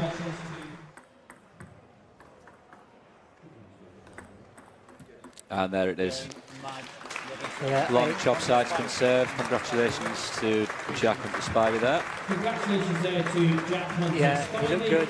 He looks back to his something like his best. Para Class 2 to 5 champion. Yet another title in the back pocket.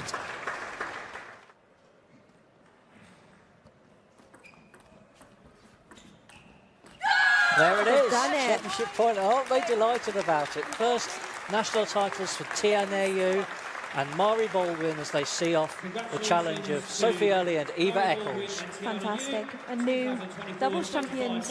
New names in the annals of table tennis England history. Okay, sometimes you got to do what you got to do. It's brought them 4 championship points. And there it is, they first just need time the one. asking. Tight around the net. Well, we weren't going to have a senior nationals without a drink hall medal, were we? Well, it's definitely put a smile on my face, Paul. Yeah, Aaron twice has served for the title. Now he's serving to stay in it. And he can't do so. So Billy, having saved 2 match points, takes a fascinating, fantastic 6-8 para-class final. 13-11 in the decider. I said it would be close, Dan. It certainly was close. Yeah, you can't get much closer than that.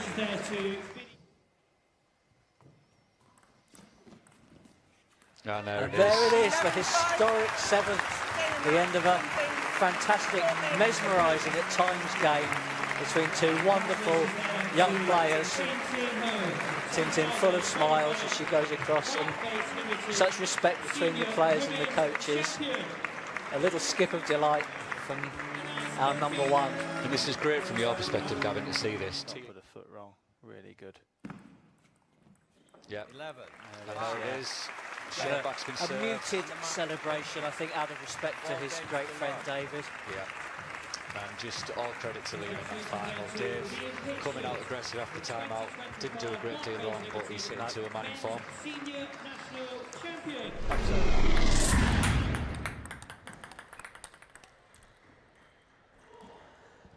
Welcome back. We've said goodbye to Chris Duran. He's gone to stretch out that troublesome groin that resulted in him pulling out of the competition.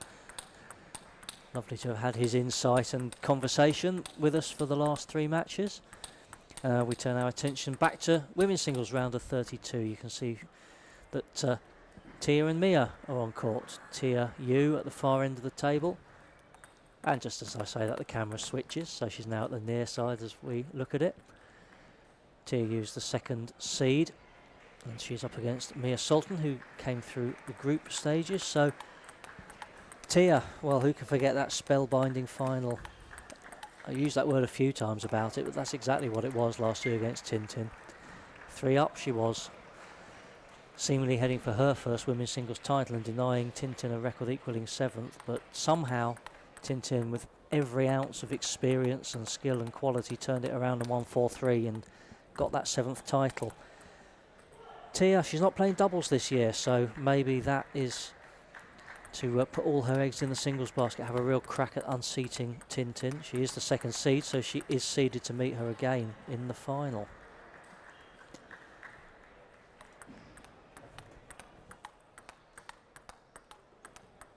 She is up against Mia Sultan. Now, Mia was 4th in Group 4, so there were 6 women's groups and 24 athletes who qualified. So Mia was the 4th and final qualifying place, and in the same group as Malia Baig, who we just saw earlier this afternoon against Tintin. And group 1 by Eva Eccles. As Mia gets us underway. 1, love 1. Just drifting long and losing the first point.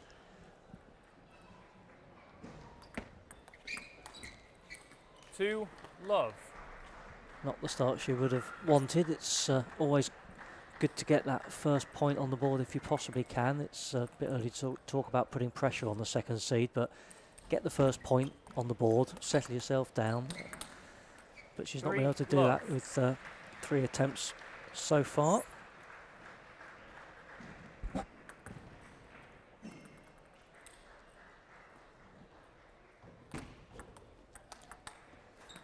Love 4. Again, just too much power there from Tia for Mia to absorb and get it back onto the table.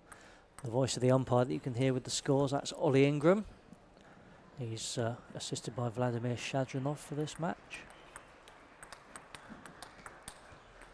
Love 5. I forgot to name James Pettigrew in the last match, actually. We better do that. We want all these umpires to get their moment and their mention, and quite a few of the umpires here today are going to be umpiring at the World Championships, either the Copper Box Arena or Over love. Arena Wembley, maybe both in some cases.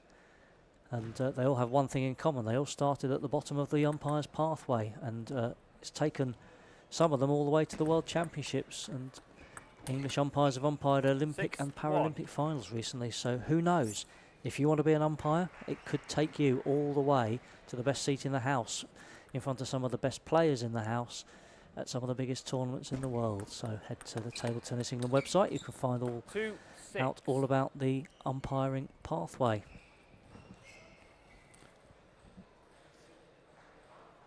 Mia has now got herself on the board in the last few points. Still finds herself 6-2 down. 2-7. As Chris was saying, it's just the relentless quality at the other end of the table.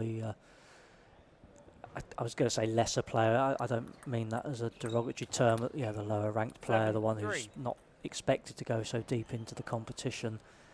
They can hold their own in a rally or win a couple of points with great shots, but it's just the relentless quality at the other end.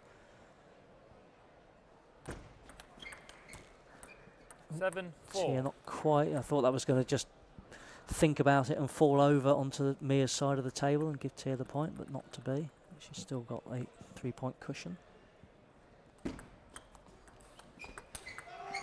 Yeah, 5-7. nicely done. That'll give her a bit of confidence and belief.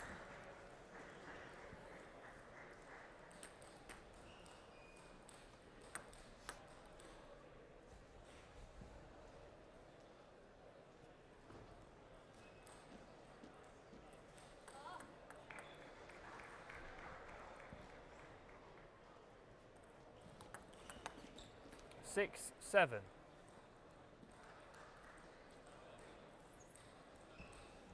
I'm just closing to a point behind now, so maybe this is the time when she might think, if I can just get some pressure 6-7. onto my opponent. 8-6. That won't help though. That's, well, she'll see that as a great waste, of course she will, but not a very opportune moment to do that.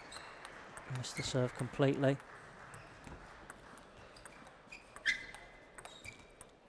8-7.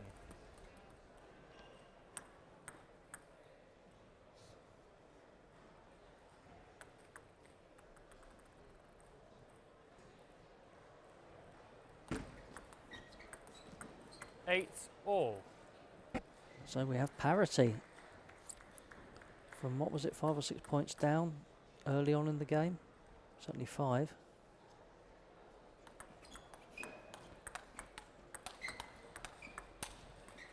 Eight, 9. I went for the shot, the right shot to play, but just that quality just not quite at the same level as Tia, and she missed it, what, by a couple of inches?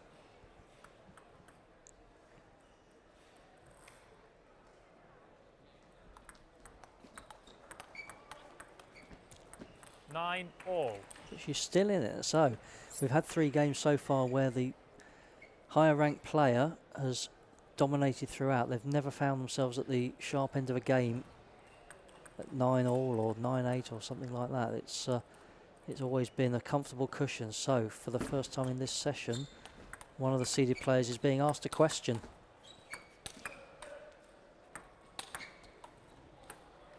She has the answer that time, as eventually the power of the smashing breaks through the defence.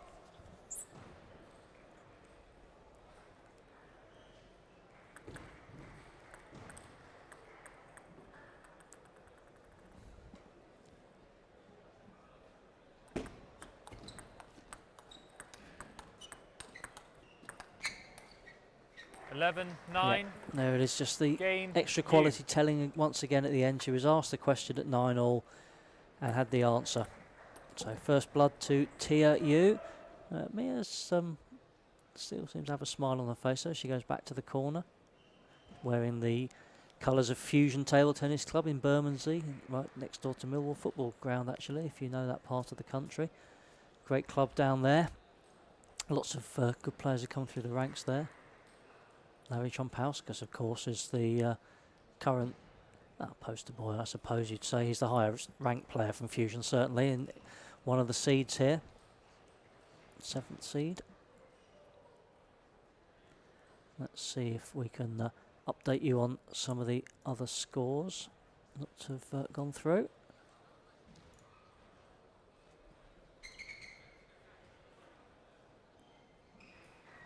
So yeah, the last round of men's matches. We know about the win for Sam Walker, of course. I mentioned that David Macbeth had got through. Andrew Bagley had got through, beating Josh Bruce, another of the Fusion members, in 3. Larry Trumpauskas, a couple of close games. He's beaten Gabriel Shogger 8, 10 and 6. You to serve. Joe Sawyer getting Ball. past Jack Bennett 3-1. Chris Chotai had a great game with Leo Newen and finally got through 3-2. Love that was one. the seesaw game. Chris winning the first, 3rd and 5th games. And Abraham Salado has gone out. He was beaten by Isaac Kingham in the Battle of the Youngsters 1-all. in 4 games.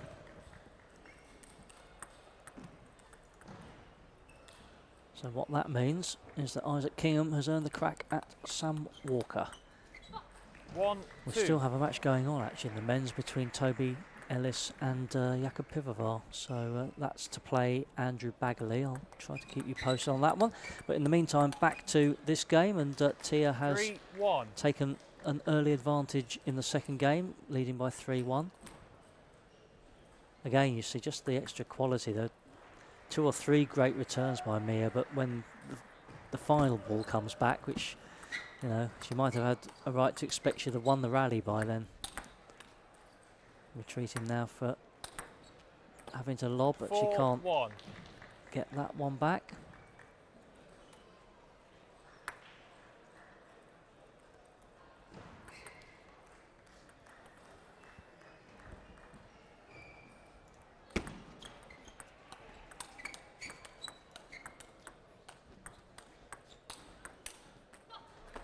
One 5. And already it's looking like Tia has maybe not quite broken the back of this game. But mind you, she had a lead like this in the first, and of course Mia did fight back and took it to 9. But she'll need to make her move pretty soon if she wants to have a repeat of that.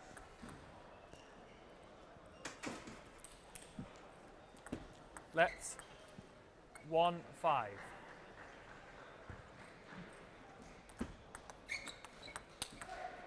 1-6.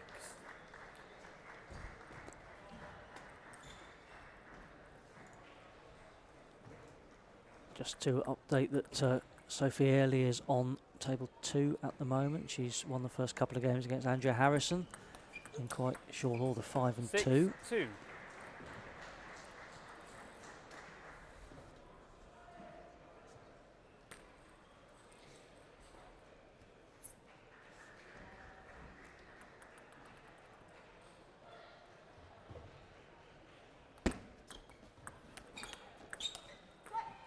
Six 3.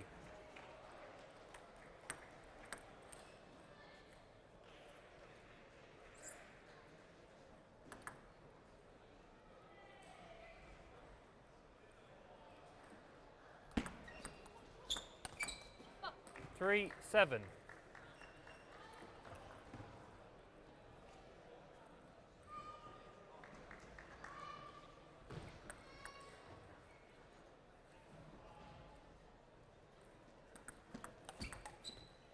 Three 8.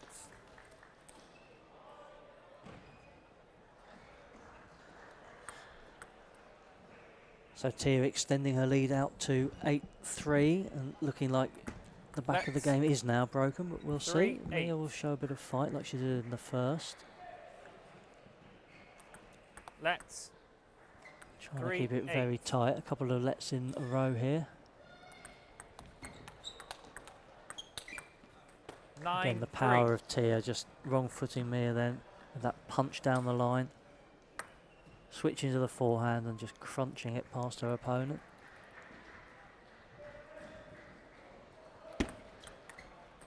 10-3. Mia took it on but missed it and now faces 7 game points.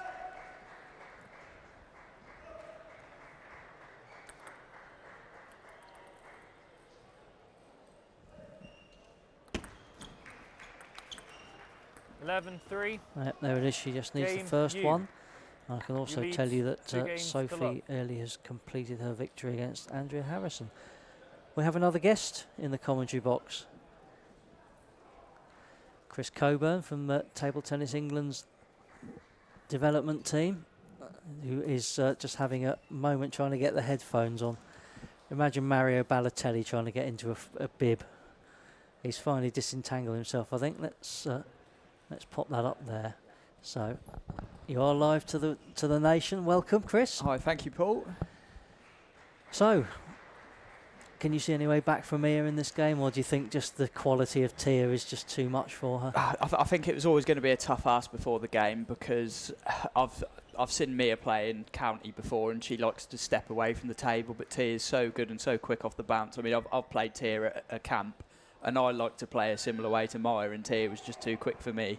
So, yeah, it's one of those matches, though. You've just got to enjoy it. When you're playing a better player, you've just got to go out there, see what you can do, and you never know on the day what happens. Sometimes someone could have an injury that completely changed the course of the game. So, yeah, just give it your best shot. So is it Mia or Maya? Maya. Maya, right. Well, apologies. My apologies. I've been calling her Mia all this time, Fourth and serve. Love all. We'll get that right from now on. We might need further clarification on that, though. I'm not 100% sure. That was a good backhand down the line there, though. Well, we could use her surname, but it just feels a little bit unfriendly, doesn't it? I think that's more of what she's got to do there, though. She's got to be positive, stay close to the table, try and counter. Yeah, well, she did a lot of that in the first game. I think she didn't get on the board for a few 1-all. points. She was 6-2 down, certainly. I think it might have been 6-1, but came back to 9-all by doing exactly that.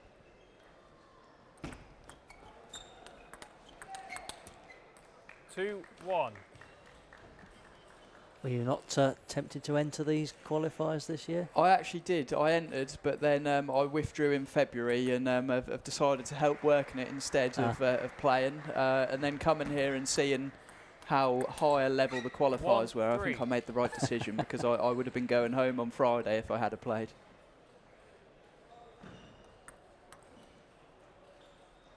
I think we've got Senior British League next weekend, so I'm saving myself for that.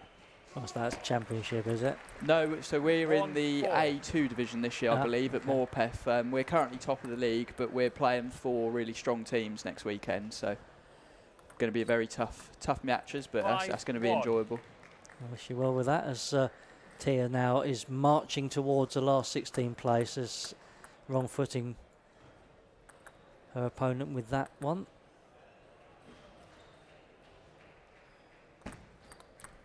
6-1. Yeah, I think the writing is well and truly on the wall at this point. You just see actually Tia's dad in the background in the crowd there. Yeah, two serves which Maya can't get back over the net. Does she take a timeout, or does she now just shrug and accept that? 1-8. Yeah, she's serving into the net. Certainly not going to help. Let's 1-8. Must be very easy to become demoralised when you just the relentless quality at the other end of the table. Yeah, I know that feeling when you know that you're going to lose before the match is finished. You've just got to try and find a way to just enjoy it. Yeah, and you know you're a good player, so you've got to back yourself, I guess, to have some moments and play some good shots, and get a couple. You think, yeah, I crunched a winner past 10-1. Sam Walker, TAU, whoever it might be. Oh yeah, especially with the crowd here, you want to do something. Well, that we heard Umer Morthor got a great when he got his first point against Tom, got a great reaction from the crowd. 2-10. Well, there's one match point saved, so that's something you can say. I saved a match point against the second seed.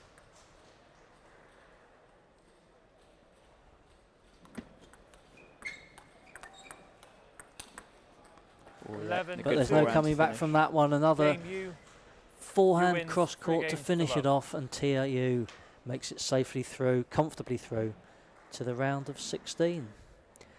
Chris, we'll have a chat about the event and a few other things in a couple of moments. Let's just see if we've got some other scores that have come through. I was just looking to see if, it looks like Toby Ellis and Jakub Pivovar have finished, but I don't think we've got the result through just yet. So while I'm trying to find that score, we'll watch a few replays from Tia's, in the end, routine win over Maya Sultan. It was 11-9 in the first. Let's not lose sight of that. She was well in that game. She came back, reduced the deficit, and asked a question which Tia had to answer.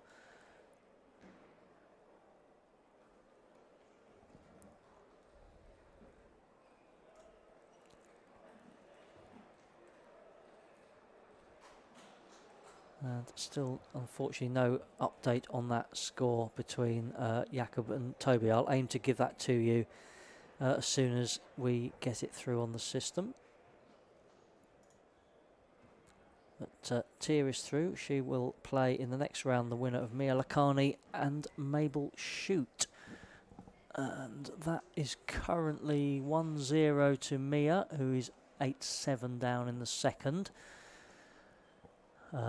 There's a match between two doubles partners who we saw earlier on. Two club mates, not doubles partners. Rachel Isles and Anna Piercy, who is... that match is getting underway now. It's the match that's gone on the court that's just been vacated by Toby Ellis and Jakub Pivovar.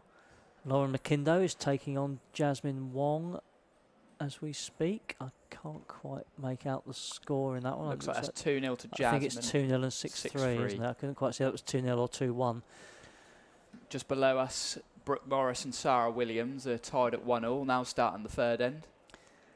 Yeah, that's a good matchup. Youth versus experience there. Sarah, I believe, is still the number 1 veteran woman in the country, and Brooke an up-and-coming player. Is she the only veteran woman left in the draw as well? Possibly. Yeah, I think she might be. I think we lost. I think you're right. Sarah Horsner went out to Saskia Key. I'm not going to just speculate about which ones might be veterans, just in case I'm wrong. I don't want to offend one of our female players by making them out to be older than they really are. But yes, you could well be right. I think the other two matches we've got on at the moment is Eve Reckles, one of our Norfolk teammates, against Holly Holder, and then we have got Anna Green against Luna Archard going on as well. Yeah, that's up in the far side of the arena. So yeah, we will update you when we can. We're moving on to the round of 16 next. We've got about, I think it's 10 minutes or so before Tom Jarvis and Ollie Cornish stride out onto court 1.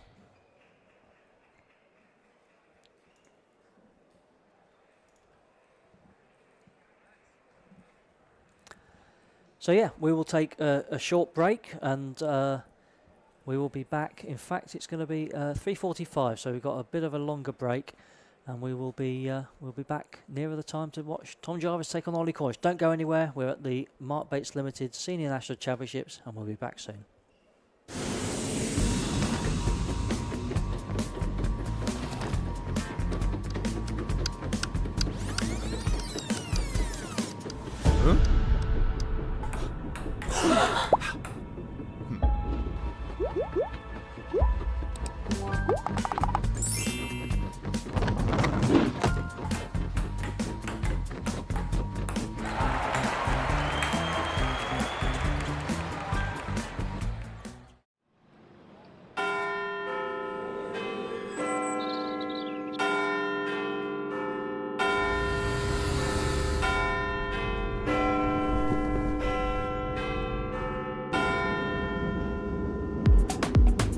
The bell tolls bold over cobblestone dreams, from palace gates to everyday scenes. A century served since the first ball flew. Now eyes look forward, in 26 we start anew. Back in London, full circle, full flame. We honour the past and elevate the game. From Wembley's roar to the box that rocks, crowds will unite as this countdown talks. Please mind the gap, then feel the drive. London pulses, cause this game's alive. Serve and return like this city's flow. With every forehand blast, you'll hear that. Doors swing wide on every street. The world's invited, come take your seat. 2026, a century date. The game comes home, so come and celebrate. Bring your fire, your pride, your fight. London's ready for you and the stage is just right. London 2026, back where it all began.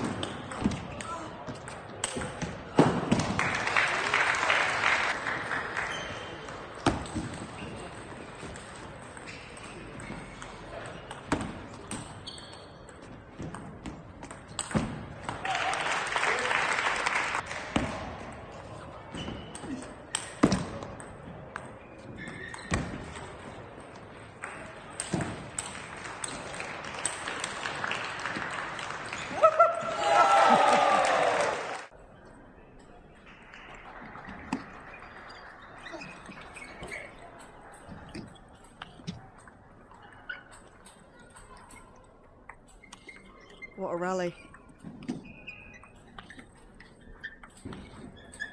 Oh, that was a brilliant rally.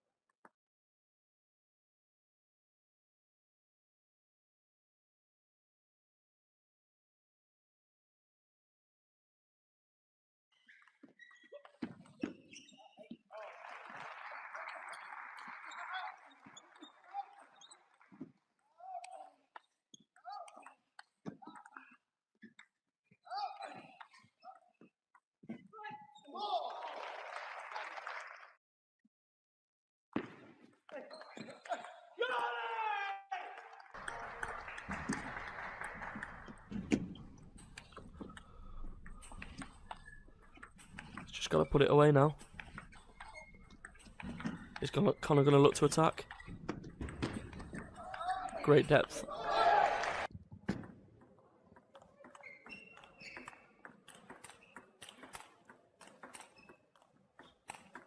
Oh, fantastic exchange. Safe against Liam.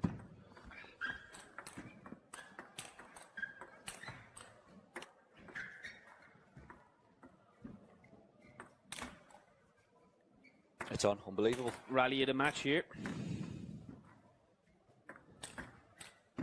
Wow, great point. A little bit of a banana skin, but I still think Liam will go into this firm favourite.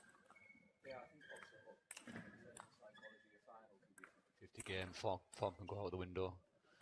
Dale will be hungry for his first title. Fantastic rally. 3-2 up.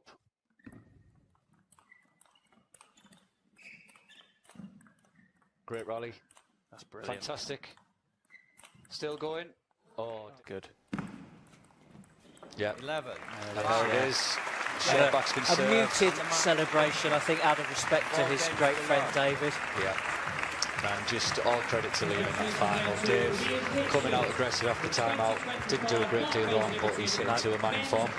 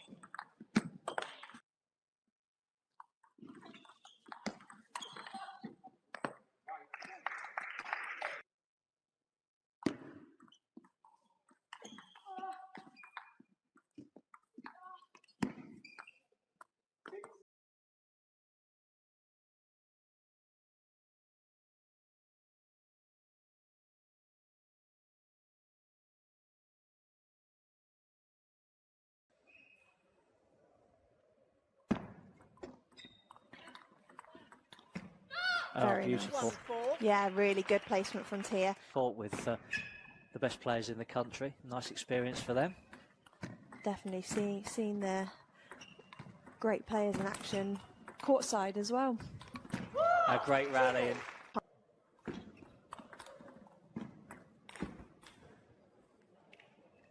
Oh, what's going on? I don't think that one will, though. No.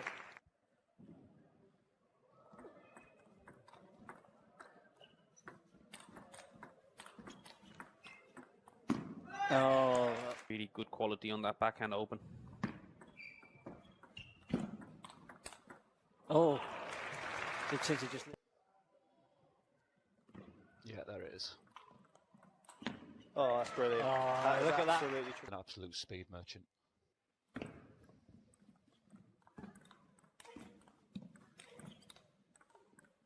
Oh, that's good. Wow. That's so creative from back there. Wow. Oh, superb. That high toss serve coming in as well, Gav, that you were calling for earlier. And that's always a sign of belief for me, when people stop doing that. Kind of goes full circle then. The body language suddenly becomes more internalised. Wow.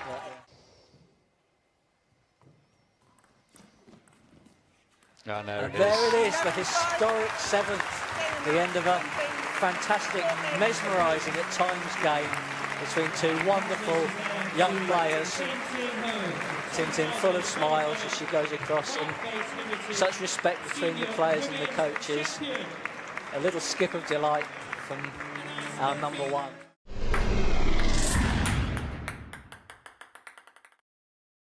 Hello, my name's Jack Cheshire. I'm the founder of Living London History. London has been the setting for all sorts of world-changing moments over the centuries. Political, cultural and sporting events. And the history of those events is often hidden in plain sight around the city today. 2026 marks 100 years since the ITTF World Table Tennis Championships took place here in London for the first time in 1926. And very excitingly this May, the championships are returning to London for the centenary year. And to mark the occasion, I'm going to show you some of the places across the city that played a role in the early history of the sport. This office building behind me on Farringdon Road in the City of London stands on the site of what was once a magnificent Victorian building called Memorial Hall. In December 1926, Memorial Hall was the venue for the very first World Table Tennis Championships after the forming of the International Table Tennis Federation that same year. Temporary stands were installed to accommodate hundreds of spectators, and diplomats gathered beforehand for the draw. The championships cost about £352 to put on, which is only roughly £19,000 today. Every gold medal that first year was won by one country, and that was Hungary. Roland Jacobi and Maria Medunjansky became the first world singles champions, and the Swaithling Cup was presented for the first time. The cup was presented by Lord Swaithling in honour of his wife, Lady Swaithling, and that cup is still presented to the men's champion team to this day. Behind me is the iconic Ritz Hotel in the heart of London's luxurious West End. By the late 1940s, table tennis had become a serious international sport, and London was at the centre of it. In 1948, flamboyant American player Marty Reisman came to London for the World Championships, where he won bronze as part of the USA men's team. Marty's journey goes far beyond the podium, though, as he was the inspiration for the lead character in the new film Marty Supreme, played by Timothée Chalamet. The film places Marty's first days in London here at the Ritz. He scams his way into a luxury suite, schmoozes the journalist, and certainly makes a strong first impression. Behind me is a block of flats that was built in the late 1980s on the site of the Herger Lawn Tennis Club. This is where a young Fred Perry, the lawn tennis legend, trained as a youngster in the late 1920s. Many people don't know that he was in fact also a World Championship table tennis player. On the 6th of December 1926, this is where the first match for the Table Tennis World Championships took place between England and India. So the first ball of the first ever match of a Table Tennis World Championship was hit here, and it was the only match ever played on this site, so it's one of the quieter but most important sites in the sport's history. As for Fred Perry, he didn't play in that first championships, but he became England's first world table tennis champion, winning the men's singles in 1929. After that, he moved into tennis full-time, going on to win Wimbledon 3 times and becoming the first man to win all 4 Grand Slam tournaments. True English sporting royalty. Behind me, you can see a rather ornate tower, which today sits at the heart of the Imperial College campus, but is all that remains of a Victorian building called the Imperial Institute. The Imperial Institute hosted some of the team events and early rounds for the 1935 World Championships and had room for 3,000 spectators, showing just how much the sport had grown since 1926. So I'm now outside the world-famous Royal Albert Hall. The building itself dates from 1871, built as a tribute to Prince Albert, Queen Victoria's husband, whose memorial you can see just on the other side of the road in Kensington Gardens. And it's best known over the years for hosting concerts, really. So it's hosted the BBC Proms every year since 1941, but it's also hosted a series of quirkier events. In 1909, it hosted an indoor marathon. In 1930, a séance was held here for the recently deceased author of Sherlock Holmes, Sir Arthur Conan Doyle. In 1891, it hosted the UK's first ever sci-fi convention, and in 1938, it hosted the ITTF World Table Tennis Championships. There was room for 6,000 spectators, and to fill it, the organisers printed posters and handbills, which were distributed across the city. This beautiful townhouse behind me here, 28 Kensington Court, was once the family home of Ivor Montagu, who was a table tennis player, but also the man considered the founding father of the International Table Tennis Federation. It was in the library of this building on the 12th of December 1926 that the foundation meeting of the ITTF took place, and the constitution was adopted by 9 member associations. And for our final stop, we are here at the iconic Wembley Arena, one of the most important places in table tennis history.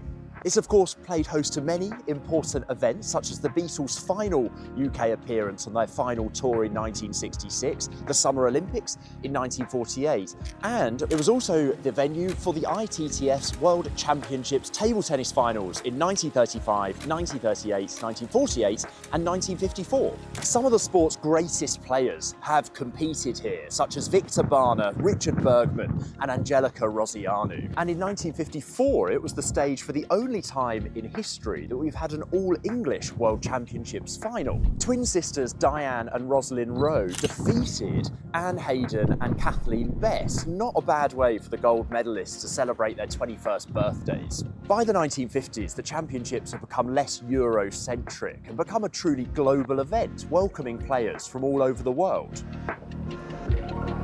So as you've seen, London has been central to the history of table tennis, and with the World Championships returning to London this May for the centenary year, it's a great moment to remember where it all began. So you can book your tickets now at london-2026.com.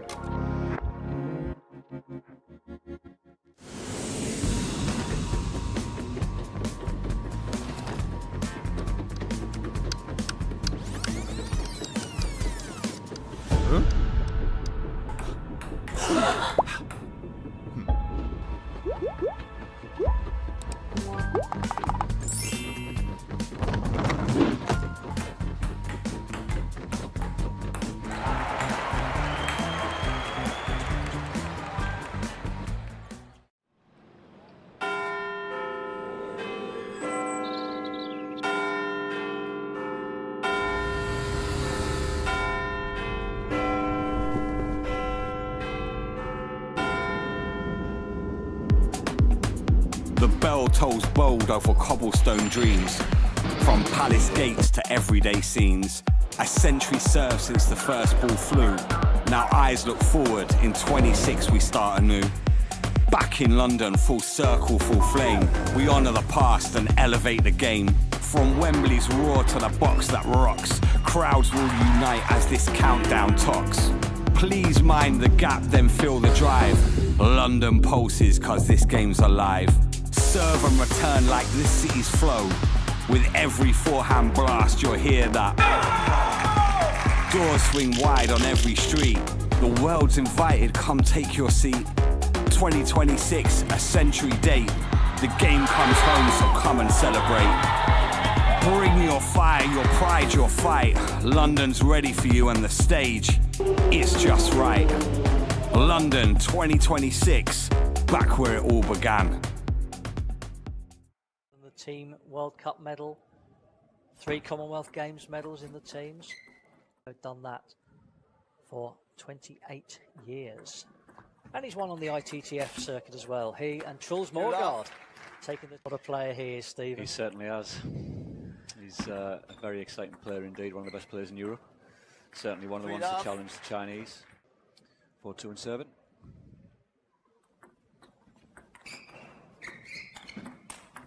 Yeah, it's well back in there from Jarvis and David. Back and flick. Game point on the drink or serve. First opportunity. It's a great flick from Tom. Who themselves beat Liam Pitchford actually and his partner Ashley Facey. Tom and David, they have dropped a game. That was in the semi-finals to Connor Green. Interestingly, Tom signaling what serve he wants David to produce. 3-5. Sometimes the partner does that, sometimes the server does that. Possibly the floor for variation. Yeah, short backspin. Yeah, well done, boy.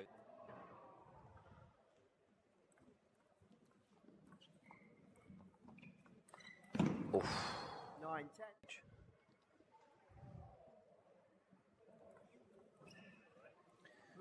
Again, we see that straight backspin serve. Tom looking to pick that up. No doubt a short serve again. Yeah, there it is. Oh, wow. Unbelievable reaction replay.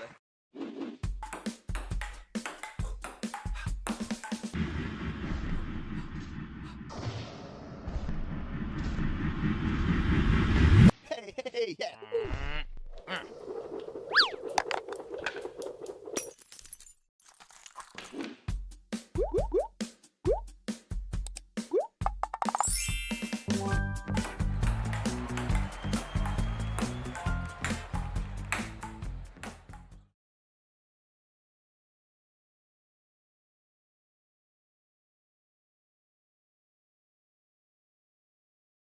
Village in Nottingham. Well, we've done with the round of 32. I can report all the seeds have emerged safely through the maelstrom of qualifying from that round to the last 16. And we're about to watch the top seed in the men's in his last 16 match, the first of these last 16 rounds. He's up against Ollie Cornish. We can tell you a little bit about Tom for those who don't know him too well. He is currently England #1. He has a career high world ranking of 59 just last month, and he's reached a couple of WTT feeder finals. Yet to make the final step and win a WTT title, but he's getting closer and closer all the time, and has some great victories against top players, not least Dan Show, who he beat at the World Championships last year in Doha on his way to the last 16. A standout performance, one of the best, if not the best of his career, and that's one of the things that's propelled him up towards the top 50 in the world. No doubt he will be the spearhead of England's team at the London World Championships, although we have to keep that to ourselves for the moment. We don't know the squad. It is being announced exclusively tomorrow. So if you fancy coming along to watch not just that announcement, there's a small matter of 7 national titles to be decided as well. Head to the Table Tennis England website and see if you can pick up one of the few remaining tickets. If not, we'll be on YouTube all day as those 7 titles are decided. And that announcement is made by Performance Director Gavin Evans, the England squads, men's and women's, for the London World Championships. We have another Chris. We've exchanged Chris Duran for Chris Coburn in the commentary box. He's still here. He was with us just for the last bit of the game before the break. And, welcome back, Chris. Thank you. I'm looking forward to this one. Yeah, it should be a good one. What what approach does Ollie need to take to give himself a fighting chance? I think you've just got to have belief. Sometimes when you play against someone who you know is probably a bit stronger than you can give him a bit too much respect and go a bit passive. You've just got to try and believe in yourself and just show what you can do as a player. Yeah, but without overdoing it and going, throwing yourself at everything. That is a risk. You don't want to go mad. You want to be controlled, but just believe in yourself. Yeah. Ollie, I played him twice last year. He's a relentless player, and he did beat me 11-0 in the championship last year. So Ollie will keep going no matter what the score is. Yeah, he'll feel he can physically match Tom. Whether the quality's there is another matter, of course. It's going to be pretty relentless coming back at him, as that rally showed, that fast and furious up-close rally there. Yeah, it's a good backhand exchange there. 4-love. Just catching Ollie in the crossover there. It's so difficult to get that foothold, isn't it? You know, if the top seed comes out firing at you and takes a 4-0 lead, you know, suddenly the game's almost half gone. And, you've not even got started. Yeah, it's always going to be a tough ask, this one, but just got to keep going. Never know what can happen in this sport. I've seen many an upset. Yeah, that's it. And, you never know what might happen at the other end of the table. Yellow card becomes a yellow red, or maybe there's a player picks up a niggle. You've just got to be ready to take a chance if it comes.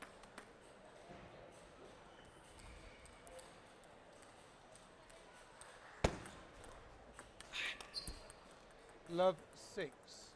We're seeing a similar start to Tom's previous match, actually, in the last 32. If you tuned in for that one, you'll have seen he was up against Umair Morthor and ran through the first game 11 love. And I think it took, I think it was 6 or 7 love down in the second game before Umair, to a great cheer from this crowd at the David Ross Sports Village, got his first game on first point on the board. Ollie's not going to have to go that deep though. He's on the board now. Gets a round of applause from Bailey Page in his corner.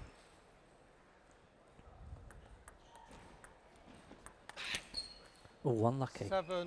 I think the key here is he's just got to try and keep it as tight as he can. Tom is just flicking everything at the moment. It's got to be a quality ball to stop him from attacking.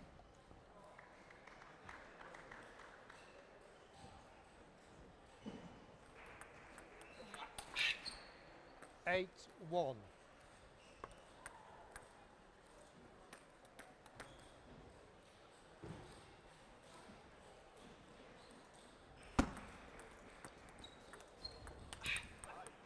Two, 8.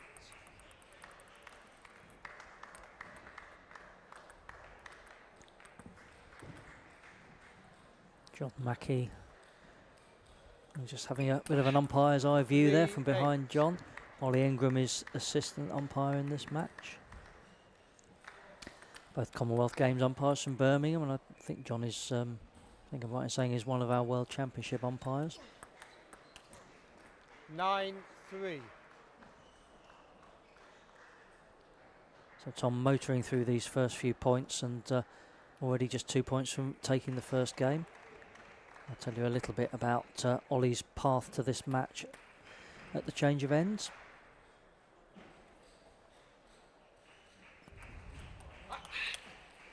Ten, 3.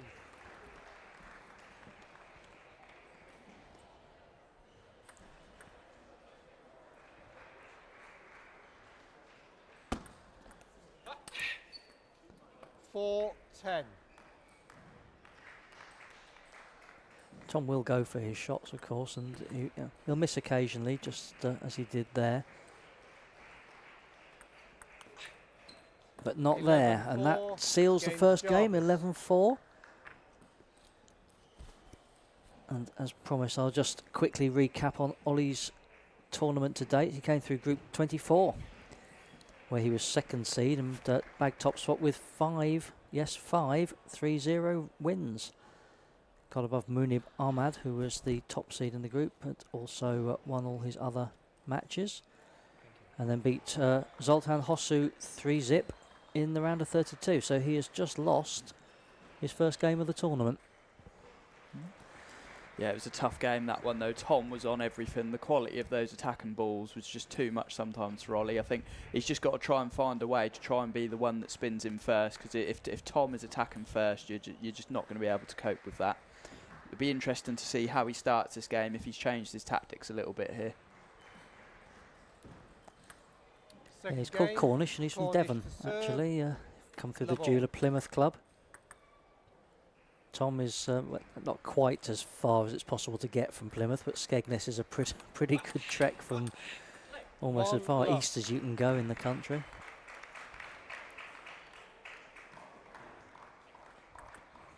Well, first point to Ollie. That's better than he did in the first game already.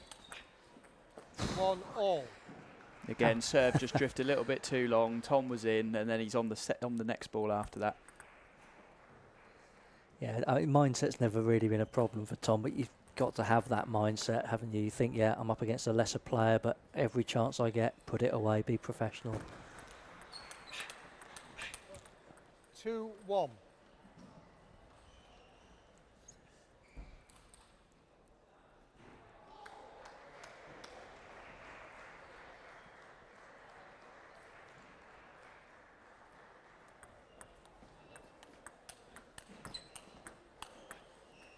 Oh, that's a great rally. 1-3. Too much quality on that ball down the middle there from Tom. Yeah, manoeuvring his opponent out wide and then can't get back in quick enough.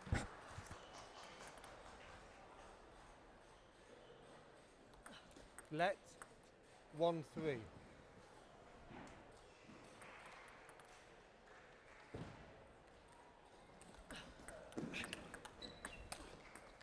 One, 4. And already this game just beginning to run away from Ollie a little bit. Tom's, when Chris was in here, Chris Duran, he was talking about not spending any more time on court than you need to, conserving energy for the tougher matches ahead, and Tom will definitely want to get this done. 5-1. It's 5 in a row for Tom now after losing that first point. Yep.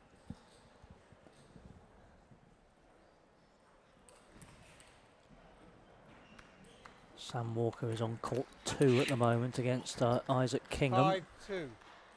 Isaac gave Paul a good game, Paul Drinkle here last year, actually, I seem to remember. We were talking about that with Chris earlier, and he's earned a crack at another one of the we call them the big four, I suppose, certainly the last decade.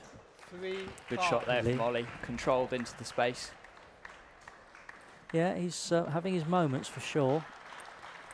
As we've said, it's having enough of them to really try and get a foothold in the game that's the key.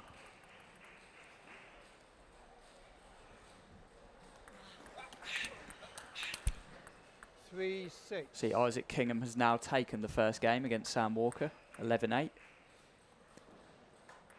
Yeah, that's this could be a good one. We'll keep half an eye on that, but obviously with full respect to Tom and Ollie as well, we'll be talking about them, but we'll keep just half an eye on that one, because we're talking about getting a foothold in the game, and Isaac has done that.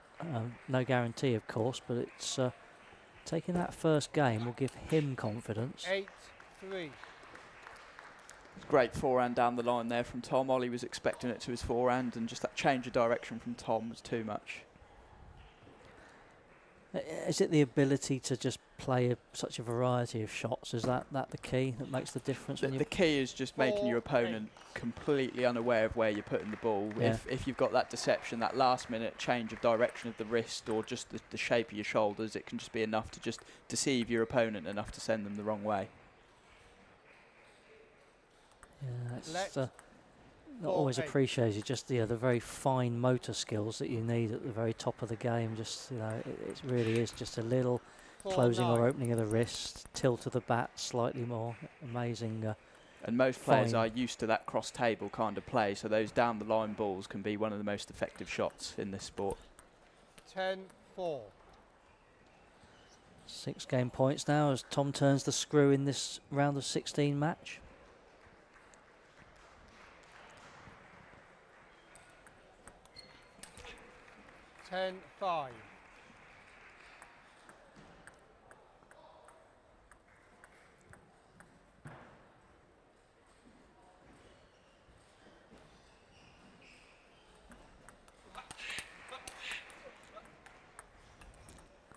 11-5. There's the second game. Jarvis.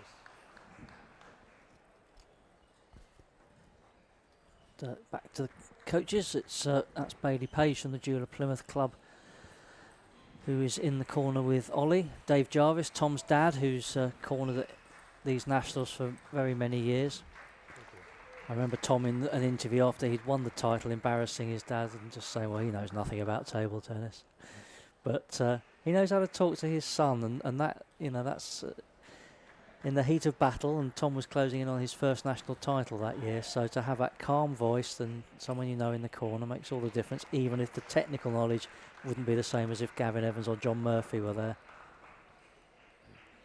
Bailey, who is a very promising para player. We saw him earlier in the 6 to 10 class, didn't get through his group, but had his moments certainly, and competed at the European Youth Para Games, I believe, last summer.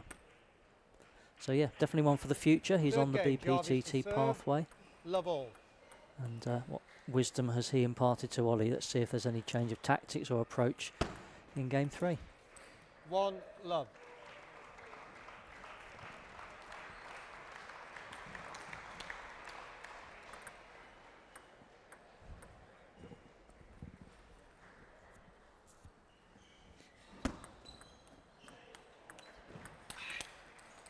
Oh yeah, heavy backhand spin there from Tom.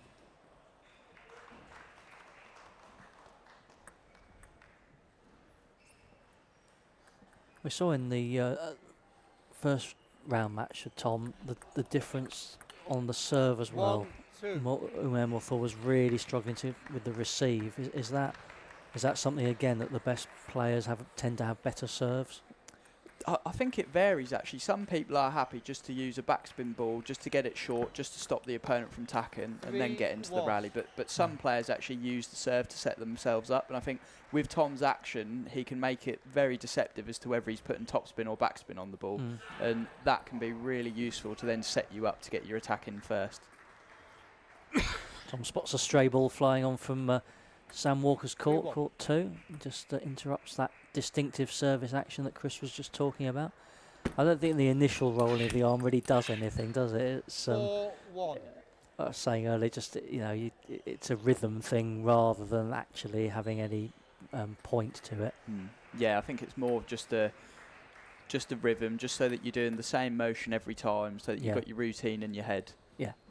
Yeah, exactly. Routine, muscle memory, that as well plays a little role in that. And yeah, this Tom very much in the mood to get this done. He will feel that he is rightly the favourite to win this tournament. He's the top seed. He's won it twice before.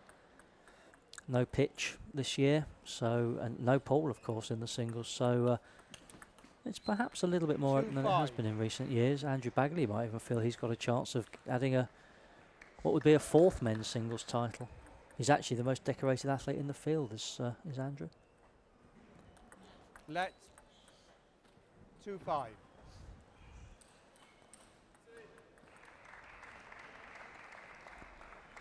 David Macbeth is also on court at the moment against Krish Chotai, who's the 3rd seed. Connor Green is the 4th seed, who's up against Ben Piggott. See, any of these matches could be on the stream, couldn't they, Chris? You know, we'll try and keep people up to date, but sport for choice. I think once you reach this round of the tournament, everyone that's got to this stage deserves to be here. Everyone's a quality player in their own right. Absolutely. Very hard to predict some of these matches. Yeah, absolutely. I mean, certainly outside the top couple of seeds. 2-8. I don't really see, with the greatest respect to Ollie, him turning the tide in this one, but you're right, some of those other ones you wouldn't want to call a winner. 2-9. Yep, Tom now really on a roll.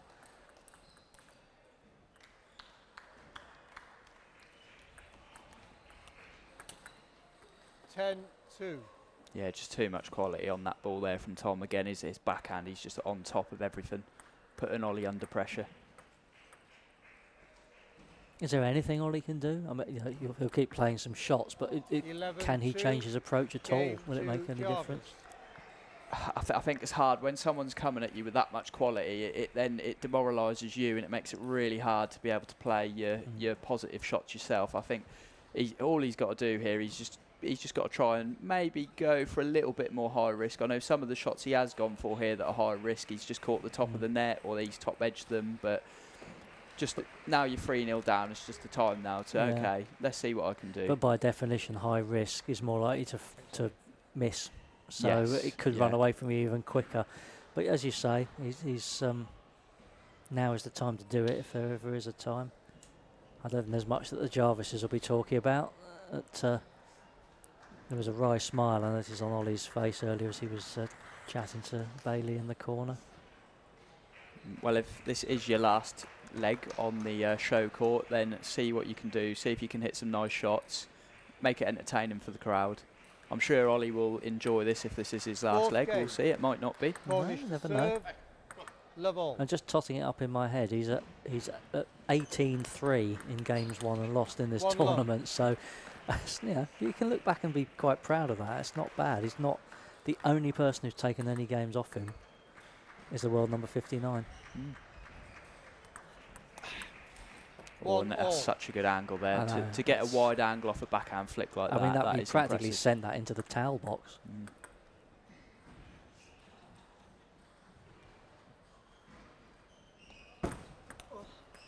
2-1. And that's the difference, isn't it? Ollie almost tries to play a similar kind of shot to the one that Tom did at the last rally, but doesn't have quite the quality to get it on.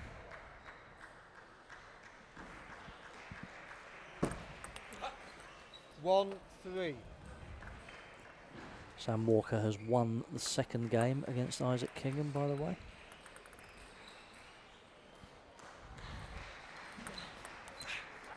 Two, 3.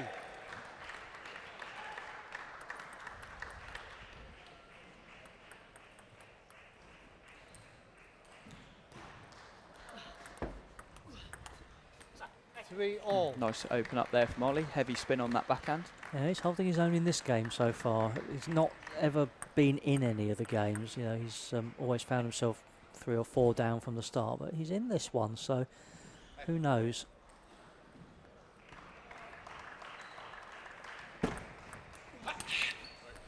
Four, 3. Again, just so much quality on that backhand from Tom. So much power.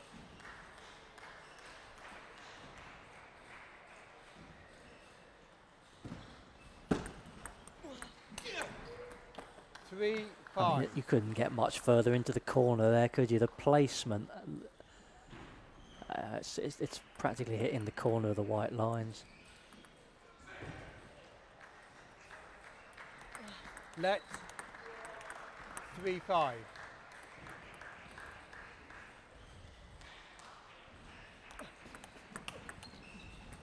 Lovely backhand again there from Ollie. Still just living with Tom a little bit in this game. And if he can share the next 6 points, say, it's 8-7, and you think at that stage, a couple of points in a row, and you've nearly got the game.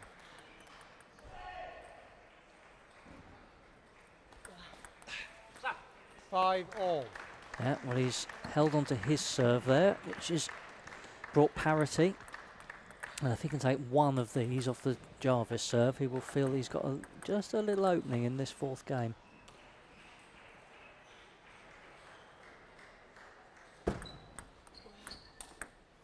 Mm. 6, 5. Great forehand there from Tom. Yeah, and then of course, I talk about Ollie having an opening, and then Tom plays a shot like that to shut down any ideas.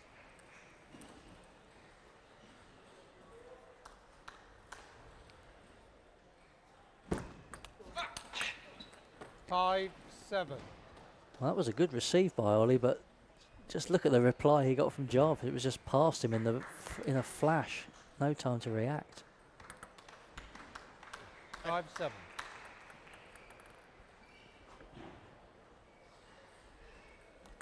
Let 5, 7.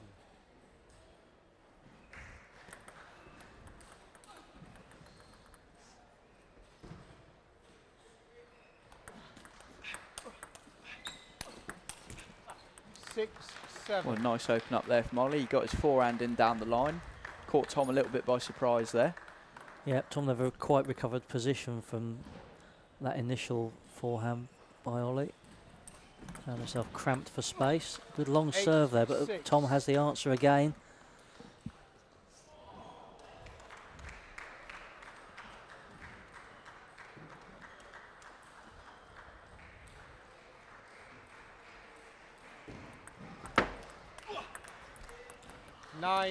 David Macbeth has just found an astonishing angle over on which table's that? Table 4, I think, and Chris Chotai sprawling into the corner of the court. Meanwhile, Tom 2 points from victory. 6-10. Make Another that good one. forehand.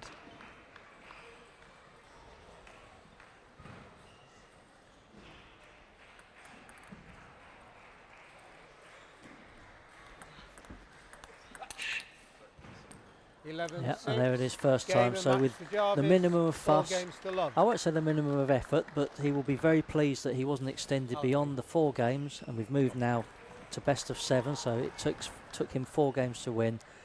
He'll be pleased it was no more than that, and Tom Jarvis into the quarterfinals.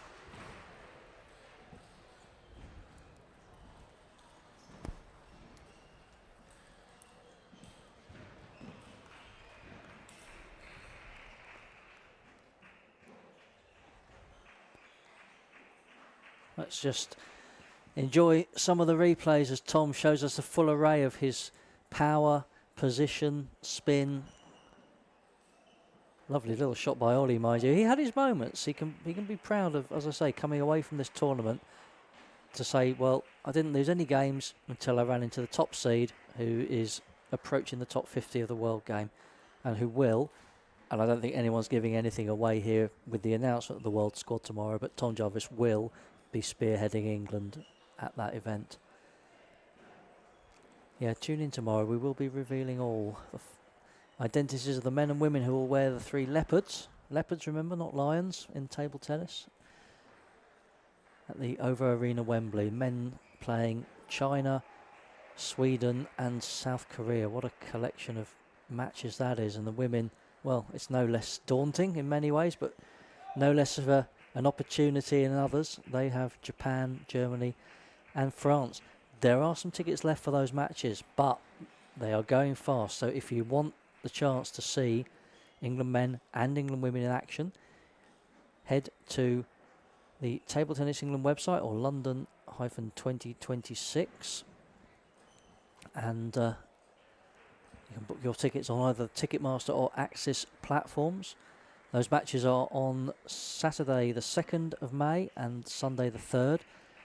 And the ones on Saturday, if you get tickets for those, you will see a double header. You'll see both England men and England women in either the morning session or the evening session. Sunday, the sessions are split, so you'll get to see either the England men or the England women if you buy a session ticket. But act quickly because they are going fast.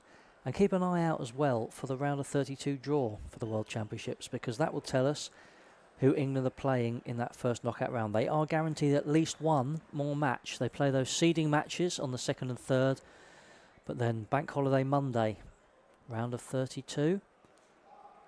England men and England women have what we hope won't be their final match, but it's the only guaranteed time that you'll be able to see England in action after those seeding matches. So keep an eye on that and head to Ticketmaster and Access to book your place.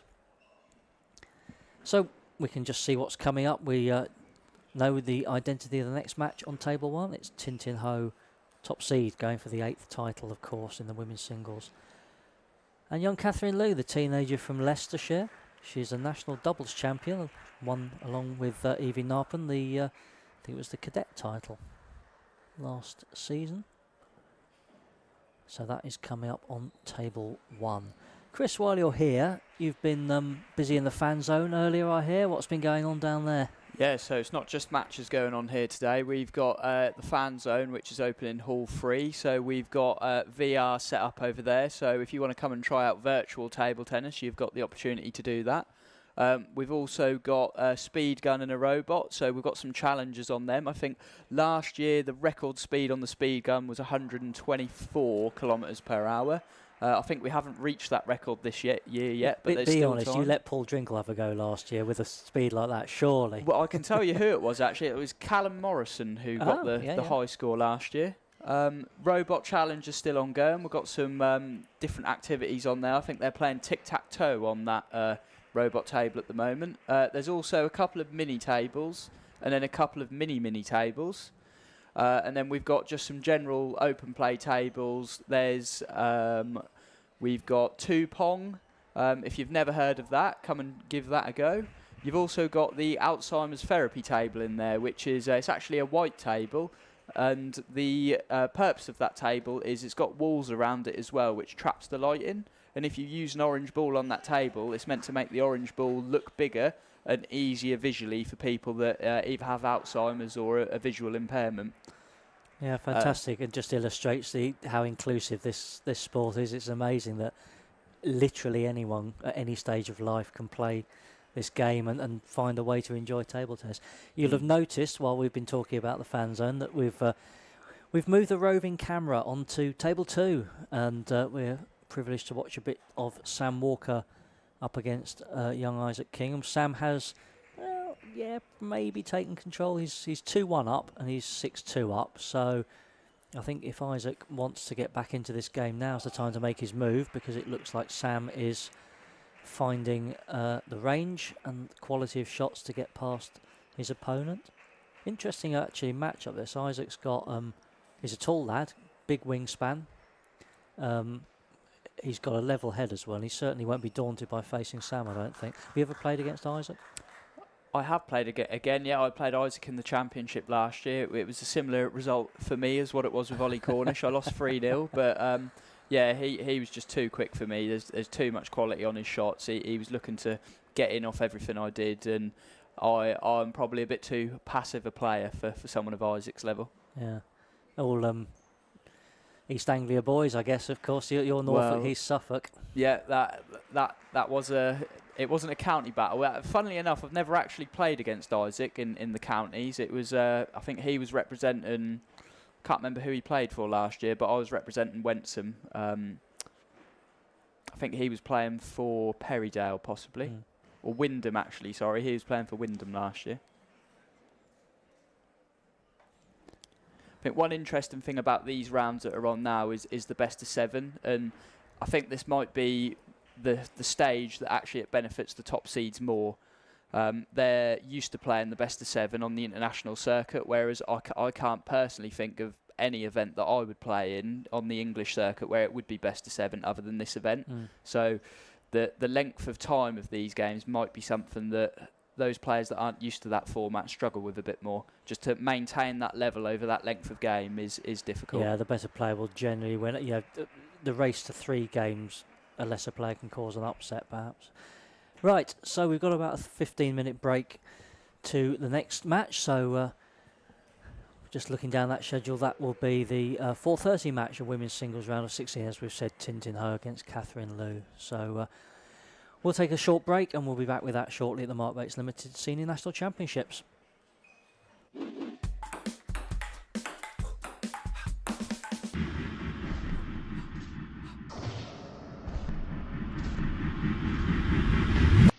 Hey, yeah.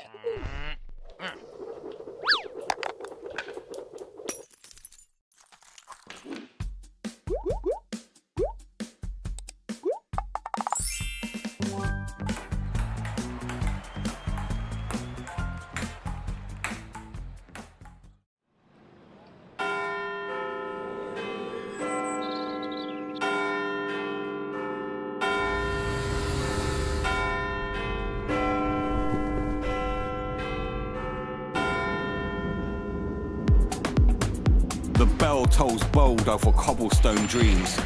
From palace gates to everyday scenes. A century served since the first ball flew. Now eyes look forward, in 26 we start anew. Back in London, full circle, full flame. We honour the past and elevate the game. From Wembley's roar to the box that rocks. Crowds will unite as this countdown talks. Please mind the gap, then feel the drive. London pulses, cause this game's alive. Serve and return like this city's flow.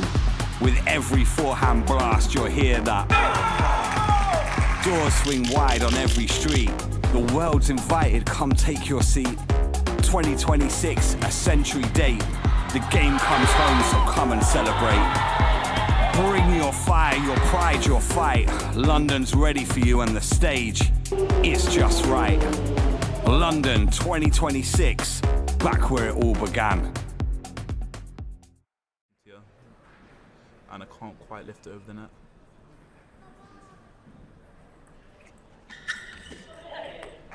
And Joseph goes long with the third ball, and it's all over. The first senior national title for Connor and Anna Green, defeating TAU and Joseph Hunter by 3 games to 1.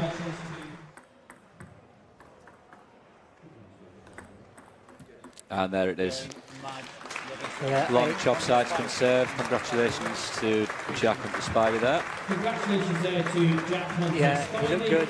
He looks back to his something like his best. Para Class 2 to 5 champion. Yet another title in the back pocket.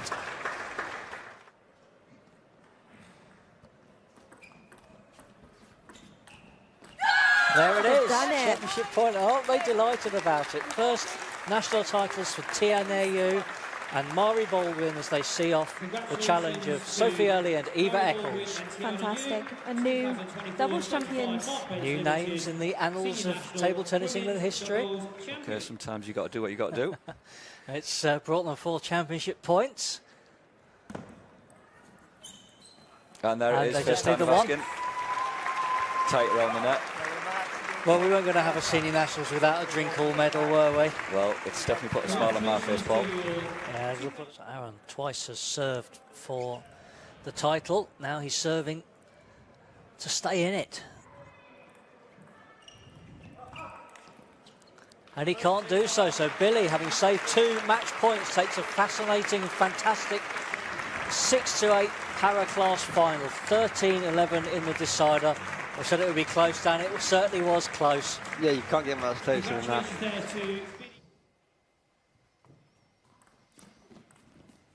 And And there it is, the historic 7th, the end of a fantastic, mesmerising at times game between 2 wonderful young players.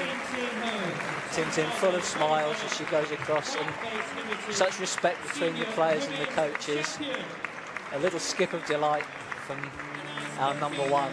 And this is great from your perspective, Gavin, to see this. Put a foot wrong. Really good.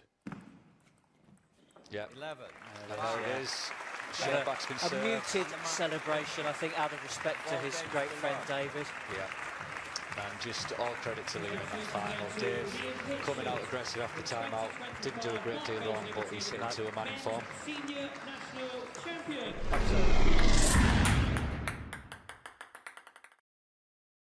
The Team World Cup medal, 3 Commonwealth Games medals in the teams. They've done that for 28 years. And he's won on the ITTF circuit as well. He and Truls Morgaard taking the... What a player he is, Stephen. He certainly has. He's a very exciting player indeed, one of the best players in Europe. Certainly one of the ones to challenge the Chinese. 4-2 and serving.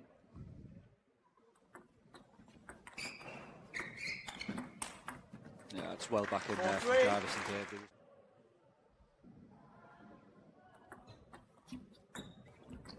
Oh, twice. One of his strengths for sure.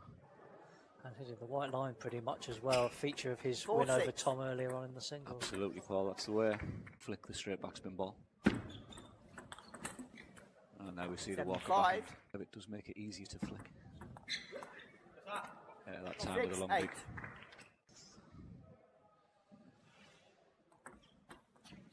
Yeah, shot float. 1-1. And correct. Calprine won in the USA. Paul in Spain and Serbia. Yeah, he got married on crutches. He had the hip operation in Germany. He was playing for Werder Bremen at the time that he won the Bundesliga with. Yeah. Qualified for the Pro Tour finals. To Koki Niwa, I believe, in that. Correct. Correct. But he will mix it up once in a while and take it almost off the bounce as well. Back and flick. Gain point on the drink or serve. First opportunity. Great flick from Tom.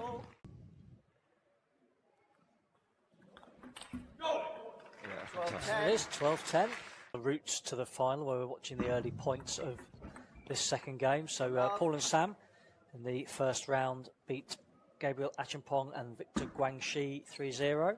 In fact, it's 3-0s all the way. They've yet to lose a game, who themselves beat Liam Pitchford, actually, and his partner, Ashley Facey.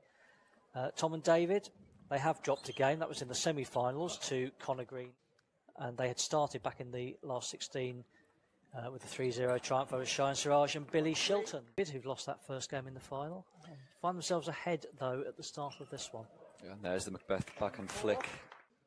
Sam just needs to put herself a little bit longer, I think, to stop David from doing that. We see it again, a little bit longer, a little bit more backspin. And David now serving, 4-2 leads. 5-2. Paul missed time in that one. Interestingly, Tom signaling what serve he wants David to produce. 3-5. Sometimes the partner does that, sometimes the server does that.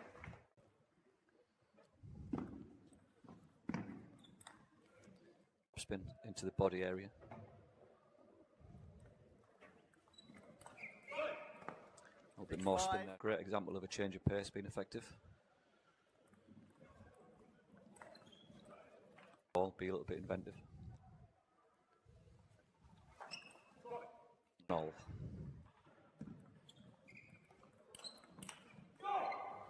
Means weak. And he will stand and trade blows. That one's up in the air. No, just short. Possibly the float for variation. Yeah, short backspin. Yeah, well done, boy. Short backspin again, I would suspect. Yeah, there it is.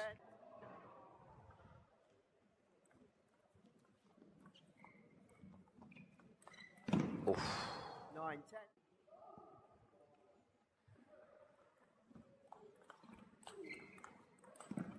Yeah, that's a great play. Given the quality of the players around, absolutely. But never say absolutely. never. Yeah, great spin. Yeah, good serve there from Tom. Just knows that was the right thing to do.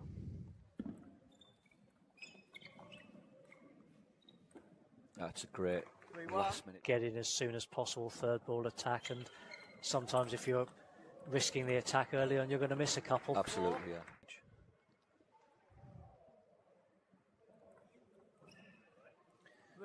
Again, we see that straight backspin serve. Tom looking to pick that up. Float that time. Unbelievable. 2-point lead in serving. Yeah, well read there. What will he follow up with now? Same again.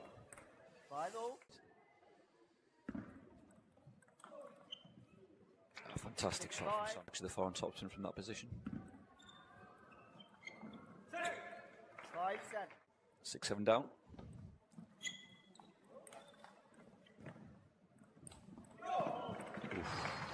He had to manufacture a shot. Yeah. Sometimes it is just about that extra ball. I think it caught Tom off guard. 9-6. No doubt a short serve again. Yeah, there it is. Oh, wow. Unbelievable reaction.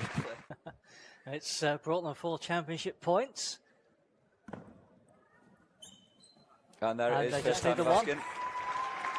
Tight around the net. Well, we weren't going to have a senior nationals without a Drinkall medal, were we? Well, it's definitely put a smile on my face, Paul. Yeah, it'll put a smile on Paul's. He doesn't look too happy about it at the moment. He will be, of course. Yeah. Title today. Well, I think he's probably the favourite in this match, but these boys are very, very good friends, know each other. Sometimes be a little bit of a banana skin, but I still think Liam will go into this firm favourite. Yeah, I think also 50 game form can go out the window. Dale will be hungry for his first title. Fantastic rally. 3-2 up.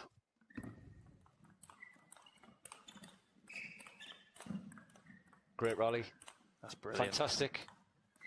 Still going. Oh, quickly 5 or 6 points or even more strung together. Absolutely. Wow. Great rally. That's Dave brilliant back in. from Dave. Yeah, fantastic. Company. Yeah, me too. 10-7 and serving. Manchester's a chance, of course. Great rally. Oh, Oh. forehand. That's what I'd be looking for. Short middle.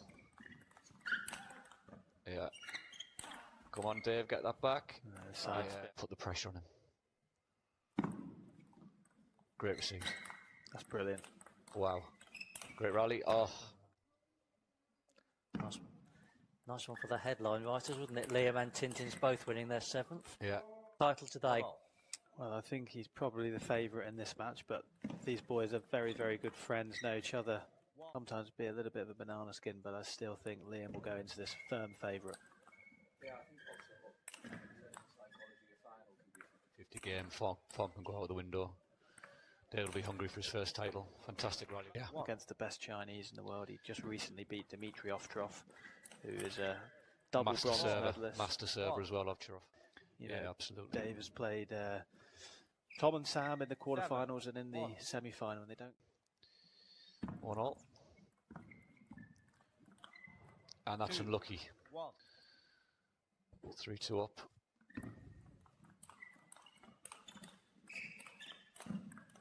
Great rally. That's brilliant. Fantastic. Still going. Oh, early with John Murphy, national team coach. We said the same thing. There's that kind of level goes up. I'm sure you've seen that, Gavin, as well. Quickly 5 or 6 points or even more strung together. Absolutely. Wow. Great rally. That's Dave brilliant back in. from Dave. Yeah, fantastic. Let's hope she brings him some good luck. 7-all Pitchford serving. Yeah, Davis. He needs to pinch this. This Great is like table tennis. To his backhand, and to miss that, he'll want those again.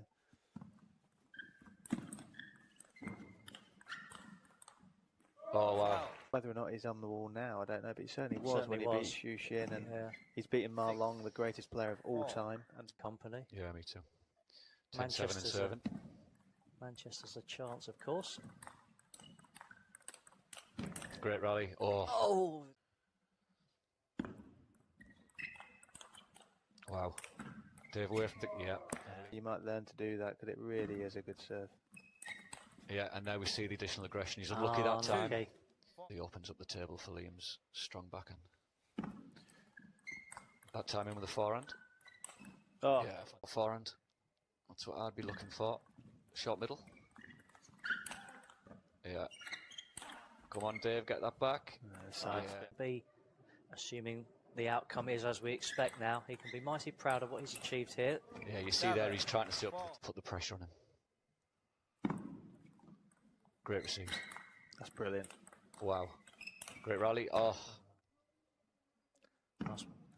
Nice one for the headline writers, wasn't it? Liam and Tintin's both winning their 7th. Yeah.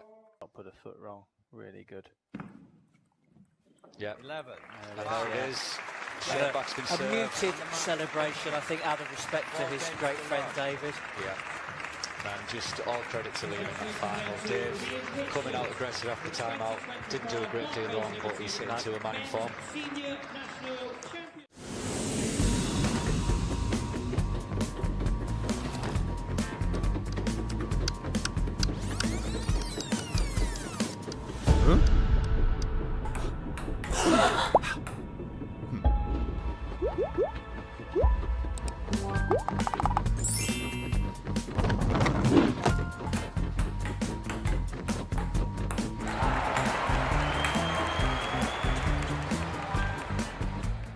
ITTF World Team Table Tennis Championships. Tickets for sale now. Get your World Team Championships tickets. See you in London. See you in London. See you in London. London 2026, back where it all began. Welcome back to the Mark Bates Limited Senior National Championships. We are once again at David Ross Sports Village in Nottingham, home of the Nationals since 2017, I think it was. Almost as long a relationship with the Nationals is the one that we've had with Mark Bates Limited, our sponsors who have put a lot into the game, not least their charismatic managing director Mark, who is a table tennis parent and a player himself, and whose business is a family-run business, one of the UK's leading specialist insurers. So whether you need 5-star cover for home, travel or mobility equipment, they can protect you with some award-winning customer service thrown in as well. Download the Insurer app from Apple or Android stores, and you can store all your insurance documents, policies and key dates there in one secure briefcase. And on court 1, paid for with help of the sponsorship of Mark Bates at the moment. Number 1 court, number 1 player, Tintin Ho. England number 1 for so many years now, and England number 1 not just in ranking but in terms of accolades as well. She has 7 women's singles titles to her name. That's the joint record with Jill Parker, MBE, another one of our all-time greats.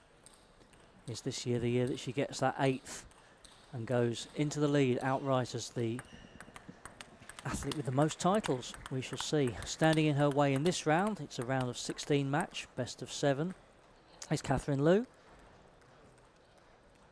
Catherine is from Leicestershire, and she qualified top of Group 2, which she wasn't expected to do. She's the 3rd ranked player in that group, but she got above Rebecca Savage and Holly Holder to bag that number 1 slot to take her into the knockouts. And she beat Millie Noble 3-2 in a cracking game in the round of 32 to set up this tie against Tintin Ho. Tintin winning the first couple of points. We're underway, as you can see. Joe Outhwaite and John Mackey are our umpires.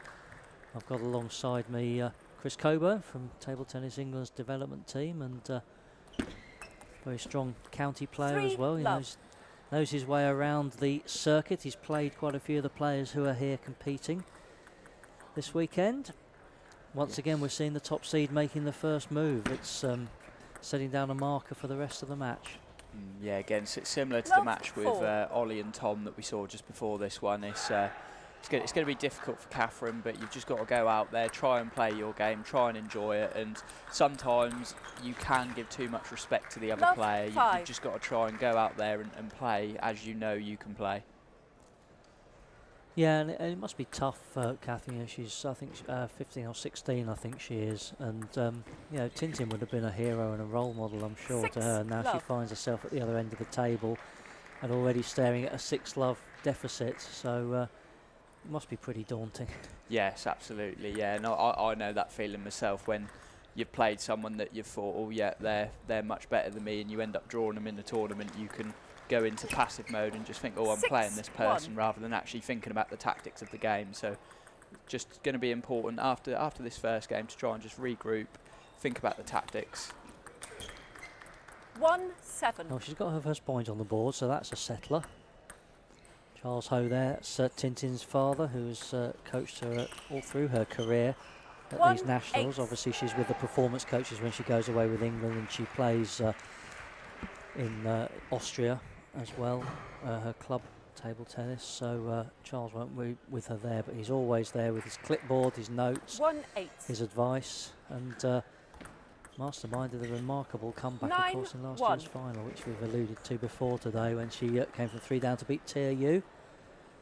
I watched that final myself, and I think what I really appreciated about that match was Tintin's ability to change her game. And it was noticeable how she changed it to slow spin rather than trying to play counter-attacking game a bit faster, and that really worked to her advantage. And it's the ability that these top players have, that when they're on the back foot, actually being able to adapt their game and come up with a new plan that then works for them is something only the top players in the country can do. Yeah. And you know, not to diminish Charles, I'm sure his role in that was also important, and you know, the absolute trust between the pair of them, obviously, over many years. Yeah, I'm sure they came up with the plan together in that corner, in between those legs. 11-3. There it is, the first game, 11-3, and again we're seeing this from all of the top players. They want to get it done, get off court, conserve energy. It's a long tournament, especially for Tintin. Of course, she's already at finals day twice over in the 2 doubles events that she plays, so so hard to win all 3. Can she do it? I suspect if you asked her, she'd settle for silver medals in the doubles if it meant she won the singles. I could be wrong. She'll want to win them all, don't get me wrong, but you know, that historic 8th, you'd take. If I offered her now 2 silvers and a singles gold, I reckon she'd take it. I'm not so sure. I think she is after all 3 of those golds. Oh, yeah. So. I'm sure she is. We'll see. Maybe I'll just be a bit cheeky and side lock later to say, so, you know, if I had the ability to, what would you do? No, I don't know. She would never tell me. She would always say she's going for all three, and yeah, why shouldn't she?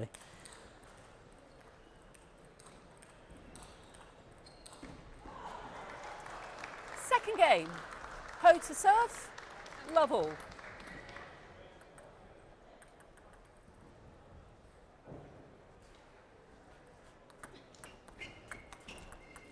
Love 1. Just for closure, I'm not sure I did say if Sam Walker had actually won his game. He did. He won in 5 against Isaac Kingham. Just for those of you who are listening earlier, thinking, tell us who won that match. Let 1 all. Catherine's certainly starting to trying to play at a quick pace. She's not taking very long to weigh up her serve. She's getting straight on with them. Maybe just trying to 1-2. Make Tintin play at her. Well, I mean, I'm not sure that's the right way to go. Tintin will play it, make it, turn it to her pace, I'm sure.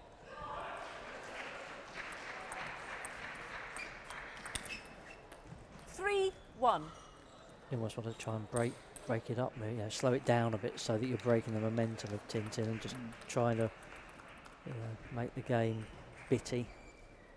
But Tintin will be aware of that, of course, as she's got vast experience that will help her to get over that if Catherine does start varying the pace. This is a good rally, though. Oh, wow. Lucky. Catherine stayed in that rally. Looked like she was going to win it a couple of times. Look at that one on the white line, and then the attack. And too much power for Catherine to absorb. Tintin made her way back into the table very well there from a defensive position. Yeah, that's another characteristic of the top players, isn't it? Just the timing of the attack. They know when to just stay in the point and then when to turn it.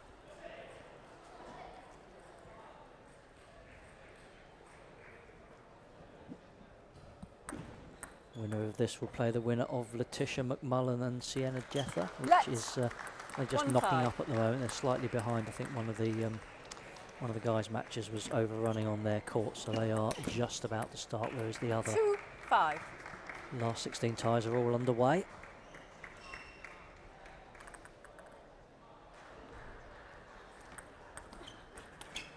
TAU is on court 2 against, I think that's Mia Lakhani that she's playing at the moment. It's Tintin again, just stretching out the lead in this second game, trying to make as light work as possible of this last 16 match. Charles Ho's got some company on the bench, I noticed. Michael Loveter, very well known face and figure to everyone in the table tennis community. Wonderful photographer. Many of his images adorning our website, and there's a Flickr album up from yesterday of Michael's pictures, so check that out when you get the chance, and we will be uploading more of today's play.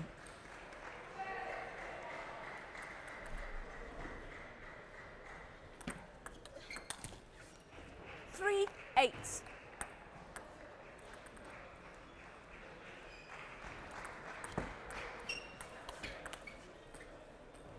Again, it's that heavy, slow spin from Tintin. I wondered if Catherine was actually pondering a timeout then, but it's just a towel break, in fact. Just for those maybe not familiar with the nuances of table tennis, a towel break is allowed every 6 points, so 12 at the moment, 9-3. And both players have a chance just to wipe their faces and hands. Tintin targeting the body there brings up 7 game points. Another high toss serve and a long one. Oh, 11-3. No, I thought that just caught the corner, but it didn't. Game 2, Tintin, and already with 1 foot into the quarterfinals, one suspects. Let's see what's going on in some of the other matches if we can. Anna Green is a game down to Rachel Arg, but she is 7-1 up in the second.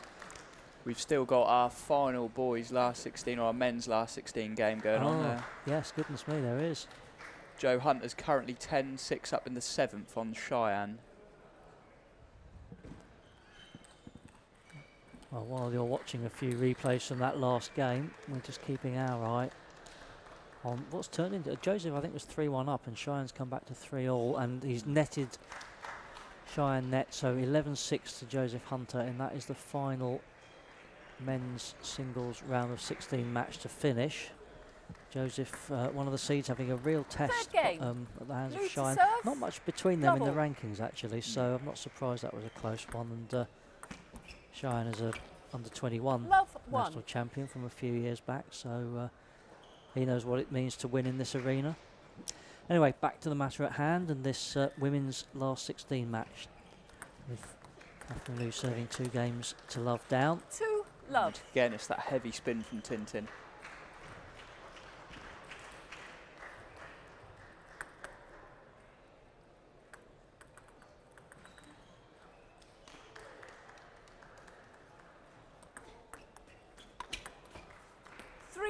Love. And a quick forehand down the line there.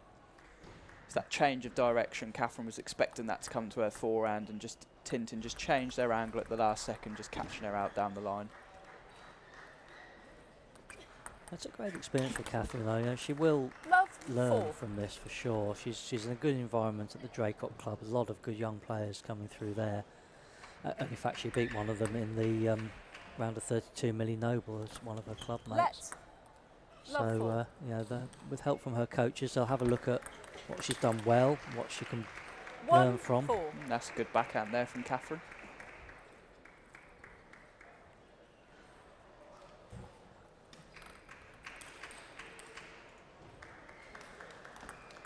She's did lose one of her matches in the group stage, but still topped the group. So we're talking about Ollie Cornish not having lost a game so far. That's not when he played Tom. That's not the case with Catherine. She has lost a match as well as a few games in this tournament. But you know, the last 16 at that age, you know, I remember Mari Baldwin getting to the final at a similar age, and yeah, that was exceptional. You don't get very many coming through at that age to make it to finals day. But last 16, you know, it's another step forward for sure for Catherine. 1-7. Yeah, it's now beginning to really run away from her quite quickly.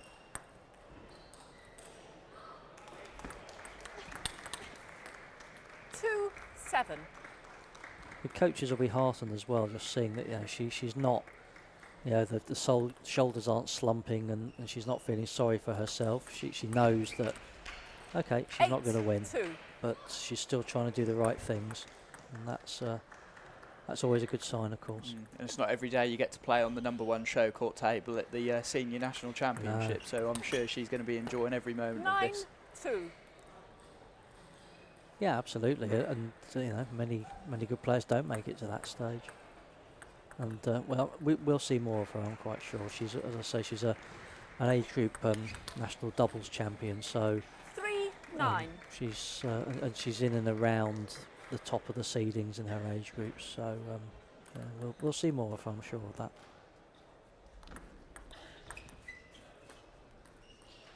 Of course, Draycott got a couple of good players called Green in this event, haven't they? Come through. Their mum is one of the coaches at Draycott, Mum Jo, and they will be trying to defend their mixed doubles title tomorrow. In fact, Tintin will be at the other end of the table. With, Sam Walker, that's the final. Hohen Walker versus the Green Twins. 6 game points now for Tintin. Oh, that's a good rally by Catherine. She did very well there to change the direction. Yeah, move Tintin around a bit. Good to see, playing the right way, even that facing 6 game points. 6-10.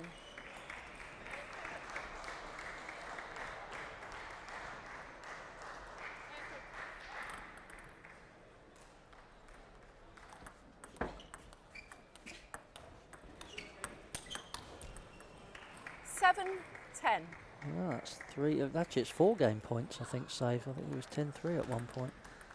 Certainly 3. 11-7. Yeah, I think it was only a matter of time. I couldn't see coming all the way back to force it to juice. But Tintin now 1 game from the quarterfinals.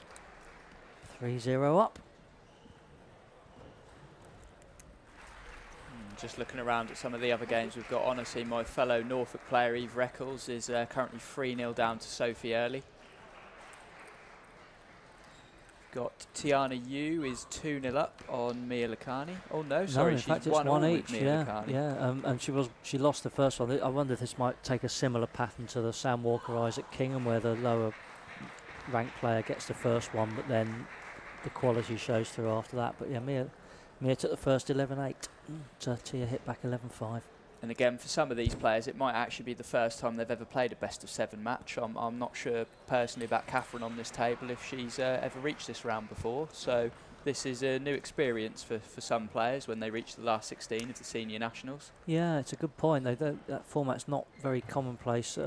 Some of these players would have played WTT, but even those don't always go to 7. Fourth game. Ho to serve. Love all. Certainly Tintin and Tia know their way around. The best of 7 match, there's no dispute there. And Ella, Sophie, Sienna, they will all have played that format. Anna Green as well. But yeah, you're right. It's it takes a slightly different mindset. 1-1.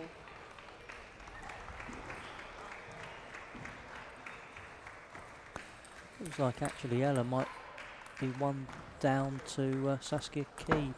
I think that is. 1-2.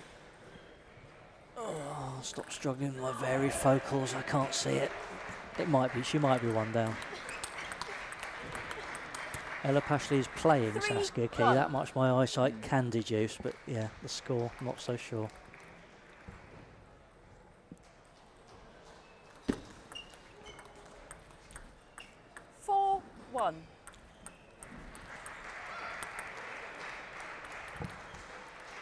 This game now moving towards a swift conclusion from Tintin's point of view. 2-4. Just misses that forehand there.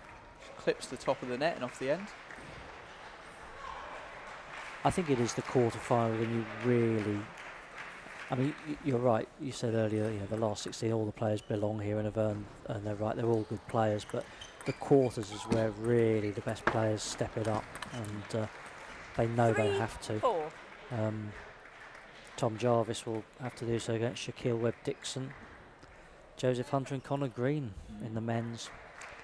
I think last year in the men's there was a couple of upsets in the quarter-final seeding. I think that's where some of the top players are a little bit more at risk.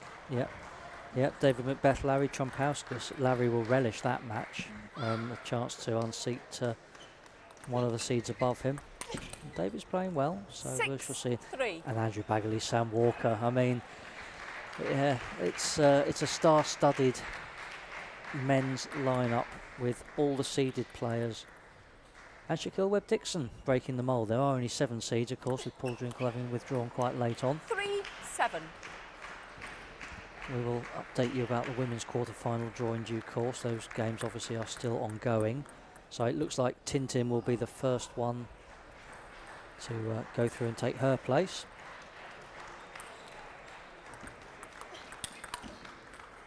Good backhand there though from Catherine.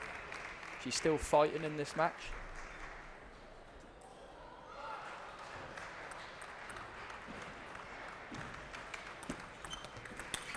She does seem to have a very nice calm demeanour, which is half the battle. She's not going to lose her head.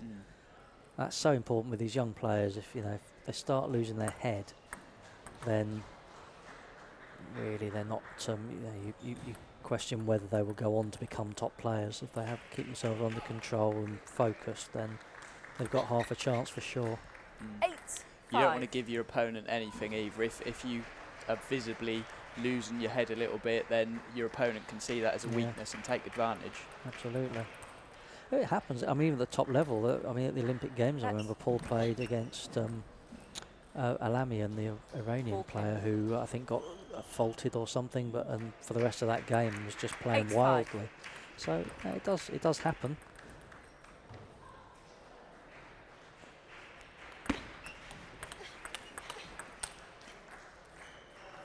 Nine. 2 points now from a quarter-final spot.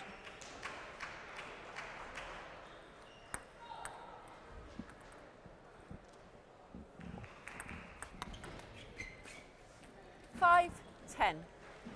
Tintin opens up 5 match points.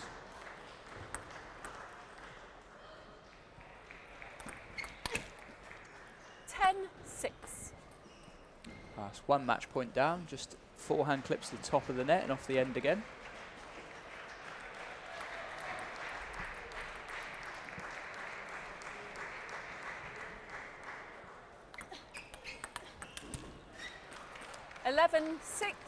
Game Yep, there it is. Ho wins 4 games to love. 4-love to Tintin Ho. She's safely through to the quarterfinals and that dream of the record-breaking 8th women's singles title. She's full of smiles as she goes across to thank the coach, and so is Kathy. That's really nice to see. I think she will appreciate that she's had her moments. She'll benefit from the experience, and yeah, as I say, I'm sure we'll see her again. But no answer to the class of Tintin Ho, and there's Charles back in the corner. And even Tintin will look at that and think, well, there's things I can learn from in that game. Some of the best bits, Catherine, this was a great rally, I remember that one, and Tintin just turning the attack back on Catherine at the right moment and seeing the point home. She just moves so well, doesn't she? I mean, that lateral side-to-side movement, it's... The speed of some of these top players is just next level. Absolutely, and yeah, the footwork. They train very hard on it, of course, just to get their feet, make them all twinkle toes. It looks 3, like 3, 7 and 6, so Tintin goes through. Sorry, Chris. It looks like your prediction was correct. Saskia wasn't 1-0 up on Ella, but she is now 1-0 up on Ella Pashley. But she is currently 7-1 down in the second set. And our final girls singles has got underway, or lady singles. So we've got Alyssa and Guion against Mari Baldwin. That game followed the very long match between Joe Hunter and Cheyenne. Got Sophie Early has just defeated Eva Eccles 4-0. And Rachel Isles is currently 2-1 up on Anna Green.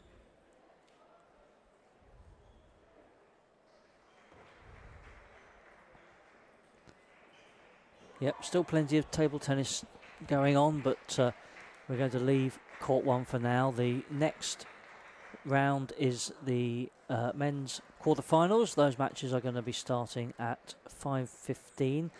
Certainly we will be on court 1. There might still be 1 or 2 of the women's matches going on the outside courts by then, but we're going to see, well, they're all great matches, but maybe the pick of the ties between Andrew Bagley and Sam Walker. That's going to be our next fair on table number 1, the 3-time champion, having a bit of a resurgence in his early 40s, Andrew Bagley against, and sorry Sam, I know you won't like me to say this, the 5-time silver medalist going in search of that elusive national men's singles title. We'll be back in about 20 minutes time. Don't go away.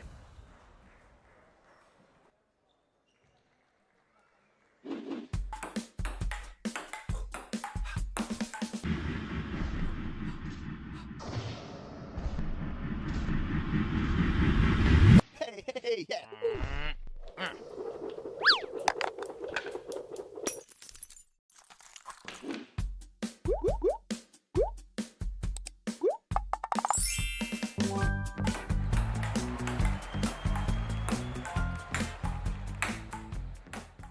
Let's go, London. Come on, London. World Team Championships London 2026. Tickets on sale now. See you in London. 100 years of table tennis. Don't miss the action. Tickets on sale now. See you in London. See you at Ovio Arena, Wembley. Can't wait to see you in London. Don't miss the action. Get your ticket now. London 2026, back where it all began.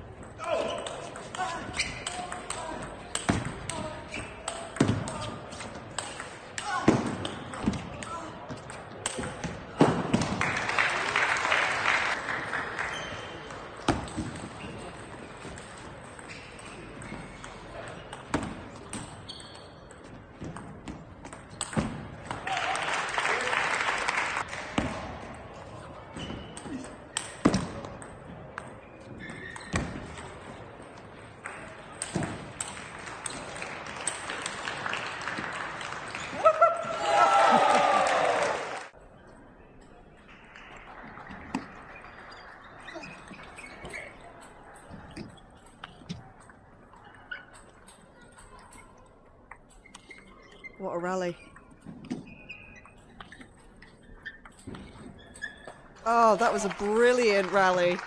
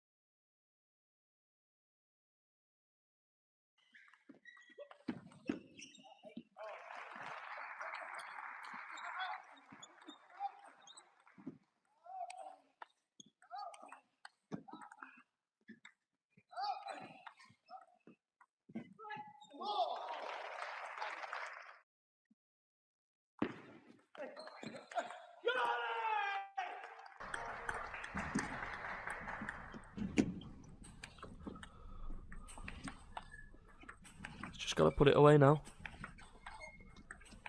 He's kind of going to look to attack. Great depth.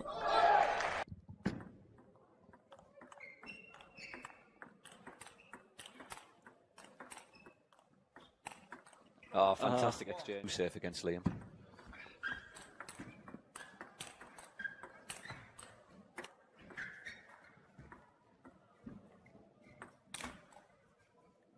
It's on, unbelievable. Rally of the match here. Wow, great point. A little bit of a banana skin, but I still think Liam will go into this firm favourite. 50 game, form can go out the window. Dale will be hungry for his first title. Fantastic rally. 3-2 up.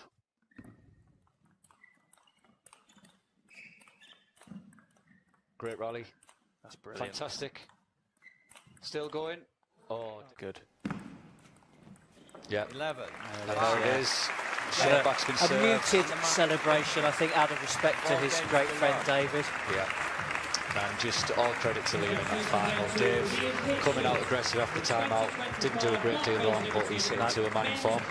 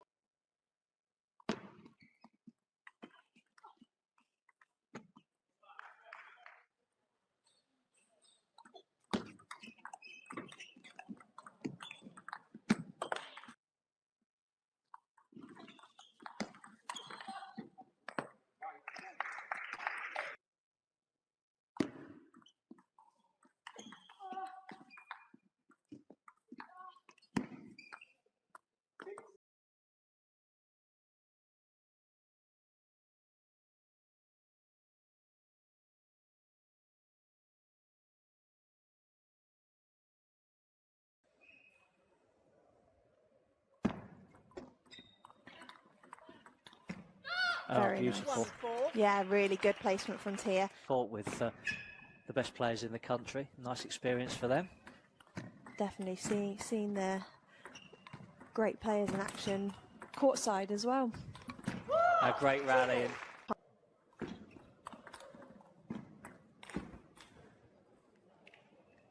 Oh, what's going on?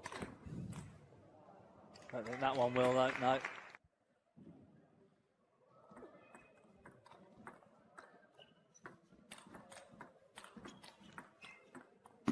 Oh, really good quality on that backhand open. Oh, did City just? Yeah, there it is. Oh, that's brilliant. Oh, look at that. An absolute speed merchant.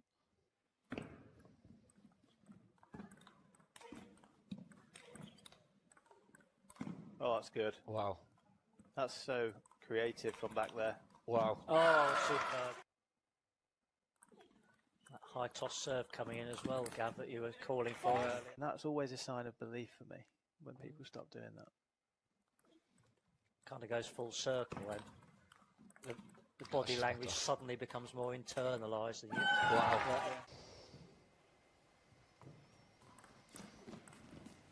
Oh, no, And there it is, the historic seventh, the end of a fantastic, mesmerising at times game between two wonderful young players.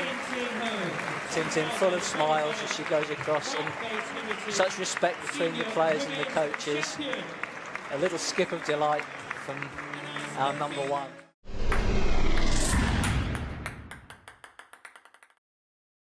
Hello, my name's Jack Cheshire. I'm the founder of Living London History. London has been the setting for all sorts of world-changing moments over the centuries. Political, cultural and sporting events. And the history of those events is often hidden in plain sight around the city today.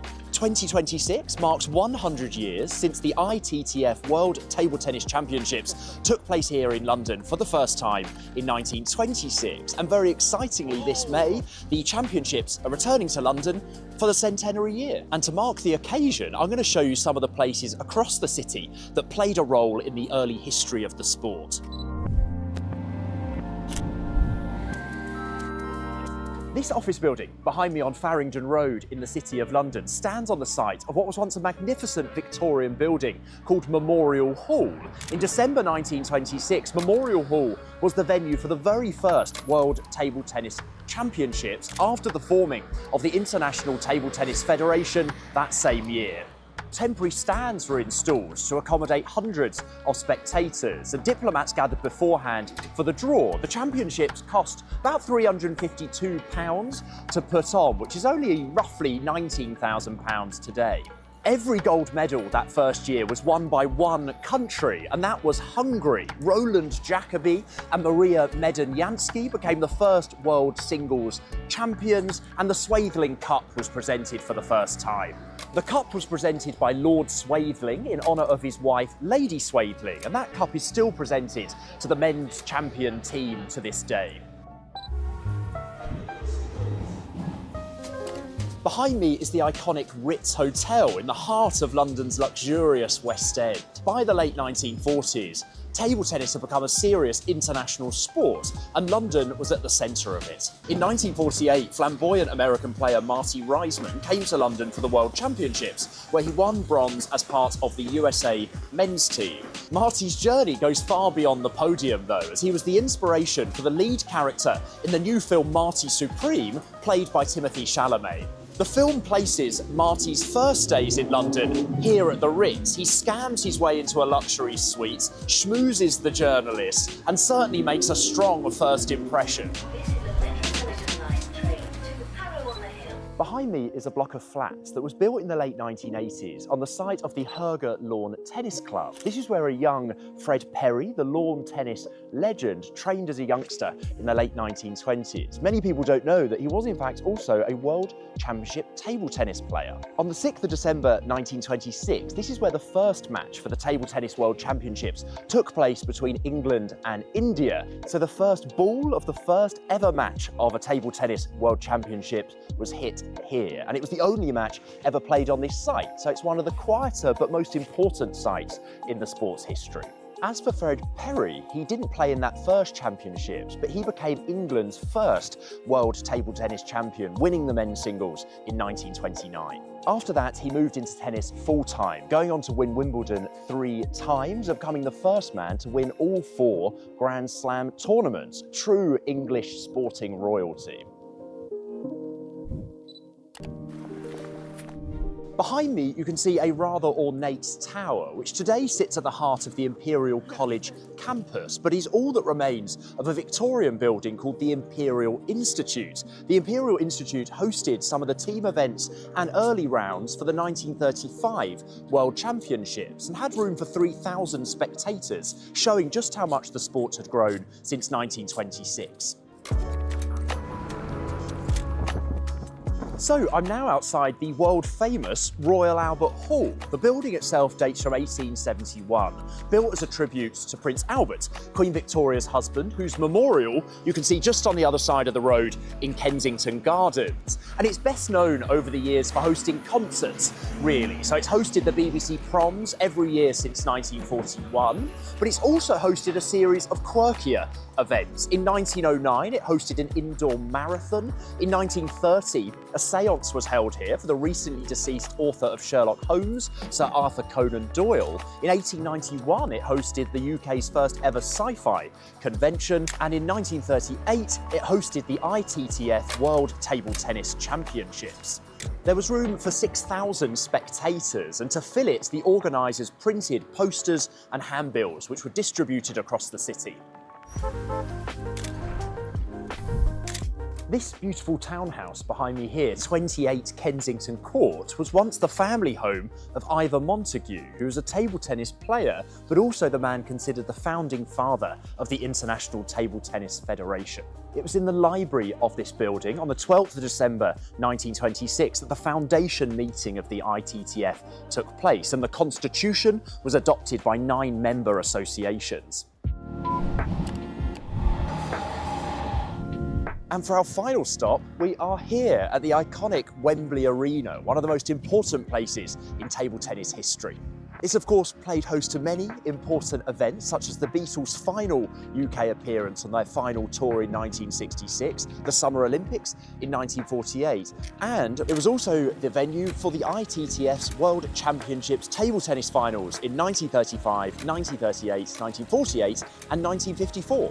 Some of the sport's greatest players have competed here, such as Victor Barner, Richard Bergman and Angelica Rosianu. And in 1954, it was the stage for the only time in history that we've had an all-English World Championships final. Twin sisters Diane and Rosalind Rowe defeated Anne Hayden and Kathleen Bess. Not a bad way for the gold medalists to celebrate their 21st birthdays. By the 1950s, the championships have become less Eurocentric and become a truly global event, welcoming players from all over the world. So as you've seen, London has been central to the history of table tennis, and with the World Championships returning to London this May for the centenary year, it's a great moment to remember where it all began. So you can book your tickets now at london-2026.com.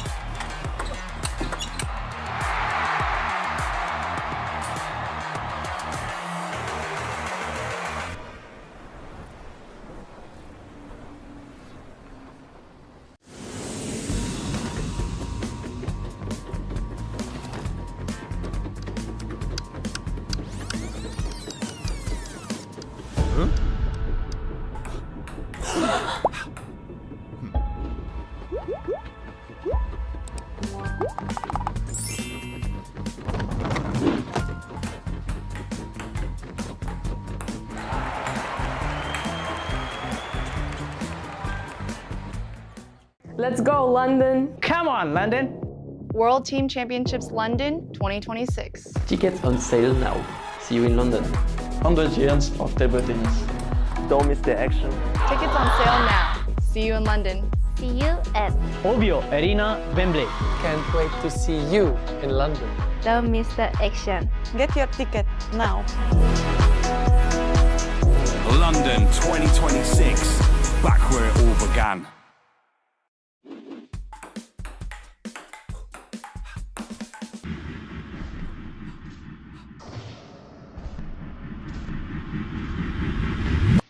Hey, yeah.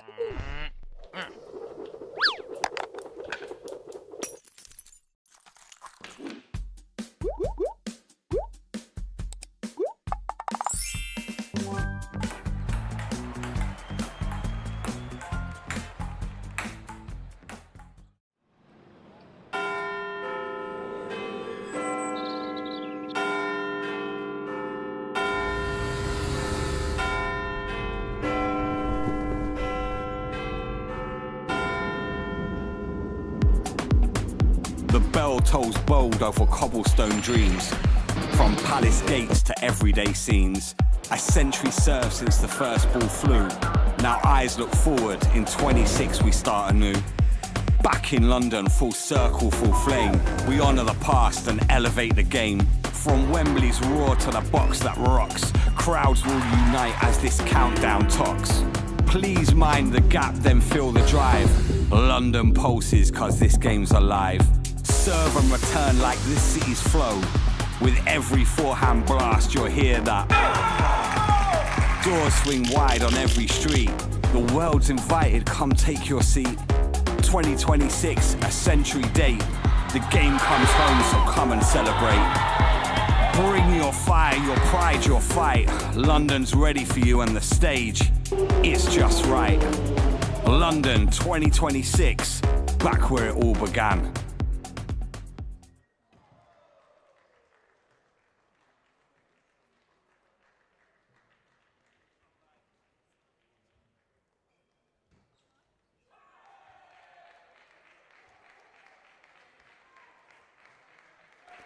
Welcome back to the Mark Bates Limited Senior National Championships in Nottingham. We have a cracker now. It's a men's quarter-final, so whoever wins this books their place on finals day tomorrow. It's a slight misnomer that the men's and women's singles semi-finals are also played at the start of tomorrow. But we call it finals day because seven national champions, singles or pairs, will be crowned across the doubles, para and singles events. But as I say, this one's a cracker.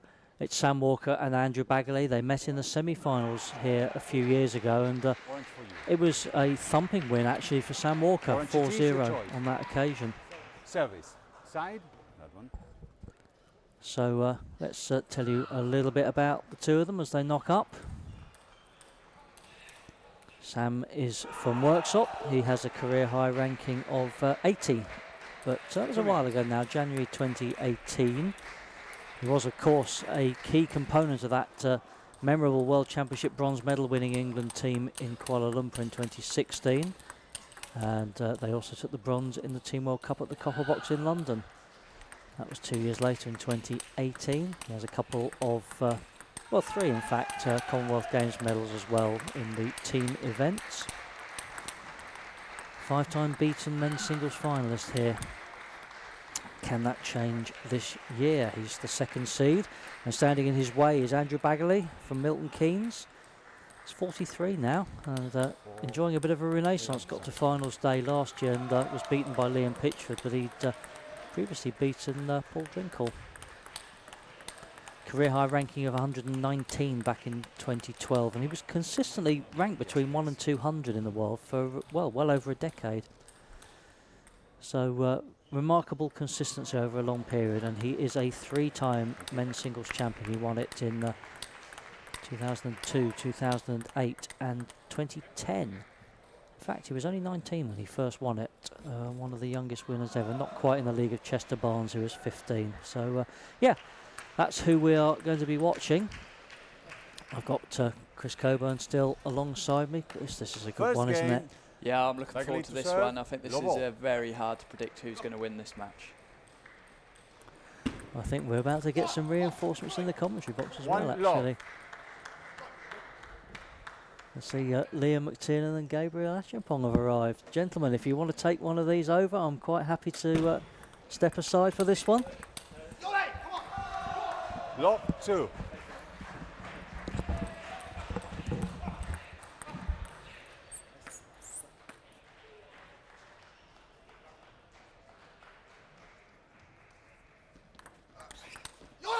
Lob 3.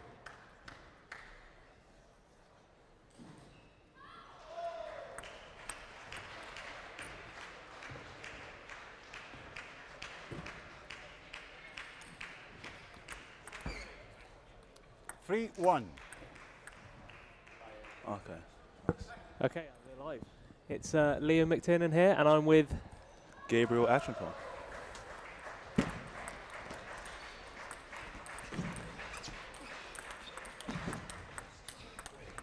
Oh, this is a good rally. Oh. Yeah, too much for him. That is beautiful. So this is a repeat, I believe, from a game that they both played 2 years ago at the National Championships, where Sam Walker won 4-0. So yeah, I think Bagley would definitely be looking to get his revenge here. Especially last year when he beat Paul Drinkle. 3-0. And Sam's leveled it up. Bagley was off to a flying start, but Sam's meant to turn it around with a big forehand. Who's your money on, Gabriel? I think this was very tough to call. Both players come into this round in fine form. Sam Walker tested a little bit there in the earlier round, playing Isaac Kingham, up and coming junior. Bagley taking out Toby Ellis, where he proved just too strong.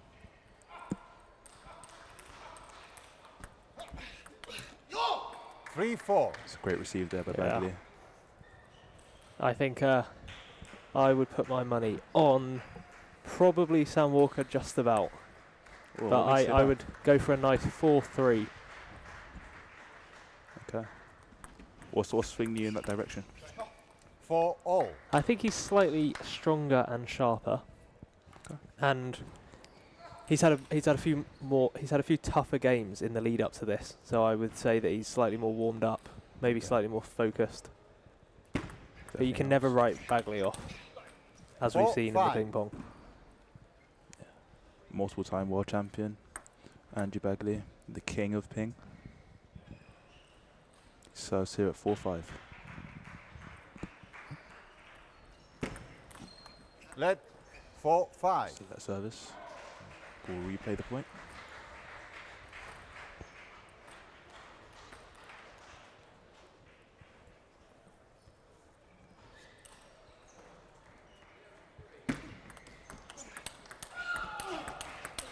Oh, that's a big point. What a rally. That's the good thing about this game, because they both like to rally and they both have very, very strong shots within the rally. It's not so much of a third ball, fifth ball kill, it's more of a who can out rally each other. Yeah, it's great to see the rallies going back and forth, swinging between momentum.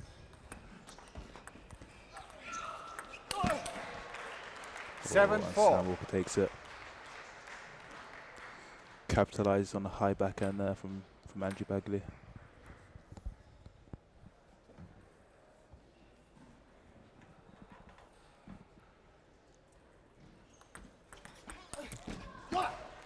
It's a great receive.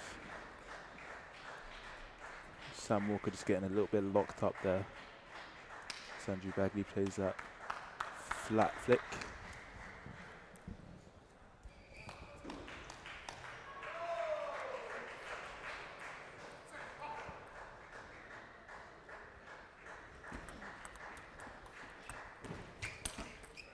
Oh, just long. Yeah. Sam definitely loading it up with spin. I think generally on most of the balls, slightly more quality on the shot. Yeah, very loaded. But I think what he did well there was placement. So right to the crossover, making it very difficult for Bagley to capitalise there. Really having to get his body out of the way to play a quality shot.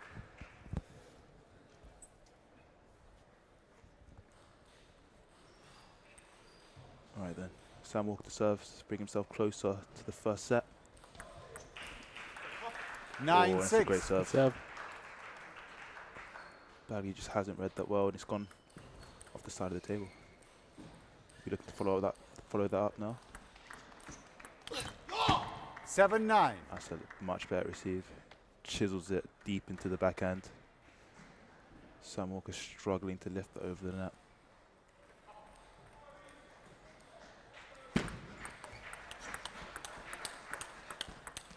Oh, nice backhand. That's in the replay here. The whip in that backhand. Look at that. And the control. That is lovely. I think Bagley would win the game if it was just a backhand to backhand. Yeah, it's interesting because both these players are very two wings players. Yeah. Don't particularly favour either side. And that's why we're seeing such great rallies. Alright, here we are at the tail end of the first game. Sam Walker hoped to take it the first time of asking. 10-9. Oh, and it's well received there by Bagley. Reads the topspin serve. Sends it right back to that forehand. Sam's not quite ready. Here we go, second chance.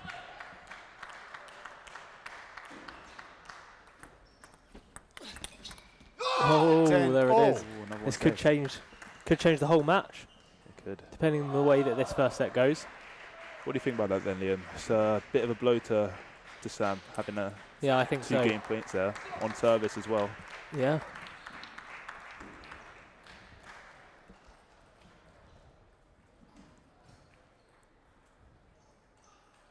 There he is, just resetting himself to serve. 10-11. That would have got in his head as well. An apology. A net just as he hits the backhand there. Here we are, Sam Walker now serving to stay in this first set.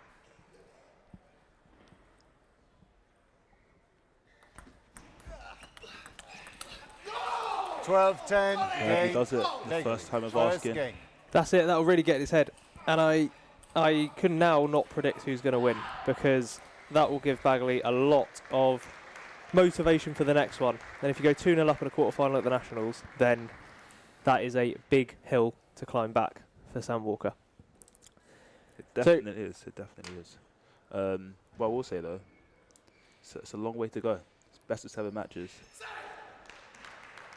It's a lot of give and take have been given there, so I wouldn't count Sam Walker out just yet. 100%. Now, while we've got probably most of your attention watching the best match of the Nationals so far, obviously we've got to do a shameless plug for the World Championships, which is coming to London next month.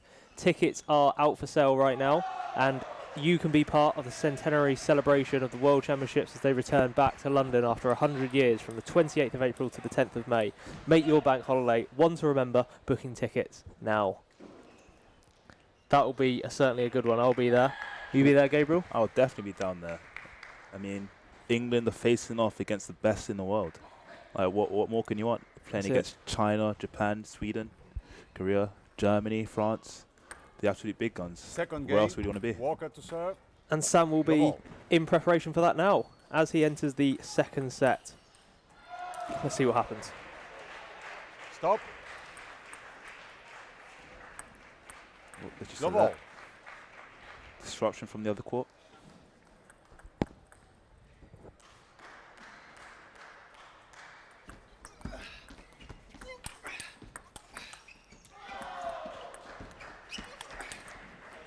Love one. Oh, a bit of fortune in that first point there. See, I can see Sam getting a little bit frustrated now.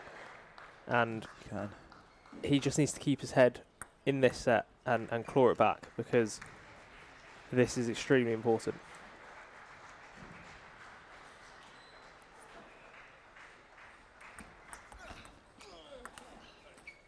Oh, that's a great first ball. He applies very well. Keeps nice and calm. It's a great receive from Bagley to the middle, but Sam Walker just steps around and loads it up with spin. Very difficult to block.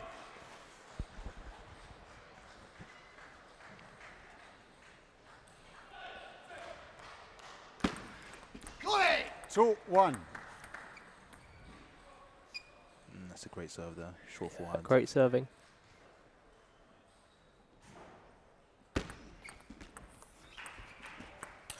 Oh, what a backhand. Backhand from the middle. Shows how backhand orientated of a player he is. Although, as we said earlier, very, very strong both sides.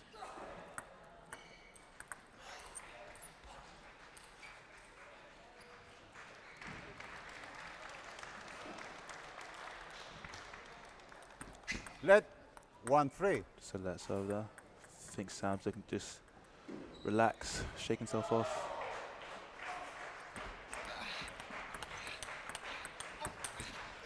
Two, 3. That's a great point, great switch. Sam also covering the middle with his backhand very well there.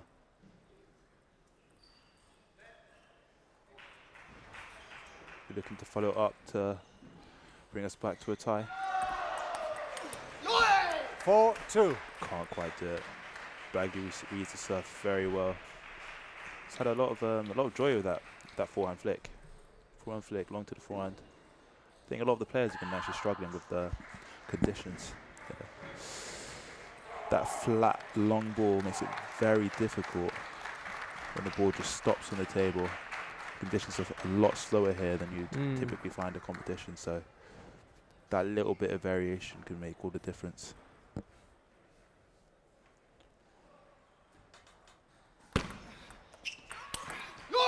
Five, 2.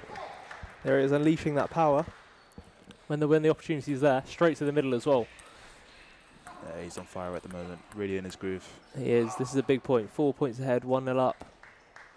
He will have a big advantage of winning this set and the match.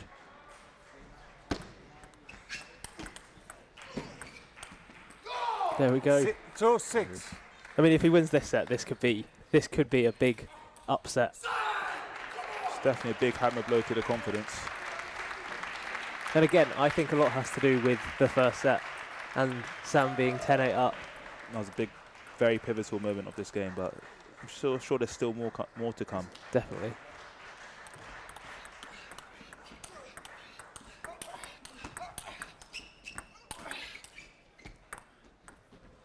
Oh, the drop shot. Yeah, good variation. Good variation. What a point. Sam away from the table. Bagley brings him in. Can't quite make it.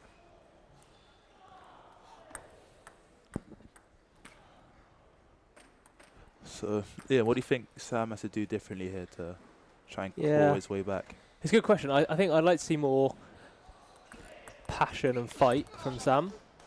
7-3. I think when you're in these positions, that's what he's got to do in the next 4 sets. Just play with absolute passion and vary the spins a lot. Because he's actually won a lot of balls when he's been slow spinning that up, rather than the rally, backhand, middle, etc. So I think he's got to look for where he can really spin the ball up.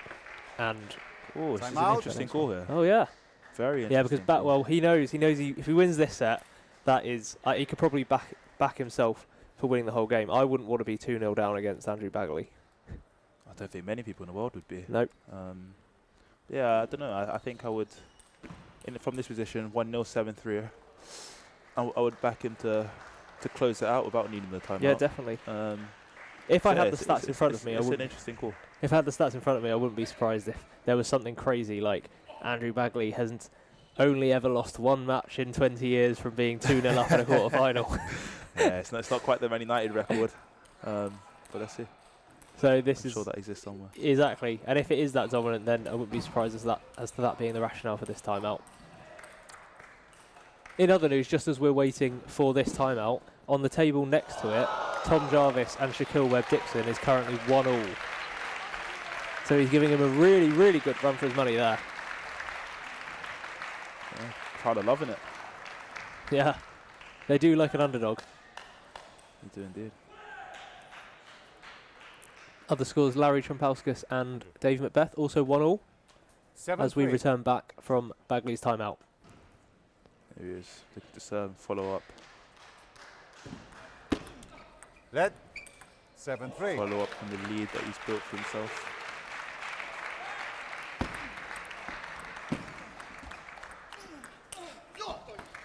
Three.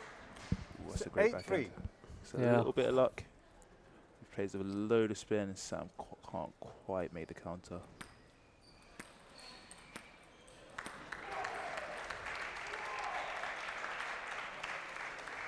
Bagley on a second serve here.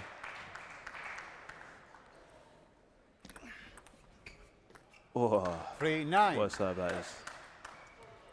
Very deceptive. He's not pulled out the reverse serve very often in this game. Pulls it out there and completely bewilders Sam. 3-10. Good timeout. Yeah. This is exactly the outcome he wanted. But I think we're in for a very interesting next couple of sets if he wins this. 10-4. Sam saves the first game point. Still 6 remaining. Be a tall order to expect him to come back here, but I'm sure he'll be fighting his way back.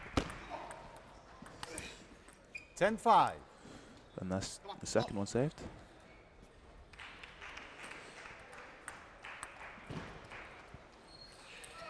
Here we go. Can we take it the first time of asking? 11-5. And he does. 10-5, that's it. Bagley Nice leads topspin by serve. 2 games to love. Short to the forehand. Sam can't quite cover the spin, and that's 2 games up to Bagley. So Gabriel, you mentioned earlier how the conditions are slightly different in this hall under these professional conditions, and obviously you've had your own story and run in the competition. Why don't you tell us about that and tell us about what you found versus your average Senior British League or other tournament? Thank you, Liam. Happy to share my story. So, yeah, I played the qualifying event yesterday. Managed to sneak through into the main draw, having come through a very tough game against Arctic Altapiano. 2-0 down, 2-1, 10-7, saving a couple match points, and yeah, just managed to sneak through. So I was very happy with that. Coming through to today, playing in slightly different conditions in this larger hall with bigger courts, slightly slower tables. It's a bit of an adjustment there. Yeah. The ball stops a bit more on the table. But I played against a very formidable player in Shaquille Webb-Dixon. Yeah, he was just too strong for me today, beating me 3-0. And you can see the level he's playing at the moment. He's given Tom a very hard time. 7-4 up in the 7-4 up in the third game. Third set. Against a double national champion. That's it. It's showing strong stuff.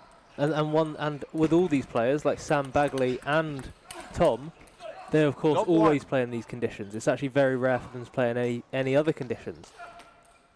Yeah, a lot of the competitions that you'll play in England will be in smaller venues, more enclosed areas. So typically in those places you find that the ball moves a lot quicker through the air because of that tighter environment.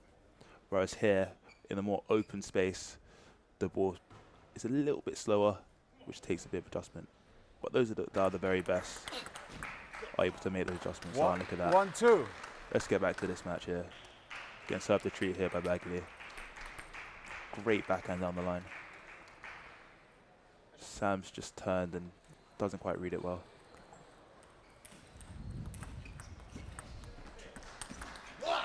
Nice. He's got a lot of momentum now, Bagley. And yeah, he'll definitely want to back himself. Sam has to do something different. I'm not quite sure what that is. I think it's probably slow, spinnier, changing the pace. But you know, right now I'm not quite sure. Bagley's playing so well, and he's got so much momentum. What would you do, Gabriel? Oh, it's difficult because he just seems to have all the answers at the moment. Look at that there. Great serve, strong flick, but Bagley straight away off the bounce, straight into the middle. It's very difficult to do anything against that. Yeah. Maybe slowing the pace of the match, like a Gavin Rumgay type tactic, may keep him in it for a set or two. 2-4. But as you said there, it's the slow spin.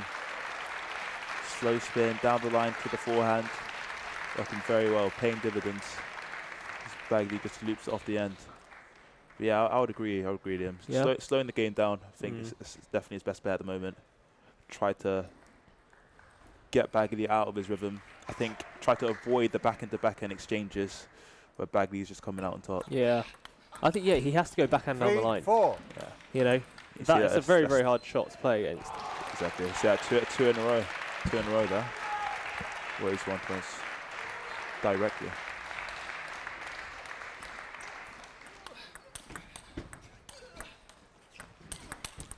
Yeah, nice. 5-3. I mean, we maybe shouldn't be as surprised as we are, because Bagley is playing still top league and is having a very, very good season with a good average. So he's playing week in, week out against top quality players, and he's obviously keeping himself extremely fit to play this amount of matches at this level. I don't think... 5-4. That's what he has to do, though. That backhand down the line there. He's working very well. Backhand down the line. Very well. Yeah, I don't think we could be surprised with Andrew Bagley, 43 years old, continuing to keep himself in top nick. He's been here, he's experienced it. He knows what to do in these situations. 5-all. 5-all. He's pulled it back and missed that. And here we go. It's a big roar on the other table. Shaquille Webb-Dixon leads 2-1 against Tom Jarvis. And that last point, I mean, he just absolutely smashed it past Tom. So that's going to be an extremely interesting match.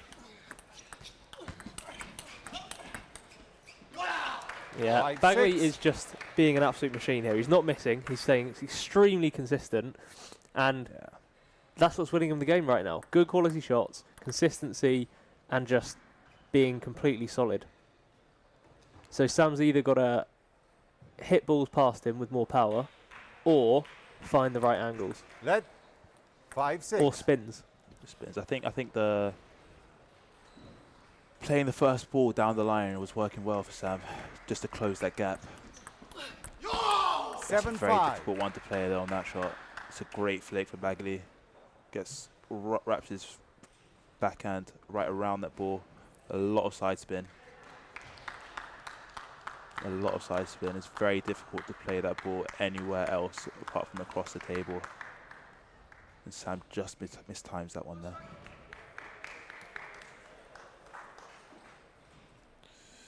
Andrew looking to extend his lead on service. 8-5. Look at that. There he is again. So this isn't the outcome or way the match is going that I think a lot of people would have expected, but anyone tuning in now would find it very, very difficult to think that this isn't going any other way than Andrew's. Again, another unbelievable shot there on the counter. I mean, it's ridiculous. Sam's playing good quality balls to the elbow, but Bagley is just, found another yard. Just another... I mean, Gabriel, what do you think? Do you think Bagley's got another national championships in him? I don't see why not. 5-10. Yeah. I mean, I think he's coming through. He's playing very well. It's a quarter-final stage. There's only two more matches to go, so I don't see why not. And without Drinkle or Pitchford in this year's, he's definitely got a chance. Most this could be his year. Yet to drop a set within the competition. Wow, really? So, yeah, I wouldn't bet against him. I'm sure he'd be feeling very fresh, very confident. Mm.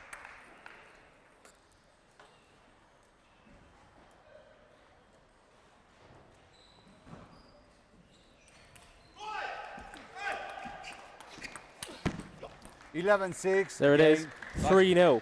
So it's going to be extremely interesting now. I think Sam is going to have to... We're either going to see Sam change things drastically and come back with significant fight and a completely different style of game, or we're probably going to see a 4-0. And that will be a result that nobody would have predicted at the beginning of the match. Yeah, if you told me you would have betted on a 4-0 for Bagley, I think I would have said you were a madman, but... Look at these. What a highlight for all this. It's ridiculous. It's ridiculous. Yeah, he's just looking to reverse the result from a few years ago where he was on the receiving end of a 4-0 result from Sam Walker.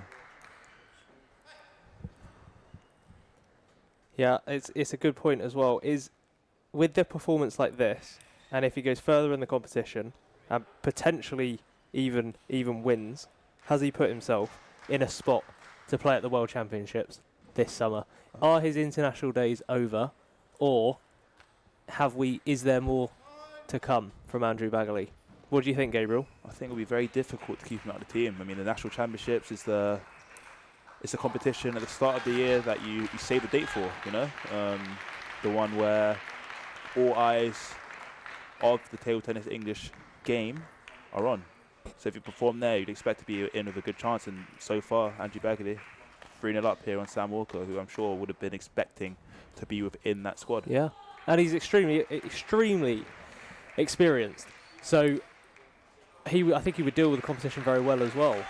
I would like to see him playing as much with the young players coming through as well, who could learn from that experience. So I think that would add a lot of value as well. Here we go, the final 4th set. Love one. Starts very well.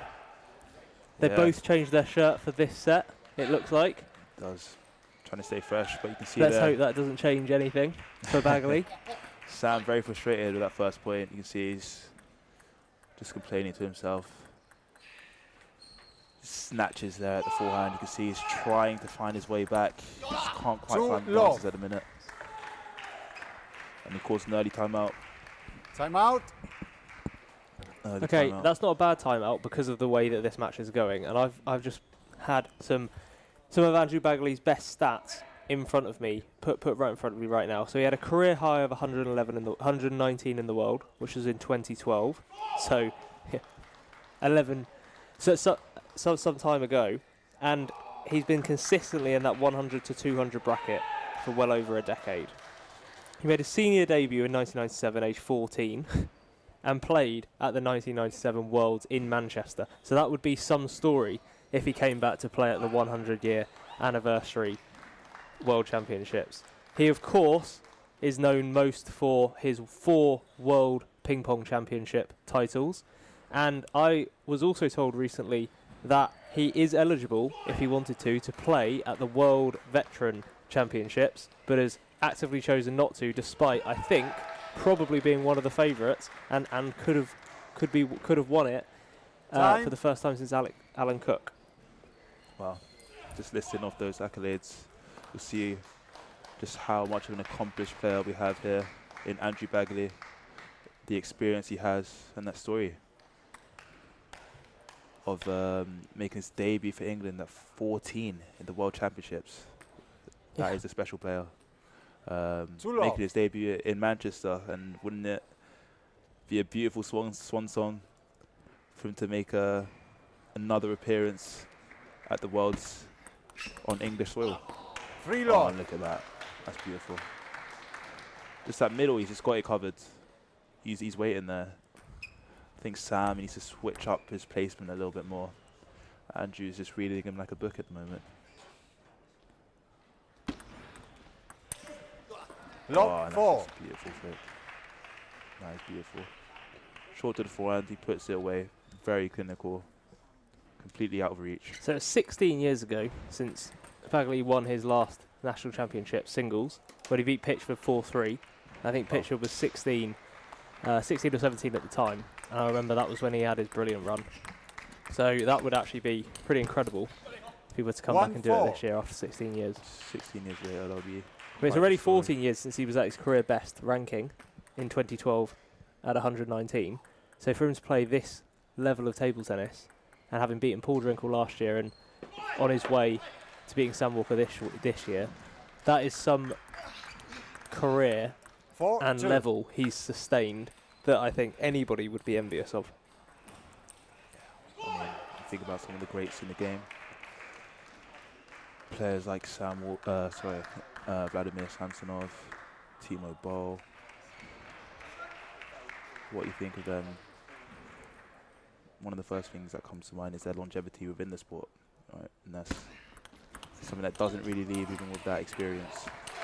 Particularly players that are too ranked as Bagley himself. That's right. They typically tend to stay longer within the game. And we're seeing them continue to perform well here. It's amazing to see.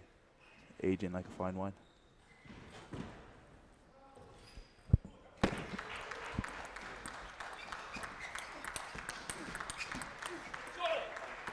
For all.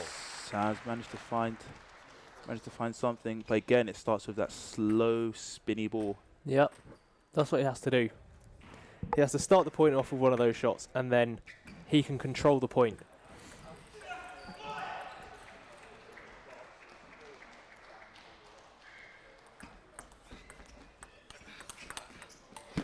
Yeah, he's positioning the ball just so well. He's doing that backhand down the line, which, to be honest, is the secret sauce for a lot of players, including Chris Duran and Liam Pitchford. Extremely effective shot, and he's just placing the ball extremely well in this quarter-final that may just see him get over the line. You can see Sam just itching to switch, turn around and play a flying off the...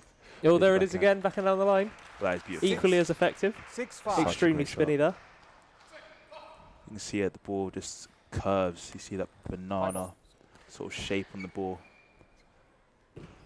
Going outside and in. Just touching the white line. It's beautiful to watch.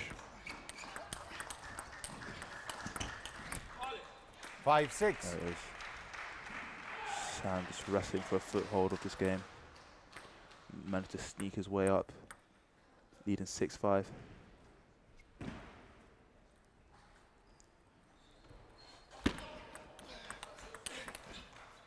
Oh, 7-5. Nice, beautiful backhand. So on the table next door, it's Tom Jarvis 2, Shaquille Webb-Dixon 2, but Tom is 6-2 up in this set.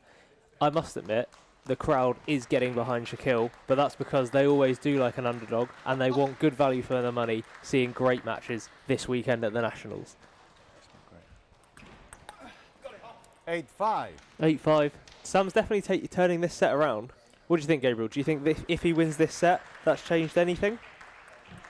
I think, yeah, Sam's always within a sniff. I remember it was quite a few years ago now, actually, when Sam was climbing up the ranks, making a name for himself internationally and nationally amongst the top names, where he was 3-0 down in his competition against, I think it was Chris Duran at a similar stage, and he managed to turn it around. So, yeah, of course, it's a different opponent, but I'm sure he'll be looking to pull from that experience here. He will. And I don't think Andrew's going to run out of steam because he's so fit. But that is something as well that you do consider. 9-7. Oh, was that a side or an edge? Here. I think it was a side. What do you think, Gabriel? It's a difficult one. I think from this angle, it does look like the ball goes straight down. I think they're both in agreement here. And just for those who are watching who aren't familiar with the angles, if the ball does go straight down, typically that means that it hits the side of the table. And for the ball to count, it must hit the top surface. Stop. So yeah, the players are in agreement here, I think. 10-6. Yeah. And agreed that was a side. And Sam is serving here for his first set. 10-7. He just overcommits on the backhand. So he'll shake it off and go again.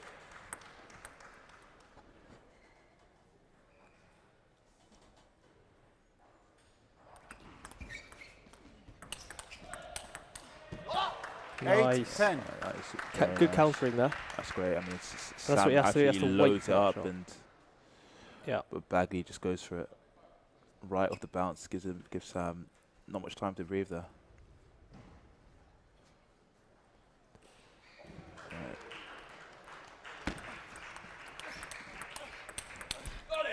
11-8. There it is. 3-1. Walker. I think it's going to be really interesting now. My money would still be on a 4-1 or 4-2. I think Bagley will come back in extra force this set just to try and close it off. But I do wonder whether that first set still is influencing this game. 10-8 up, 2 serves. We'll never know, but it's an interesting one. It's most certainly shaped the position that we're currently in. However, I think that last set would have given Sam the world of confidence, given he did start the game off at 2-0 down and had to call a timeout. So he's come out and found something. He's found a way here. And let's see if that continues. What's the... so, Gabriel, we've both been to a lot of national championships. I can't count how many. What has been the most surprising result you've seen in all your time? Most surprising result? That is That is a great question. While you think there, I think mine is probably Tommy Britton and Denise Payette getting to the semi-finals of the mixed doubles. That was a crazy feat, and I don't know if that can be beaten. That's undoubtedly up there. I mean, Tommy Britton and Denise Payette, both great players, heralding from North London, growing up practicing with each other, so it's a great story. From Urban Table Tennis Club, the club that me and Gabriel both play for, but that wasn't intentional. Just That's the why we brought that story up. Just happened to be the case. Love one. Okay, here we go. Sam's definitely got something different about him. I do feel like he's got a different energy. He's got a different passion in this set. I agree. He believes. To love.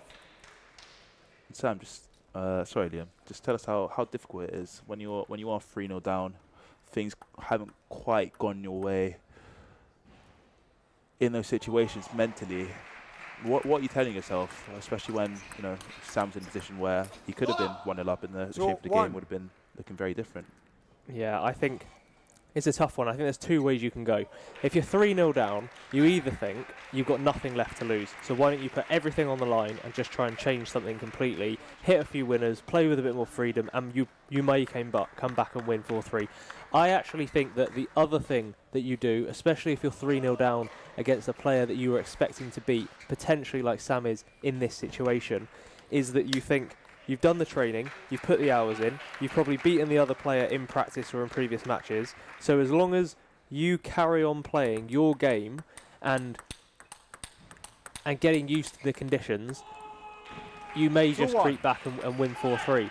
But I think these two are almost too close in level now for Sam to be completely thinking about that. So it's probably a bit of both. He's probably thinking, let's continue with the basics and what I do best, but also playing a little bit riskier. What's even more interesting, though, is not Sam's mentality, it's Andrew's. Being 3-0 up when you potentially weren't expecting to win the match, or certainly in that fashion, is a whole different ballgame. Andrew's mentality has now gone from nothing to lose to everything to lose, having been 3-0 up in potentially one of his latter nationals of his career. That is quite the shift, but I'll just pause this conversation and just admire that beautiful round the net shot that Sam just hit there. You can see he's certainly picked up in his confidence and taken a lot more risk, as Liam's just mentioned. 4-2. I think it might be the new shirt he's swapped into. You never know. Sometimes these small things like that, psychologically. Yeah, they can make a difference. I remember hearing a stat about the NFL Super Bowl. Sorry to take it to a different sport here, but there used to be a ritual around the coin toss. I can't remember which way it went, but I think there was whoever won or lost the coin toss went on to win the Super Bowl in a number of years in a row. So very small things like that, whether it's causation or just correlation, you do see that happen within sport. 2-6. And I think Andrew's getting tighter here. He's not as relaxed. Even that even that shot, very, very tight. I mean, earlier in the game, 3-6. Those are the exchanges that Bagley was dominating in the backhand. He was feeling very comfortable, very loose, putting Sam under a lot of pressure. Let 3-6.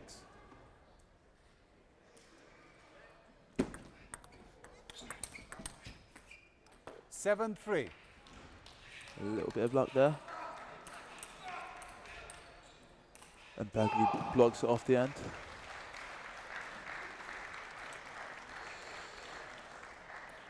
Sam serving to solidify his lead here in the fifth game. 8-3. There it is. Good spin again. He's definitely found a lot more of his rhythm. I think now he's probably thinking, if I just play like this, I can win it back. But Bagley now, weirdly, has to change his game, and he has to come out all guns blazing, or he needs to have some fantastic tactics to see it out. 3-9. I agree. I mean, like you mentioned earlier, you can just see it in his aura, in his persona, in his body language. Yeah. There's just a weight of Sam Walker's shoulder at the moment, and he's really found his groove.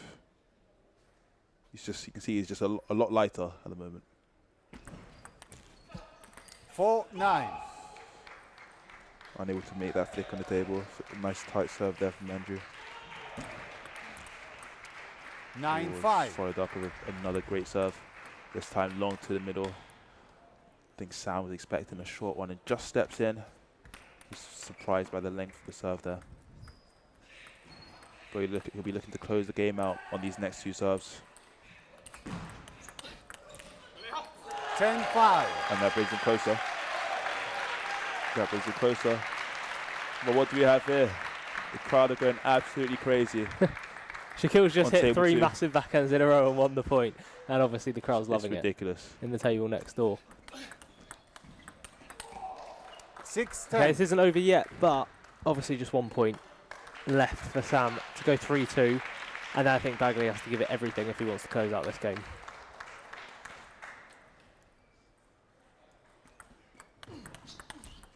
$7-10. Bagley controlling the backhand-to-backhand exchanges again now. It's an interesting one, right? When you get towards the end of the game, in a set where you're not quite in it, there's a bit of a gap, and you find that the player that's behind just relaxes and just can play with that freedom. And then you lose momentum, and the game can go that way. And here we are, and suddenly, I think there was a 6-point gap has been narrowed down to 2. I'm sure Sam will be confident that he can close the game out on his serve. Here we go. Let 10-8. So let service.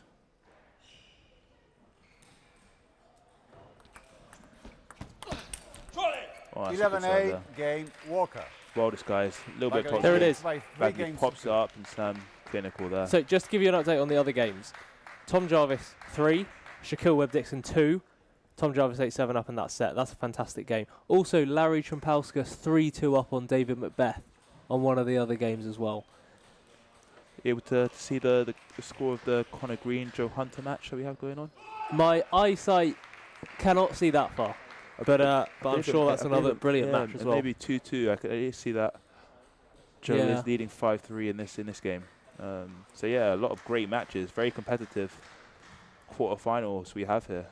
It's a shame that we can only show you what's going on the main table, but however, yeah, this is giving a good show of what is in store for you all. And who's your money on for this set now? Yeah, I think Sam Walker's Sam's going to come back. He's in this ascendancy at the moment. Yeah, momentum is in his favour. As I said, you can see he's a little bit lighter. He's moving better. He just seems a lot calmer. So actually, speaking from experience, having been in 2016 3-0 down in the quarter-final of the under-21s against Jack Bennett, Liam, sorry, and coming back. Obviously, how would you compare your experience to this? I think, it's a similar, because me and Jack Bennett were similar level. And actually being 3-0 down, I took the tactic of having Chris Duran in my corner, who said, leave everything on the table and just completely go for it. And you know what? A little bit like this game, of which, again, these are crazy rallies. A little bit like this game, you go for everything, you win a set or two and come back, and then before you know it, the whole momentum of the game has completely changed, and all you have to do is just carry on playing the way you're playing, and you come back and win 4-3, which is exactly what happened to me in 2016. And I think, based on this, pretty could be a potential outcome of this. Yeah. Table tennis is a game with such fine margins. Momentum can shift so quickly, but once you're in that groove, it means that you can win a number of points in a row, and that's what we're seeing at the minute with Sam Walker. 1-2. Look at that there, the great backhand. Taking more risk, playing more explosive. And Bagley just blocks it off the end.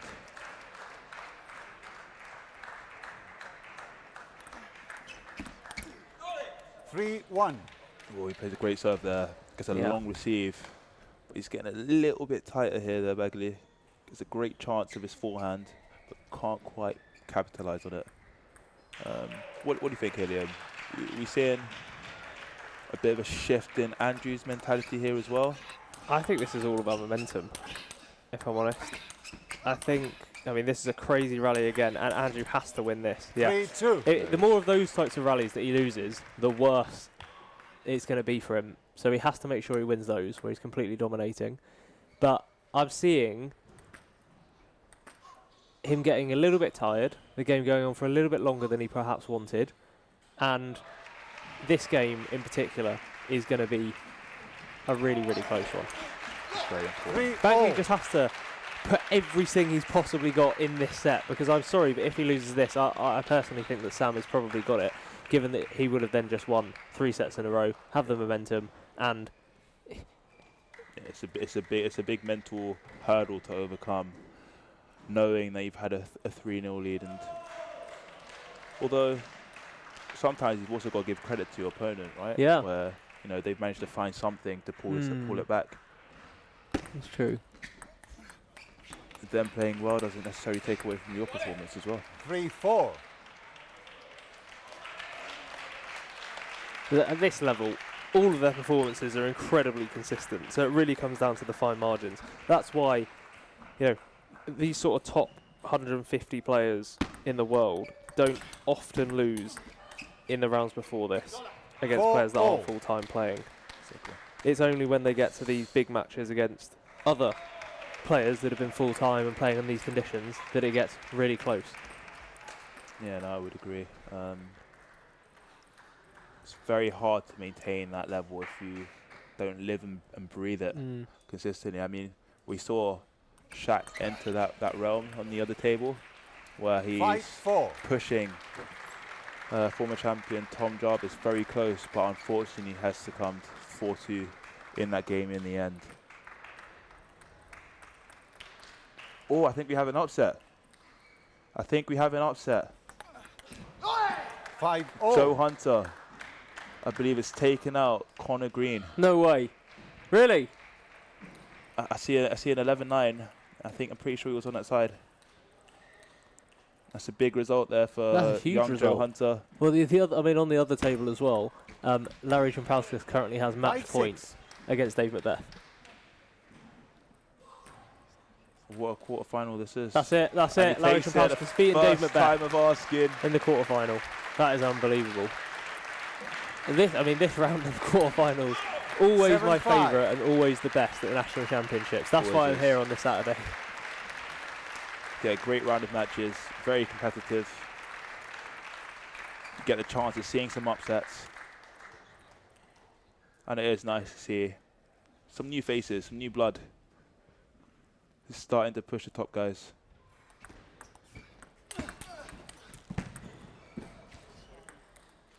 Eight, 5. I don't know what happened there. I thought you got that back. Yeah, I think he did, but he just gave up on the point there in the end. Yeah. But that just shows how tired he is now. And Sam's obviously hitting, I think he's hitting the ball a lot harder, and he's feeling that he's tired and trying to win the point much earlier in the point. 6-8. Oh, it's fine margins. And that's the shot that I'm talking about in terms of these conditions, right? I think Sam would typically expect that ball to come a little bit faster at him, so he can just hit that ball within his flow, within his rhythm. But he just snatches. Oh, what a block! That little side spin block there that you see. Oh, not on that one, but he sort of blocked the ball with a little bit of side spin, which just made. It's a great display of variation. So with a chop block, slows the ball down. Kenta Matsudara-esque. Yep. 8. Nice. Great short play. So that's a great shot, because if you see that ball was probably going to bounce twice. It was high, but it was probably going to bounce twice. So what Bagley did was he kept his bat high, he came through the ball, and in doing that, was able to hit a very powerful shot, despite that being a short ball by Sam. Here we are. 8-all. Business end of the game. Oh, does he have to hit the ball that hard? I don't know. Yeah, I think Sam gives Andrew a decision to make there. He probably doesn't quite make the right one. I think in those positions, that's what you want as a player that's looking to fight back. Give him a decision. Don't just give him the point straight away. Play the ball on the table. Be consistent. Oh, nice. That's a really nice rally, though. It's a great I mean, it is like physical chess because they're basically able to place the ball wherever they want. And there you saw a switch to the middle and then a switch back to the backhand. And that's obviously extremely hard for Andrew because he's having to go from playing a backhand shot to a forehand shot and then moving back to a backhand shot, which is just extremely hard to do when the ball's going this fast at this late on in the tournament. It's very difficult. It's a great point. And here we are, 9-all. 9-all, 2 serves. Oh! Yeah. 9-10. He was fortunate there. Very fortunate, but Bagley did very well to hang in that point. point. Yeah, he did. Did very well. It was a parallel to parallel. Backing down the line to forehand down the line. Don't think Bagley was quite expecting it to return to the same position. He was caught out there. Let 9-10. Bit of nerves. Serving to stay in the set. See a let serve here. Nice. 11-9. Yeah, that's a great receive. Walker. Being aggressive off that receive. Very important. But that was extremely close. Bagley, 3-2 up, 9-all, 2 points away from winning and getting his place in the semi-final, where we've obviously seen 2 upsets already. So that's a brilliant chance to get to the final. You've got some great highlights here, just showing that mixture of positioning of where they're placing the ball. Yeah, whilst we have this break here, I just want to turn people's attentions back to the World Championships that are coming up soon, just before we get into this, the 7th of this monster match that we've got here. So Liam, I'll hand over to you here, just to talk about what we've got coming up for us in April, at the end of April. Yeah, so I didn't realise, but the England team for the ITTF World Table Tennis Championship finals, which are the first time it's been in London for 100 years, on the 28th of April to the 10th of May, are set to be announced live and in venue on Sunday.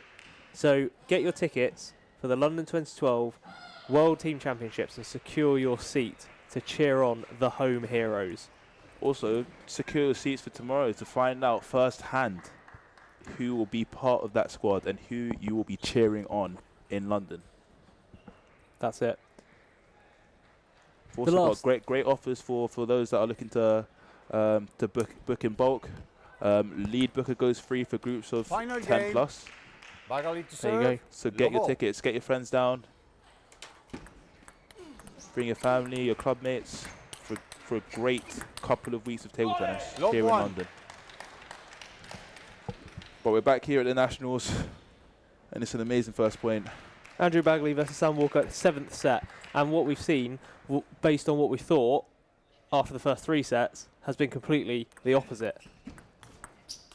You've seen Sam come back from 3-0 down, and it seems like he's got all the momentum. 1-0. Agree.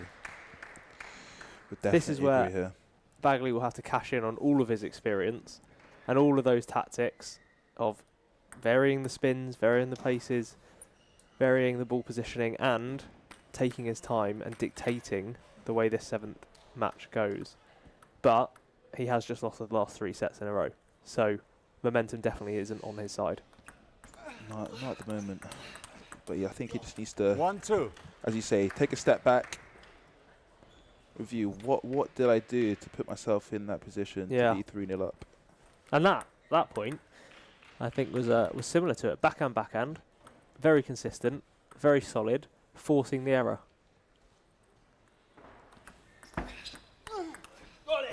2-0. And look at that.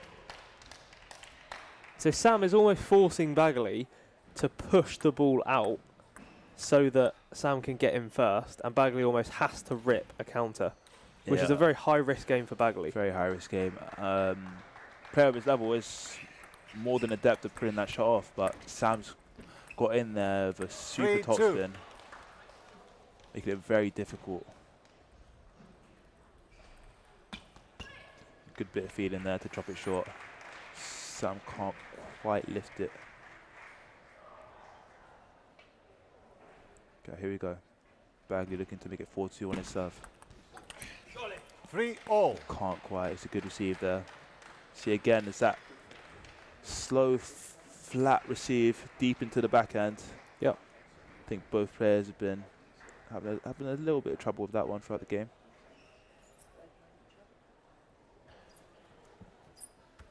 But here we are. Scores completely mirrored. 3-3 in games and 3-3 in this game in our 7th set. Sam Walker to serve. 3-4. Oh, and Bagley just a little bit of luck there. Nips off the edge. I think this is always a mental advantage. Whoever wins this, whoever gets the 5 first in the 7th. It's that change of sides, right? Yep. He He is leaving it all on the table. I mean, Bagley is playing such a high-risk game here. He's basically just pushing out and trying to rip a counter, which I don't know. Very difficult game to make. I think, as you said, in the first few games, he's playing so well from the middle of the table. 5-4. Ends, able to find that extra step. Yeah. And just rip a counter, but here it's not quite come off. Well, he's got to recovered well. first. He's recovered well. And finds Sam in his middle. Right in that elbow where it's uncomfortable to play forehand or backhand.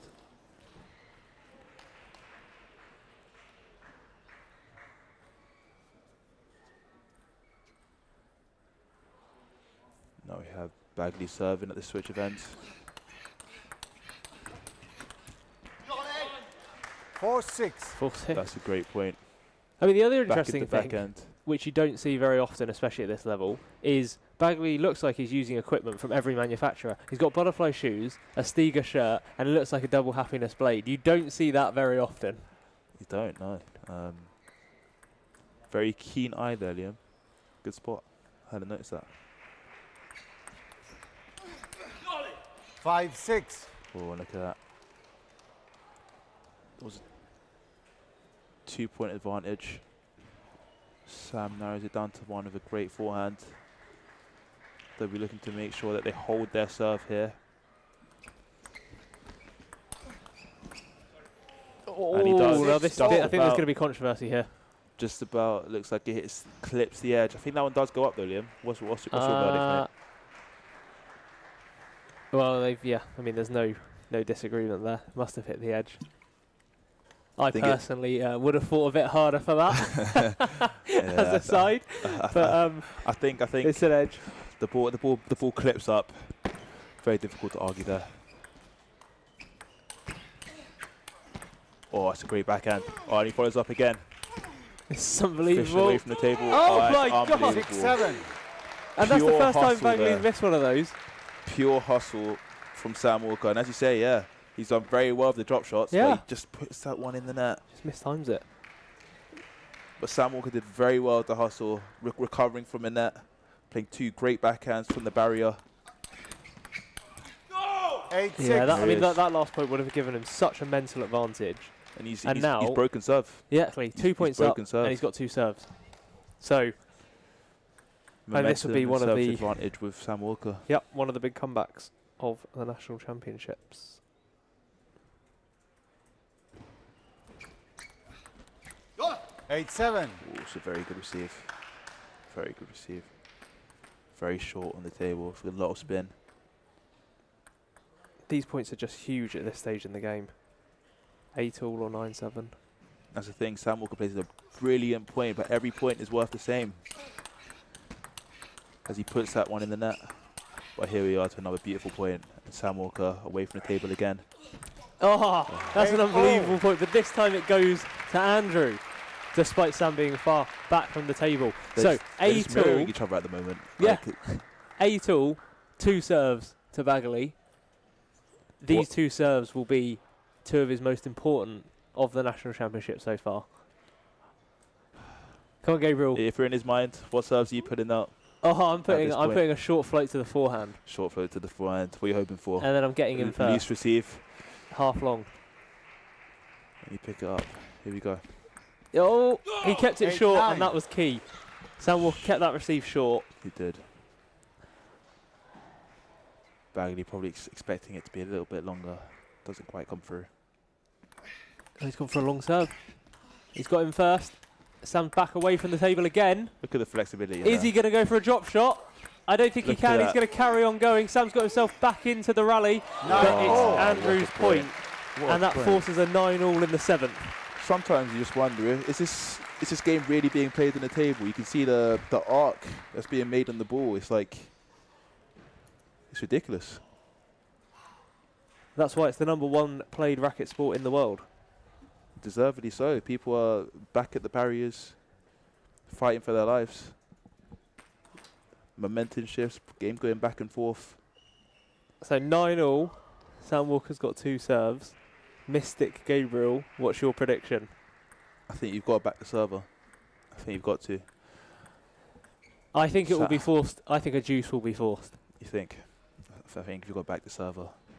These tight positions, what you practice for. Here we go. 9-all. What serve would you be doing here? Me, I'd go short backspin. Good, I'll remember that for next time. I'll remember that for next time when we play. I'll change up against you. It's all mind games. It's all Here we mind go. games. Here we go. Don't you worry, my friend. Oh! Well, he does the topper. That is a great serve. Short, side spin, top spin. To the forehand. Forces the flick off. He just tempts him there. He tempts him. Yeah, he does. It's been a great advert for the sport, this game. Yeah, it has. It's been an unbelievable game. Beautiful rallies. It shows you the full extent of the repertoire of these players as well. Backhands, forehands, great net play.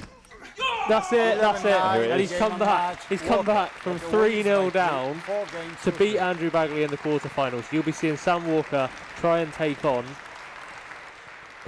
to win his first national championship singles. That's unbelievable. And I think, yeah, we've just got to really congratulate the 2 of these players. Sam Walker pulling through in the end. Yeah. But yeah, what a beautiful game that was. That's an unbelievable comeback. Look, it's been a pleasure. An absolute pleasure to commentate on. Pleasure commentating. I will make a slight mention that Mystic Gabs comes through, backs the server at 9-all in the 7th, and he takes it. We've been your commentators, Liam McTiernan and Gabriel Acheampong. Thank you for your time, and enjoy the rest of your national championships. Goodbye. Peace out.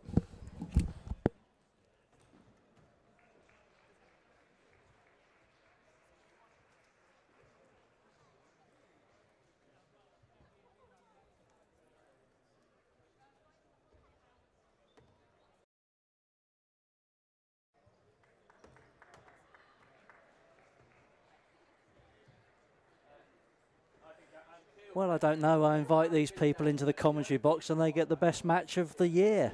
Incredible. It was amazing to watch that actually from the outside and not have to talk about it. I mean, where do you start? Let's start by looking at some of the highlights playing out. And, you know, the match was over an hour long, so there's a lot of highlights. It looked as if Andrew Bagley was, well, I mean, he had 1 foot in the final, didn't he, at 3 up. Incredible renaissance man. He was at finals day last year, kind of from nowhere, the age of 43, and this is 16 years after he last won a national title. But Sam somehow just chiseled it out, stayed in it, turned it around. Whew. We can all breathe again. Not for long, because we've got a women's singles coming up on the same call. I'm just looking to see, no, well, we've started the other 3 women's singles quarterfinals. I was actually beginning to wonder if one of them might have finished, in fact, before Sam and Andrew had.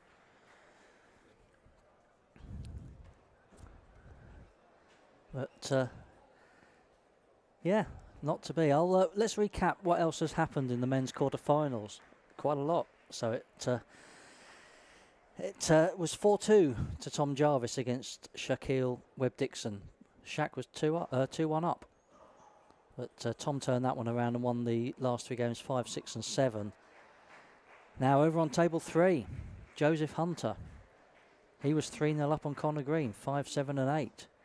Connor won the next 2. So was that going the same way as Sam's remarkable comeback? It wasn't. Joseph Hunter turned it back in his favour, won 11-9 in the 6th to complete a 4-2 victory. But thrillingly on table 5. What a match this was. I mean, this could easily have graced court #1 as well. David Macbeth and Larry Trompowskis. So Larry won the first 14-12. David then took the next one 11-4. Larry won 11-8. David levelled again 11-9. And Larry won the next 2 games, 14-12 and 12-10. We're trying to get some video of one of the most amazing shots. It was a real turnaround shot turn the match on its head towards the end of the 5th game. So maybe we'll get that in time for the stream tomorrow. Anyway, and breathe. We have the small matter here of women's singles quarter-final. Tia Yu is the 2nd seed, of course, so silver medalist rather, last year. Now, she might have been expecting to play against Anna Green, the 8th seed, but Rachel Isles beat the 8th seed in the round of 16. It was 4-3. She was 3-2 down, and she won the last 2 games to turn that around. Rachel is from the Sippenham club and recently made her WTT debut about 6 or 7 weeks ago, I think that was. So she's not to be underestimated, as she proved with that win over Anna Green. I'll tell you who else is in the women's singles quarter-finals. The other matches, as I said, are all underway. So Tintin Ho is on table 2 at the moment. And she is playing not Sienna Jether, who she was seeded to play, but Letitia McMullen, who upset Sienna 4-3. And there was a 3rd shock as well in the women's. So seeds 7 and 8 went, Sienna Jether and Anna Green. So did the 6th seed, Maury Baldwin. She was beaten 4-2. She saved a few match points actually against Alyssa Newen, and Newen eventually took that 6th game 15-13. So all that left Tintin up against Letitia McMullen, as I said. Alyssa Newen playing Ella Pashley. That's the top half of the draw. In the bottom half, Sophie Early is playing Jasmine Wong. And this match, Rachel Isles against Tia Yu. So the winner of this plays the winner of Sophie against Jasmine. So what will we expect from this match? Will it be after the Lord Mayor's show and it'll be done and dusted quickly? It will be a tall order to come anywhere close to that last match. And with due respect to Rachel, she may not quite have the weaponry to trouble Tia to that extent. She will fight though, as she showed against Anna Green. She's got plenty of that. She has got plenty of quality, but she may not quite have enough to, as I say, really trouble Tia. Tom Purcell has arrived in amongst the umpires. London 2012 gold medal match umpire. He umpired one of the finals at the Paris Paralympics as well a couple of years back. He's assisting, and in the chair is Vincenzo Chiarello. First game, Isles to serve. Here we go then, the final match of the day on court 1, women's quarter-final. 1-0. Rachel takes the first one as Tia just clips the net.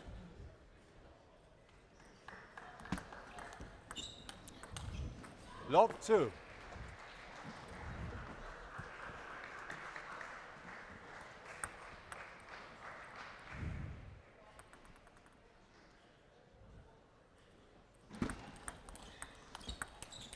One, 2. And now Tia gets on the board, so all 3 of the first 3 points with serve.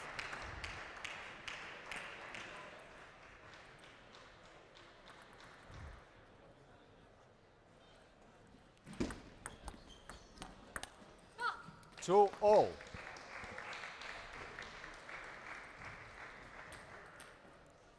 Tia concentrating on the singles this year, no doubles for her. She was in the, in fact, won the women's doubles last year.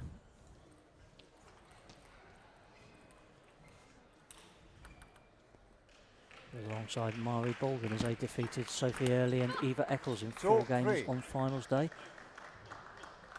But not this year, focusing entirely on the singles, trying to deny Tintin the 8th title and notch up her first. Had a new winner of the women's singles for a few years actually, probably since would have been Maria Sapsinos. The first of her 2 titles was the last time we had a new name on the winner's trophy.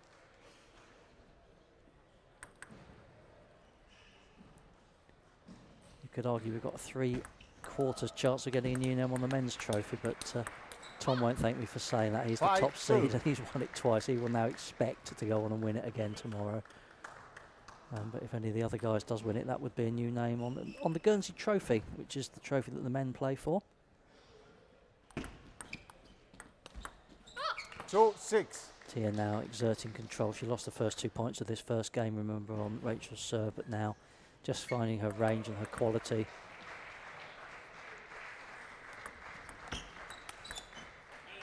Three, 6. Rachel switching to the backhand serve and managing to arrest that run of 6 points without reply by Tia.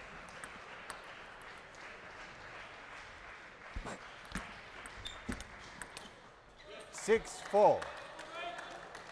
Yeah, winning her 2 serves, so that's a step forward. She aims to close that what was a 4-point gap, now down to 2.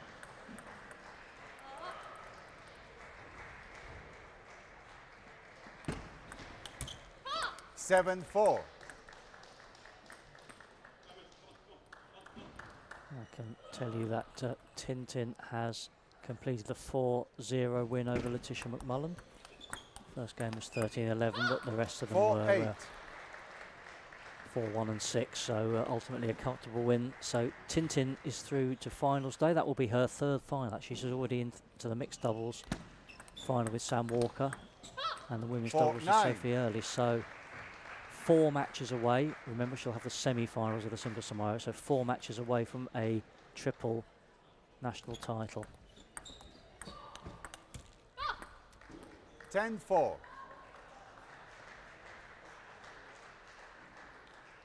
Meanwhile, Tia brings up 6 game points to get the first game on the board. Can't manage it first up. 10-5.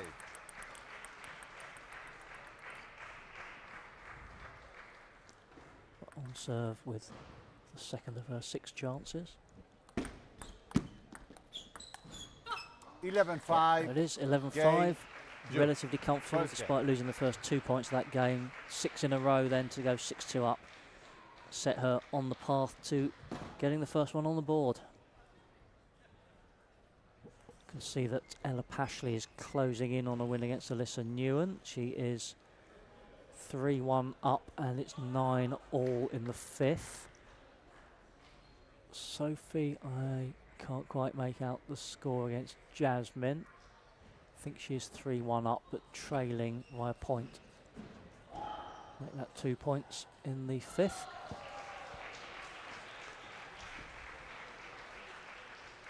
Rachel also linked with the EBAT club as well as Sippenham. That's the distinctive logo on her shirt. That's Tia's, you can just see between Tia and her coach, the gentleman applauding in the background is Tia's dad.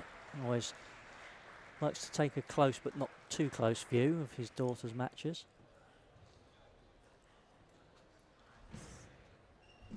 Second game, you serve. Lovo.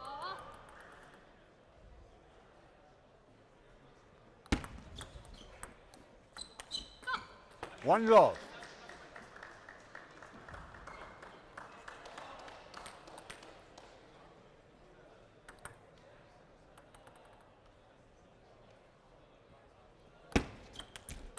Love 2.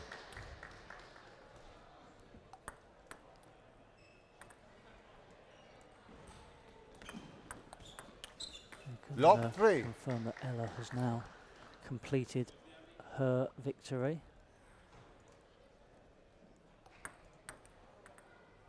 So we know that Ella will play Tintin in the top half of the draw, but meanwhile we await the bottom half.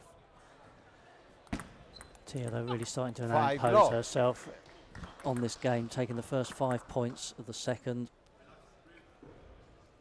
And as we thought, Rachel not so far having the weaponry to really seriously worry Tia on a consistent basis. She'll have her moments. This feels a little bit like some of the earlier matches we saw today, when the lower ranked player will enjoy hitting some winners occasionally and getting into some rallies, but predominantly the top player will just have too much variety, power, tactical awareness, everything, the complete package. And the consistency of the response that the lower ranked player can muster, that's the issue. 8 love. And this game very, very quickly now running away from Rachel. She needs to try and do something. She's backing away from the table there, but still can't lay enough of a bat on it to get it back over the net.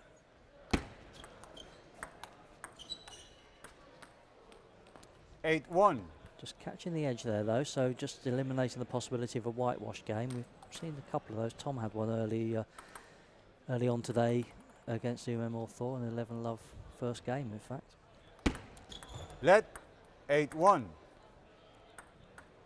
In local leagues up and down the country, it's customary if you're 10 love up to give the other player a point. That doesn't happen here, I can assure you. It's academic now anyway, because Rachel got a point on the board at love 8, and she's now added a second. So 2 serves. Can she at least close the gap? Well, there's another one clawed back. 3 points in a row. Still a long way to go in this game, but showing that she's got a bit of fight. 3-8.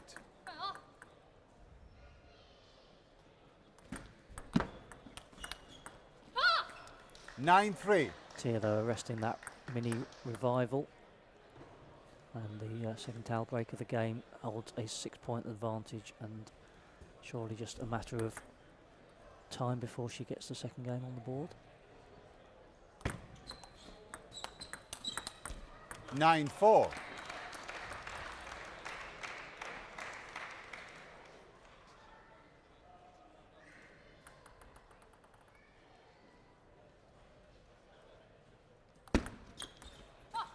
Four 10.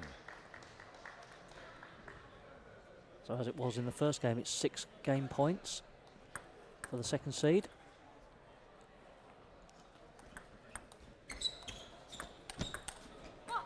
She needs just one this time to take a 2-0 lead. Halfway towards booking that place in the semi-final on finals day. It's going to be a great day tomorrow. We've got the 4 semi-finals, 2 men's, 2 women's singles to kick off the day, and then there's supposed to be a short break, although if we have a match like the one between Sam and Andrew Baggerly earlier, Sam Walker, Andrew Baggerly, then we may not be running to time, but notionally there's a break after the semis, and we've then got 7 finals.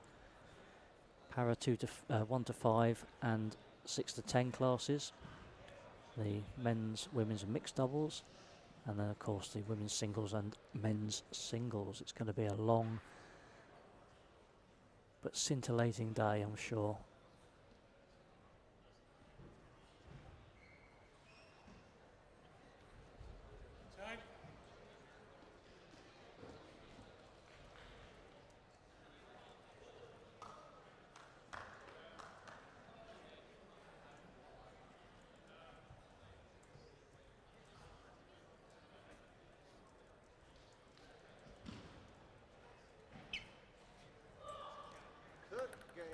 So game 3, Rachel with a lot to do to turn this one around.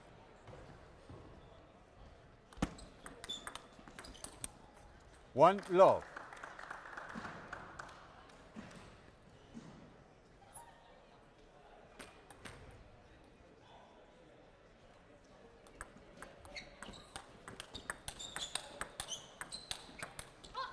One all. Yeah, good rally there. Lived with Tia there for a few shots. Trying to move her around, but Tia's great footwork there to just get around onto that forehand. Long serve, beautifully done. Read the long serve and sent it whistling past her opponent. That'll give her a bit of belief and confidence. Feel good shot.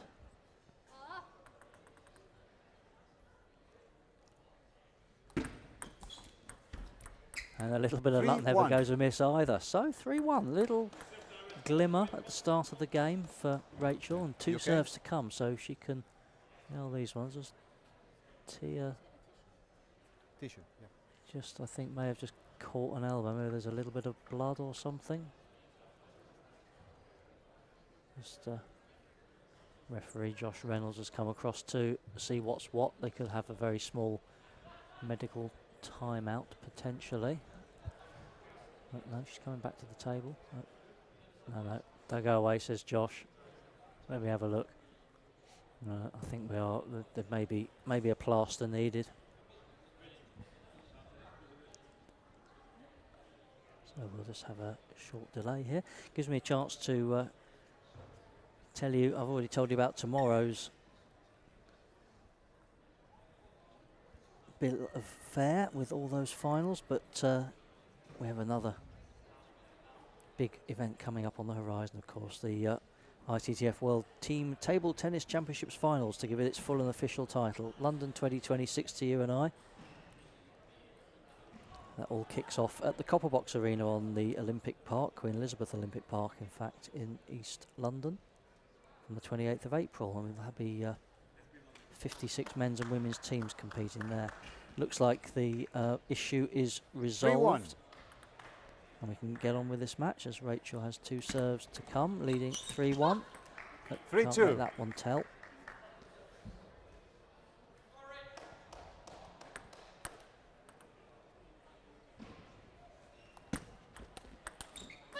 Three all. Unlucky, just targeting the crossover there with that third ball attack, but not able to land it. So from 3-1 up with 2 serves to come, we're 3 all and 2 serves to face. Again, that's the margins that these lower ranked players are dealing with. And now Tia moves into the lead.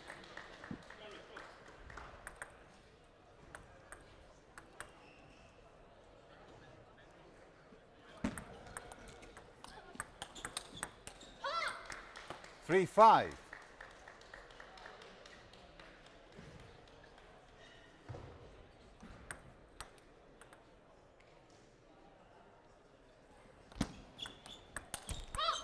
Three, 6.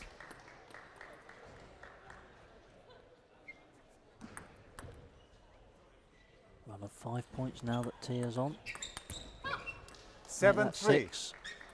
And the first real negative body language there from Rachel R's.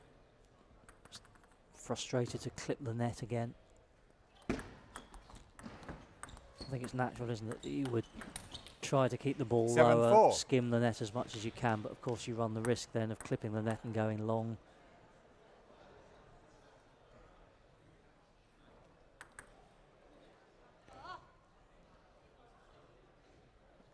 She's arrested that run of points. 4-8. She might have had a right to expect a winner from the shot before that, Rachel, but it came back at her and she couldn't just adjust herself in time.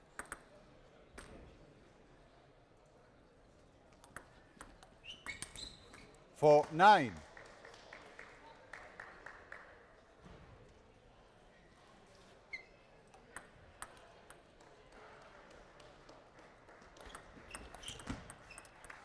Five, 9. Sorry, 9-5.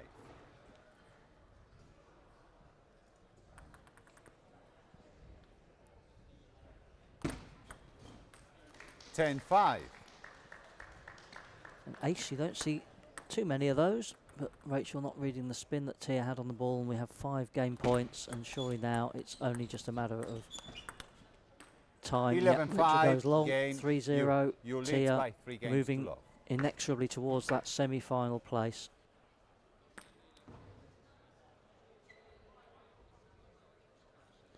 Yeah, Rachel just cutting a dejected figure there. But look, she's beaten the 8th seed. She wouldn't expect to get to a quarter-final. Well, she might have expected it. She's not expected to as per ranking. But this is still success. When she looks back, she'll think, yeah, I beat a seeded player, got to the last 8, 1 step for finals day. Yeah, that's progress. In a young player's career, you can tick that as a forward step. See that the Jasmine Wong and Sophie early game has finished. So this is the last match now going on in the hall. I'll try to give you an update when that score has filtered through in the system.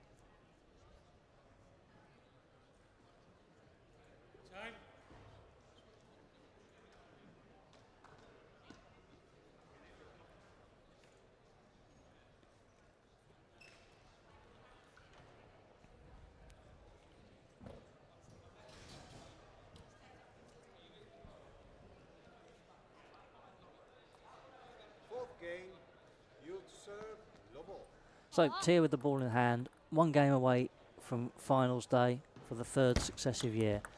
She was a semi-finalist the first time, losing out to Tin Tin Ho. She was a finalist last year, losing out again to Tin Tin. Is this the year that she turns those fortunes around and gets her first senior national singles title? As we said earlier, she won the doubles last year. So she knows what it takes to get over the line on finals day, in the doubles at least. Off to a positive start in this fourth game.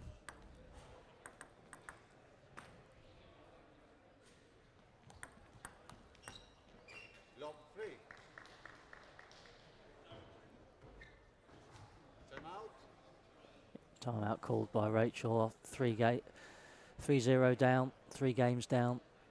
This is the last roll of the dice. It's going to take something remarkable. We saw it in the last match, but again, with due respect to Rachel, that was a World Championship winning, medal winning athlete turning it around from 3-0 down to win 4-3. For this one, for the lower ranked player to turn this around against the second seed, well, I don't think you'll find many people in the hall that would predict that it's going to happen, but a last roll of the dice with the timeout. See if we can, coach and player between them can concoct some different strategy. There's still 15 seconds left in the timeout, but when the player who calls the timeout comes back to the table, then the opponent has to as well.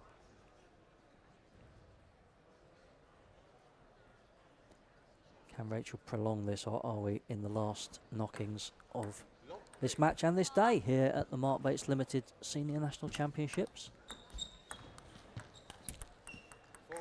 Positive intent by Rachel, but no positive outcome.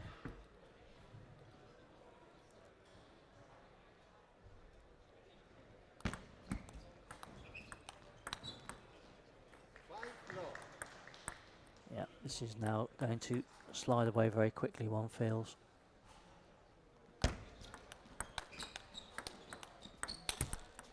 Well, she kept in that rally and got the reward of the point, so she's on the board.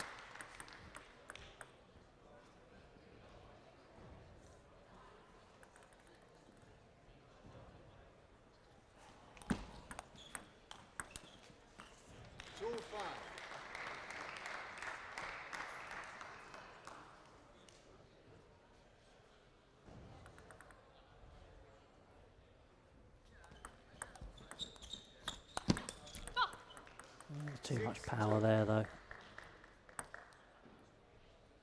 So, bit of hope with a couple of points, and then the door ruthlessly slammed shut on Rachel. Again, just clipping the top of the net, trying to keep it so tight that you do run that risk.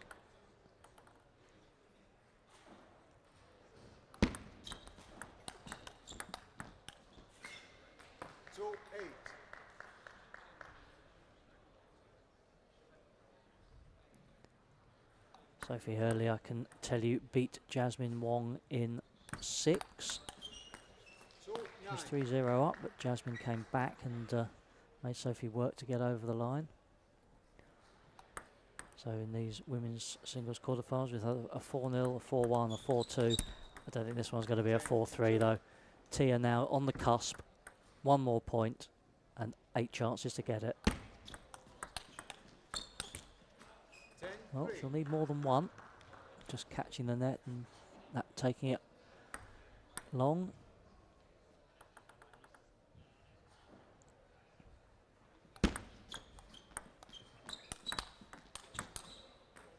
Yeah, Rachel just coming out swinging a little bit there and earning a reward, so making Tia wait. Saving 2 match points on Tia's serve. Now she's got 2 to come, so see if she can get these and just close the gap a bit. No, not to be, and yeah, you can see what she thinks about it. She knows she's been outclassed, but as I say, good experience for Rachel. But it's Tia Yu who moves with the minimum of fuss really into the semi-finals, and that's the day done. We'll have a few highlights to have a look at, and then I'll tell you what we can expect in tomorrow's semi-finals.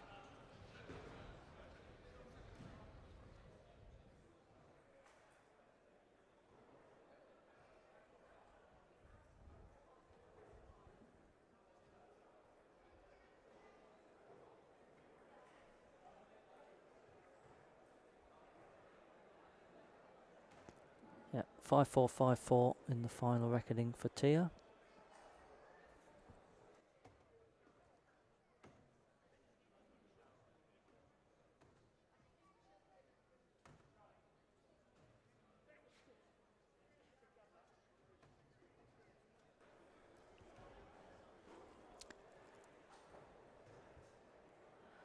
So there you have what is happening tomorrow. It says table 1. There is only one table, of course. We'll reconfigure this arena. It's going to look great. It always does.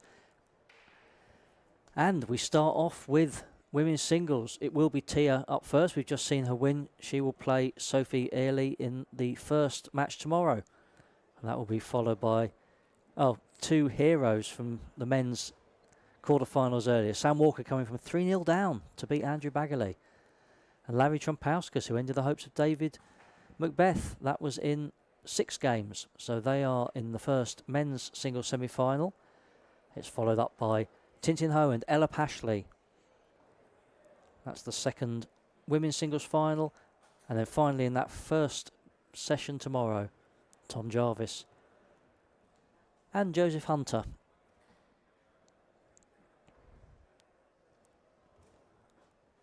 And then if we're running to time, there'll be a break. We may have to crack straight on with it. And after some of the matches we've seen in the semi-finals of the last couple of years, you never know. There've been a couple of real humdingers that have gone all the way. So don't bank on there being a break. But if there is, we will restart with the mixed doubles final. That's Sam Walker and Tintin Ho against Connor Green and Anna Green. Connor and Anna, the holders, of course.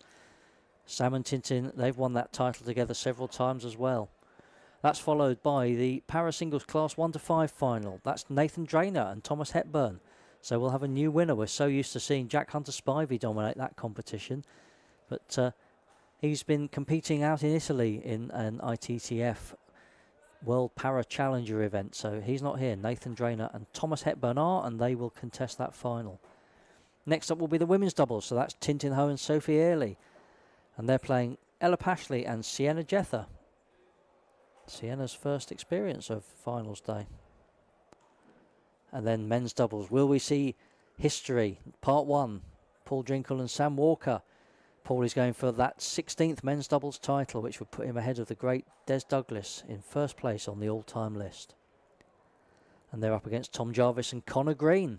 Connor hoping to make up for the disappointment of losing in the quarterfinals of the singles by winning maybe 2 titles. He's got the mixed and he's got the men's. And then para class 6 to 10. I'm looking forward to this. I'm looking forward to them all, but I'm looking forward to that one as well because we haven't seen that much of Will Bailey at the Nationals in recent years. He's back here this year, Paralympic champion in 2016, of course, and he's up against Billy Shilton, himself a double Paralympic medalist. So that will be a good one. Women's singles final. Well, we don't know who it's going to be between, of course. But could it be history part 2? If Paul Drinkle wins the men's doubles, that would be history. And it would be if Tintin Ho were to win the women's singles as well, it would be her 8th women's singles title, putting it out clear ahead of Jill Parker. And then the men's singles. Will we see Tom Jarvis get his name on the trophy for the 3rd time? Or will there be a new winner? If Tom doesn't win it, Larry Trumpauskas, Sam Walker and Joseph Hunter, that would all be a new name on the Guernsey Trophy. So that's what we've got to look forward to tomorrow. It's been an incredible day. Thank you to our sponsors, Mark Bates Limited. Thank you to all of our spectators. And we hope to see you tomorrow for Finals Day.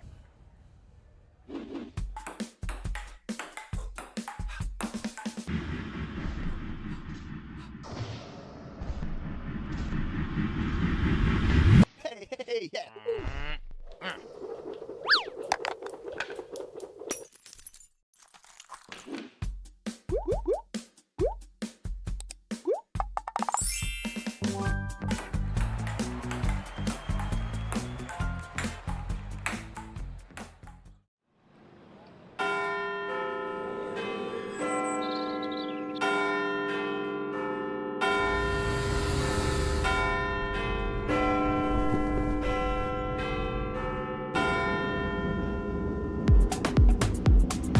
Tolls bold over cobblestone dreams. From palace gates to everyday scenes. A century served since the first ball flew. Now eyes look forward, in 26 we start anew. Back in London, full circle, full flame. We honour the past and elevate the game. From Wembley's roar to the box that rocks. Crowds will unite as this countdown talks. Please mind the gap, then feel the drive. London pulses, cause this game's alive. Serve and return like this city's flow. With every forehand blast, you'll hear that. Doors swing wide on every street. The world's invited, come take your seat. 2026, a century date. The game comes home, so come and celebrate. Bring your fire, your pride, your fight. London's ready for you and the stage, it's just right. London 2026, back where it all began.